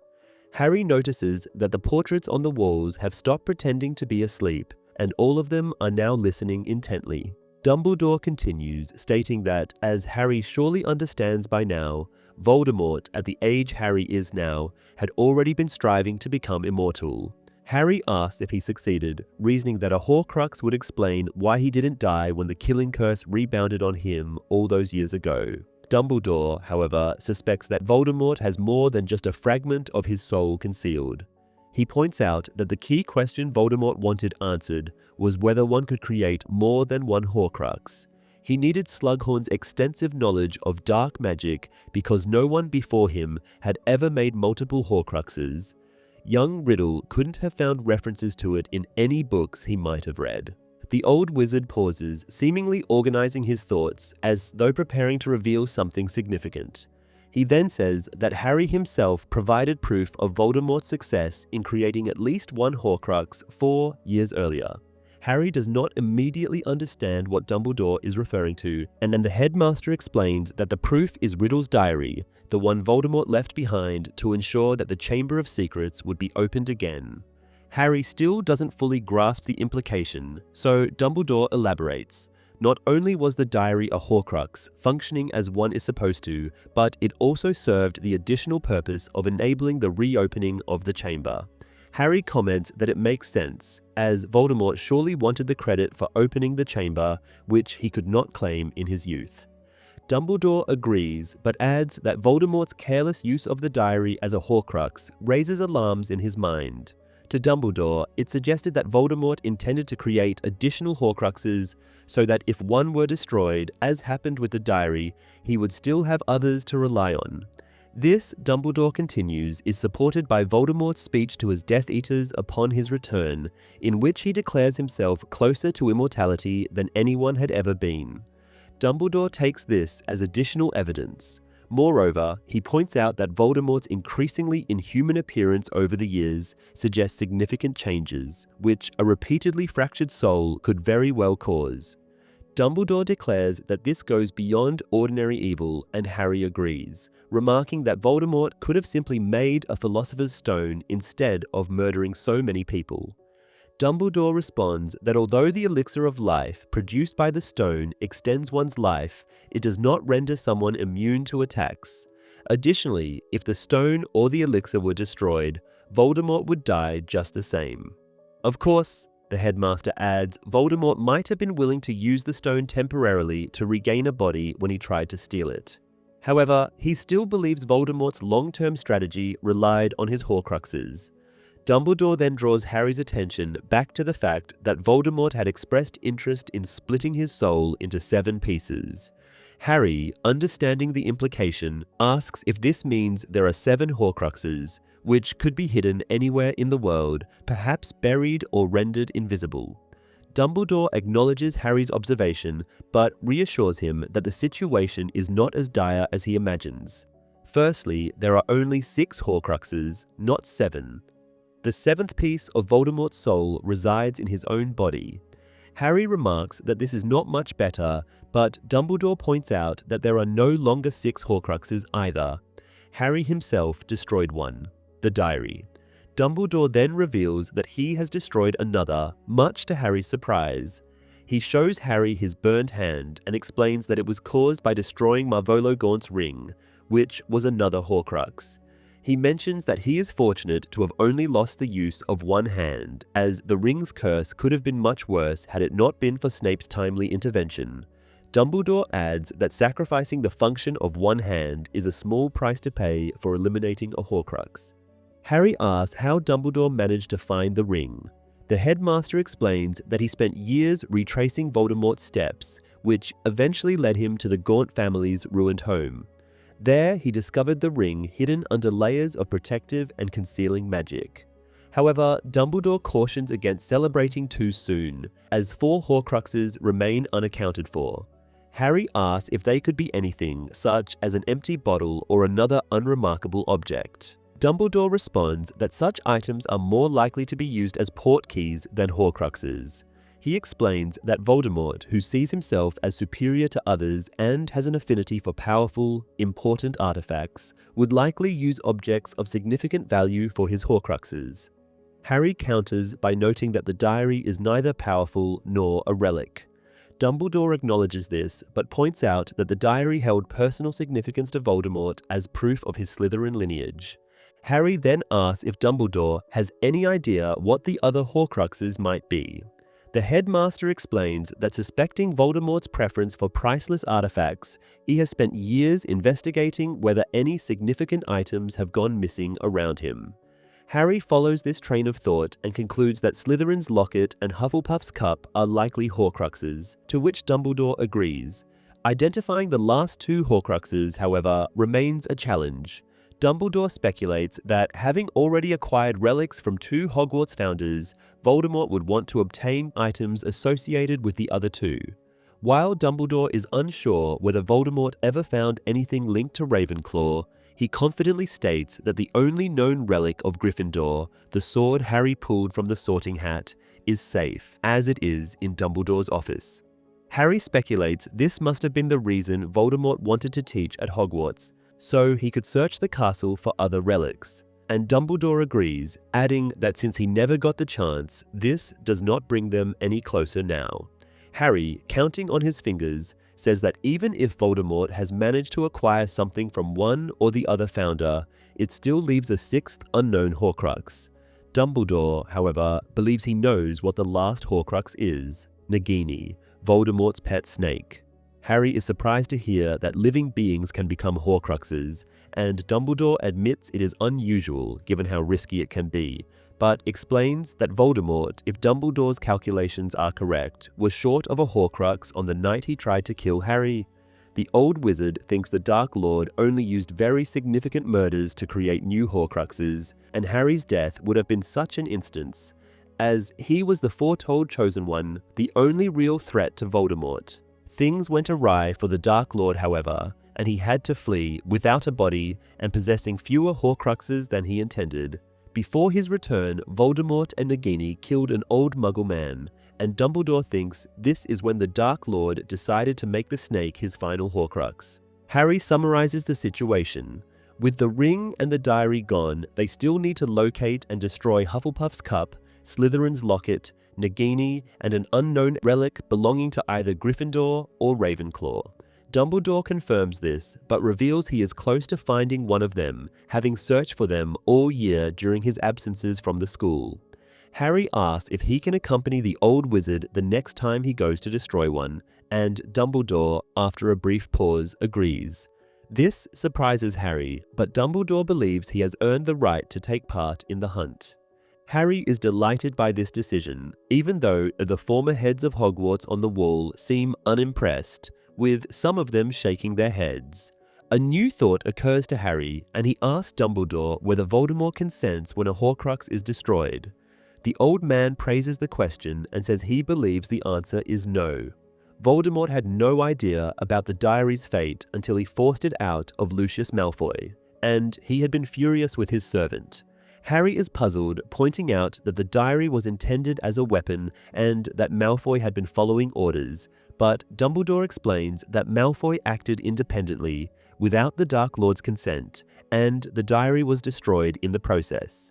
Dumbledore asserts that after losing the diary and failing at the Ministry, Lucius may even feel relieved to be locked up in Azkaban, far from Voldemort's wrath. Harry reflects on everything he has learned that evening and draws a conclusion. Once all the Horcruxes are destroyed, Voldemort will become mortal again. Dumbledore confirms this while cautioning that although Voldemort's soul is irreparably damaged, his magical abilities and intellect remain formidable, and defeating him will require extraordinary skill and strength. Harry objects, saying he lacks these qualities, but Dumbledore disagrees, reciting the prophecy's line about the Chosen One having a power the Dark Lord cannot understand. Harry impatiently remarks that while he might be capable of love, which Dumbledore thinks is the greatest of all magic, it does not seem helpful in this context. Dumbledore insists it is extraordinary, given all Harry has endured, and when Harry asks if then the prophecy's mention of a power Voldemort lacks refers solely to love, Dumbledore confirms this. However, he adds that the prophecy only matters because Voldemort chose to act on it, thus fulfilling it. Harry argues this makes no real difference, but Dumbledore strongly disagrees, asking Harry to consider what would have happened if Voldemort had never heard of the prophecy. Harry, now confused, reminds Dumbledore that he said the prophecy would come true regardless, and Dumbledore clarifies that it only does so because Voldemort believed in it. By attacking the Potters, Voldemort inadvertently gave Harry a future, his mother's protection, and a drive for vengeance. In doing so, Dumbledore says, Voldemort created the one person most likely to defeat him. Dumbledore elaborates, explaining that tyrants often go too far, provoking resistance and creating their own undoing. Harry tries to interject, but Dumbledore continues, emphasizing that it is Voldemort's actions that allow Harry to see into his mind, understand Parseltongue, and resist the allure of power and darkness. Despite everything, Harry has never been tempted by the dark arts or by serving Voldemort. Harry replies that this is natural, considering Voldemort killed his parents, but Dumbledore reframes this, stating that Harry's ability to love protects him from the lure of Voldemort. Even when offered immortality and unimaginable riches, Harry chooses to oppose the Dark Lord, even at the risk of his own life. Dumbledore concludes that this is why Harry can glimpse into Voldemort's mind without being corrupted, while the Dark Lord cannot touch Harry's without experiencing pain. Harry's whole, unbroken soul holds a power Voldemort's fractured one cannot match. Harry comments that it all leads to the same outcome: he must try to kill Voldemort. Dumbledore disagrees again, asking Harry how he would feel about Voldemort if the prophecy had never existed. Harry reflects on the loved ones he has lost, his parents, Sirius and Cedric Diggory, and admits he would still want Voldemort dead and would want to be the one to stop him. Dumbledore is pleased with this response, pointing out that Harry has a choice, unlike Voldemort, who is bound by the prophecy. However, Voldemort's relentlessness ensures that the two will eventually face each other. Harry finally grasps the subtle distinction Dumbledore is making. He will have to confront Voldemort, but he can choose to do so willingly and on his own terms, just as his parents did, which could make all the difference in the end. In the book, Dumbledore suspects everything he can glean from the memory and wants it only to confirm his theories. However, in the film, Dumbledore is shocked to learn what Voldemort has done and explicitly expresses this. In this scene, Dumbledore shows Harry the ring, although the movie omits all information about the Gaunt family and the ring's origins. He also refers to it as Voldemort's mother's ring. Though it never belonged to Merope, Harry touches the ring in the film and has a vision of Voldemort, even though it is no longer a Horcrux. He even exhibits the same movements he made in the previous movie, which indicated his mental connection with Voldemort. In the movie, Dumbledore seems aware of what awaits them in the cave, as he tells Harry he cannot destroy the Horcrux alone and will need his help. In the book, this happens differently, with Harry asking to join Dumbledore when he goes to destroy another Horcrux. Chapter 24, Sectumsempra. During the next morning's charms class, Harry tells his friends about the developments from the previous night.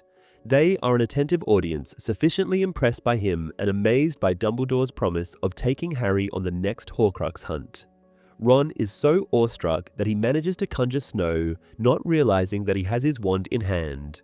Hermione grabs his wrist to stop him, to which, as Harry notes, Lavender stares at the girl menacingly. Harry also notices that Lavender's eyes are very red. Hermione must have noticed Lavender's reaction as well, because she quickly releases Ron, who then wipes some snow off her shoulder.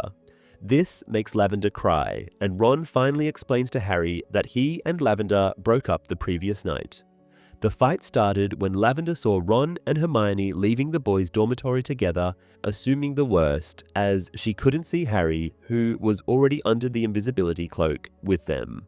Ron adds that the yelling had been pretty intense, but at least he didn't have to be the one to end the relationship. Hearing this, Hermione calls him a coward, though Harry observes that she is more amused than annoyed by the situation. Hermione then remarks how bad the previous night had been for couples, noting that Ginny and Dean also split up. Harry, pretending to be as indifferent as possible despite his insides dancing with excitement, asks what happened. Hermione explains that the issue arose when Dean tried to help Ginny through the portrait hole, something she dislikes, but that was only the last straw, as their relationship had been on the rocks for some time. Harry sees Dean, who looks grim. Hermione then adds that this puts Harry in an awkward position, and the boy asks what she means by that. She says she was referring to the Quidditch team, which is now in trouble due to Ginny and Dean no longer speaking to one another. Ron warns them about the approaching Professor Flitwick. The tiny teacher scolds them for talking rather than practicing the spell they are supposed to be working on, which is fair, as only Hermione has managed to turn her vinegar into wine. Harry and Ron are raising their wands in unison, trying to cast the spell non-verbally with different results. Harry's vinegar freezes over, while the bottle in front of Ron explodes. Flitwick assigns them extra practice as homework. After Charms class, they head back to the common room to enjoy a free period. Ron seems glad to be a single man again, and Hermione is in an unusually good mood as well, though when asked, she credits this to the nice weather. Harry, on the other hand, is dealing with a very serious inner dilemma. On one hand, he really wants to ask Ginny out, but on the other, he keeps reminding himself that she is Ron's sister and thus considered off-limits. He is so deep in his internal debate that he barely notices what's going on around him until he hears Hermione mention Katie Bell's name. Katie is back from the hospital and now tells her fellow house members that she is fully recovered. She adds that she has just heard about the latest match and McLagan's poor performance, and Harry says it had been bad, but now, with Katie back and Ron able to play again, they still have a chance at the cup. Harry then asks if she remembers who gave her the cursed necklace, but the girl says she does not. She recalls opening the door of the ladies' room, and that's it. Her next memory is waking up in St. Mungo's 2 weeks ago. She then says she must hurry, not wanting to risk Professor McGonagall giving her detention for being late on her first day back, and leaves. Once it's just the three of them, Hermione suggests that it must have been a woman who placed the Imperious Curse on Katie, if it happened in the girls' bathroom. Harry, however, points out that they know someone who has a batch of Polyjuice potion and likes to turn his friends into little girls. He then says he plans to take another sip of the luck potion and try the room of requirement again. Hermione tells him it would be a waste, explaining that getting the memory was something Harry had been capable of all along. He just needed the right circumstances, and Felix Felicis could help with that. However, breaking powerful enchantments is not something luck can assist with, and anyway, Harry should save the rest of the potion for when he and Dumbledore go searching for the next Horcrux. Ron asks whether they could brew more, and Harry takes out advanced potion making to check. It turns out that brewing Felix Felicis takes 6 months and is an especially complicated process. As Harry closes the book, he spots the folded-in corner and rediscovers the spell Sectumsempra. Though weeks have passed, he still hasn't tried it, mostly because he didn't want to hear Hermione's lecture about it. But now he decides he will give it a try the next time he runs into Cormac McLaggen. There is someone not entirely happy to see Katie back, Dean, who is now off the team. Although he takes the news stoically, Harry can't help but notice the dark whispers exchanged between him and Seamus once Harry turns his back. The next Quidditch practice, however, convinces Harry that he made the right decision. With McLaggen gone and Katie back, the team plays better than ever. Harry also notices that Ginny doesn't seem particularly upset about the breakup. Quite the opposite, she is cheerful and often jokes around, poking fun at Ron or Harry in a friendly manner, for which Harry is thankful as it gives him an opportunity to stare at her unnoticed. Harry's inner dilemma continues. Though he assumes that Ron, having had his first relationship, would be somewhat more relaxed about such things now, he can't forget his friend's expression when he saw Ginny and Dean kissing. Even with these concerns, however, Harry can't help but enjoy Ginny's company, particularly on the rare occasions when they are alone, such as when they are walking back to the castle after practice. Harry can't stop imagining other scenarios where they can be alone, even wishing Slughorn would throw another party. One where Ron obviously wouldn't be invited, so he and Ginny could spend the evening together. Sadly, the professor seems to have stopped organizing them. Harry also thinks about asking Hermione for help with a delicate situation, but can't bring himself to do it, knowing how smug she would be about it.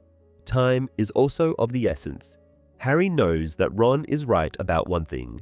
Ginny is far too popular among boys. He knows that if he doesn't act soon, someone else will ask her out. With all of this on his mind, the temptation to use Felix Felicis grows stronger by the day.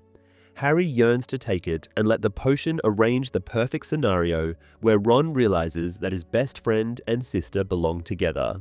Sadly, all Ron wants to talk about these days is the upcoming Quidditch game against Ravenclaw, and he wants to do this with such frequency that Harry has no chance of being alone with Ginny for more than a few seconds at a time. The stakes are high. Not only is keeping the Quidditch Cup at risk, but if Gryffindor is beaten by too many points, they could end up at the bottom of the standings, a position they haven't occupied in 200 years.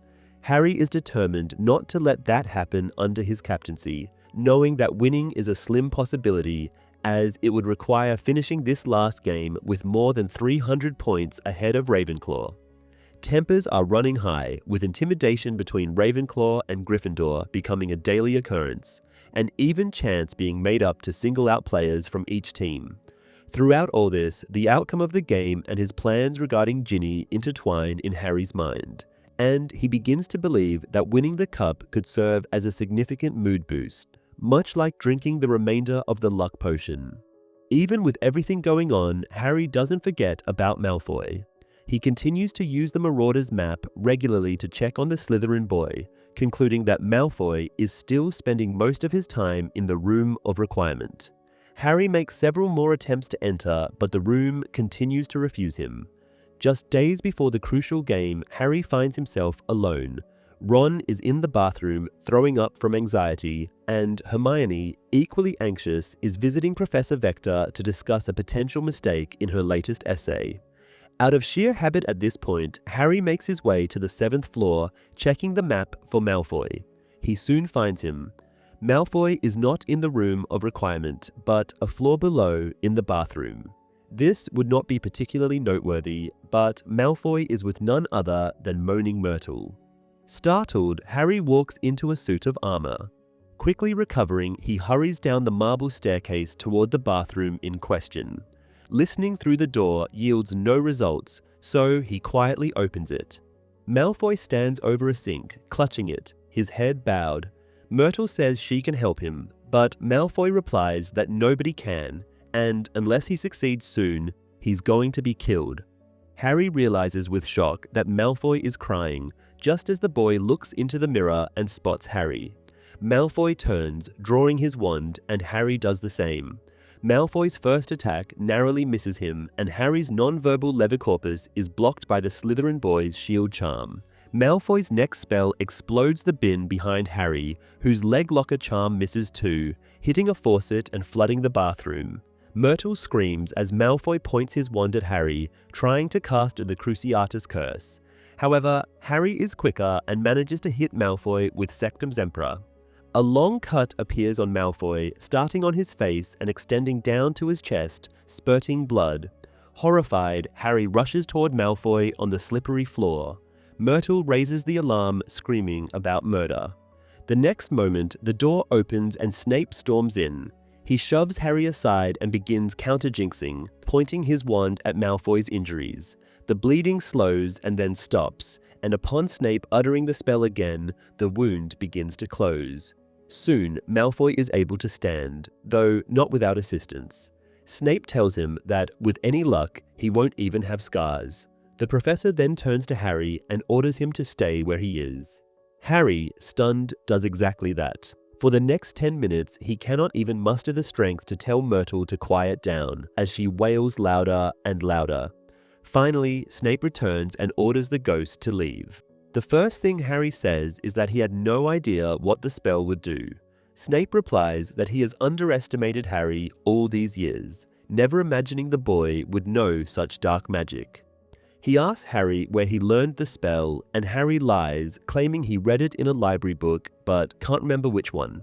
Snape calls him a liar, and Harry knows what's coming. He is aware that he won't be able to stop it, as he never had been. His vision swims, and the image of the amended advanced potion-making book flashes in his mind. He then finds himself alone in his mind again, as Snape orders him to grab his school bag and bring all his books. Knowing arguing is futile, Harry runs out of the bathroom, ignoring the questions of fellow students about his blood and water-drenched clothes.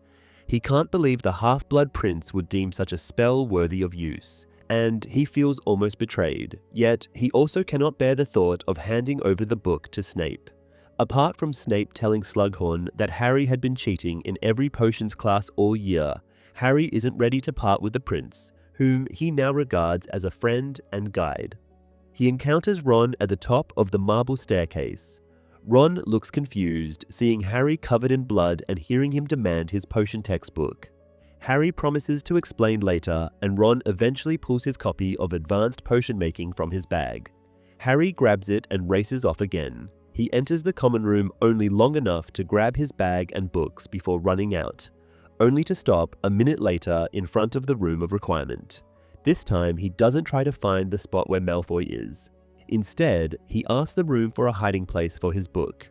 Soon, a door appears in the wall. Despite his panic, Harry can't help but marvel at the version of the room he steps into. It is vast like a cathedral, with centuries worth of hidden objects forming walls taller than himself. From broken furniture and forbidden objects to weapons, books, clothes, and potions, thousands of unwanted hidden items fill the space. Harry hurries to find a place for the book where he will later be able to recognize it. As he passes ominous items such as a stuffed troll, a blood-stained axe, and even the broken vanishing cabinet that Fred and George had used the previous year to make Slytherin Quidditch captain Montague disappear, Harry opens a different cabinet and hides the book behind the cage of a long-dead creature. He pauses, searching for something easily memorable, something to mark the cabinet. He places an old bust atop a small cabinet, then adds a wig and a tiara for good measure, ensuring he will be able to return and find the book.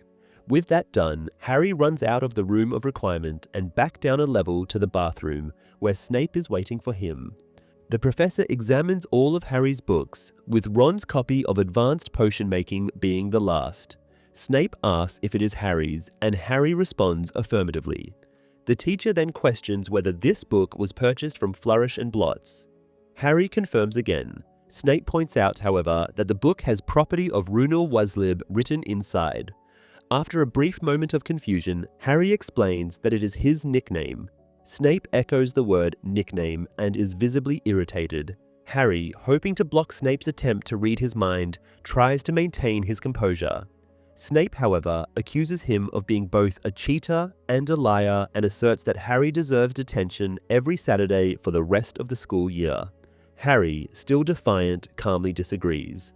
Snape simply repeats the punishment, scheduling the detention for 10 a.m. on Saturday. When Harry protests, mentioning the Quidditch match, Snape coldly ignores him and repeats the time and place, adding that Gryffindor's chances of winning the cup are slipping. Harry returns to the common room where he tells Ron, Hermione, and Ginny about the incident, but it's clear that Moaning Myrtle has already spread the news. Pansy Parkinson adds her own condemnation, and Snape has already relayed the details to the staff. Harry ends up facing a stern 15-minute discussion with Professor McGonagall, who supports the punishment and even suggests Harry is fortunate not to have been expelled. Hermione, though concerned, can't help but bring up how she had warned Harry about the Half-Blood Prince. Harry sharply retorts that she is wrong. He is also aware of Ginny's gaze, but he avoids meeting her eyes, fearing he might see disappointment in them. With Ginny playing Seeker and Dean is back as a chaser, Harry feels the weight of her potential reconnection with Dean in case they win more heavily. Hermione continues her criticism, pointing out that Harry's use of the Sectumsempra spell was dangerous. Harry snaps, insisting that had he known the spell's effects, he would never have used it. He speculates that perhaps the Half-Blood Prince had used it on him and simply made a note of it. Hermione counters that Harry shouldn't defend the prince after what happened. Harry, however, maintains his stance, citing how the book helped him obtain Slughorn's memory and save Ron's life. Hermione reminds him that Harry is regarded as a potion genius because of it. Ginny joins the conversation, firmly defending Harry. She argues that Malfoy was about to use an unforgivable curse on Harry, and it was fortunate that Harry had the means to stop him. Hermione, in a hurt voice, claims she is glad Harry is unharmed, but she still believes using Sectumsempra was a mistake, one that might cost them the Quidditch Cup. Ginny fires back, telling Hermione that her understanding of Quidditch is as lacking as her grasp of the situation. Ron and Harry exchange glances as the girls fall into a tense silence. To break the tension, Ron picks up a book and pretends to read, but Harry feels a fleeting sense of happiness at Ginny's defense, even though he doesn't feel he deserves it. The next day, however, things take a turn for the worse. Slytherins intensify their bullying, and even Gryffindors show their displeasure at Harry's detention, which comes just before the Quidditch match. Harry, torn between his desire to play and his obligation to serve the punishment, part ways with Ron and Ginny on Saturday morning, who are heading to the pitch. He turns to the dungeons. Snape's office, located in the basement despite his role as defense against the dark arts professor, hasn't changed much. The room remains poorly lit, with shelves lined with bottles containing preserved creatures in various potions. New boxes sit on a table, which Harry suspects are for him. Snape confirms this suspicion, revealing that they contain records of past rule breakings and punishments that need to be copied by hand. Harry is not allowed to use magic for this task, which Snape makes clear as he assigns it to Harry. To make it more interesting, Snape pulls out a box and reads aloud how James Potter and Sirius Black had received attention for hexing Bertram Aubrey. Snape remarks that it must be comforting for Harry that their memory lives on, even though they are gone. Harry seethes with anger but refrains from responding, knowing better than to engage. He sits down and begins the monotonous task of copying the records. The task is as tedious as Harry expected, the only excitement being his sinking feelings whenever he spots the names of James or Sirius, often accompanied by Peter Pettigrew and Remus Lupin. All the while he wonders what's going on in the game where Ginny is now playing Seeker against Cho. But nothing, no cheering crowd or magically enhanced commentary can make it down to the dungeons. Harry glances at the clock regularly, but time seems to go so slowly that he suspects Snape has cursed the clock. A little after 1 o'clock, when Harry's anxiety is high and his stomach is rumbling, Snape, so far silent, looks up and tells Harry he is done for the day. He adds that Harry needs to mark the place he is at, as he will continue the work next Saturday. Harry puts a card in the box, not particularly caring if he manages to mark his progress, and escapes Snape's office before the professor can decide to call him back. He races up the stairs and stops in front of the crowded, noisy Great Hall. After a moment of hesitation, he decides to go to the common room instead and climbs the marble staircase, reasoning that winning or losing, Gryffindors will gather there after the game. Harry utters the password and the portrait of the fat lady opens. A roar of excitement greets the boy, and hands reach to pull him into the common room. He sees Ron with the Quidditch cup in his hand, yelling that they've won. Ginny comes and without a word flings her arms around Harry, kissing him. He kisses her back, not caring about the crowd watching them. After what feels like days, they move apart, and Harry can finally look around. Dean has a broken glass in his hand, and Romilda Vane stares as if ready to hurt someone. He then finds Ron looking dumbfounded. The friends exchange a look, and after a moment, Ron makes a gesture Harry interprets as his reluctant blessing. Harry leaves the common room with Ginny, ready for a long walk on the grounds and maybe even talking about the match. The adaptation handles the Ron and Lavender breakup differently. After Ron groans Hermione's name while unconscious in the hospital wing, Lavender apparently sees their relationship as finished. The duel between Harry and Malfoy has some major differences. For one thing, Moaning Myrtle is not there, and for another, the effect of Sectumsempra is somewhat different. As opposed to a long cut, as described in the novel, it opens several smaller wounds on Draco, making it look closer to a shotgun-inflicted injury. Also, Harry is not trying to eavesdrop on a conversation. Rather, he confronts Malfoy about cursing Katie Bell. The fate of the Half-Blood Prince's book is somewhat different, even though it essentially ends up in the same place.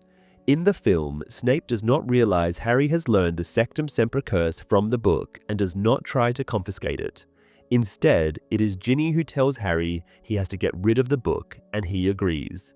They visit the Room of Requirement together, where Ginny hides the book so Harry won't be able to go back for it if he gets tempted, and then she kisses him. The entire Quidditch subplot after the first match is missing from the movie. As we have not seen McLaggen ruining their second game, the film does not show the results of the third one either. Chapter 25, The Seer Overheard. Rumors about Harry and Ginny are widespread across the school, but Harry doesn't mind at all.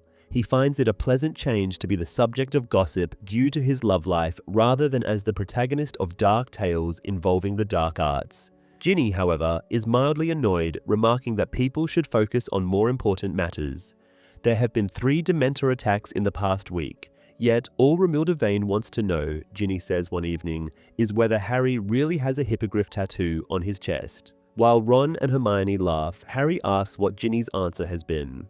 She says she told Romilda it wasn't a hippogriff but a Hungarian horntail, as it's more manly. Harry then asks what tattoo Ginny said Ron has, and she replies a pygmy puff, though she didn't reveal where exactly. Hermione laughs at this too, but Ron warns Ginny to be careful, reminding her that just as he gave his permission for them to date, he could take it back. Ginny scoffs at this, pointing out that she neither needs nor has ever sought Ron's permission. She adds that Ron himself admitted Harry is much better than Dean or Michael Corner if she insists on dating someone. Ron confirms this is true, but adds he would still prefer it if they didn't make out in public. Ginny calls him a hypocrite, recalling his behavior while dating Lavender. As June approaches, bringing with it Ginny's owl exams, Harry and Ginny don't have to worry about testing Ron's patience.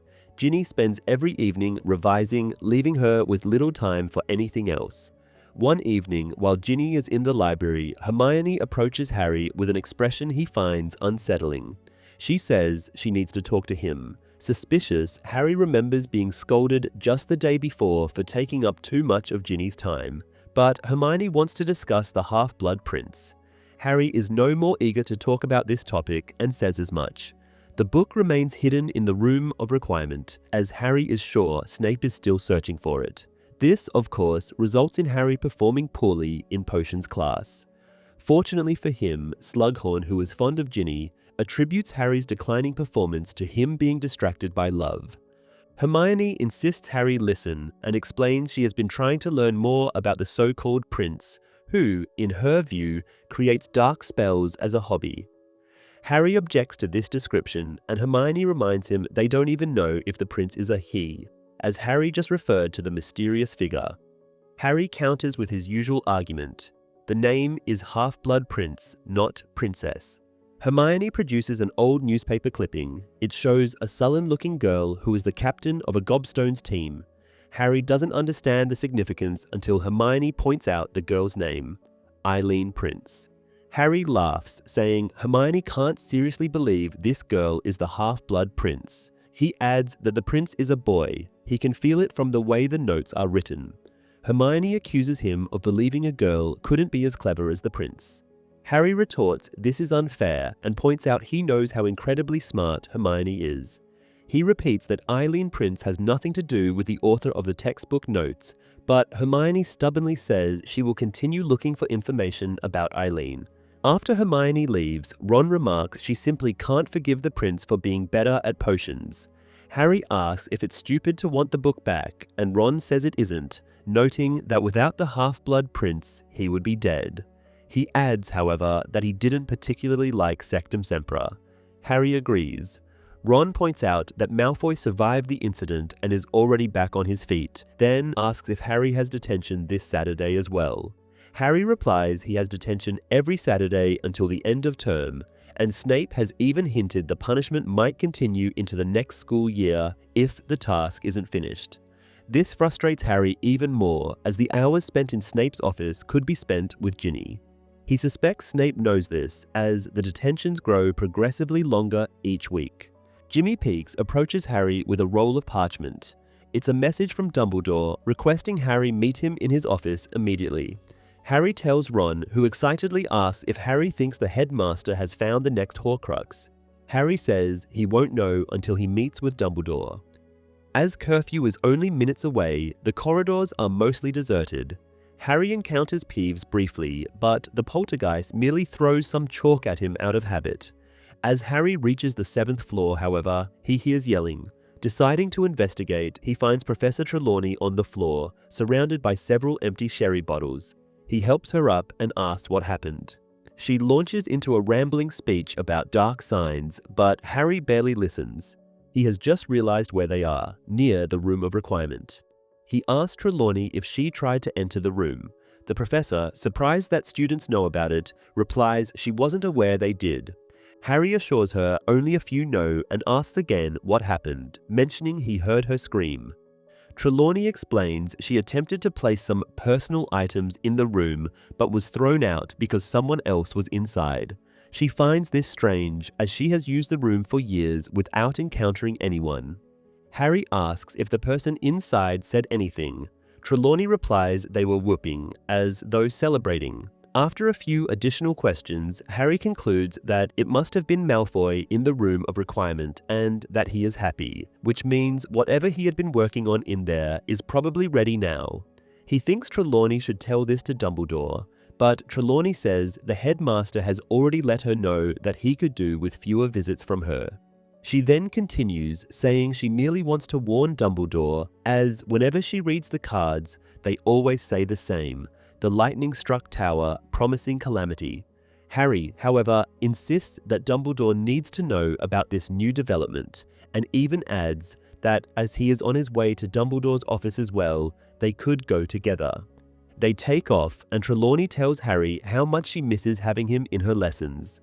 Though not much of a seer, he has been a wonderful subject of predictions, the professor says. Harry has no fond memories of this, so he says nothing. But Trelawney goes on anyway, saying Firenze appears to know nothing about the art of card reading. Trelawney has asked him, as one professional would ask another, if Firenze has sensed the oncoming catastrophe, but the centaur only looked at her amusedly. She wonders if Firenze perhaps has heard up the baseless allegations that she isn't even a real seer, unlike her famous ancestor, and points out that Dumbledore surely wouldn't have hired her if she were a fraud. Harry only mumbles something non-committal as an answer, but Trelawney doesn't require anything more, as she now launches into a reminiscence of her interview with the headmaster. She claims to have thoroughly impressed Dumbledore, who at first seemed to be reluctant to continue divination as a class altogether. But then, Trelawney recalls, she got an odd feeling, which she credits to not having eaten much that day. And Harry now listens intently, as he is well aware of what happened next. Professor Trelawney told the prophecy that changed Harry's life forever. The divination teacher, however, has no memory of this, and says the next thing she knew was Severus Snape, who had been eavesdropping on the interview, no doubt to gain the upper hand for his own hiring process, had been caught and thrown out of the Hog's Head. She continues, saying that to this day, she believes Dumbledore changed his mind and hired her because he spotted the difference between her quiet talent and Snape's pushy, ungentlemanlike behavior. Just then, Professor Trelawney realizes that Harry is no longer with her. The boy stopped a while back, shocked by the revelation that the professor doesn't even know she made. It had been Snape. Severus Snape alongside Peter Pettigrew, the two people who betrayed his parents to Voldemort. Trelawney now asks if they are still going to see Dumbledore, but Harry orders her to stay where she is. He leaves her behind, hurrying to Dumbledore's corridor. He pounds the headmaster's door angrily and doesn't even wait to be called in. Dumbledore stands at the window with a long traveling cloak in his arms and tells Harry he has promised to take him next time, which has come. For a few moments, Harry is so confused he doesn't know what Dumbledore is talking about. Then he finally remembers why he was visiting the headmaster before he ran into Professor Trelawney, and asks the old wizard if he has truly found another Horcrux. Dumbledore thinks this is the case, and Harry's conflicting feelings render him temporarily speechless. Dumbledore mistakes this for fear and assures the boy it is natural to feel as such, but Harry says he is not at all afraid and asks where the Horcrux is and which one it is. Dumbledore replies he doesn't know which one it is, then goes on to say, though he has indeed promised to take Harry along, he also has to warn him that this trip will be very dangerous. Harry assures him he wants to go, eagerly enough that Dumbledore finally realizes something is bothering the boy. He asks what that might be, but Harry lies, saying nothing is the matter. Dumbledore gently reminds him that he has never been any good at occlumency, and the hated word makes the boy even angrier, prompting him to finally spit out Snape's name. He tells Dumbledore what he has just learned from Professor Trelawney. He yells at Dumbledore, questioning how he could let Snape teach at Hogwarts after the man told Lord Voldemort to kill his parents. The headmaster does not react immediately, and Harry, forcing himself not to knock things over, paces the room, waiting, fuming. He cannot understand how Dumbledore can trust Snape, but he doesn't want to lose control any more than he already has, fearing the old wizard might decide not to take him after all. At last, Dumbledore speaks, but what he says only angers Harry further. He cuts the headmaster off, saying he can't just call this a mistake, but Dumbledore insists. He tells Harry it had been a mistake, as Snape had still been serving Voldemort the day it happened. So naturally he told his master what he learned. Snape, however, had no way of knowing who Voldemort would single out, nor could he have known that the parents of this child would be people he had known personally. Harry laughs at this, pointing out how it wouldn't have mattered if Snape knew, given how much he hated James. Dumbledore, however, says it is the greatest regret Snape has, and Harry cannot imagine the remorse he feels over this. Harry now says Snape is an accomplished occlumens, so much so that Voldemort thinks, to this day, that Snape is on his side, then asks Dumbledore how he can be sure about the man's allegiance if he can fool even the Dark Lord. It looks like Dumbledore is deciding something, but when he speaks, he only repeats what he has told Harry before. He trusts Snape perfectly. Harry retorts that he doesn't, adding that he and Malfoy are up to something. But Dumbledore reminds Harry they have talked about this already. Harry can't stop, saying that with Dumbledore leaving Hogwarts tonight, Snape and Malfoy might decide to act. Dumbledore asks Harry what he thinks they will be doing, and though the boy can't say what it is, he tells the headmaster how Malfoy threw Trelawney out of the room of requirement while celebrating. And now Dumbledore leaves, not caring that Malfoy has finally fixed whatever dangerous object he has been working on all year. Dumbledore halts Harry, who immediately senses that he might have pushed too far this time.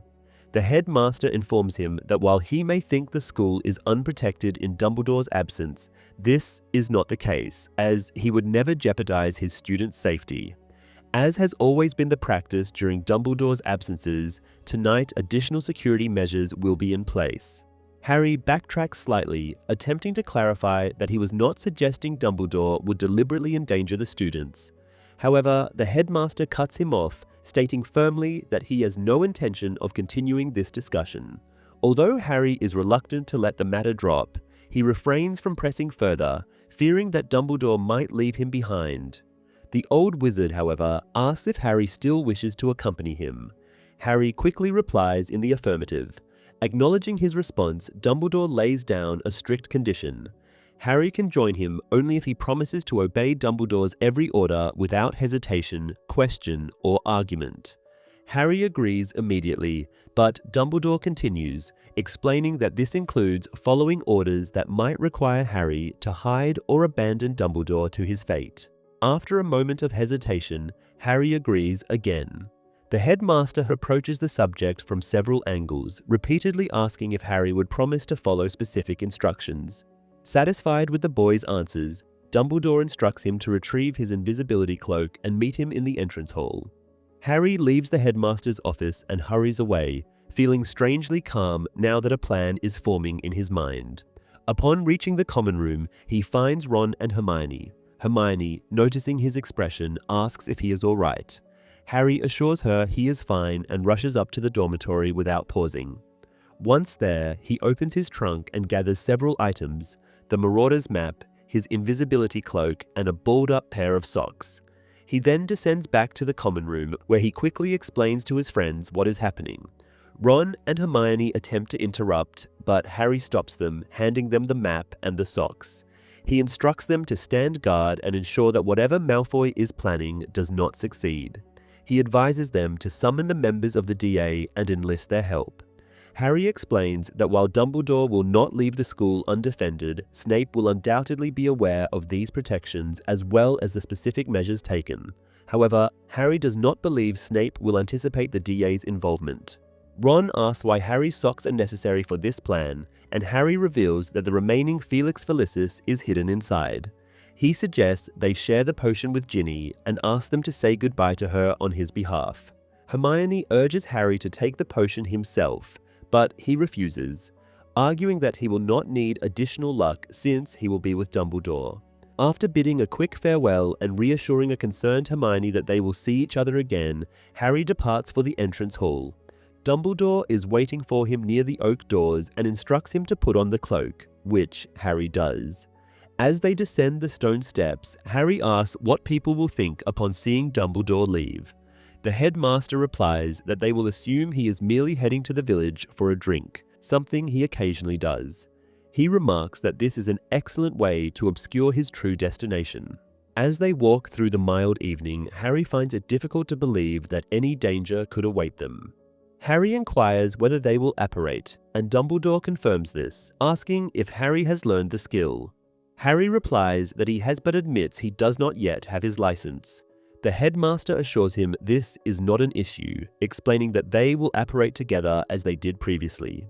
Soon, they reach the Three Broomsticks, where Madame Rosmerta is in the process of ejecting a patron. She greets Dumbledore warmly, and he responds with an apology, explaining that he seeks a quieter location tonight as he is heading to the Hog's Head. They approach the dilapidated inn but do not enter. Instead, Dumbledore explains that it suffices to leave Hogsmeade unseen. He offers his arm to Harry, who takes it, and they disapparate together. The unpleasant sensation of being squeezed engulfs Harry. Just as he feels he can endure it no longer, the pressure eases and he inhales the salty air of the sea. At this juncture in the film, Harry overhears an argument between Snape and Dumbledore. They are discussing something Snape has promised to do, but is now having second thoughts about. This information aligns with what Hagrid shares with Harry earlier in the book and plays a crucial role in the overarching narrative. Instead of walking to Hogsmeade and apparating from there, Dumbledore and Harry depart from the astronomy tower. Harry remarks that, to his knowledge, apparating within the castle or on Hogwarts grounds is impossible. Dumbledore explains that while this is generally true, he is an exception. Much of this chapter is absent from the movie, creating the impression that Harry and Ginny were never in a relationship. The film portrays their interaction as limited to a single kiss in the Room of Requirement. In reality, they have been a couple for several weeks by this point in the school year. Chapter 26, The Cave. The place Harry finds himself in is not a welcoming one. The sea rushes against a few large boulders, one of which he and Dumbledore are standing on, and above them looms a cliff, steep and barren.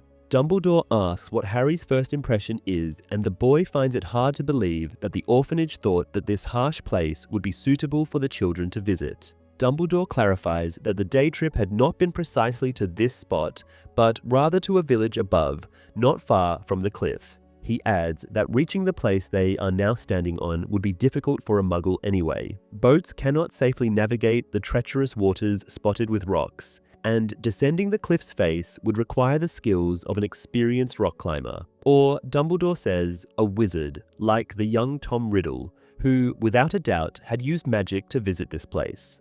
The headmaster reminds Harry that Riddle had not been alone, remarking that the climb down would probably have been enough to terrify the other orphans Riddle had singled out for this little adventure.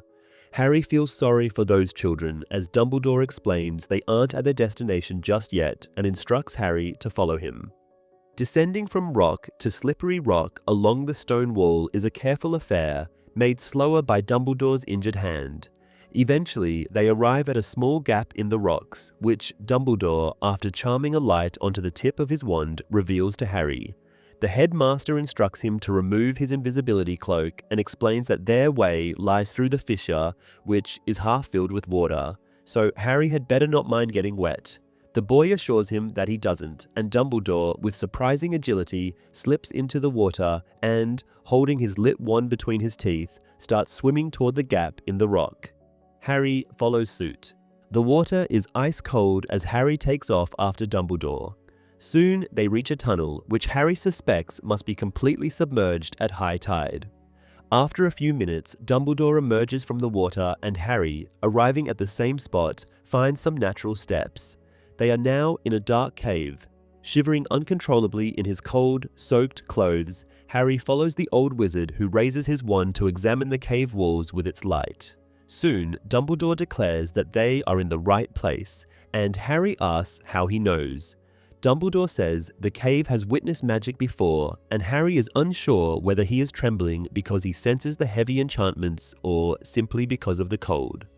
Dumbledore continues his search, now explaining that the place they are standing in is merely a kind of entrance hall to a much larger cave. He remarks that after overcoming the natural obstacles, they now face Voldemort's magic. He begins walking around the small cave, touching the walls while murmuring in a language Harry does not recognize. After completing 2 full turns, Dumbledore stops with his hand on a specific rock and announces that he has found the entrance. Harry, though he has never seen a wizard cast spells quite like the headmaster just did, does not question him, knowing that powerful magic often appears unimpressive at first glance. Now, Dumbledore points his wand at the bleak stone wall, and an archway appears, shimmering white. Harry congratulates him through chattering teeth, but before he can even finish his sentence, the arch fades away. Realizing that Harry is nearly frozen, Dumbledore points his wand at him, and instantly the boy's clothes are warm and dry again. Harry thanks the old wizard, but Dumbledore's attention is back on the wall. Though it is now blank stone once more, he stares at it as though reading something. Minutes pass in silence as Harry refrains from disturbing Dumbledore. Finally, the headmaster, having learned what he needed about the entryway, calls the barrier crude. Harry asks what he means, and Dumbledore explains that the stone requires payment to grant entry. The boy wonders what one could give to a door, and Dumbledore answers that it is blood the stone demands, reiterating how crude it is. Producing a silver knife, not unlike the one Harry uses in potions class, Dumbledore elaborates that Voldemort likely wanted anyone entering the larger cave to do so in a weakened, injured state. He points out this as yet another example of the Dark Lord's ignorance, assuming that a physical injury, something he fears, would deter others. Harry, though agreeing that being injured is not the worst thing that could happen, argues that if there is a way to avoid it, he would still choose that option. Dumbledore, rolling up his sleeve, says sadly that it cannot always be avoided. Harry objects, saying he should be the one to do it, but before he can come up with a solid argument, it is too late. Dumbledore cuts himself, and dark blood sprays onto the stone. The old wizard thanks Harry for his kindness, but explains that it is better not to leave Harry's rather special blood lying around.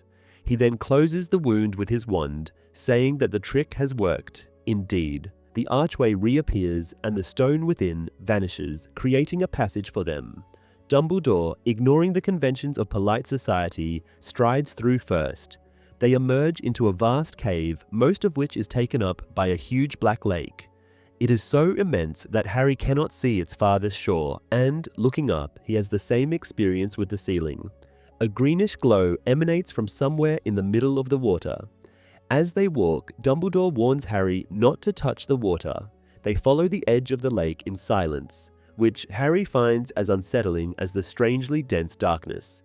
Eventually, Harry breaks the silence to ask Dumbledore if he truly believes the Horcrux is here. The headmaster replies that he does, and that the only question is how they will reach it. Harry suggests using the summoning charm, eager to retrieve the Horcrux and leave the eerie cave. Dumbledore agrees it is worth trying and instructs Harry to perform the spell. The boy complies, but the only result is a large, pale thing leaping out of the water, startling him into stepping back before it disappears beneath the surface again. Harry asks what the creature is, and Dumbledore replies that whatever it may be, it will not passively watch them take the Horcrux. Harry wonders if Dumbledore had anticipated this, and the headmaster confirms he had been certain something of the sort would happen, complimenting Harry's straightforward thinking. Harry, glancing back at the now still water, notes that they still do not know what the creature is. Dumbledore corrects him, saying Harry should use the plural as the creature is undoubtedly not alone. As they continue walking, Harry asks if they will eventually have to enter the water. Dumbledore admits that would be unfortunate, but reassures Harry that, despite his suspicion, the Horcrux is unlikely to be at the bottom of the lake.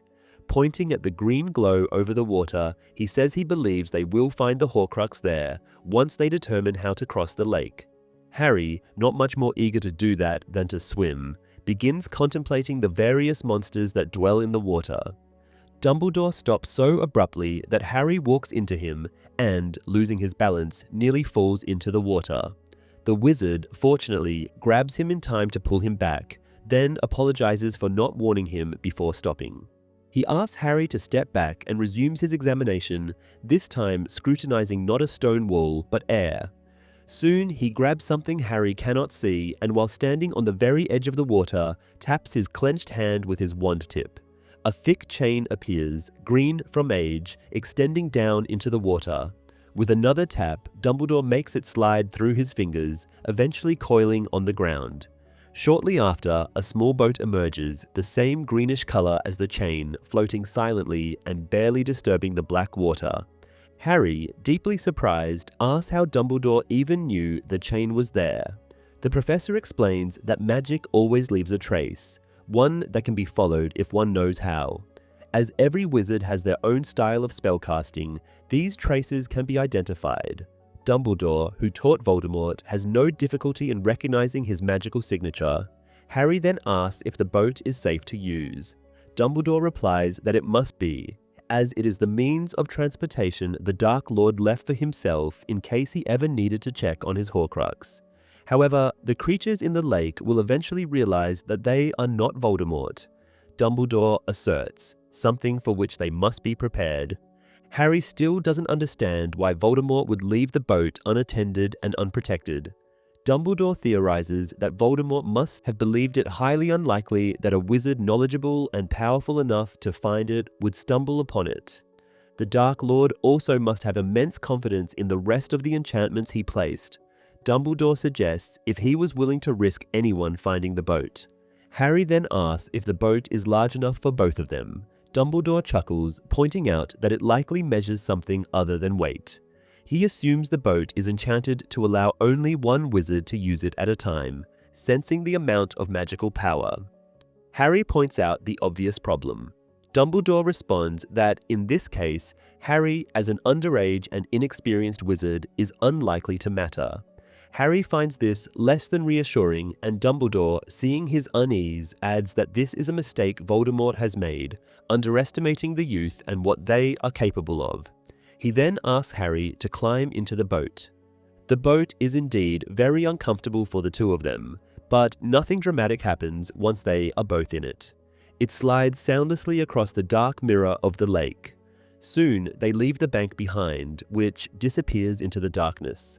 Harry watches the water ripple in their wake and notices something rather unsettling. He tells Dumbledore he thinks he saw a human hand in the water. The old wizard acknowledges this, saying Harry is very possibly correct. Harry looks back at the lake and now sees a dead man floating just beneath the surface. In a small voice, he remarks that the lake is full of dead bodies. Dumbledore confirms this, saying it is true, but assures Harry they don't need to worry about them yet. Harry, puzzled, asks what the headmaster means by this. Dumbledore explains that there is nothing inherently frightening about a dead person, just as there is nothing inherently scary about darkness.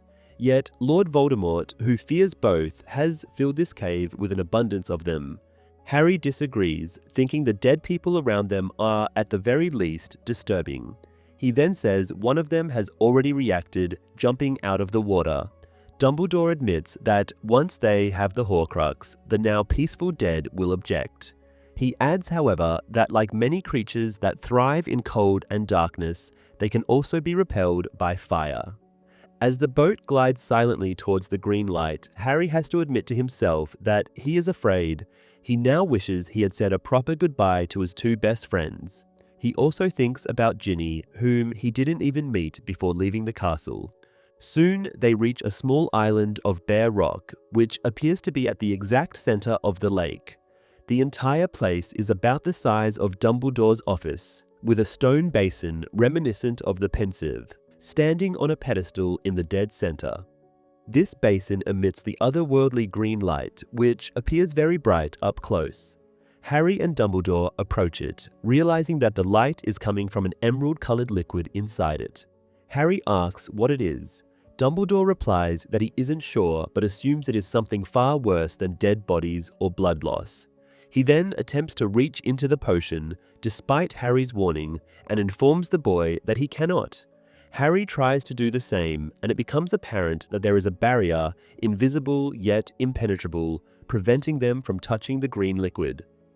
Dumbledore asks Harry to step aside and begins casting spells over the basin.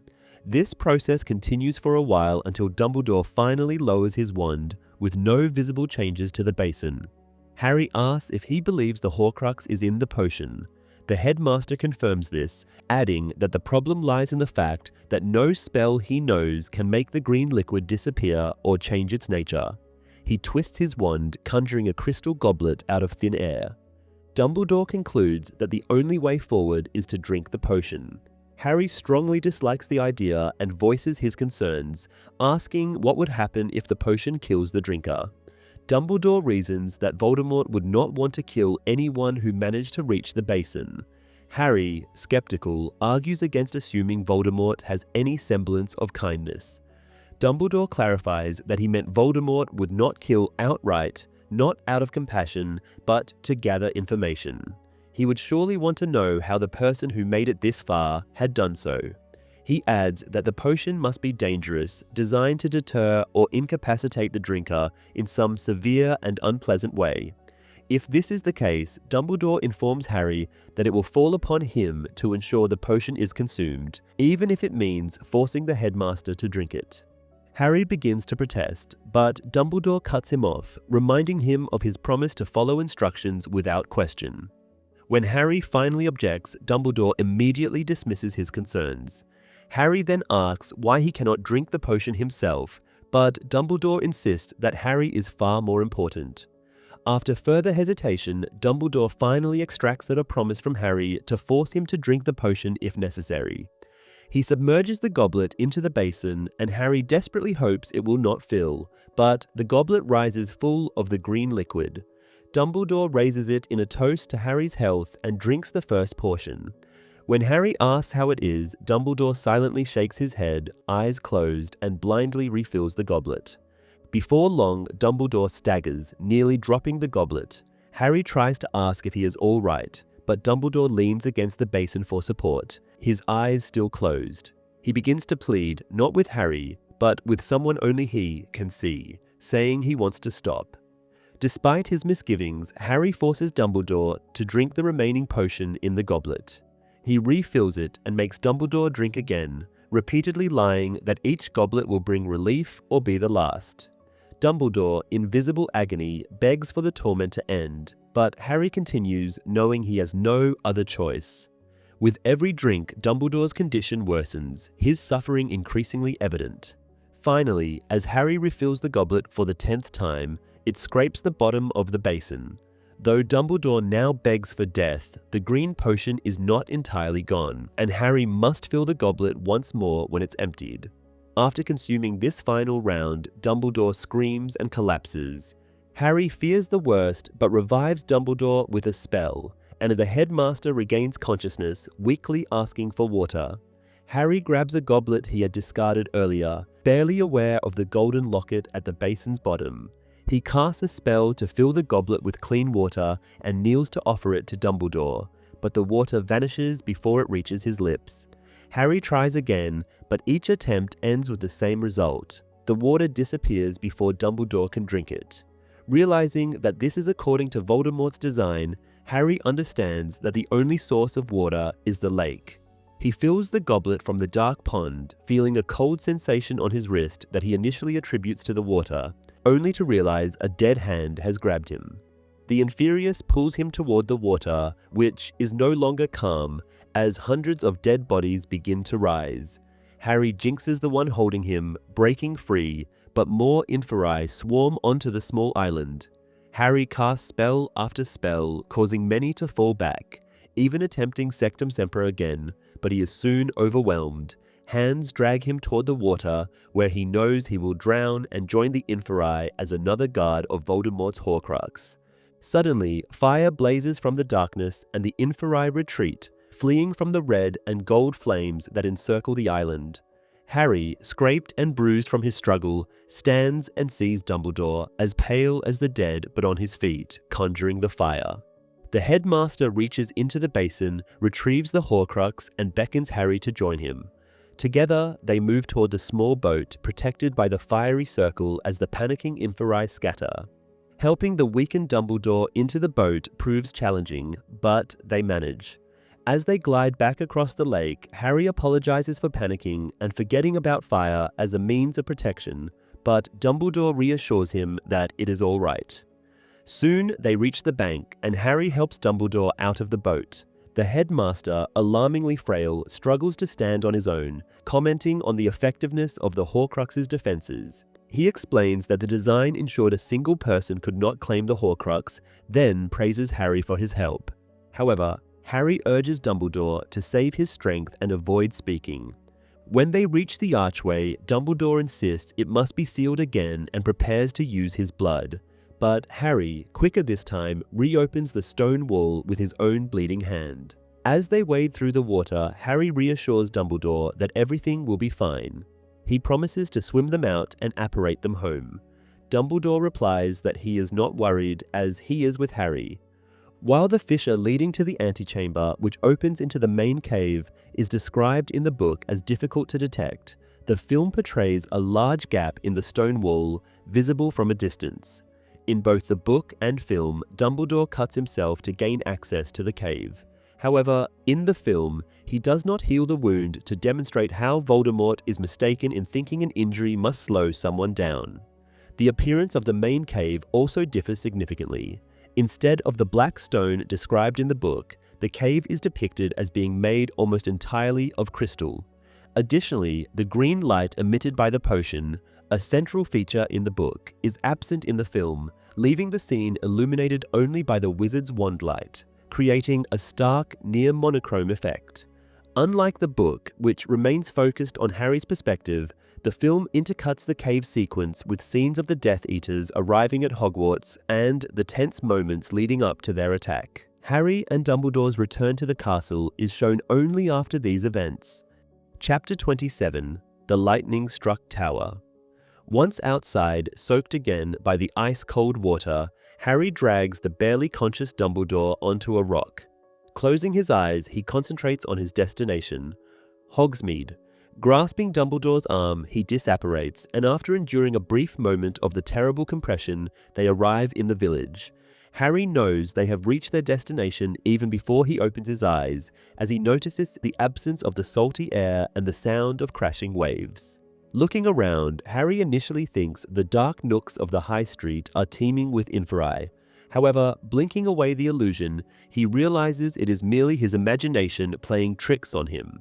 Turning to Dumbledore, he begins to say they have succeeded and that the Horcrux is theirs, but he quickly notices the professor is in dire condition. Concerned, Harry asks how he feels. Dumbledore admits he has been better, adding that the potion he consumed was far from pleasant. Then, to Harry's horror, Dumbledore collapses. Harry glances around, hoping to find someone who might assist, but the street is dark and deserted. He reassures the headmaster that everything will be fine once they get him to Madame Pomfrey, but Dumbledore weakly insists he needs Snape, not the healer. Harry describes a plan in which he would seek help, but Dumbledore firmly reiterates his need for Snape. The boy promises to fetch Snape as well, but insists he must first find a safe place to leave Dumbledore. At that moment, Harry hears footsteps, and turning, he sees Madame Rosmerta dressed in a nightgown hurrying towards them. She explains that she saw them apparate from her window and asks what has happened to Dumbledore. Harry quickly explains that the headmaster is injured and needs a place to rest while he seeks help from the castle. Rosmerta protests, saying he cannot go up to the castle, but it is Dumbledore who asks why. Rosmerta hesitates before revealing that the dark mark is over the castle. Harry turns sharply and sees it, a green skull with a serpent coiling out of its mouth, hovering low in the sky, signaling the presence of Death Eaters and a murder. Using Harry for support, Dumbledore struggles to his feet and asks how long the dark mark has been there. Rosmerta replies that it has only been a few minutes. Dumbledore tells her they need brooms. She offers to fetch some from her inn, but Dumbledore insists Harry will manage. The boy immediately casts the summoning charm. 2 brooms fly towards them and stop mid-air. Dumbledore seats himself on the nearest one and instructs Rosmerta to notify the Ministry of Magic without delay.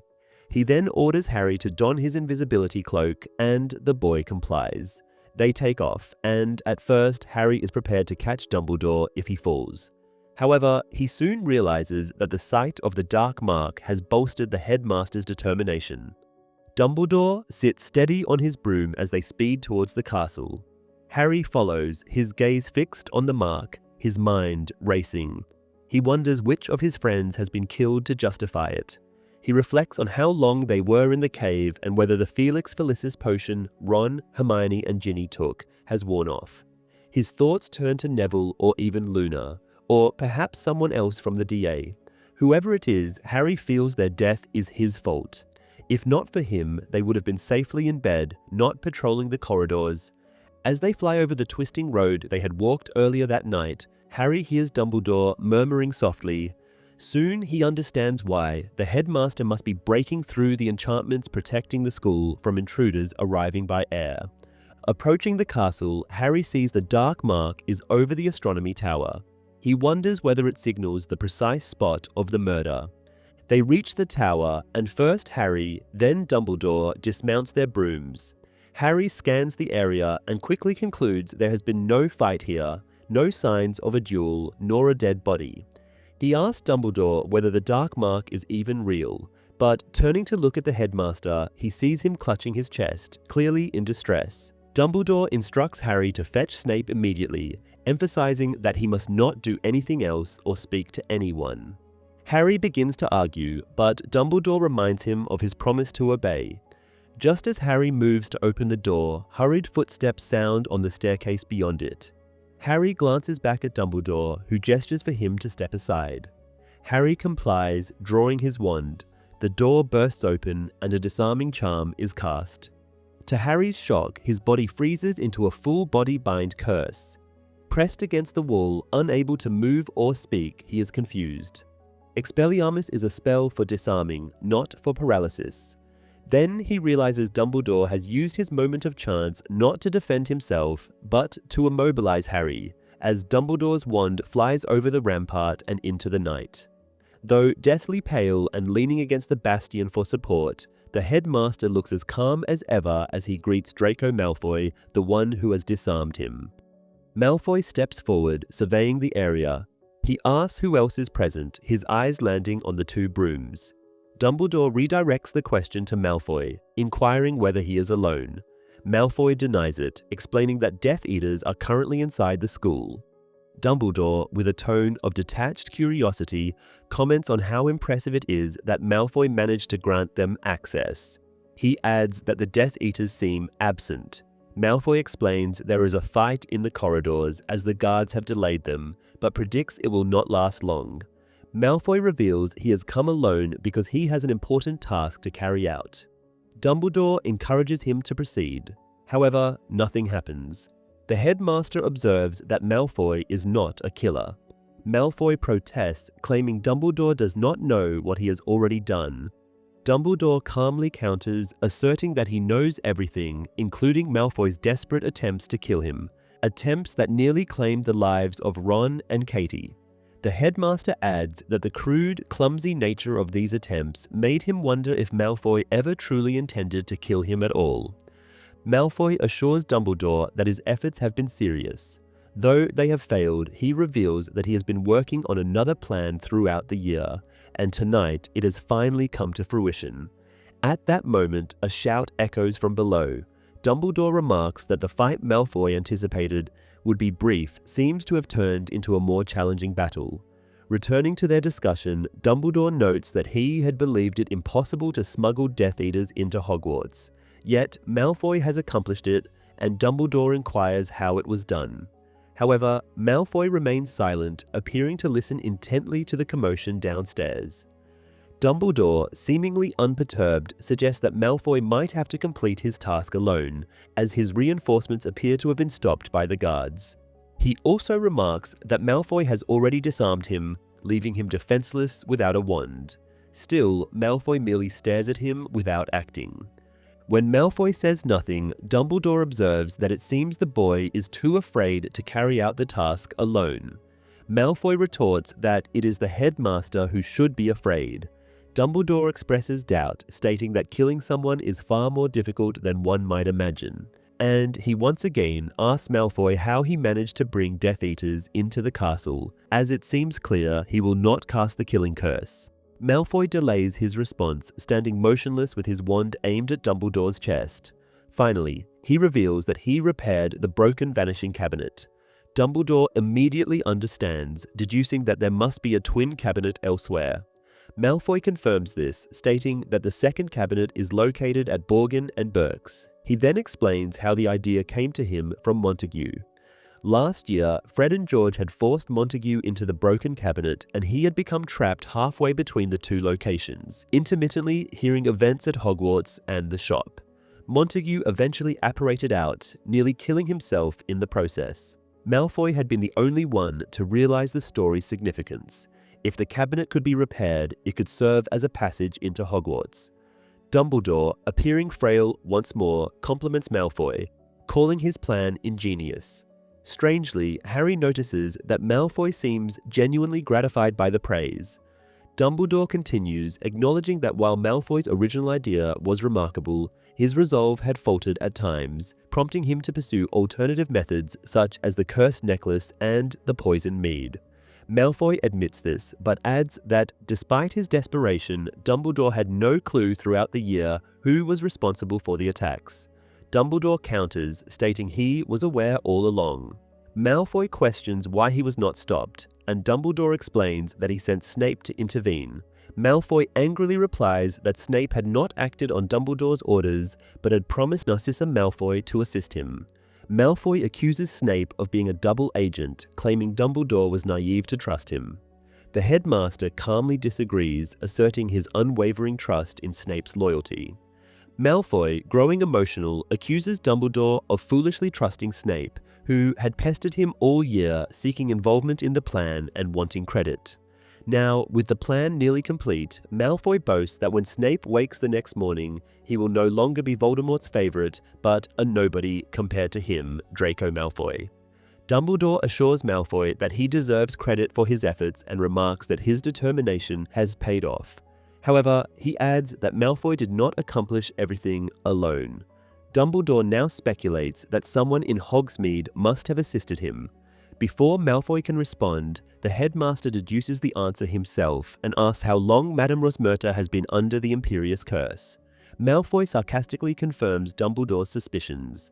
As another cry echoes from below, Malfoy divides his attention between the commotion and Dumbledore, who outlines how Madame Rosmerta was ordered to deliver the necklace to a student, and how mead from her pub, naturally trusted, went unchecked. The headmaster admits he does not know how they communicated, as all channels were monitored. Malfoy explains they used coins enchanted with the Protean charm, which mirrored changes made to one coin onto another. Dumbledore notes that this is the same method used by Dumbledore's army the previous year. Though speaking casually, Harry sees that Dumbledore's legs are barely supporting him. Malfoy reveals he copied the idea and adds that the poison mead plan came from overhearing that Mudblood Granger discussing it in the library. Hearing the slur, Dumbledore firmly asks Malfoy not to use such language in his presence. Malfoy laughs, finding it amusing that, despite facing death, Dumbledore's main concern is an offensive word. Dumbledore confirms this, adding that he still does not believe Malfoy will kill him. He observes that they have been alone for several minutes, during which Malfoy could have acted, yet he has not. Malfoy grimaces in frustration but remains silent. Dumbledore wonders aloud how Malfoy knew he was leaving the castle, then realizes it must have been Madame Rosmerta and her enchanted coin. Malfoy confirms this, explaining that Rosmerta believed Dumbledore would only have a drink before returning. Dumbledore says he did have a drink and has returned, walking directly into the trap. Malfoy agrees, stating that the dark mark was conjured here to lure him. Dumbledore asks if anyone has truly died, and Malfoy replies that someone on the defenders' side has, though he is unsure who, as it was dark when he passed the body. He adds that he had intended to wait for Dumbledore but fled when the Order of the Phoenix arrived, complicating matters. Dumbledore acknowledges that the Order is skilled at that, as the loudest bang yet echoes, signaling that the fight has reached the spiral staircase leading directly up to the tower. Harry, still immobilized, hopes that when the door opens, it will be an ally stepping through while also fearing who might already have died. Dumbledore, aware that time is running out, suggests they discuss Malfoy's options. Malfoy angrily asserts that he holds the wand, but Dumbledore dismisses this, stating that if Malfoy intended to kill him, he would already be dead. Malfoy, losing his arrogant facade, desperately admits he has no choice. If he does not kill Dumbledore, Voldemort will kill him and his family. Dumbledore assures Malfoy that he understands his predicament, which is why he has not interfered throughout the year. He has been protecting Malfoy from Voldemort. Dumbledore explains that discussing the mission openly would have been dangerous, as Voldemort could read Malfoy's mind, but now they can speak freely. Since Malfoy has not yet committed any unforgivable acts, Dumbledore offers his help, promising protection for Malfoy and his parents. Malfoy hesitates, acknowledging how far he has come and that Dumbledore is at his mercy. Dumbledore counters that the situation is reversed, and for a moment, Harry believes Malfoy might relent. Then, footsteps approach and Death Eaters burst into the scene. A man Harry has never seen before congratulates Draco upon seeing the disarmed, defenseless Dumbledore. A woman stands with him, so similar in his lopsided, stocky way that Harry assumes they are siblings. Dumbledore welcomes them politely, calling them Amicus and Alecto respectively. Alecto asks Dumbledore if he thinks joking around will save him, and he corrects the woman, saying these aren't jokes but are called having manners. Another man, with an almost inhumanly deep, raspy voice, encourages Malfoy to cast the killing curse. Harry notices his unpleasant smell, blood and sweat mixed, as well as his long, yellow fingernails. Dumbledore turns to him, calling him Fenrir, and the werewolf asks if the headmaster is happy to see him. Dumbledore calmly says he isn't thrilled. Greyback grins, saying he had to come, as everyone knows how much he loves kids. There is blood on his lips. Dumbledore inquires whether Greyback is now attacking people even without the full moon, and the werewolf says he is, asking if this scares Dumbledore.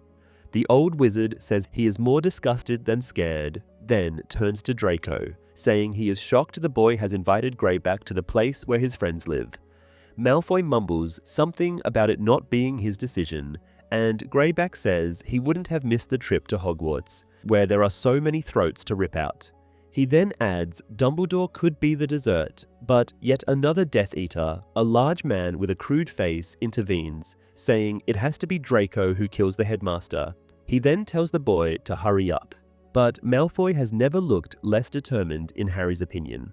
He just stares at Dumbledore, who by now is halfway down to the floor, his legs slowly giving up on him. Amicus points this out and, calling the headmaster Dumby, asks what happened to him. Dumbledore credits his state to old age, something that Amicus might experience one day with a little luck.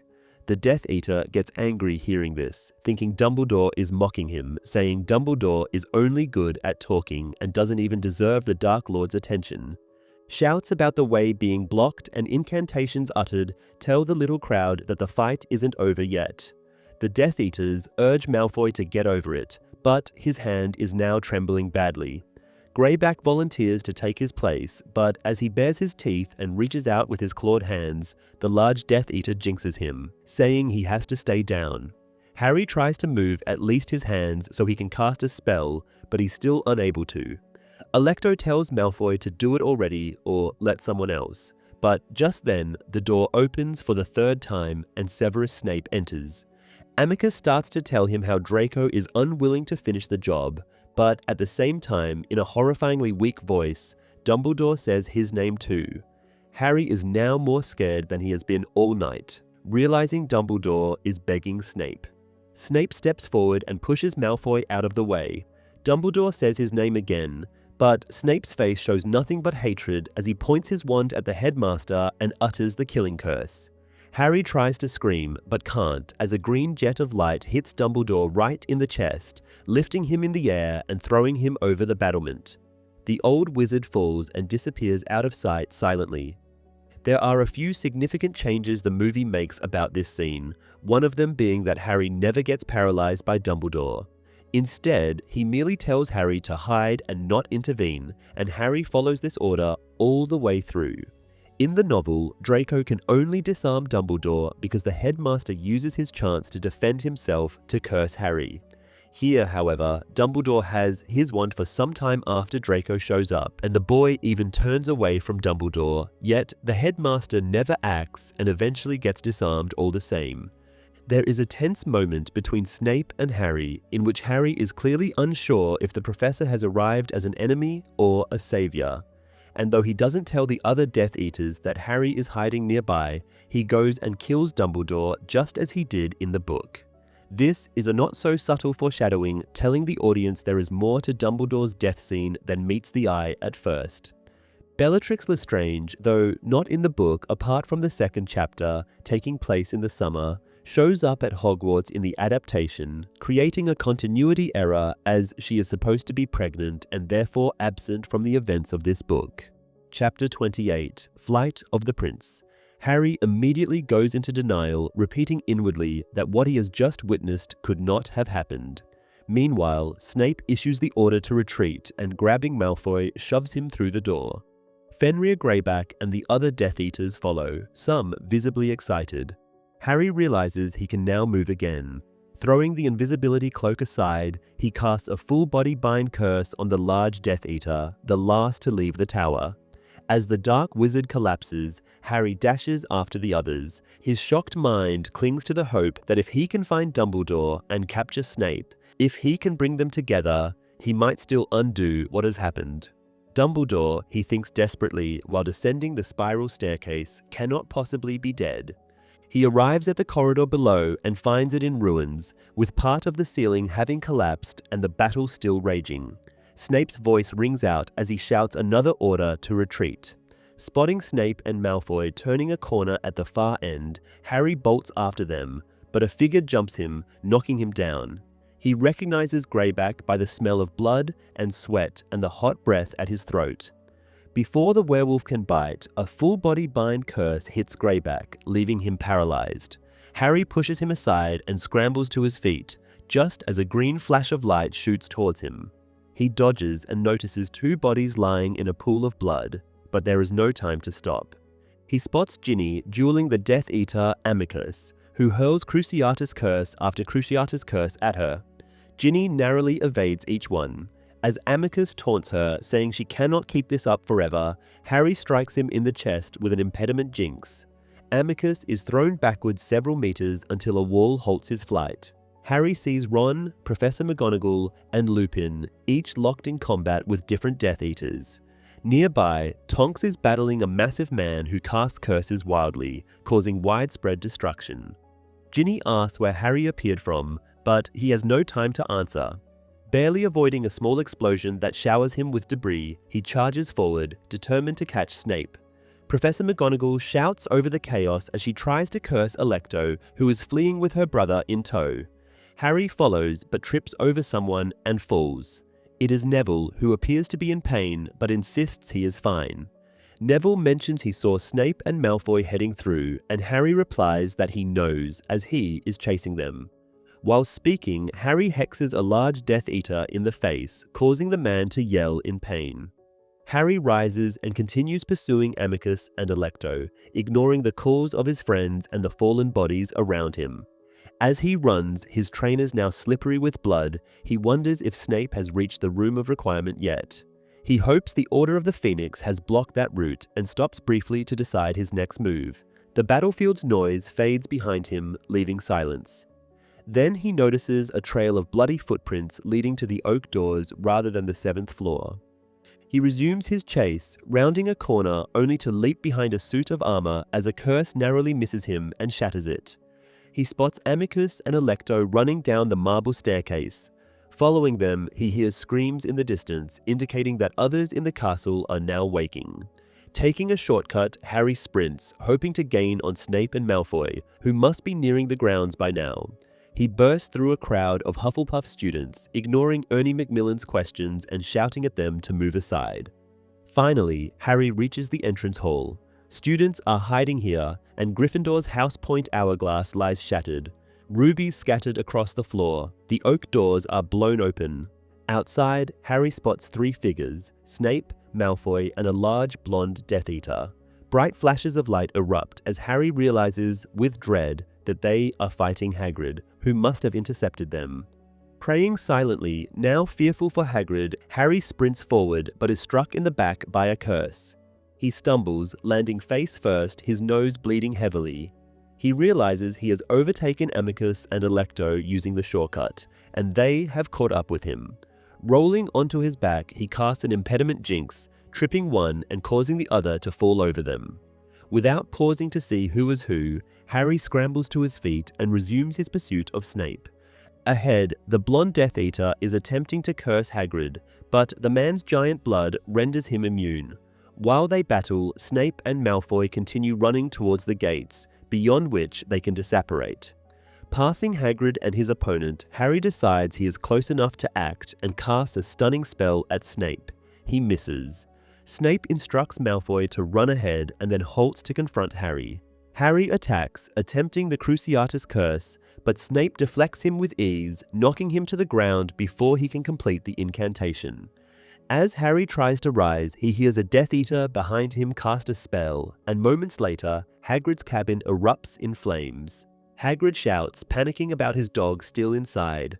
Harry tries the Cruciatus Curse again, but Snape blocks it and remarks coldly that Harry lacks the skill or resolve for unforgivable curses. Harry attempts another spell, which Snape deflects effortlessly. Harry, furious, calls him a coward and demands he fight back.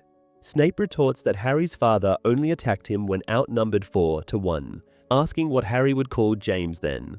Harry casts a stunning spell, but Snape blocks it once more. Snape admonishes him, saying he will continue to counter Harry's attacks until the boy learns to close his mouth and mind. Finally, Snape tells the blonde Death Eater it is time to leave, adding that the Ministry of Magic must surely be on its way. Harry's next attack is interrupted, not by Snape, but by the siblings who have once again caught up with him. He is struck by the Cruciatus Curse, causing unbearable pain, and collapses, clutching his wand uselessly. Snape, however, intervenes, reminding his fellow Death Eaters that they have strict orders. Harry must be left unharmed as the Dark Lord wants to kill him personally. The pain subsides. The Death Eaters are now retreating as Harry struggles to his feet one more time and tries to use Sectumsempra on Snape. When this fails, he attempts a non-verbal levicorpus, but Snape counters and knocks him down again. Harry hits the ground hard and loses his wand as the professor yells at him for daring to use spells he himself invented, just as his father had. Snape reveals that he is the Half-Blood Prince just as Harry dives towards his wand. The prince casts a hex to make Harry's wand fly into the darkness, leaving him defenseless on the ground, facing the man who has just killed Albus Dumbledore. Somewhere nearby, Hagrid shouts and Fang whines as Harry dares Snape to kill him, the same way he had his father killed, the same way he killed Dumbledore, and calls him a coward once more. This time, Snape retaliates, cursing Harry with something that feels like a whip hitting his face. Beaten down yet again, in pain and wandless, Harry is powerless. Buckbeak saves him. The hippogriff charges at Snape with a ferocious screech, forcing the wizard to flee from its claws. Harry sits up, watching Snape sprint full force towards the gates, with Buckbeak in pursuit. Still dazed from the last hit, Harry begins searching for his wand, though he knows it is already too late. When he finds it and stands, he sees the hippogriff circling the area near the gates, its prey having successfully disapparated. Harry now calls out Hagrid's name, stumbling towards the burning hut. The giant emerges from the flames just as Harry reaches him, carrying Fang. Relief washes over Harry so completely that he sinks to his knees. He realizes every inch of him hurts, and he's trembling. Concerned, Hagrid asks if he is injured. Harry reaches out, confirming Fang is alive and says he is fine, asking Hagrid the same. The gamekeeper assures him they need more than a few curses and a little fire to finish him off, then helps Harry up. Harry says they should deal with the fire and tells Hagrid about the Aguamenti charm. Together, Hagrid using his pink umbrella and Harry his wand, they cast the spell and gradually extinguish the flames. Examining the damage, Hagrid comments that it could be worse and says Dumbledore will fix it in no time. Hearing the headmaster's name reminds Harry of the reality of his death. He tries to tell Hagrid, who continues talking about how he had been healing Bowtruckles when the attack began. Hagrid then asks what this has all been about and why Snape has left with the Death Eaters. Harry attempts to explain, but struggles to say it aloud at first. When he finally manages to tell Hagrid that Snape has killed Professor Dumbledore, the gamekeeper looks at him as though Harry has been hit on the head one too many times. Hagrid firmly tells Harry not to talk nonsense, insisting Snape would never do such a thing. Harry asserts that he witnessed it, but Hagrid still refuses to believe him. The giant suggests that Snape must have gone with the Death Eaters on Dumbledore's orders and says they should head back to the castle. Harry decides to let Hagrid think whatever he wants, for as long as he can. As they approach, Harry notices the castle is awake, with many windows illuminated. He imagines how the news is spreading through the school. A few people are venturing out of the castle, keeping watch for Death Eaters in the light spilling from the entrance hall, trying to understand what has happened. Harry thinks he sees a body on the ground, but isn't sure. Others, however, clearly do, as Hagrid asks why a small crowd is gathering under the astronomy tower, hoping nobody has fallen, though he now sees the body too. Harry and Hagrid soon arrive at the scene, and Harry hears Hagrid's anguished moan behind him as the giant recognizes who is lying there. Kneeling beside the body, Harry reflects that he has known all along there was no hope, that Dumbledore must have been dead already. Otherwise, the full-body bind curse the old wizard had cast on him would not have broken. He has known ever since the events on the tower that Albus Dumbledore, the greatest wizard who ever lived, is dead. Dumbledore lies with his limbs outstretched at odd angles, but otherwise appears peaceful, and Harry adjusts his half-moon-shaped glasses. There is a trickle of blood on the old wizard's face, and Harry wipes it away, all the while trying to accept that Dumbledore is gone, that he will never speak to him or help him again. After some time, Harry realizes he is kneeling on something hard and looks down. It is the locket they retrieved from the cave, the Horcrux, but as Harry picks it up, he knows something is wrong. The locket is smaller than the one he saw in the Pensieve and does not bear Slytherin's coat of arms. It is also open, with a piece of parchment folded inside. Harry extracts and unfolds it, reading the brief message addressed to Voldemort. The note states the writer will soon be dead, but dies knowing that by the time the Dark Lord faces his true opponent, he will be one Horcrux weaker. It is signed R.A.B. Harry realizes that Dumbledore drank the terrible potion and died for a fake Horcrux. Behind Harry, Fang begins to howl mournfully. The movie omits the detailed fight scene from this chapter, showing only Snape cursing an aura on their way out and Bellatrix breaking every window in the Great Hall. Meanwhile, Draco appears thoroughly shocked. While the novel suggests that during their confrontation, Snape loses his temper and intends to harm Harry, who is only saved by Buckbeak's intervention, the adaptation portrays a calm and composed Snape, who merely walks away from a defeated Harry. Consequently, Buckbeak is absent, which is logical as the Hippogriff was not shown earlier in the movie. The iconic scene where the grieving crowd, following Professor McGonagall's lead, raises their wands in unison to destroy the Dark Mark with the light they conjure is entirely an addition by the film. Chapter 29, The Phoenix Lament. With his trembling hand on Harry's shoulder, Hagrid tells Harry to leave Dumbledore's body and return to the castle, but the boy refuses. Then, a smaller, warmer hand takes his, and another voice asks him to go. This time, Harry obeys, so overwhelmed that at first he doesn't even realize who is holding his hand. Soon, a flowery scent tells him it is Ginny. There is noise all around, crying, shouting, and talking, but Harry registers very little of it. People are swarming nearby, but he cannot make out individual faces as Ginny leads him away in a haze. Eventually, Ginny speaks, saying they are heading to the hospital wing. Harry objects, insisting he is uninjured, but Ginny explains that McGonagall has asked everyone to gather there, adding that most of the others, Ron, Hermione, Bill, and Lupin, are already waiting. This reminds Harry of the bodies on the floor, and with a fresh wave of dread, he asks Ginny who else has died. Ginny says everyone on their side survived, and Harry recalls seeing bodies laying in a pool of blood. Ginny tells him it is Bill Harry has seen, but he will make it too. However, her voice trembles and Harry questions Bill's condition further. Ginny reveals it was Greyback who attacked her brother, and Madame Pomfrey has said Bill will undergo certain changes, though the extent is uncertain just yet. Harry asks about the other bodies, recalling he had seen more. Ginny explains that both Neville and Professor Flitwick were injured but will recover, adding that a Death Eater died, killed by friendly fire when the large blonde dark wizard had been casting spells at random. She remarks that without Felix Felicis, they might have died, but having taken the potion, all the attacks narrowly missed them. As they enter the hospital wing, the first thing Harry notices is Neville asleep in a bed. He then sees the others, Ron, Hermione, Luna, Tonks, and Lupin, gathered around another bed. Hermione rushes to hug Harry, while Lupin looks anxious. She asks if he is okay, and he replies yes, inquiring about Bill, whose face Madame Pomfrey is dabbing with some kind of tincture. Bill's face is unrecognizable, torn to shreds. Remembering how easily Snape healed Malfoy's Sectumsempra inflicted wounds, Harry asks Madame Pomfrey why she cannot just use a spell. The healer explains that injuries caused by werewolf bites cannot be healed by magic. Ron, staring at the ruins of Bill's face, points out that Greyback had been in human form since the moon is not full tonight, so Bill surely won't become a full werewolf.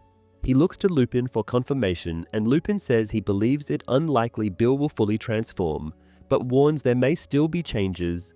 He might develop wolf-like tendencies, and as for the wounds, Lupin adds, they will never fully heal. Ron then asserts that Dumbledore must know something to help, insisting they cannot leave Bill like this, especially as he was fighting the Death Eaters on Dumbledore's orders. Ginny gently interrupts, addressing Ron and the group, saying Dumbledore is dead. Lupin looks at Harry, waiting for denial, but when none comes, the man collapses into a chair, burying his face in his hands. Tonks asks how it happened, and Harry explains that Snape murdered the headmaster, adding that he witnessed everything. He recounts their arrival at the astronomy tower under the Dark Mark, how Dumbledore immobilized him, how Malfoy disarmed Dumbledore, and finally, how Snape cast the killing curse. Madame Pomfrey begins to cry while Luna and Hermione look on the verge of tears. Ginny, however, hushes everyone, telling them to listen.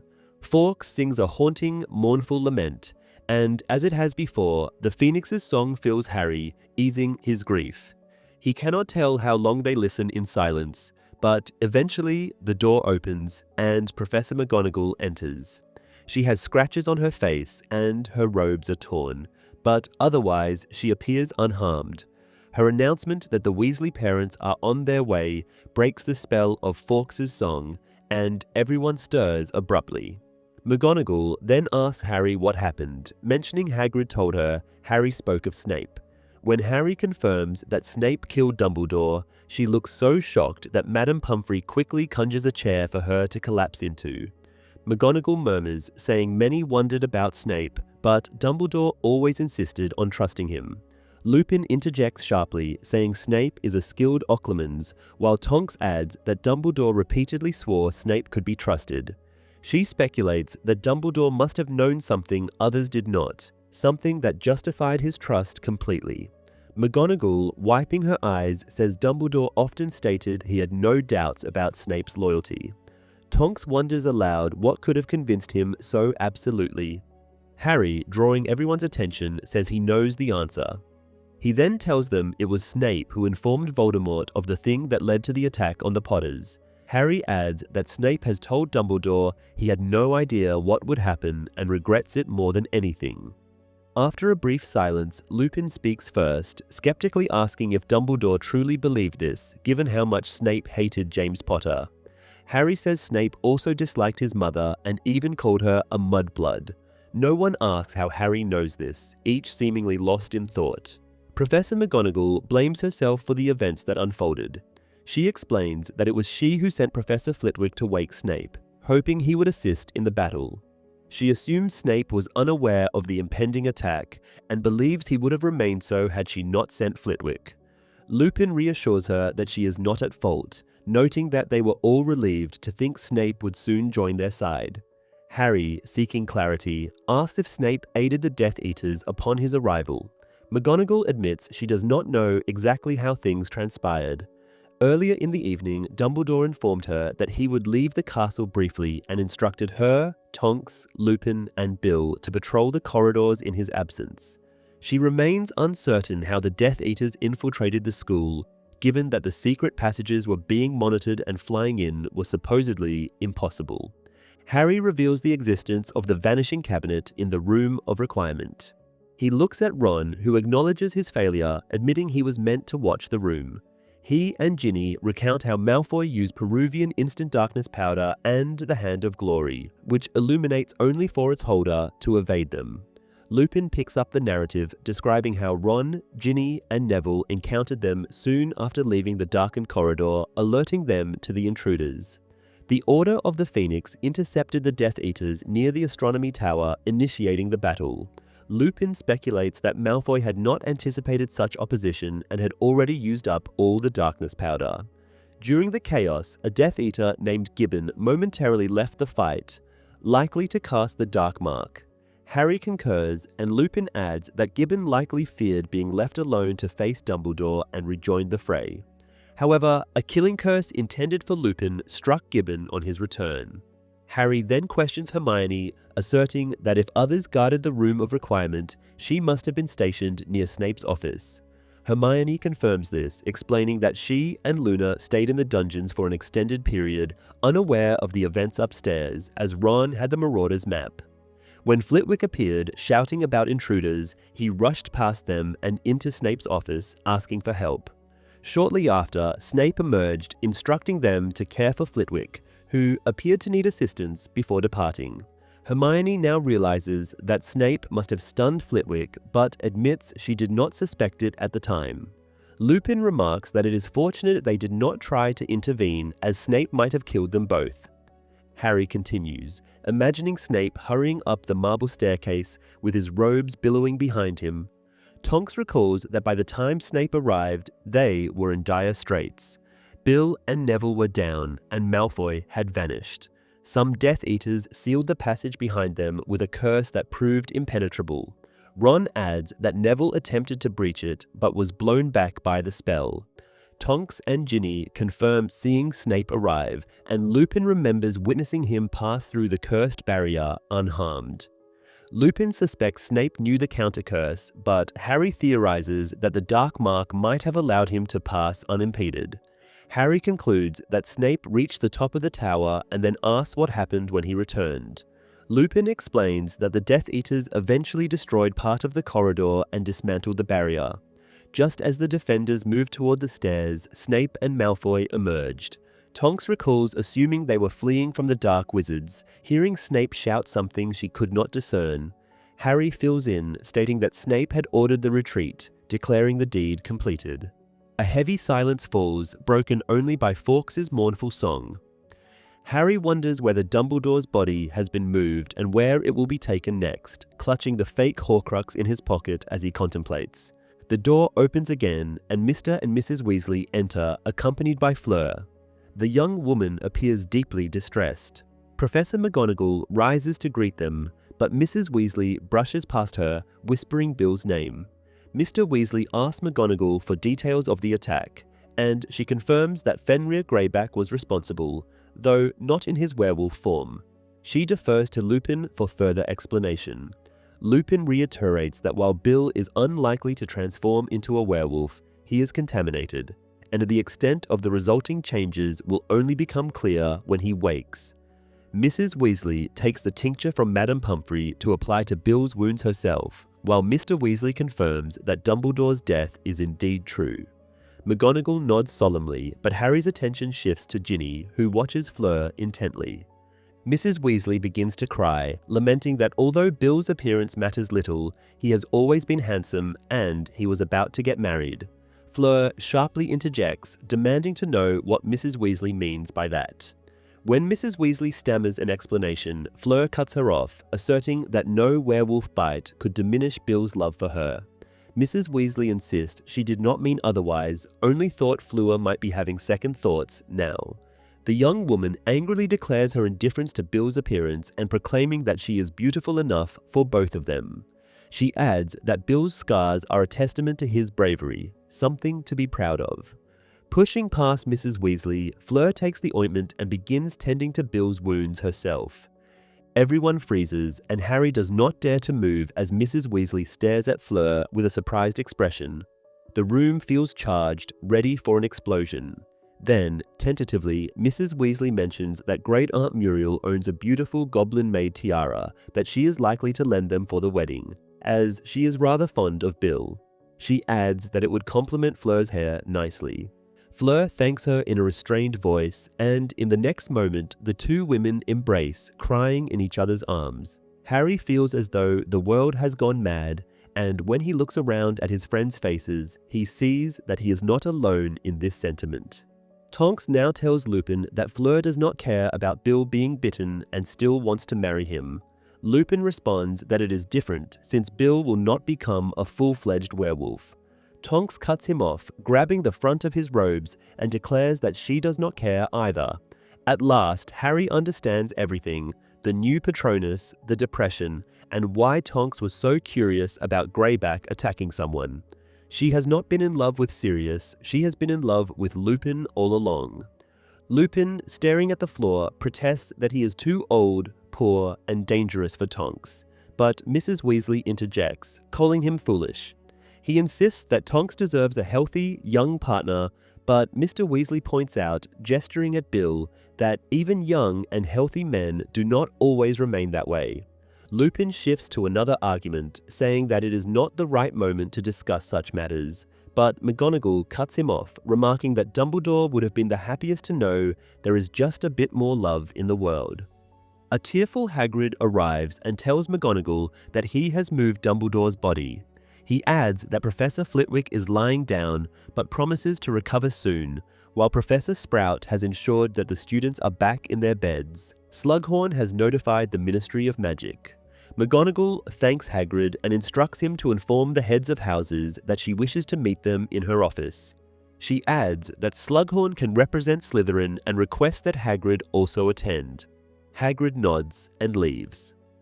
McGonagall then turns to Harry, saying she would like a word with him as well. They leave the hospital wing together and walk the quiet, empty corridors, the only sound being the Phoenix's song.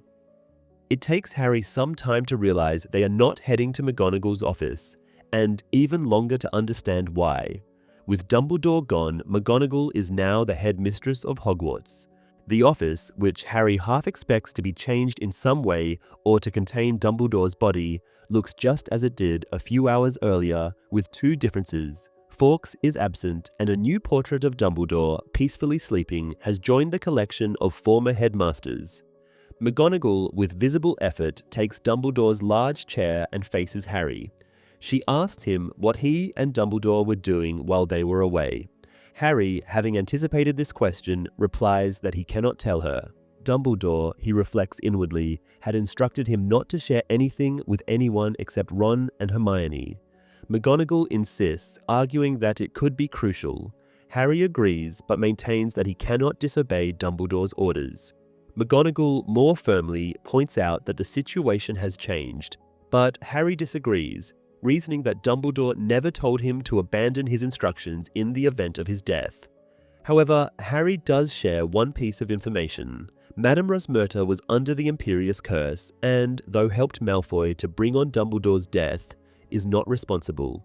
At that moment, the heads of houses arrive, followed by a still-crying Hagrid.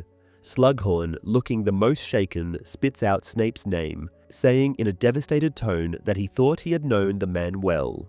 A portrait announces the arrival of the Minister for Magic, and McGonagall states that she wants to discuss Hogwarts' future with her colleagues before Scrimgeour enters the room. She acknowledges that a headmaster being murdered by a teacher is unprecedented and questions whether the school can ever recover. Professor Sprout argues that Dumbledore would have wanted the school to remain open and vows to teach whoever returns next year. Slughorn raises doubts about whether anyone will return, noting that, while Hogwarts might not be less safe than Wizarding homes, parents might perceive it otherwise and prefer to keep their children at home and the family together. McGonagall concedes Slughorn's point, but recalls that Dumbledore himself once envisioned a scenario where the school might close, referencing the Chamber of Secrets incident. Flitwick stresses the importance of following procedure, including consulting the Board of Governors, and cautions against hasty decisions. McGonagall seeks Hagrid's opinion, but the giant defers, stating it is not his place. She reminds him that Dumbledore valued his input and that she plans to continue doing so. Hagrid, moved, says Hogwarts is his home and that he will stay to teach whoever comes, although he cannot yet imagine the school without Dumbledore. McGonagall concludes that Flitwick's suggestion to consult the governors is the best course of action. She then raises the topic of sending the students home, mentioning that the Hogwarts Express could be ready the next day. Harry interrupts, asking about Dumbledore's funeral. McGonagall explains that Dumbledore wished to be buried on the school grounds, and Harry asserts that this should happen. However, McGonagall points out that the Ministry might oppose the idea, as no headmaster has ever been buried at Hogwarts. Hagrid interjects, saying no one has ever done as much for the school as Dumbledore either. Sprout and Flitwick agree, and McGonagall decides the matter.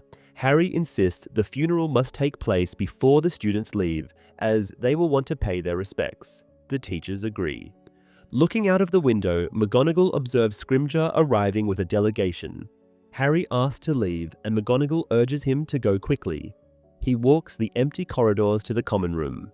The fat lady, crying, asks if the rumors are true. Harry confirms them, and she opens the portrait without asking for a password. Though the common room is packed with wide-awake students, Harry crosses it without stopping or making eye contact. He heads to the dormitory where Ron, fully dressed, is lying on his bed. Harry tells Ron that Hogwarts might close, and Ron remarks that Lupin said the same. After a pause, he asks if they retrieved the Horcrux. Harry shows him the fake one. Ron asks who are ABers, but Harry doesn't know and cannot bring himself to care. All that matters is that Dumbledore is dead. Lying on his bed, Harry realizes that Fawkes' song has stopped and concludes the Phoenix has left forever, just as Dumbledore has. Very little of this chapter appears in the film. McGonagall and Harry briefly talk in the headmaster's office, but instead of discussing Dumbledore's final hours or Hogwarts' future, she offers words of comfort. The hospital wing scene is omitted. The movie establishes earlier that Tonks and Lupin are a couple, and they are not shown at Hogwarts on the night of Dumbledore's death. Bill Weasley is introduced in the next film, already bearing his scars. He mentions they are from an encounter with Fenrir Greyback, but does not elaborate on the circumstances. The next film also marks Fleur's first live-action appearance since the Goblet of Fire film. Chapter 30, The White Tomb. The next few days are quiet. With lessons and exams cancelled, students begin leaving the school. The Patel twins are among the first to depart, followed by others, including Zacharias Smith. However, some students refuse to leave. Seamus has a heated argument with his mother, after which he decides to stay for the funeral while she searches for accommodation in Hogsmeade. As Seamus explains to Harry and Ron, finding a place to stay is challenging because people from across the country are flocking to the village to attend Dumbledore's funeral. The day before the funeral, a massive blue carriage the size of a house, pulled by 12 enormous winged horses, descends from the sky. It carries Madame Maxime, who, as Harry observes from a window, hurries to embrace Hagrid. Not all visitors are as warmly received, however. Harry goes out of his way to avoid Rufus Scrimgeour, who, as part of the Ministry of Magic delegation, is now staying at the castle. Harry knows it is only a matter of time before they question him about Dumbledore's death and the events leading up to it, but he is not eager for that conversation. Harry reflects that if Dumbledore hadn't died, these days might have brought immense happiness. The weather is consistently sunny, and Ginny's owl exams would now be over. However, given the current circumstances, Harry is acutely aware that this period of calm is temporary, merely delaying the inevitable task he knows he must undertake. As a reminder of the recent events, they visit the hospital wing twice daily. Neville has fully recovered, but Bill remains bedridden. His scars refuse to heal, leaving him with a resemblance to Mad-Eye Moody. Despite this, Bill's personality remains largely unchanged, except for a newfound preference for rare steaks. Fleur considers this fortunate, as she believes British people tend to overcook their meat anyway. That evening, Ginny comments that the wedding between Bill and Fleur now seems inevitable. She adds that if Mrs. Weasley has accepted it, she too will get used to Fleur being part of the family. Ron, noticing Hermione reading the Evening Prophet, asks if there is any news of someone else they know dying. Hermione replies that there is none, but mentions that efforts to locate Snape remain unsuccessful. Harry angrily states that they will not find him, pointing out that they have never managed to find Voldemort either. Ginny excuses herself, saying she needs sleep, as she has barely rested since Dumbledore's death. After she leaves, Hermione tells Harry that she has discovered something in the library. Harry, lacking his usual curiosity, asks if it is about RAB. He acknowledges that solving the mystery of the initials and uncovering what happened to Slytherin's locket is a necessary step before he can focus on destroying the other Horcruxes. Despite his hope that Hermione would immediately recognize the initials, she admits she has no idea who RAB might be. Hermione explains that while she has found a few notable figures with those initials, none seem connected to Voldemort. She speculates that the note in the fake locket suggests the person had a personal relationship with Voldemort. She shifts the topic to Snape and his identity as the Half-Blood Prince. Harry assumes she wants to remind him that she had been right all along, but Hermione clarifies that she has no intention of doing so. Instead, she reveals that Eileen Prince had indeed owned the potions book. Eileen, she explains, married a muggle named Tobias Snape, making Severus Snape the Half-Blood Prince. Ron interjects with a comment about Eileen having been ugly enough to be Snape's mother, but Hermione ignores him. She continues, saying that Snape likely used his pure-blood mother's status to gain favor with people like Lucius Malfoy, despite being a half-blood himself, much like Voldemort. Harry finds it fitting that Snape, like his master, gave himself a distinctive name. He is frustrated that Dumbledore failed to see the parallels between Snape and Voldemort. Harry reflects on his own trust in the prince, recalling how he disregarded the increasingly troubling nature of the spells in the book, including Sectumsempra. He had refused to believe that someone who had been so helpful and instructive could be dangerous. Ron comments that he still cannot understand why Snape never reported Harry for using the prince's book, especially after witnessing him cast Sectumsempra. Harry speculates that Snape knew all along but refrained from exposing him because he did not want to be associated with the book. Hermione agrees, adding that doing so might have revealed Snape's connection to it.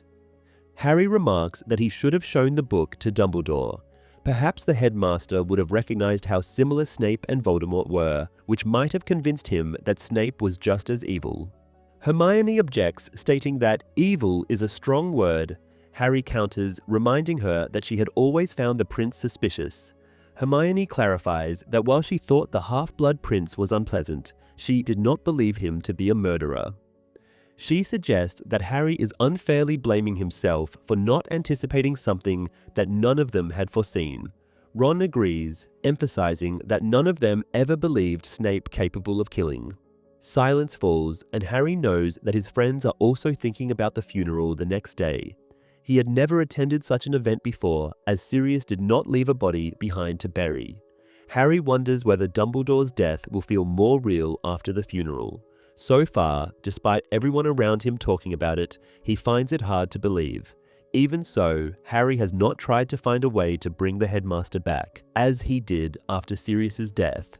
The fake Horcrux in his pocket, which he now carries as a memento, has been enough to remind him of the reality of the tragedy whenever he needs it. Harry wakes up early the next morning and packs his trunk, knowing the Hogwarts Express will depart soon after the funeral. The mood in the Gryffindor common room is subdued and somber. Down in the Great Hall, the atmosphere is much the same.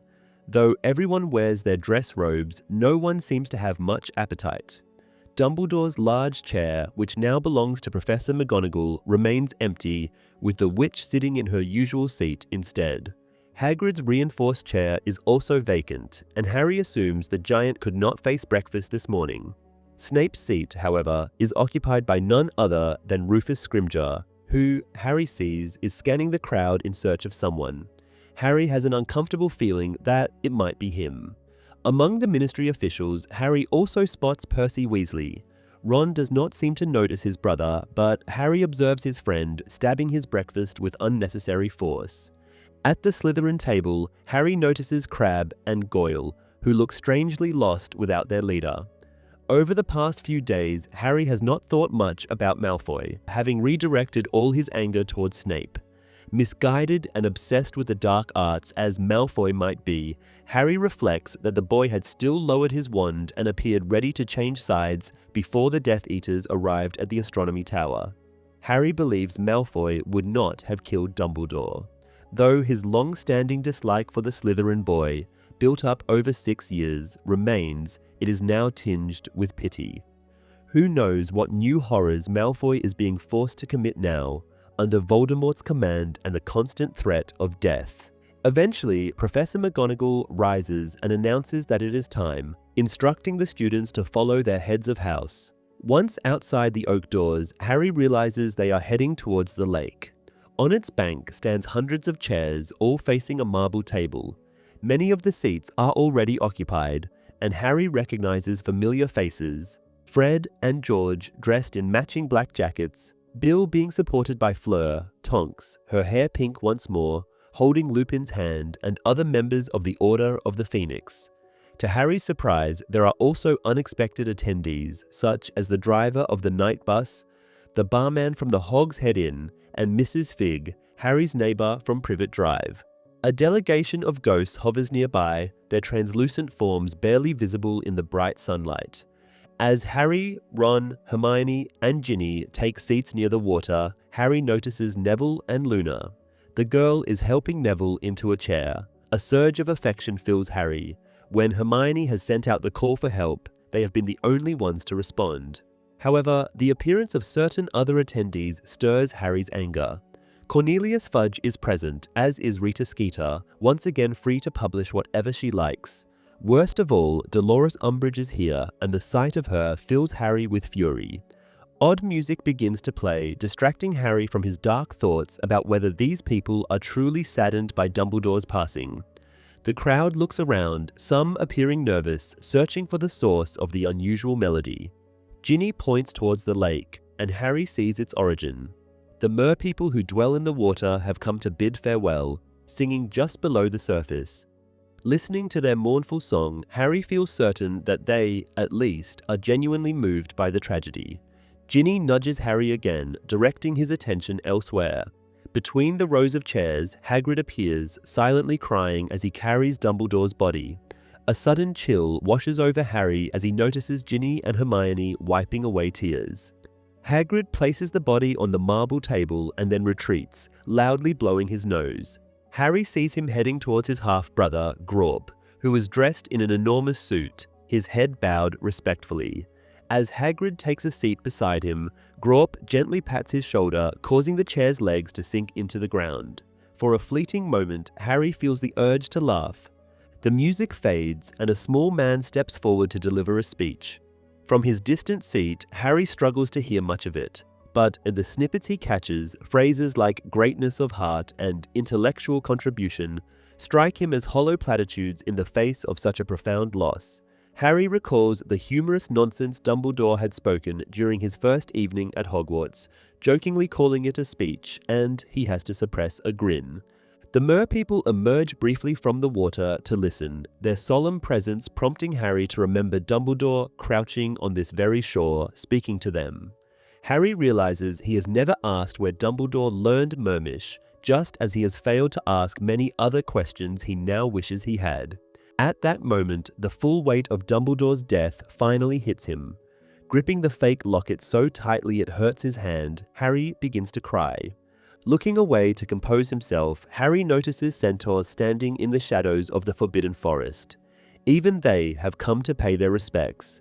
Their presence reminds him of the first time he met one of them, and how, shortly after that night, he and Dumbledore had spoken about the eternal struggle to keep evil at bay. But Dumbledore is gone now. After his parents and Sirius, Harry has lost his last protector. He knows it is time to abandon the illusion of safety for good. There is nothing left standing between him and Voldemort. Not anymore. The small wizard finishes his speech and returns to his seat. Harry expects additional speakers, perhaps the Minister for Magic, but no one else steps forward.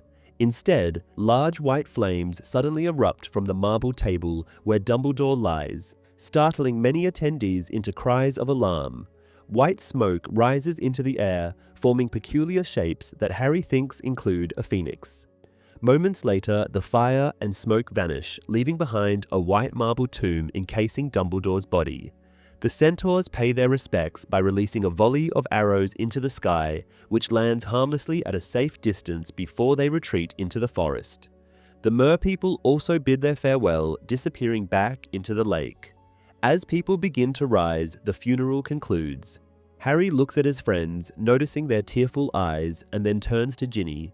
He knows that when he explains what he must do, she will accept it without protest, understanding his reasons. Harry tells Ginny they need to break up, and she responds, unsurprised, asking if it is for some noble yet foolish reason. Harry explains how happy she has made him in recent weeks, but insists that Voldemort will target those he cares about, and that he cannot put her in danger. Ginny argues that she doesn't care, but Harry firmly states that he does. She shares how she had waited for him over the years, taking Hermione's advice to move on, date others, and be herself around him if she wanted him to notice her. Harry acknowledges Hermione's wisdom, expressing regret for not realizing his feelings for Ginny sooner. Ginny assures him that he couldn't have, as he had been too preoccupied with saving the world. She admits she knew this moment would come and that Harry would have to face Voldemort, even using the Dark Wizard's name. She adds that this is why she admires him so much. Harry, unable to face her, turns away. He notices Ron comforting a tearful Hermione, his own face streaked with tears. Feeling unable to remain near Ginny, Harry stands and moves away. Rufus Scrimgeour approaches Harry, requesting a word and suggesting they walk together. Harry agrees indifferently, and as they walk, the minister laments Dumbledore's death, calling it a great loss. Harry interrupts, asking directly what Scrimgeour wants from him. The minister acknowledges the close bond between Harry and Dumbledore, but Harry impatiently repeats his question. Scrimgeour drops his pretense, revealing that the ministry knows Harry was with Dumbledore the night he died. He mentions finding a stunned Death Eater and 2 broomsticks in the tower, concluding someone else was present. Harry sarcastically praises the ministry's deductive skills, adding that his activities with Dumbledore are nobody's concern. Scrimgeour praises Harry's loyalty, but insists Dumbledore's death changes things. Harry disagrees. The minister then offers the ministry's protection, but Harry dismisses it, pointing out that Voldemort wants to kill him personally, and no auras can stop him. Scrimgeour, undeterred, asks if Harry has reconsidered his Christmas request to support the ministry publicly. Harry clarifies that Scrimgeour is asking him to be part of the ministry's propaganda, but the minister reframes it as boosting morale. Harry then asks if Stan Shunpike is still imprisoned. When Scrimgeour hesitates, Harry cuts in, declaring that he remains loyal to Dumbledore. Scrimgeour leaves without another word, rejoining his ministry colleagues. Ron and Hermione catch up with Harry as he continues walking by the lake. Hermione asks about Scrimgeour's intentions, and Harry replies that it was the same as before. Ron, appearing distracted, asks Hermione to let him punch Percy. She firmly restrains him, but Ron insists it would improve his mood, causing Hermione and Harry to laugh. Hermione's smile fades first as she gazes at the castle, remarking on the possibility of never returning. Harry, however, states decisively that even if Hogwarts opens next year, he won't be coming back, shocking Ron. Hermione, on the other hand, says she has expected this and asks about Harry's plans. Harry explains he will first return to Privet Drive, as Dumbledore wished, and then visit Godric's Hollow to see his parents' graves for the first time. Afterwards, he plans to track down and destroy the remaining Horcruxes, hoping to confront Snape along the way. A brief silence follows before Hermione declares that she and Ron will accompany him. Harry initially protests, but Hermione reminds him how years ago he had given them a chance to turn back, and they had never done so. Ron adds that before any Horcrux hunting or battles with Voldemort, they must attend Bill and Fleur's wedding. Harry, surprised by the idea of such normality, slowly agrees, realizing they cannot miss the event. Despite the cold weight of the fake Horcrux in his hand, a stark reminder of the challenges ahead, he feels a glimmer of hope knowing they will have one last joyful day at the Burrow. Several key events from the chapter, including Dumbledore's funeral and Harry's confrontation with Scrimgeour, are omitted. However, scenes like Fawkes leaving Hogwarts and Harry showing the fake Horcrux to Hermione, referenced but not depicted in the book, are included in the adaptation. The friends' final discussion takes place in the Astronomy Tower rather than by the lake, as in the book. Despite the change in location, the core message remains the same: Ron and Hermione's unwavering commitment to stand by Harry. Evanna Lynch, who portrays Luna Lovegood, passionately advocated for the inclusion of Dumbledore's funeral, even offering to contribute part of her salary to fund the scene. Unfortunately, the studio declined, stating that the funds wouldn't suffice. And when you get the chance, check out our Game of Thrones-inspired Choose Your Own Adventure game here on YouTube by clicking the video link on the screen right now.